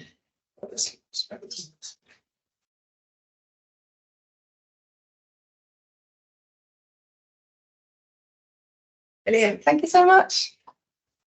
Yeah, I'm going to talk about Staph aureus in wild animals because basically not much is known about it. So there's a lot of people who work on kind of wildlife parasite systems. So if you fancy collaborating or chatting about it, I'll be really interested. So Staph aureus is known pretty much because it's a human pathogen, and about 30% of people in this room will have it up their nose. I don't have it, so everybody's by it. So these guys in the front row are fine. But it's obviously famous because it causes pathology in humans. And these are mainly like soft tissue infections, but also bacteremias, which are like kind of separated by like what's known as MSSA, and these are like drug susceptible, or MRSA, which are drug resistant. And they're quite difficult to treat. So while it's endemic in human populations and these rates of bacteremias remain fairly stable over time, actually what's going on underneath the surface is a bit more dynamic. So this is different strain types of Staph aureus over time in invasive infections in the Americas. And you can see that sometimes we have strain types that pop up and then disappear.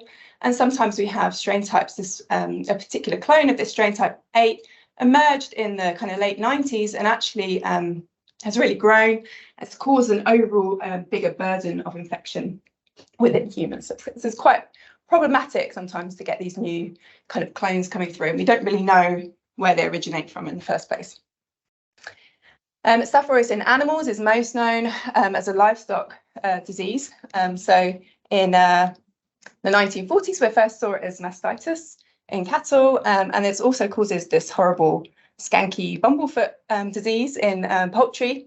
But again, livestock can remain asymptomatically colonized by Staph aureus as well.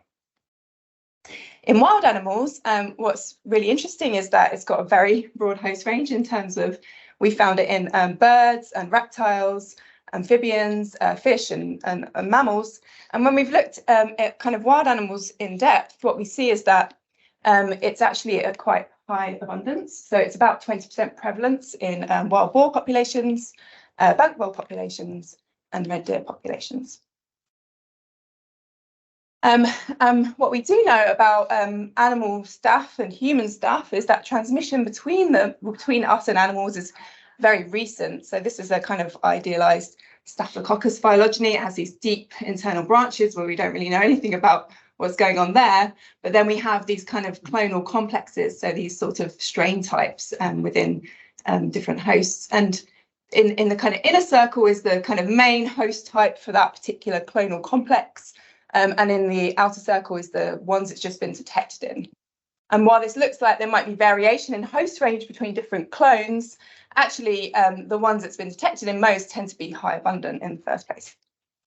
So we know that transmission is recent, but what we don't know is whether wildlife are simply kind of like sinks for Staph aureus infection and colonization. So we could have this situation here where we know it's in humans and it's a human kind of persistent endemic infection, but maybe it's just passively spilling over into wildlife populations. Or are these wildlife populations part of its true host range? i.e. is there sort of persistence and evolution and ongoing spread within these wildlife populations? And the answers to this question have different kind of consequences, because if it's just sort of spillover, this highlights the fact that we're having quite severe environmental transmission of a very antibiotic resistant commensal, which is also causes horrible disease. Whereas if it's part of the true host range of Staph aureus, potentially it might be that animal isolates could be sources of these new emergent human strains. So we started looking in fish simply because my PhD student had people who were going fishing, but there's also a more sensible reason to look in fish, is that Staph is also a foodborne pathogen, and if you go and sample fish at marketplaces, it has quite a high prevalence. Actually, quite a high prevalence in these fish populations, and so what it's thought is that it's just the kind of human handling of fish which is causing this kind of high prevalence within these fish populations. But when we looked at it in detail, we saw that within aquaculture, we're also finding these Staph aureus strains as well. So we caught a fish, just one fish from aquaculture, and we sequenced its genome. And what we found is that the fish genome was very much nestled within the kind of a much more diverse sort of human population. And what was interesting is that the fish strain had this immune evasion cluster, which we know is intimately involved in innate immunity of Staph aureus with humans. And so this very much looks like in aquaculture, this strain is coming from humans. But not much was known about wild fish, and so we devised a kind of sampling strategy looking at different lochs in Scotland with their different exposures to livestock, human and birds, with the kind of thought that we might see livestock strains in livestock lochs and bird strains in bird lochs. But what we found was it's not there at all. So this was a bit of a disappointment for my student, but I actually feel like this is quite an interesting result, because it at least gives us a limit of the kind of host range of Staphylococcus aureus. In fish populations, at least, it does look like Staphylococcus is within humans, and it's just really passively spilling out into fish populations. And this is a problem in urban environments, in aquaculture, but less of a problem in more rural environments. Although chicken isn't a wild animal, I've just put this up to illustrate the kind of host jump of Staphylococcus aureus. And so this is a study that we did quite a while ago, which was looking at a particular strain type of Staph aureus within poultry. And you can see that within poultry, it's got this phylogenetic clustering, which implies that it's being kind of transmitted and spread in poultry.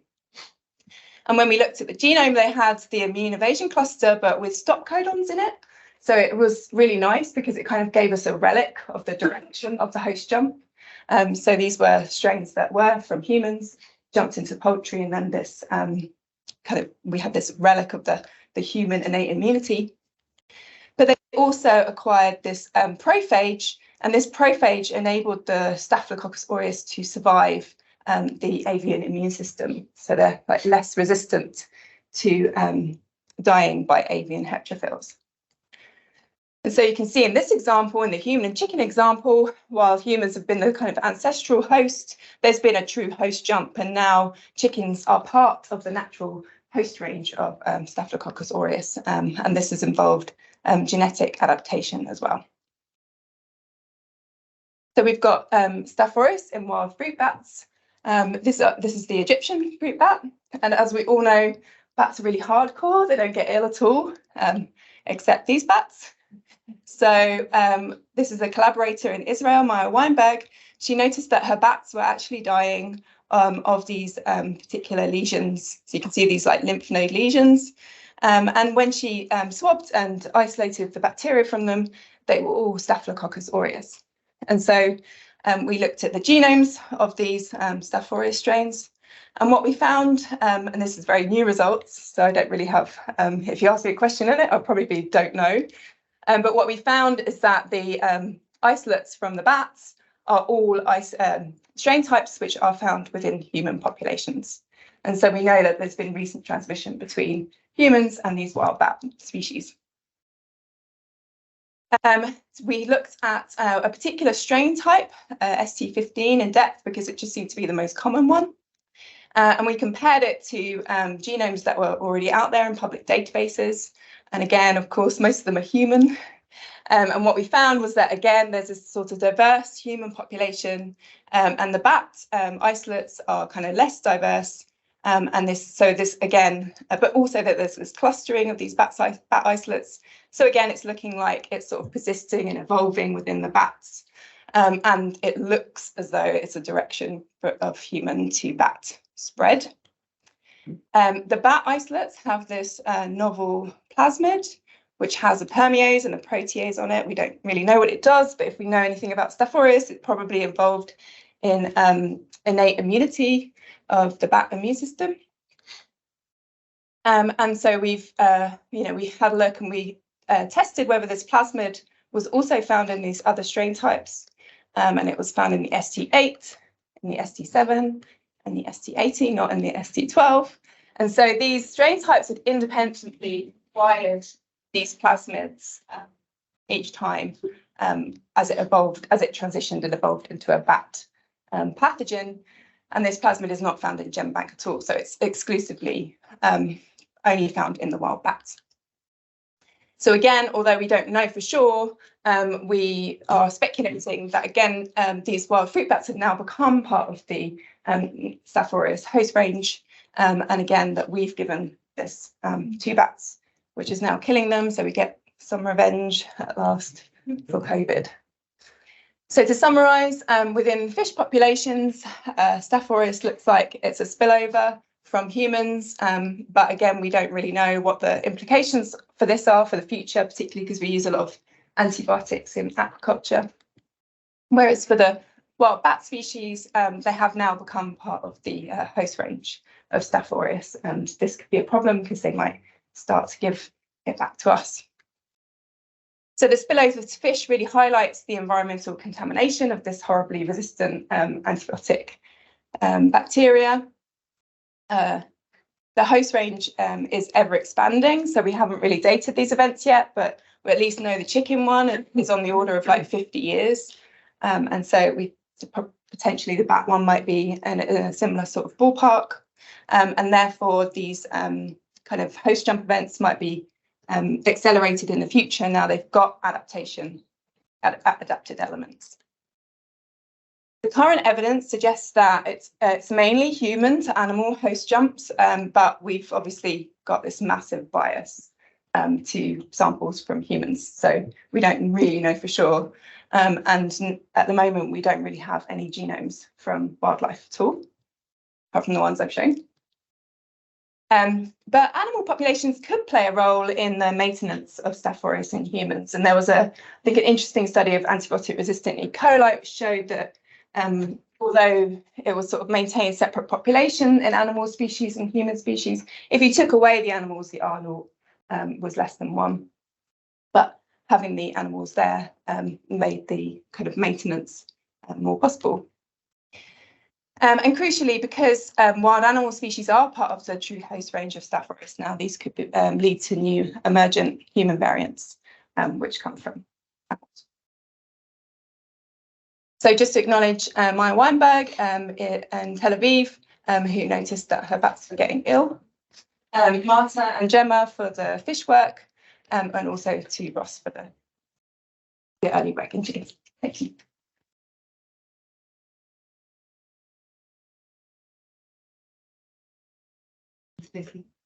Questions? Okay, sorry, I think you were first, but you were hesitating. Ben? You were no, go. Let's go. I don't know if this is a reasonable question, but do you have any way of quantifying whether the host range is actually expanding, or whether we just are now looking at more hosts than we were before? Well, I say it's expanding just because we know that the jumps into livestock have happened on more recent timescales. But in terms of like wild animal species, we don't have evidence of that at all. So yeah, I don't know.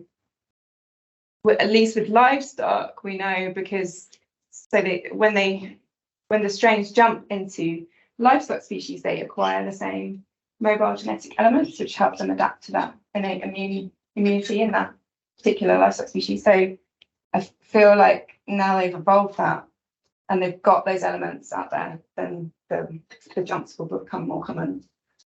But yeah, I don't know if it's a ever expanding host range or just we start to kind of realize what's actually going on. Okay, we'll do Ben, Mark, and Roman. There was a lot of talk about tissue specialization earlier. I remember reading stuff about warriors and things like etiology and stuff. I wondered if there's any association between tissues and infected gene types. Those ideas been thrown out. There's definitely, I know there was like a genome-wide association study of like a necrotizing one, and then they had a particular toxin which allowed them, this isn't just in human populations, allowed the strain to eat skin. I don't know what it was, but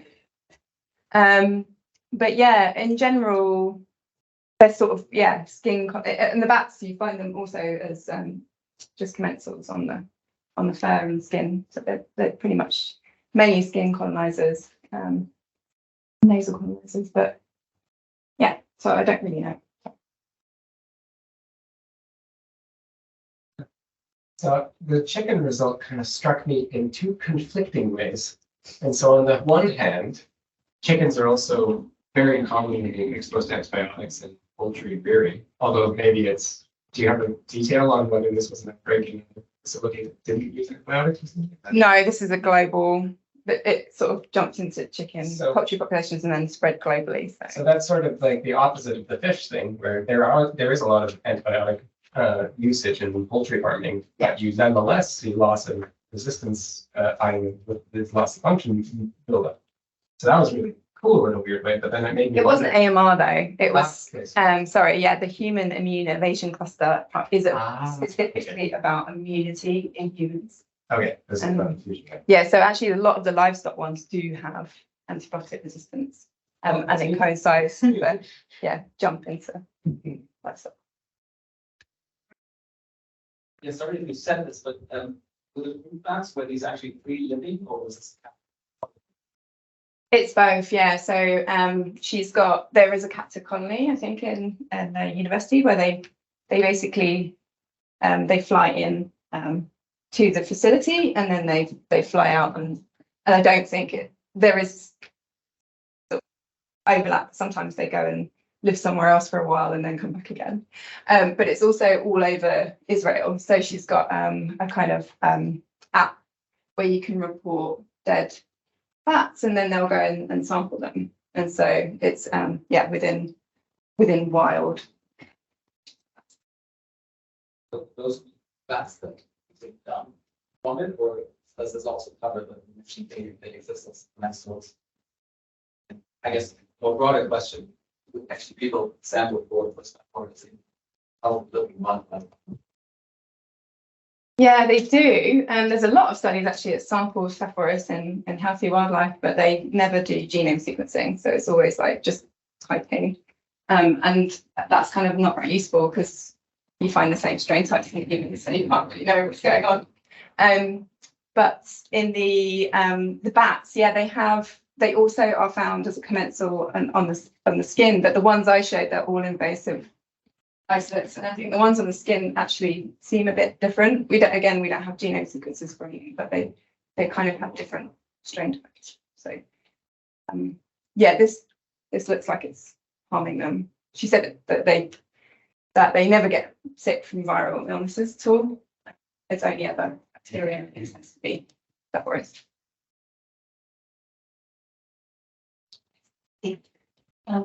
Thanks, Lucy.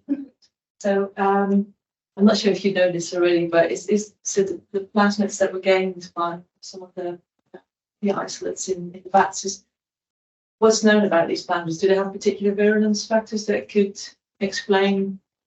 Yeah, so it's basically a Staph aureus backbone plasmid. So if you blast it against GenBank, a part of it blasts the Staph aureus from presumably humans, because that's mainly what's in GenBank.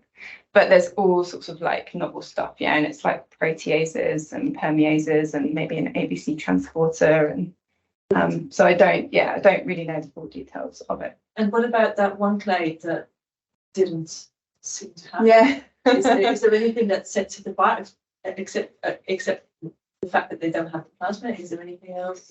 No, we haven't looked at any of the other clades in terms of, because what we would like to do obviously is to now do the full kind of genomic study, but some of the quality, the genome quality is fairly low, so we're probably just going to sequence them all again and then do it properly. But they may well have their own plasmid or things.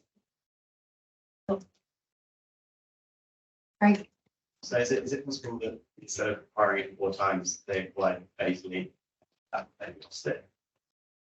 Well, only if it's always been in bats, and then bats gave it to humans, and humans lost it. They don't acquire it yet at the base of the bat bit. At the base of the bat, yeah, the base of the bat bit is basically the base of the species of Staph aureus. So, yeah, my strong guess is no. With going back to the aquaculture, did it look that like it's occasional spillovers into fish, or is it sort of this transmission based in the aquaculture itself? Yeah, so we only got one fish because, again, as mentioned yesterday, like people don't really want to screen livestock and aquaculture for pathogens which don't harm them, to harm those systems. So we just kind of surreptitiously caught it. And then we dissected it and we took it from different organs. So it wasn't in the heart, but it was in different organs within the fish. And then we sequenced all the different strains from the different organs, and basically the diversity within that single fish seems very inconsistent with like one acquisition and then within host evolution. So my guess is like it's in the water and they're just like passively picking it. I don't know what from. Great, thank you very much to both Constance and Katie, and we have 35 minutes for coffee, so thanks, Katie.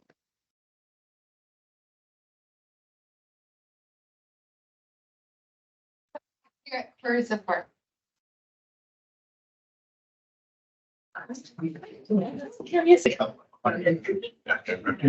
Okay, let's get started for the last session, and we have 4 more talks. I'm going to try to get the good names, so apologies for remaining anything. I think we have Kim now from Exeter. Hi there. Yeah, thanks ever so much for the invite to give this presentation. Quick caveat to begin with, I'm a conservation scientist, and this is my first kind of pathogen and disease conference. But yeah, thanks ever so much for saying that this might be of interest to this audience here today. So, of course, infectious diseases that are shared between humans and wildlife are a huge public health concern, but also they can be a conservation concern when a wildlife species is endangered and infection induces mortality. But also something that's less commonly talked about is that human-wildlife coexistence can actually be compromised when people view wildlife as a source of infectious disease. And this has been evidenced across multiple taxa, from bats to primates. And a really important example was actually in Brazil, where people retaliated against primates that they perceived to have infectious diseases, in this case, yellow fever, and local communities actually killed them in response to this. There's this huge education campaign to try and combat that. So it can be a real threat to the conservation of wild species. And in these shared landscapes, there's growing consensus that we need these more systems-based approaches to kind of combat infectious diseases. So, for example, One Health, where the health of the environment, wildlife and people are inextricably connected. And I would argue in conservation, this marries really well with some of the coexistence theory. And we really need to start integrating this more into our conservation practice. So going on to leprosy, sorry, these photos are a little bit dark, but that's probably a good thing because they're quite horrendous. In 2015, we first captured chimpanzees on camera traps with these strange nodules all over their faces. And I first looked at it and I was like, oh my God, these chimps have got leprosy. And we carried on collecting camera trap images over the course of a few years. And then in 2018, our collaborators at the Robert Koch Institute, who are now at the Helmholtz Institute, were able to confirm that the etiological agent was Mycobacterium leprae.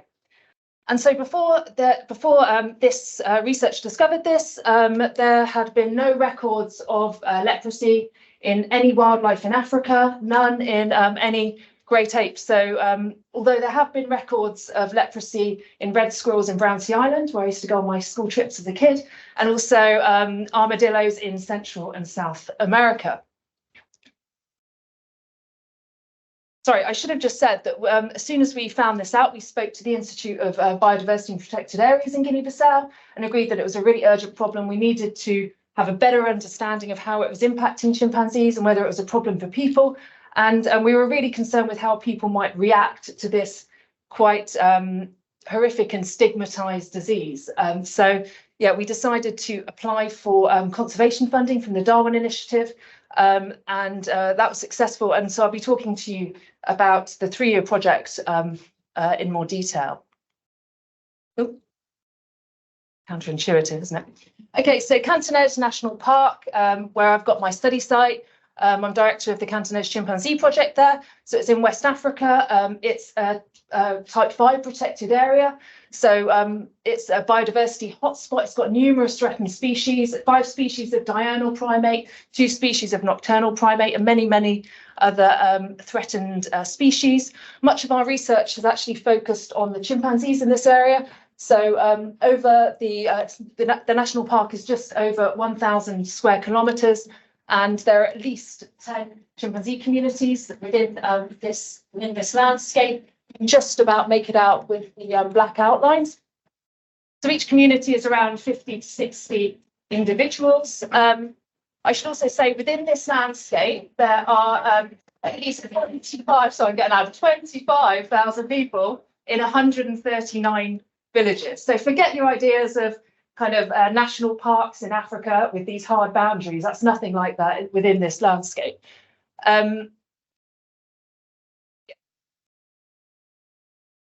So in response to this threat, we adopted, and building on our understanding of human-wildlife interactions, we adopted a theory of change approach. And this is just a very kind of simplistic diagram which illustrates that. But basically, you determine your outcome, your desired outcome, and then you work backwards and think about the different stages that you need to actually achieve that outcome. So really, we were really interested in understanding wildlife dimensions of leprosy, human dimensions, and then kind of marrying those two to think about human-wildlife interactions. And I'll be going through a little bit each of those independently. So from the wildlife perspective, we set up a biodiversity and health monitoring project. And this was to understand chimp distribution, leprosy distribution, and how it's impacting chimp health.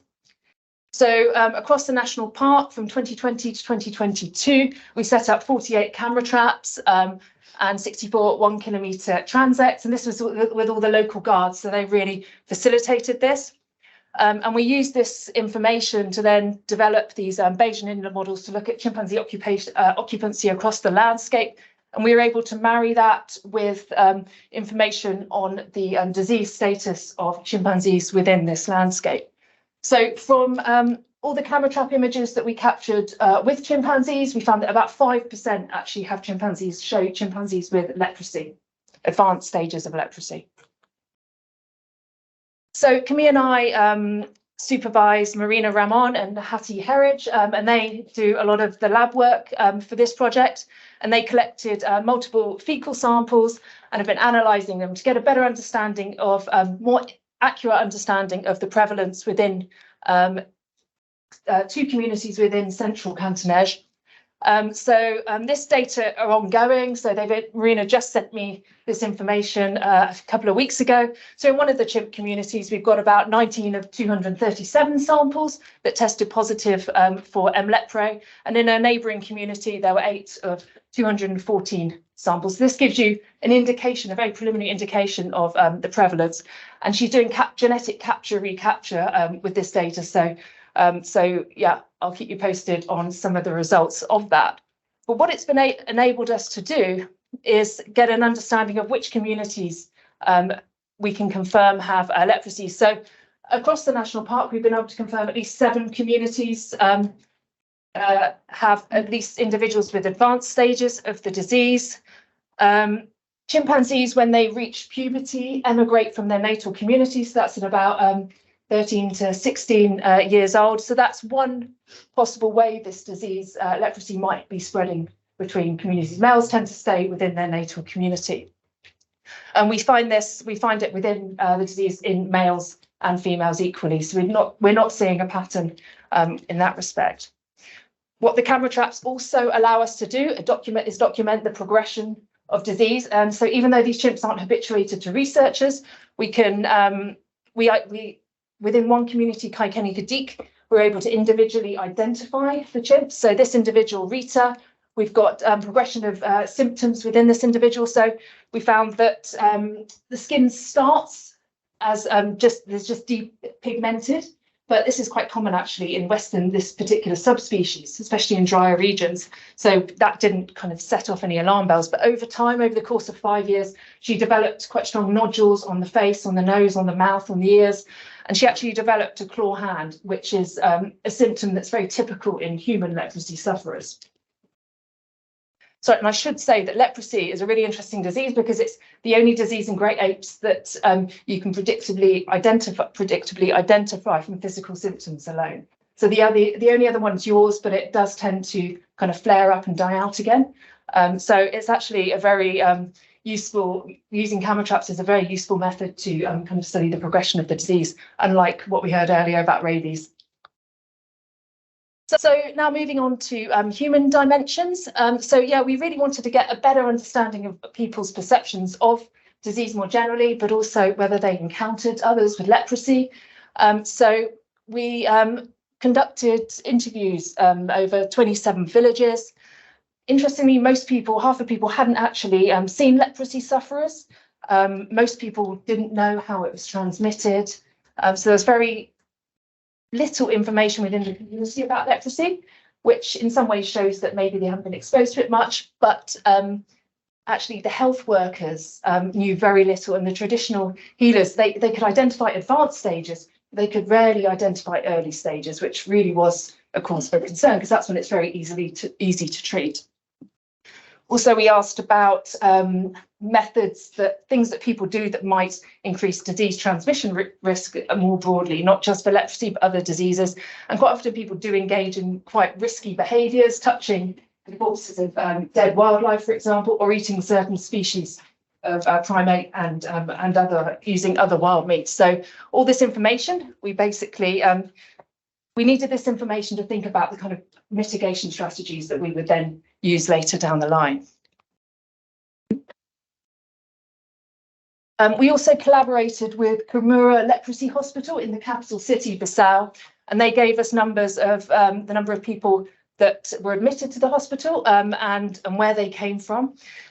And so they were able to confirm that between 2015 and 2022, there were people from the Tombali region, which is the broader region of Cantonege, which were admitted to the hospital. So that was really important information, but it's actually, the numbers aren't as high as the other regions in Guinea-Bissau, which was quite interesting. So we also did quite a lot of research to understand kind of broader mitigation strategies, like for international strategies such as like what the WHO's towards zero leprosy, but also some of the strategies within Guinea-Bissau to try and eradicate this disease. And with this knowledge, we worked with Kumura and the Ministry of Health to actually train health workers within Cantonege National Park. And they showed an increase in understanding of the disease, what to do if a patient comes to you, how to direct them towards Kumura, how to inform patients that treatment is free.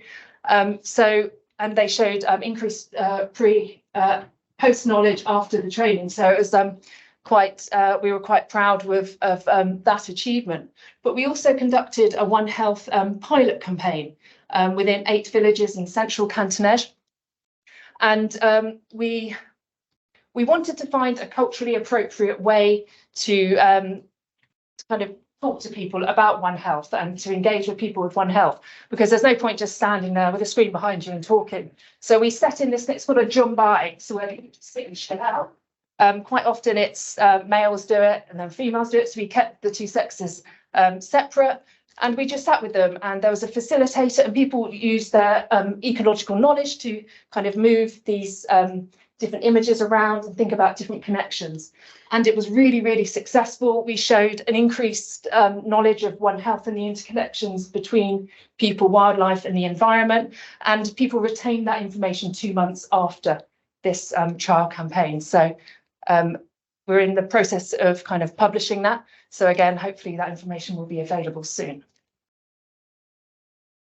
And then thinking about human interactions and thinking more about possible transmission pathways was actually what this talk should have been, but I thought, okay, I'll just keep it broad and see if everyone likes it.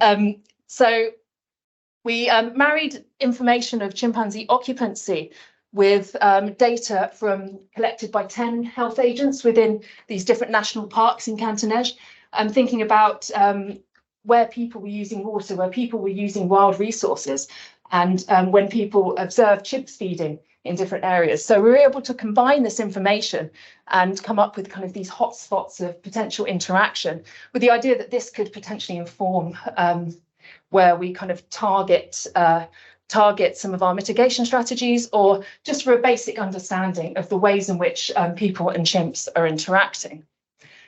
So we found that there was no direct contact. So leprosy is an interesting disease because you need prolonged close contact for it to spread. Also, that was always kind of the rhetoric, but actually there's growing evidence that there are environmental reservoirs potentially in soil and water. There's also potentially the mycobacterium can replicate in amoeba, in arthropods and ticks. So we didn't want to rule out these potential transmission pathways. But I should also say, yeah, these chimps aren't habituated, so this is certainly not coming from researchers or tourists. But because we couldn't really get an understanding of historical interactions, some of our collaborators were able to isolate, do full genome analysis on one fecal sample that we were able to collect. So yeah, it was quite a feat just to be able to do this from a chimpanzee fecal sample. And what we found is that the genome was comprised of 5 different strains. Interestingly, 2 of those strains came from captive primates that were presumed to be from West Africa, and the other 3 strains came from people in other parts of the broader West African region. But interestingly, we've also just confirmed leprosy in sympatric baboons. So again, we'll be hoping to kind of add them to this to get a better understanding of possibly where this came from. But certainly the strain in chimps is the same strain as we see in people. So again, we don't have a very clear idea of how leprosy is being transmitted within these populations, within this shared landscape, but certainly we need to devote more time to understanding how it's being transmitted between different wildlife species. But again, we can't rule out kind of vectors and the environment as possible transmission routes. And all this information was really key because we wanted to be able to communicate it to local communities. We were able to say that from what we've seen of current interactions, it's unlikely that leprosy will be spread from people from chimps to people, but that's based on current interactions. But that there are certain risky behaviours such as feeding on baboon meat. And when we said about this to people, their kind of eyes lit up. So it's up to them now whether they continue to feed on that. I'm not going to preach that people aren't allowed to eat wild meat, for example. So in terms of evidence-based outputs, in addition to the biodiversity monitoring project, in addition to the One Health campaign, the communication chain, and others. We also produced a One Health leprosy response plan with the Ministry of Health in Guinea-Bissau. We produced an action plan for the conservation of mammals in Cantonese. So that was in Portuguese and English. And importantly, that incorporates One Health and coexistence within that plan. And with our partners, we also were able to publish the scientific findings in research articles. So just a very broad final thought. I really feel that this kind of multi-stakeholder, inclusive, cross-disciplinary approaches that include One Health are really key to for the long-term coexistence of wildlife, and really should be integral in any conservation strategy. And of course, we've got so many unanswered questions of about leprosy and leprosy transmission, but I'm happy to answer any of those over a beer in the Verdant. Thank you.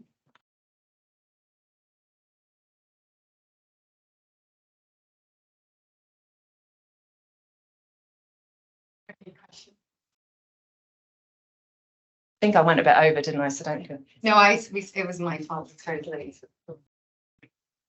Tamsin. That was original thoughts for university. What were their initial reactions? So we discussed at length with EBAP how to talk about, how to kind of tell people about this. And so we spent a couple of years thinking about how to tell people. And in the end, we did it in a very calm way. Okay, sometimes we're quite sure that being able to communicate this information did mean that we've had no retaliatory killings in response to leprosy within chimpanzees, even though people do report kind of being quite scared when they see some of these individuals, because it's especially kind of, you're in a remote field and a female with claw hand, and I mean it's quite a horrendous disease. They're quite fearful of it, but actually local communities have been incredibly calm. I can't say the same about some other stakeholders, but who should know better. But anyway. Other questions? Curious as to, beyond the sort of boundaries that are really porous at the national park, like how connected is that area to other human and wildlife populations? Yeah, there are corridors that lead to kind of other protected areas, but there's people everywhere. So yeah, but we haven't. So there's the only other place in Guinea-Bissau where chimps are monitored is like the Boe de Lombe region, and they have quite an extensive camera trapping operation there, and they haven't said that they've identified any chimps with the disease, but it was identified in Tai National Park in the Ivory Coast, 1,000 kilometers away, and they'd never recorded it there in any species. And they only analysed the samples because of what we found in Guinea-Bissau, and it popped up, and it's a different strain. So there's no question that it's circulating in other wildlife species. Okay, sorry, thank you.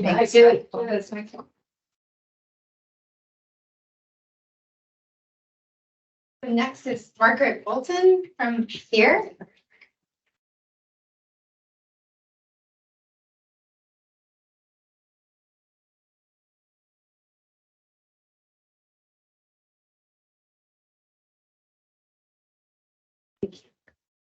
Hi, I'm Margaret. I'm supervised by Regan, who should be hopefully somewhere in here. Yeah, so I can't claim that I'm really a parasitologist. Didn't really start from the kind of perspective of parasites, so I'm going to be talking about quite broad spatial patterns. So I'm thinking kind of latitudinal gradients. Along here is the equator line, and we can see that if this is a plot of species richness, so we can see that there's a lot more species richness kind of around the equator, and then that kind of tapers off towards the poles.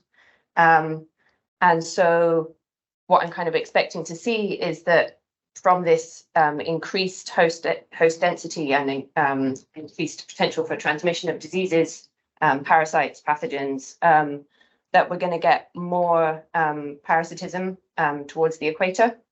But then within that, because we've got such a kind of wide diversity of hosts that parasites and pathogens can be transmitted through, that there's also going to be quite a lot of variation. So there'll be kind of life history variation, and hosts will invest different amounts in their immune response and how much they want to survive for a long time or succumb to the parasites.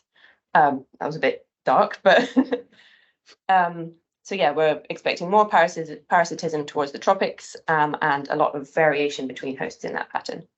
And then also, when we're looking at hosts, they're restricted by their kind of ecological niche of where they can occupy, or the distribution that they can occupy. And so within a host's ecological niche, we're not really expecting parasitism to be kind of uniform, because within their distribution, they're going to be experiencing different stresses. They're going to be exposed to different other hosts who carry a variety of different parasites and pathogens.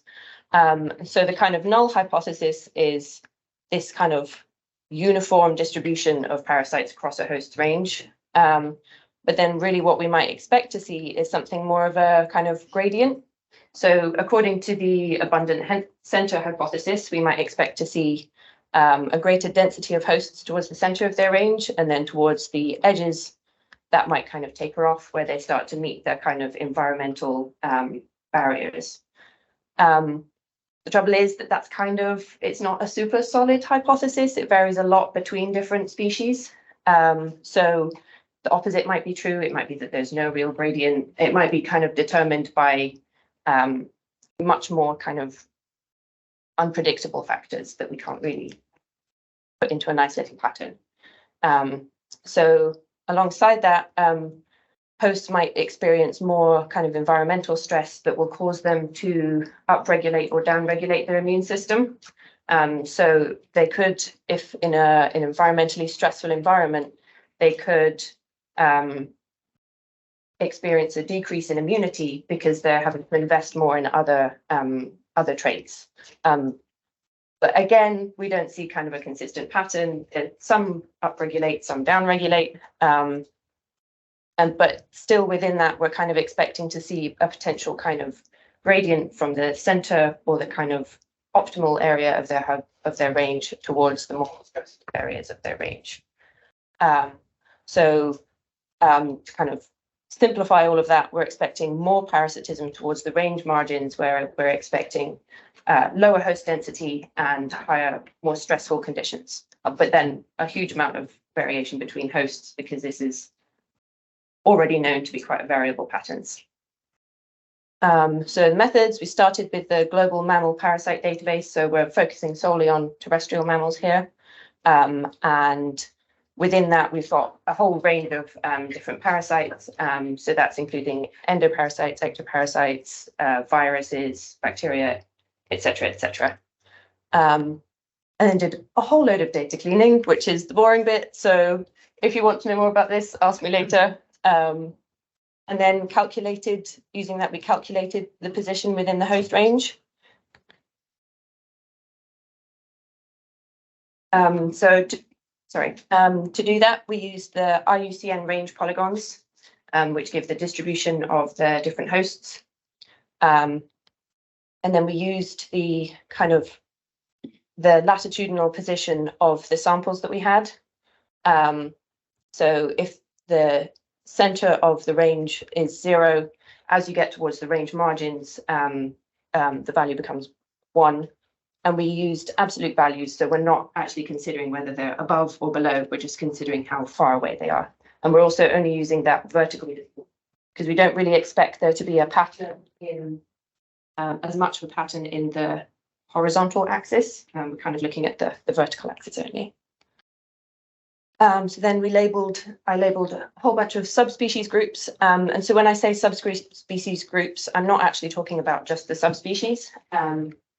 So some subspecies, I don't know how I'm saying that, some subspecies might be separated by, say, rivers, mountain ranges, geographical boundaries. And so we're not expecting any a high level of parasite transmission between those different subspecies.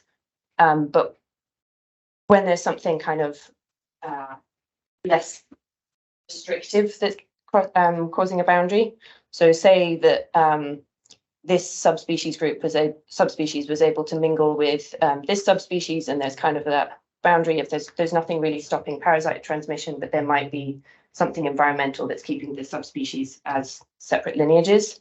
We're then grouping those together and considering them as one subspecies. So we used a Bayesian model and looked at the parasite prevalence across latitude, position within host range, and then the host species and subspecies as. And so got a nice clear result for latitude.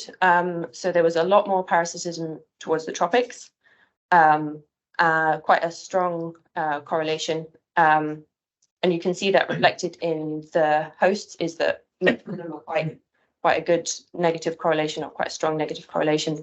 But then we're still seeing variation in those slopes. So we're still seeing some positive effects despite the kind of overall negative correlation.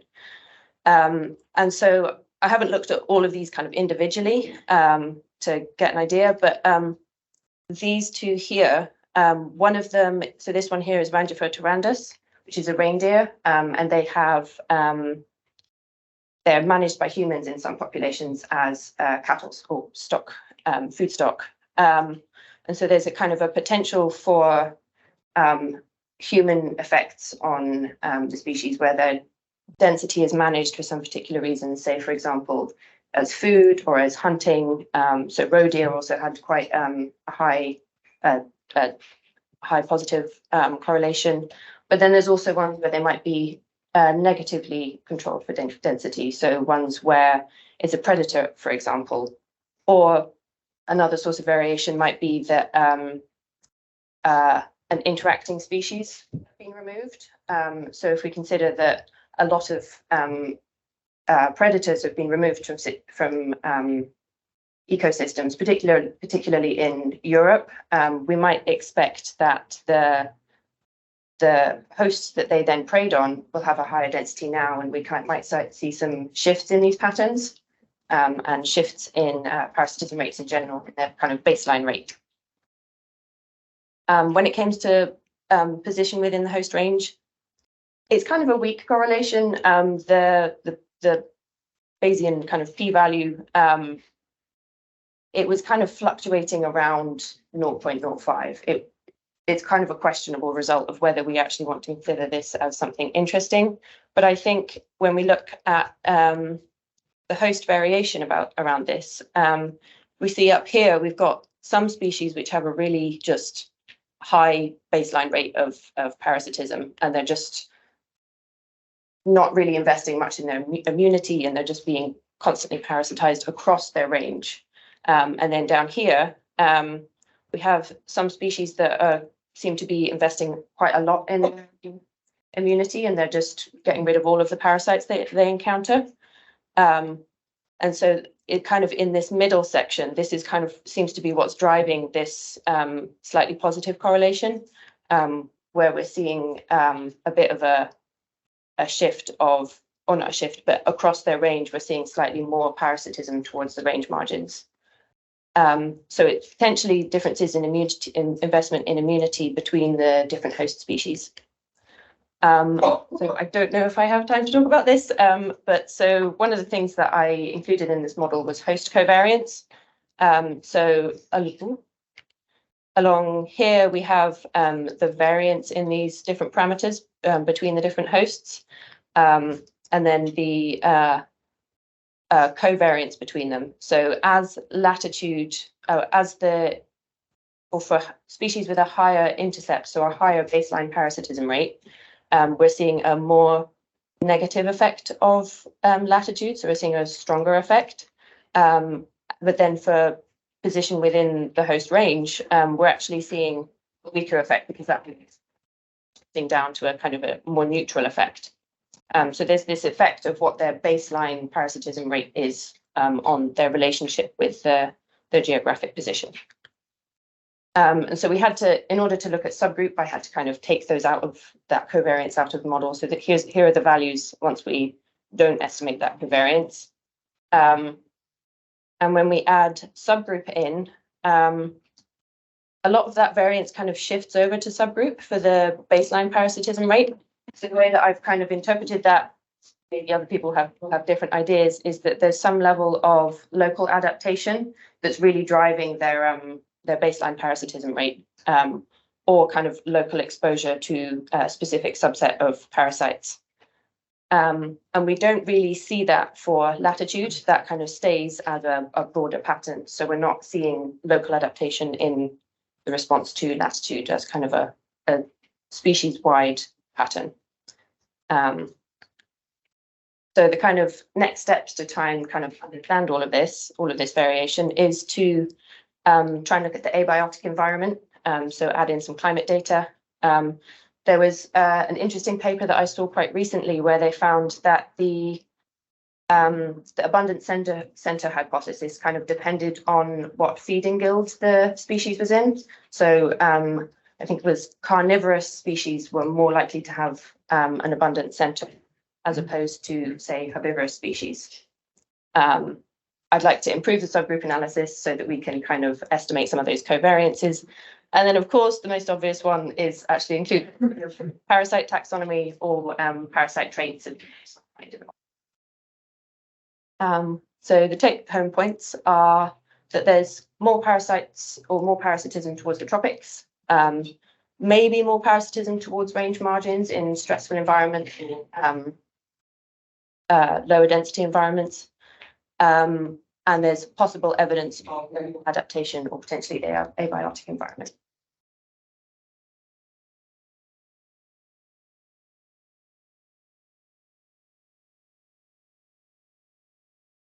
Questions for Margaret? So in terms of those range margins and you kind of local effects, do you know how many of the species that you've got data from subspecies are actually kind of migratory or wide ranging? So could they be the same populations that are actually moving up and down different relative latitudes? Yeah, so I think there's quite a mix there. So there were lots of feline species and canines, but then I think it was kind of the most heavily biased towards ungulates, not many small mammals. So I think, yeah, from the ungulates, that's definitely a possibility, especially the reindeer. Yeah, I don't know what effect that might have. I'd have to think about it in terms of, yeah. Yeah. Body size or universe. I did kind of a slightly rubbish analysis of that a while ago, and I didn't find any effect of it.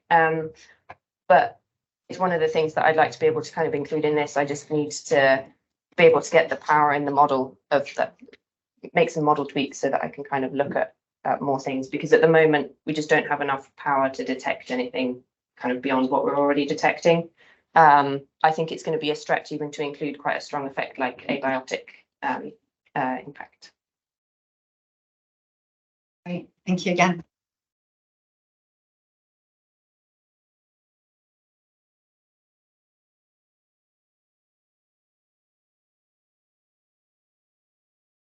Sorry.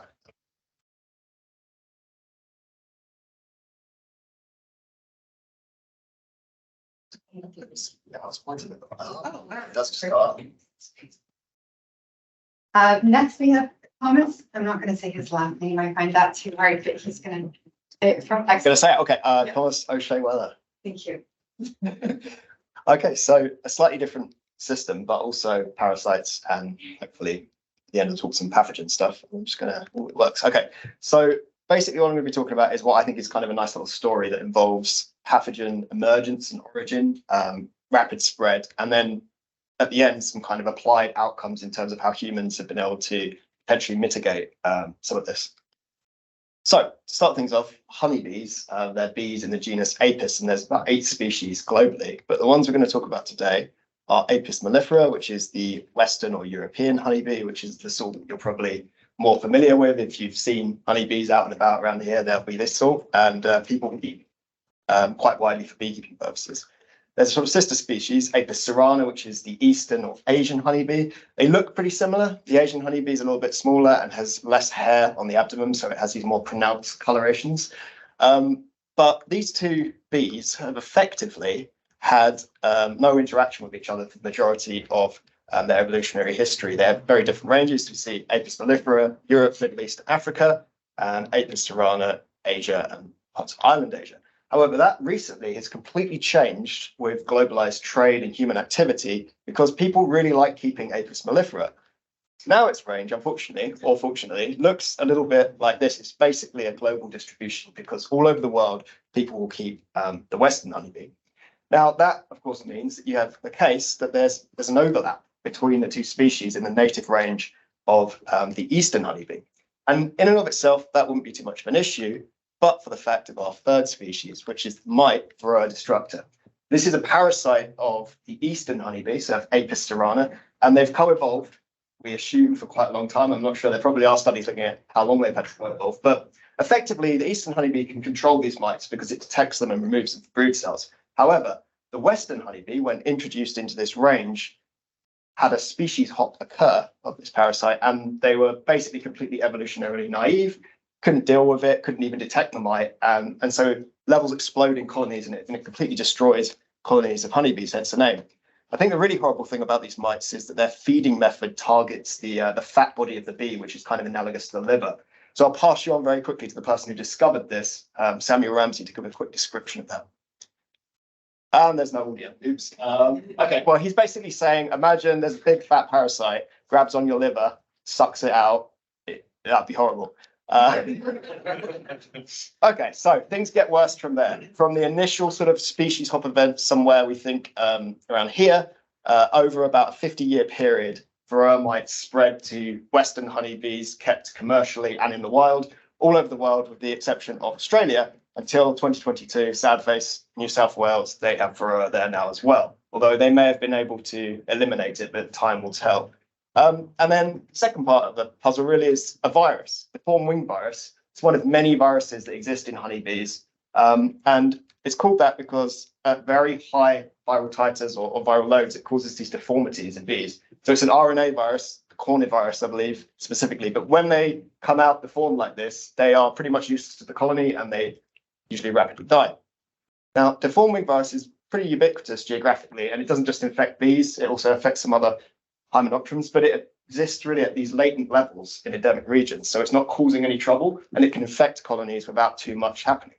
However, that changes drastically when Varroa comes into the picture. It causes this sort of explosive amplification of deformed wing virus, partly because it's a very effective viral vector in terms of transmission, but also because the damage that Varroa mites cause to bees disrupts their immune system and makes them more susceptible to viral replication. So just to show that I'm really not joking about that, here's some great data from Hawaii looking at the prevalence and viral loads of deforming virus in bees prior to and after Varroa introduction. So we have here, before Varroa appeared on this island, less than 10% prevalence, but DWV was endemic and fairly low viral loads in sample bees. And then the minute we have introduction of Varroa, prevalence basically jumps to 100, and we have very high viral loads that cause symptomatic individuals that eventually die. So I'm now going to show you another Eustace video, which I'll pretend to narrate the person what they're saying. Basically, he's saying it's a really incredible thing to think about the fact that all of the honeybees in the world, or at least Apis mellifera, are susceptible to Varroa, and many of these colonies globally are infested, and if they're not treated, those colonies will die. And I always like to say, well, if it was a human pathogen, imagine there's this horrific sort of facehugger-like parasite that consumes your liver, everyone can get it, and we will all die if we're not constantly taking medication to deal with it. So speaking of that, we have several available treatments for the mites. The current frontline parasite is amitraz, that compound there, synthesized by Boots, the pharmacist, surprisingly, in like the earlier part of the century. But the issue is the mites are becoming resistant to it. They become resistant to many other parasites, and they have this weird inbreeding life cycle that I can't really go into here, but it allows them to adapt quite rapidly. So it's basically a ticking time bomb before the Varroa apocalypse occurs, I like to call it, although that may have already happened. because of that, there's really a strong need for better management techniques and control methods for the mites. And what we're going to talk about quite here is that a lot of these involve artificial selection for bee strains or European honeybee stocks that are resistant or more resistant to the mites. And the thing I'm going to highlight specifically is something known as varroa-sensitive hygiene, or VSH, which is depicted here. Effectively, it's a behavioral trait, which is hereditary, that allows the bees to detect the mites and remove them from the brood cells. So that looks like this in practice. So they've just opened up an infested cell, the mite in it somewhere. Where is she? Oh, there's the mummy varroa. She's really upset because all her babies are going to die now because they can't exist outside the cell. But the key part is that the bees now appear to be aware of her presence. Like when she jumps on a leg, that bee gets a bit upset. And this effectively allows a colony of Western honeybees to do what the Eastern honeybees had always been doing, which is to keep mite levels under control through their removal. Okay, so I think star of the show now, some work I've been involved in relating to this is the development and testing of a stock of bees that is designed to express this behavior to a very high level. So they've been selected over many decades for very high expression of this varroa-sensitive hygiene behavior, with the aim of both controlling varroa and some of the downstream viral transmission.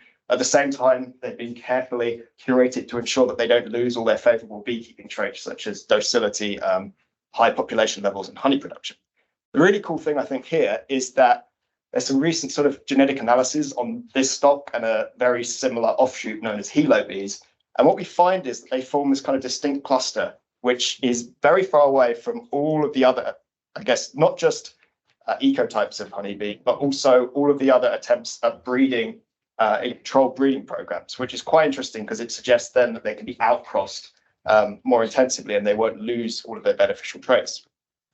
Okay, so I've said that, you know, these particular breeding efforts could be quite promising, but we need to ask really, do they actually work in practice, especially when put into real scenarios?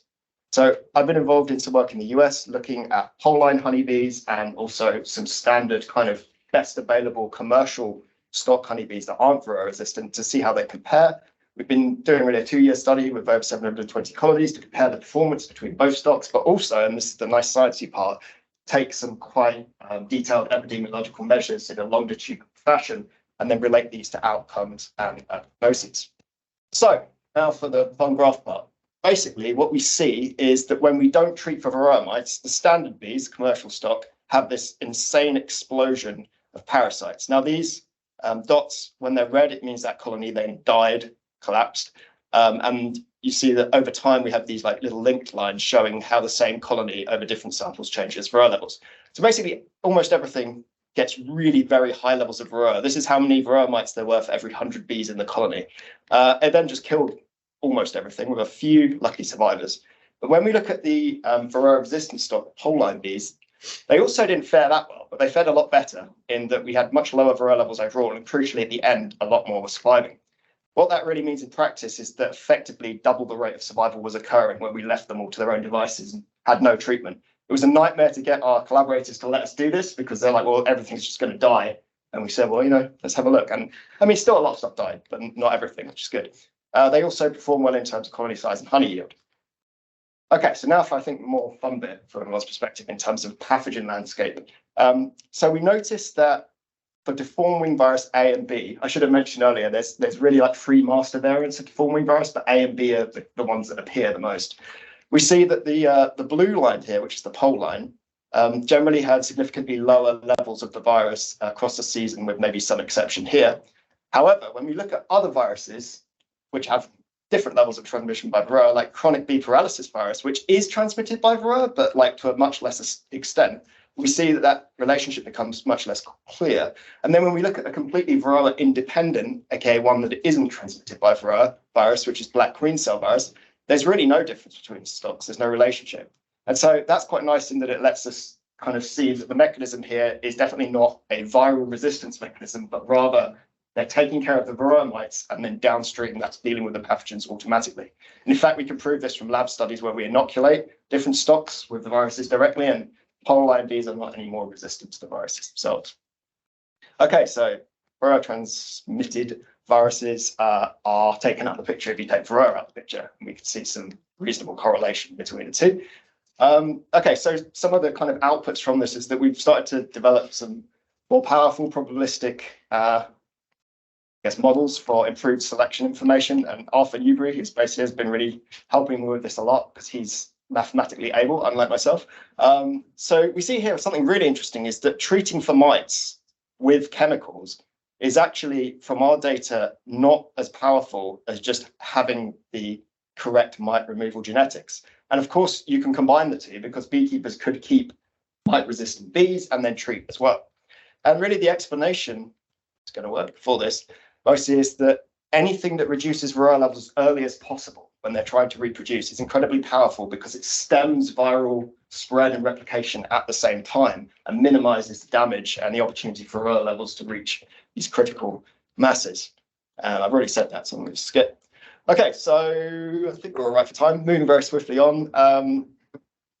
Pretty happy with the performance of these bees, and so they're now being moved into the next stage of things, which is a sort of large-scale commercial breeding program to just make them available to beekeepers of all levels, from really large-scale commercial operations to kind of small hobbyists. And in fact, we've been making queens freely available because beekeepers usually want to adopt something, especially if there's a risk to it, unless they see it already working, especially with their competitors. And so they're called Hilo bees, the offshoot, because they are bred commercially on Hilo, which is somewhere in Hawaii. Quite a slow zoom. But basically, the reason this is done is because it's so isolated here, we can use different breeding methods, such as drone inundation, to produce new inseminated queens really quickly. But we don't need to worry as much about drift of genetic material from other bees that might be around because it's so isolated. There's also quite a lot of disease restriction issues that mean that Hawaii is a good place to base things. Okay, so Hilo bees, that's the outcome of all of this. They're proving moderately popular, and this is an ongoing kind of output in that we've gone from identifying the issue to trying to produce something that can deal with that, and now actually rolling this out on a very large scale to beekeepers. And so the heroes of the story really are the whole breeding team. So we've got Bob Danker, who was the head of the bee breeding and genetics research laboratory in Baton Rouge, where I worked. Danielle Downey, who really is just heading all of the breeding efforts. And anyone else important? Well, they're all important, but I don't recognize anyone else here, so I'm just going to move on. Okay, that wraps things up. I'd just like to acknowledge the rest of the B-Lab team in Baton Rouge, Louisiana, and also a team from LSU, Louisiana State University, where we kind of collaborated on all this work. Also Loyola University in Chicago with a lot of helpful epidemiological advice. Project APSM, which helped to fund this project. Also USDA NIFA funding, which is National Institute of Farming and Agriculture, also helped to fund it. And finally, I have some nice references, but I realized that this isn't going to, I should have written more here, but I'll be happy to link anyone to any of these papers because it's a really, really broad area of research and quite fascinating in and of itself. Okay, thank you all for your time, and I'll have to sit down.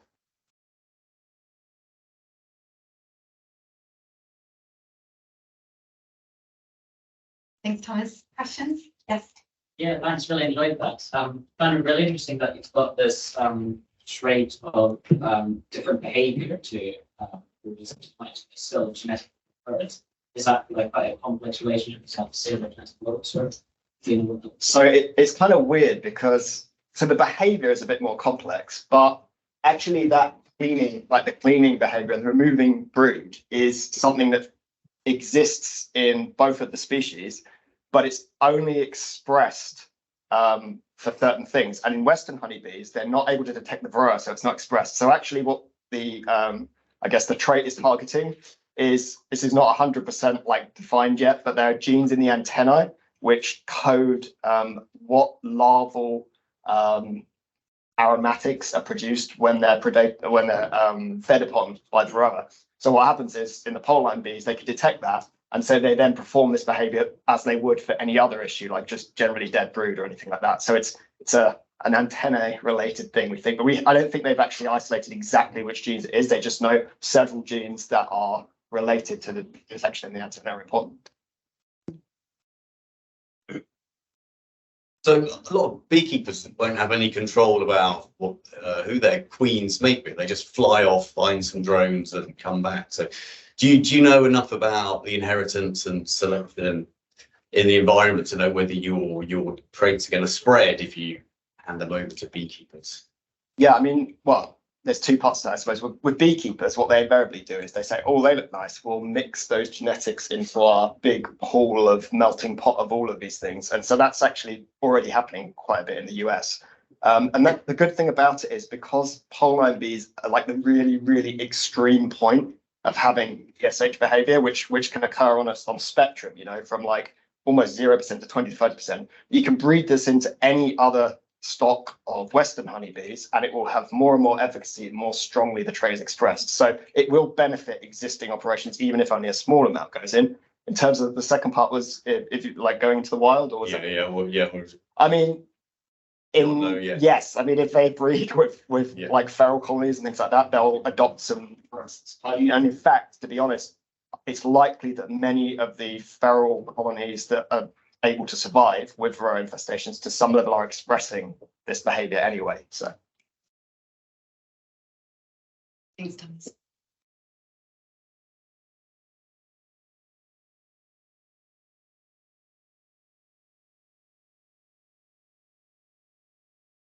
That's the interest of occasion. Anybody else? Folks.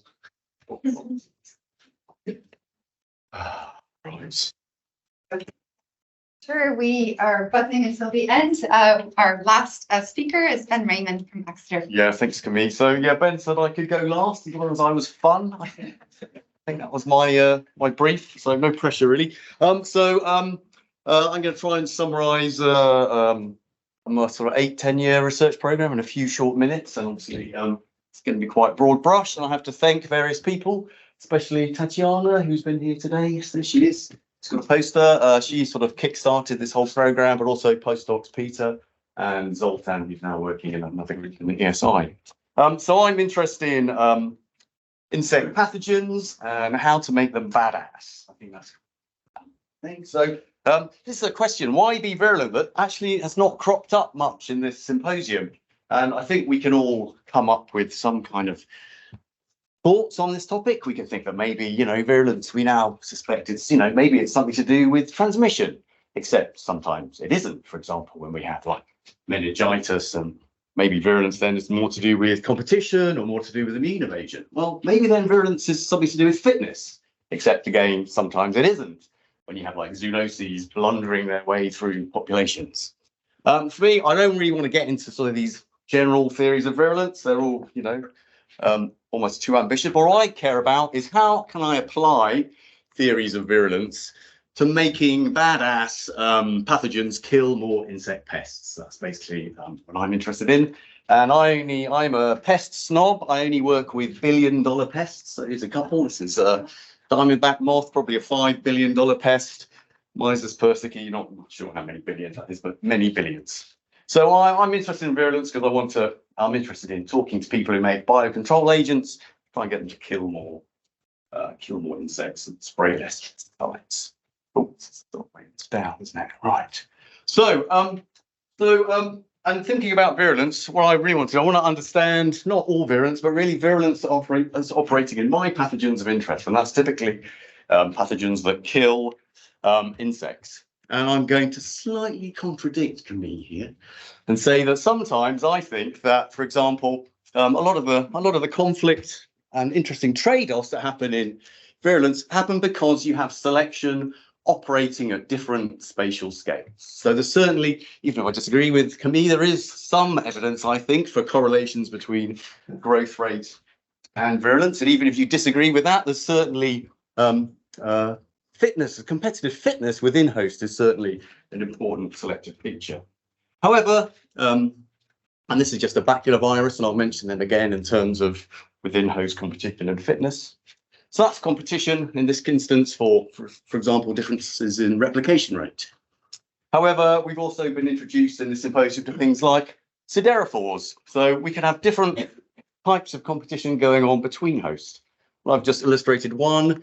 Here we have different size caterpillars, each containing different amounts of spores. In this case, this is a kind of a pathogen yield problem. The other way you can make more spores is to actually, you have a bigger host, which is a kind of prudent strategy for some insect pathogens, but you can also exploit your host more efficiently. So if you're an iron limited pathogen, you make siderophores, you can make more microbes per unit mass. Okay, so that's a between host competition sort of level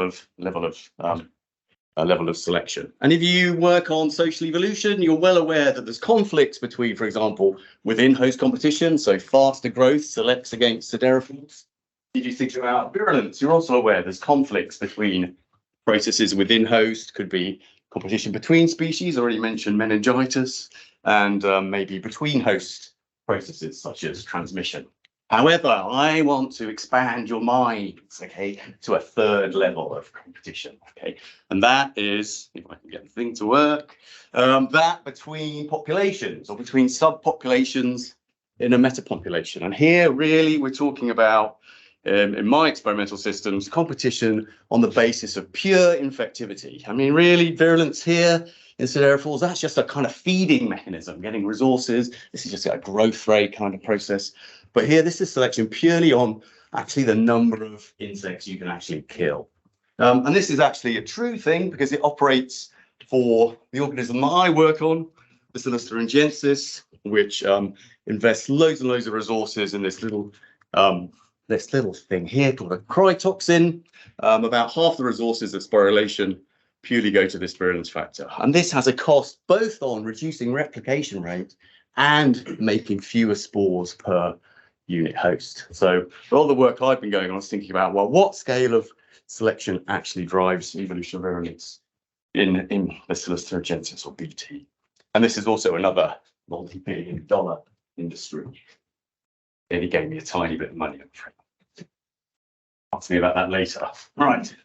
Okay, so what are the problems? So for a social pathogen, how do we select for virulence? So I mentioned within host selection. So a classic kind of passage design is to say, take one host. Let's say I want to make a badass superbug. I want to infect Thomas here. I either wait for you to die. Sorry, Thomas. I take some pathogen. I give it to Lucy. And maybe by the time I've got to Ben, I've got something better. And that certainly happened for insect baculoviruses. You get even 3 passages.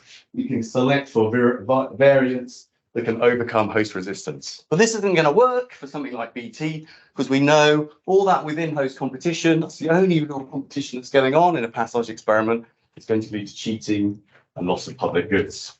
So how can we actually do this? This is the key experiment we did with Tatiana. One of the things we do was select for that population size effect, like siderophores. So I brought in some props. Okay, have fun. Here we have 2 dead, can you imagine 2 dead insects? See, this is a small one. We have a big one, okay? This has got lots of spores in, everyone agree? Loads of spores that are clear, actually look a bit like spores. And if we pull them all together in a big pot and mix them up, okay, you can imagine that the population with the highest number of spores is better represented in that pool, yes, and they're more likely to make it to the next round of infection, okay? Everyone with me? So pooling our cadavers selects for bigger population size in the host. Okay. The other thing we did was apply this infectivity selection. And we did this by making artificial metapopulations and measuring mortality. And those with less than ideal mortality, we discarded into the bin. And then we propagated infection from the remaining half. So this is a kind of budding dispersal. That was our basic design. And this is our problem that we wanted to fix. So we had some insects, Plutella, I've already mentioned, which involved like 10,000-fold resistance to our BT pathogen. And we wanted to see if we could overcome this resistance through a passage design. We wanted to do this quickly. We've only really got 5, 6, or 7 passages. So that's 1, 2, 3, 4, 5. Wave your hand in the air. So by about there, we want to have some kind of result because postdocs have got to have careers and PhDs have to finish. So we've got to do it fairly quickly. So we've got to supply genetic diversity. So one of the things Tatiana did was knock out a proofreading gene, make a mutator, which increases mutation rate. So that was one of our treatments, wild type or mutator. And then we had these 2 levels of selection, this yield selection, pooling our spores, and then our infectivity selection with our metapopulations. Okay, now some data. So this is what we got. Very quickly, we had an in vitro control. This is proportion death. This is a kind of measure of death normalized against our ancestor.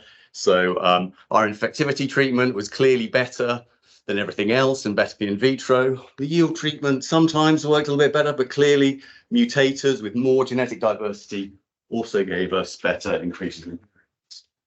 Even more nicely, we also saw variation between lineages. Some lineages, 4 per treatment combination, some had a little bit better mortality, some actually collapsed and their virulence kind of declined to practically 0.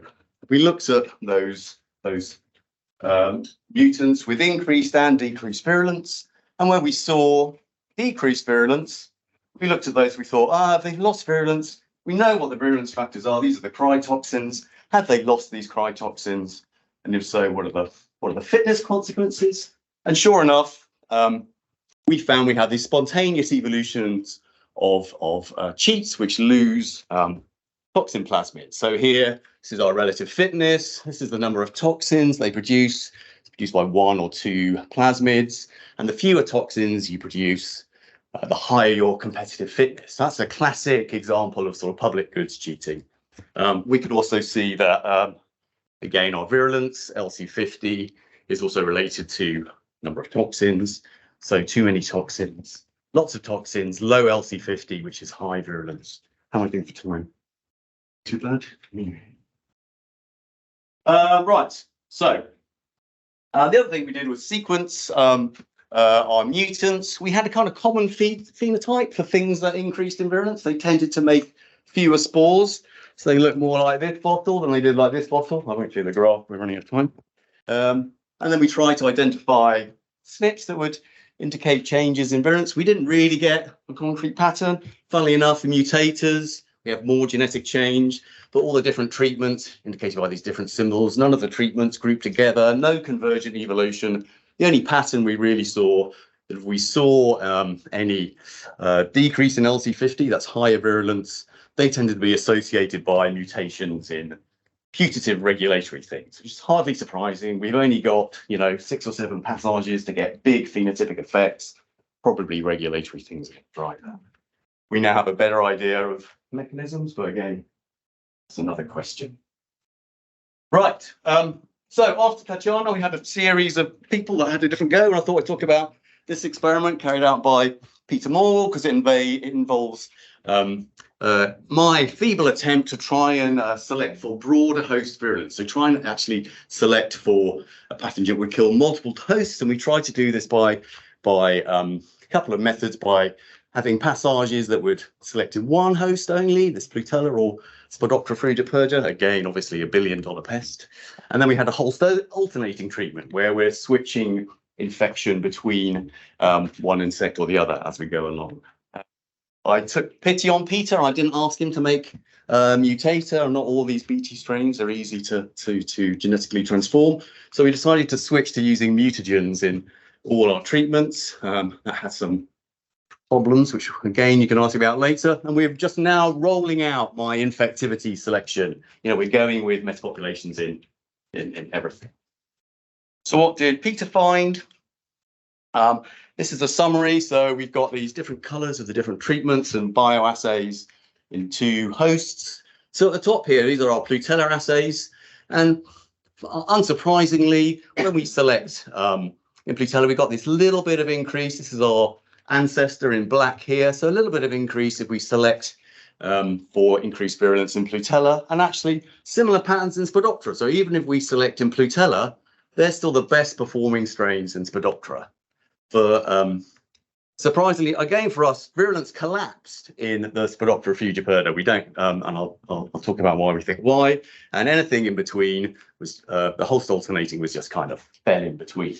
So basically, selecting in Plutella was best, no matter what increasing virulence. It wasn't to do with what they were exposed to. Just one host was better. So this was a bit curious. So I asked Peter to do some competition experiments to figure out why. And again, social evolution reared its ugly head, as it were. So this is our difference in fitness. This is just a fitness between a standard marked ancestor and our passage strains. These are the strains we passaged in Plutella. And you can tell here, their fitness is lower than the ancestor. Okay, so this is kind of what my selection experiments are designed to do. They're designed to increase virulence, even if it's costly, in terms of within host competitive ability. Okay, because that's kind of what we expected. But again, here what we saw is in Spodoptera, all we did was select for cheats. Okay, and I still really don't know why. I mean, I would say we have, I think, to put it formally, modeled the shit out of mixed infections in Plutella, and we know it produces high relatedness, highly structured infections. Why on earth we're getting more cheating in Spodoptera, I don't really know. Potentially there's changes in the dynamics of infection processes, but that was a surprising effect. Could explain why there are so few Bacillus strains that are good at infecting that. Okay, so that was Peter's work, more social evolution. I'll just talk very briefly about Zoltan. So this was my bold slide I was preparing yesterday about evolutionary ecology of virulence in fungi. I was going to claim I know absolutely nothing. Then, of course, I forgot about Richard, his Magnafortha study, but, you know, there's not a lot to be said. We don't know there's any cheating. We don't know there's any trade-offs. And I threw Zoltan at this project and made him do a selection experiment with actually 3 different scales of competition. I'm just going to show you the code side because you all want a beer. So Zoltan, this is again an experiment in aphids. This is one key result. So again, this little orange dot, that is our ancestor. And this is a measure of virulence. It's just the hazard we've pulled out of survivorship models. So more hazard, more virulence.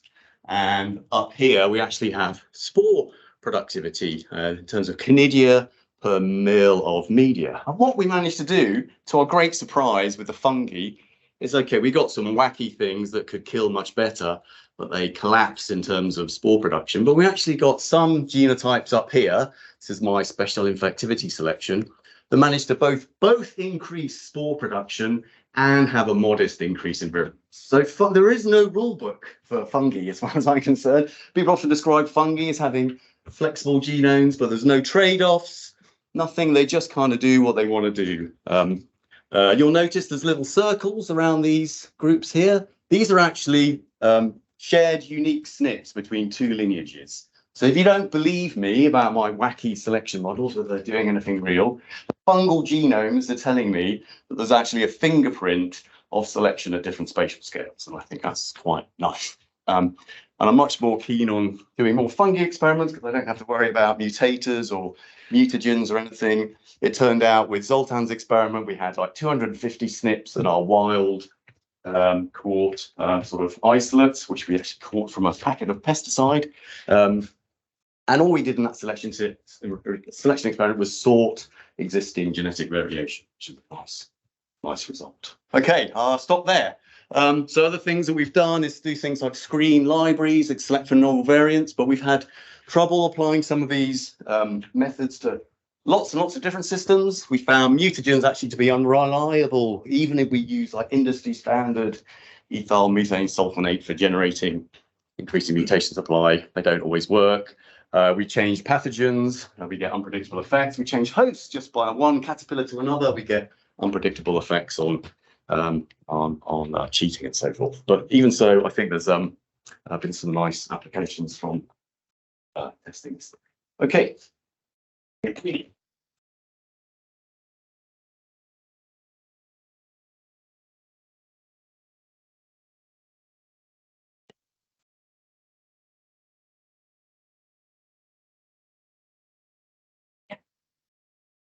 I'm just interested in the idea of trying to select multiple hosts of very naive because I knew nothing about this. I think that would be wouldn't be a positive thing because you're a chance to be.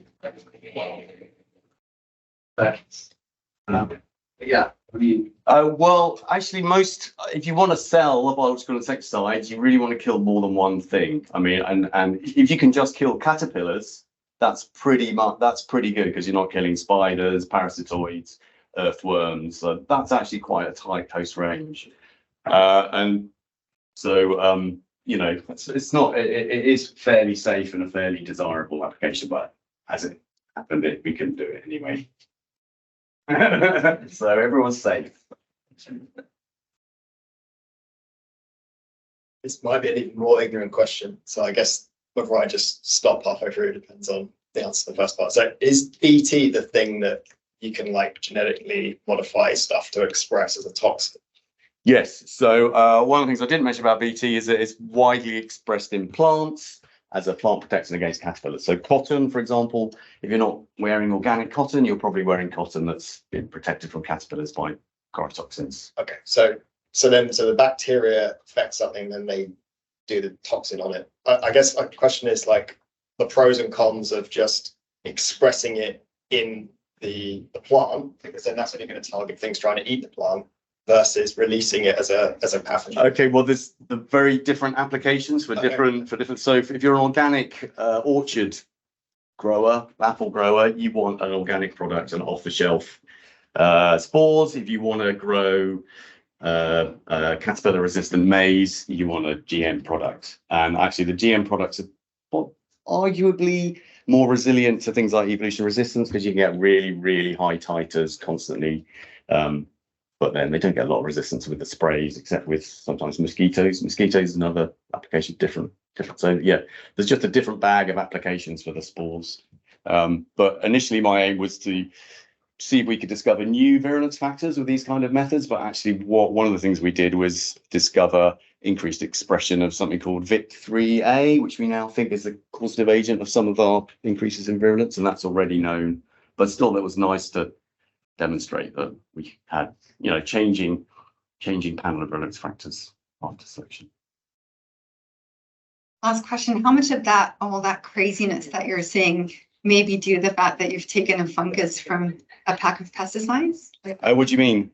No, I think if you talk to fungal people, the flexibility is just a thing. I mean, because the life cycles are so much more complex. I mean, they're eukaryotic as well. They've just got much bigger genomes. They can, they suppress the immune system. They have, there's so many different processes involved in host evasion and replication that I just think they've got more options. The other thing I didn't have time to talk about, that Zoltan's latest data now show that we think there's social conflicts in terms of the timing of sporulation, which is so I kind of expected when we did the fungal work where we might see social conflicts again with secretion of toxins, but it looks like that sporulation is more the thing, and that kind of works because sporulating is the option to stop growing, and that's again open to social conflict because people can spores, lineages can decide to sporulate later, and now completely. All right. Beer time. Thanks, Ben. Thank you.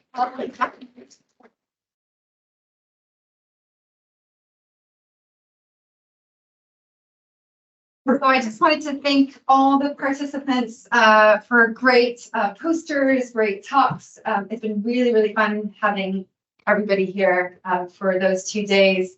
I wanted to also thank again Jane Wills for hosting us and hosting the symposium.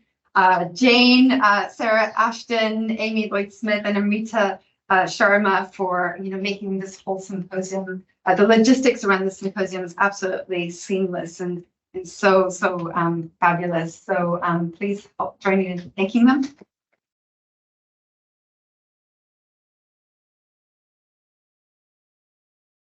So I'm under strict instructions from Ben to keep this really, really short. And so I'll try to follow his instructions for once.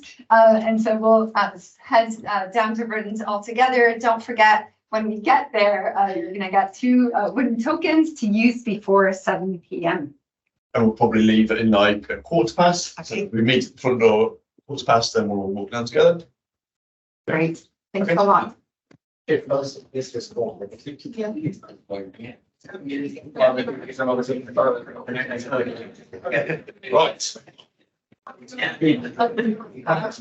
So I have a question. Yes. Can we also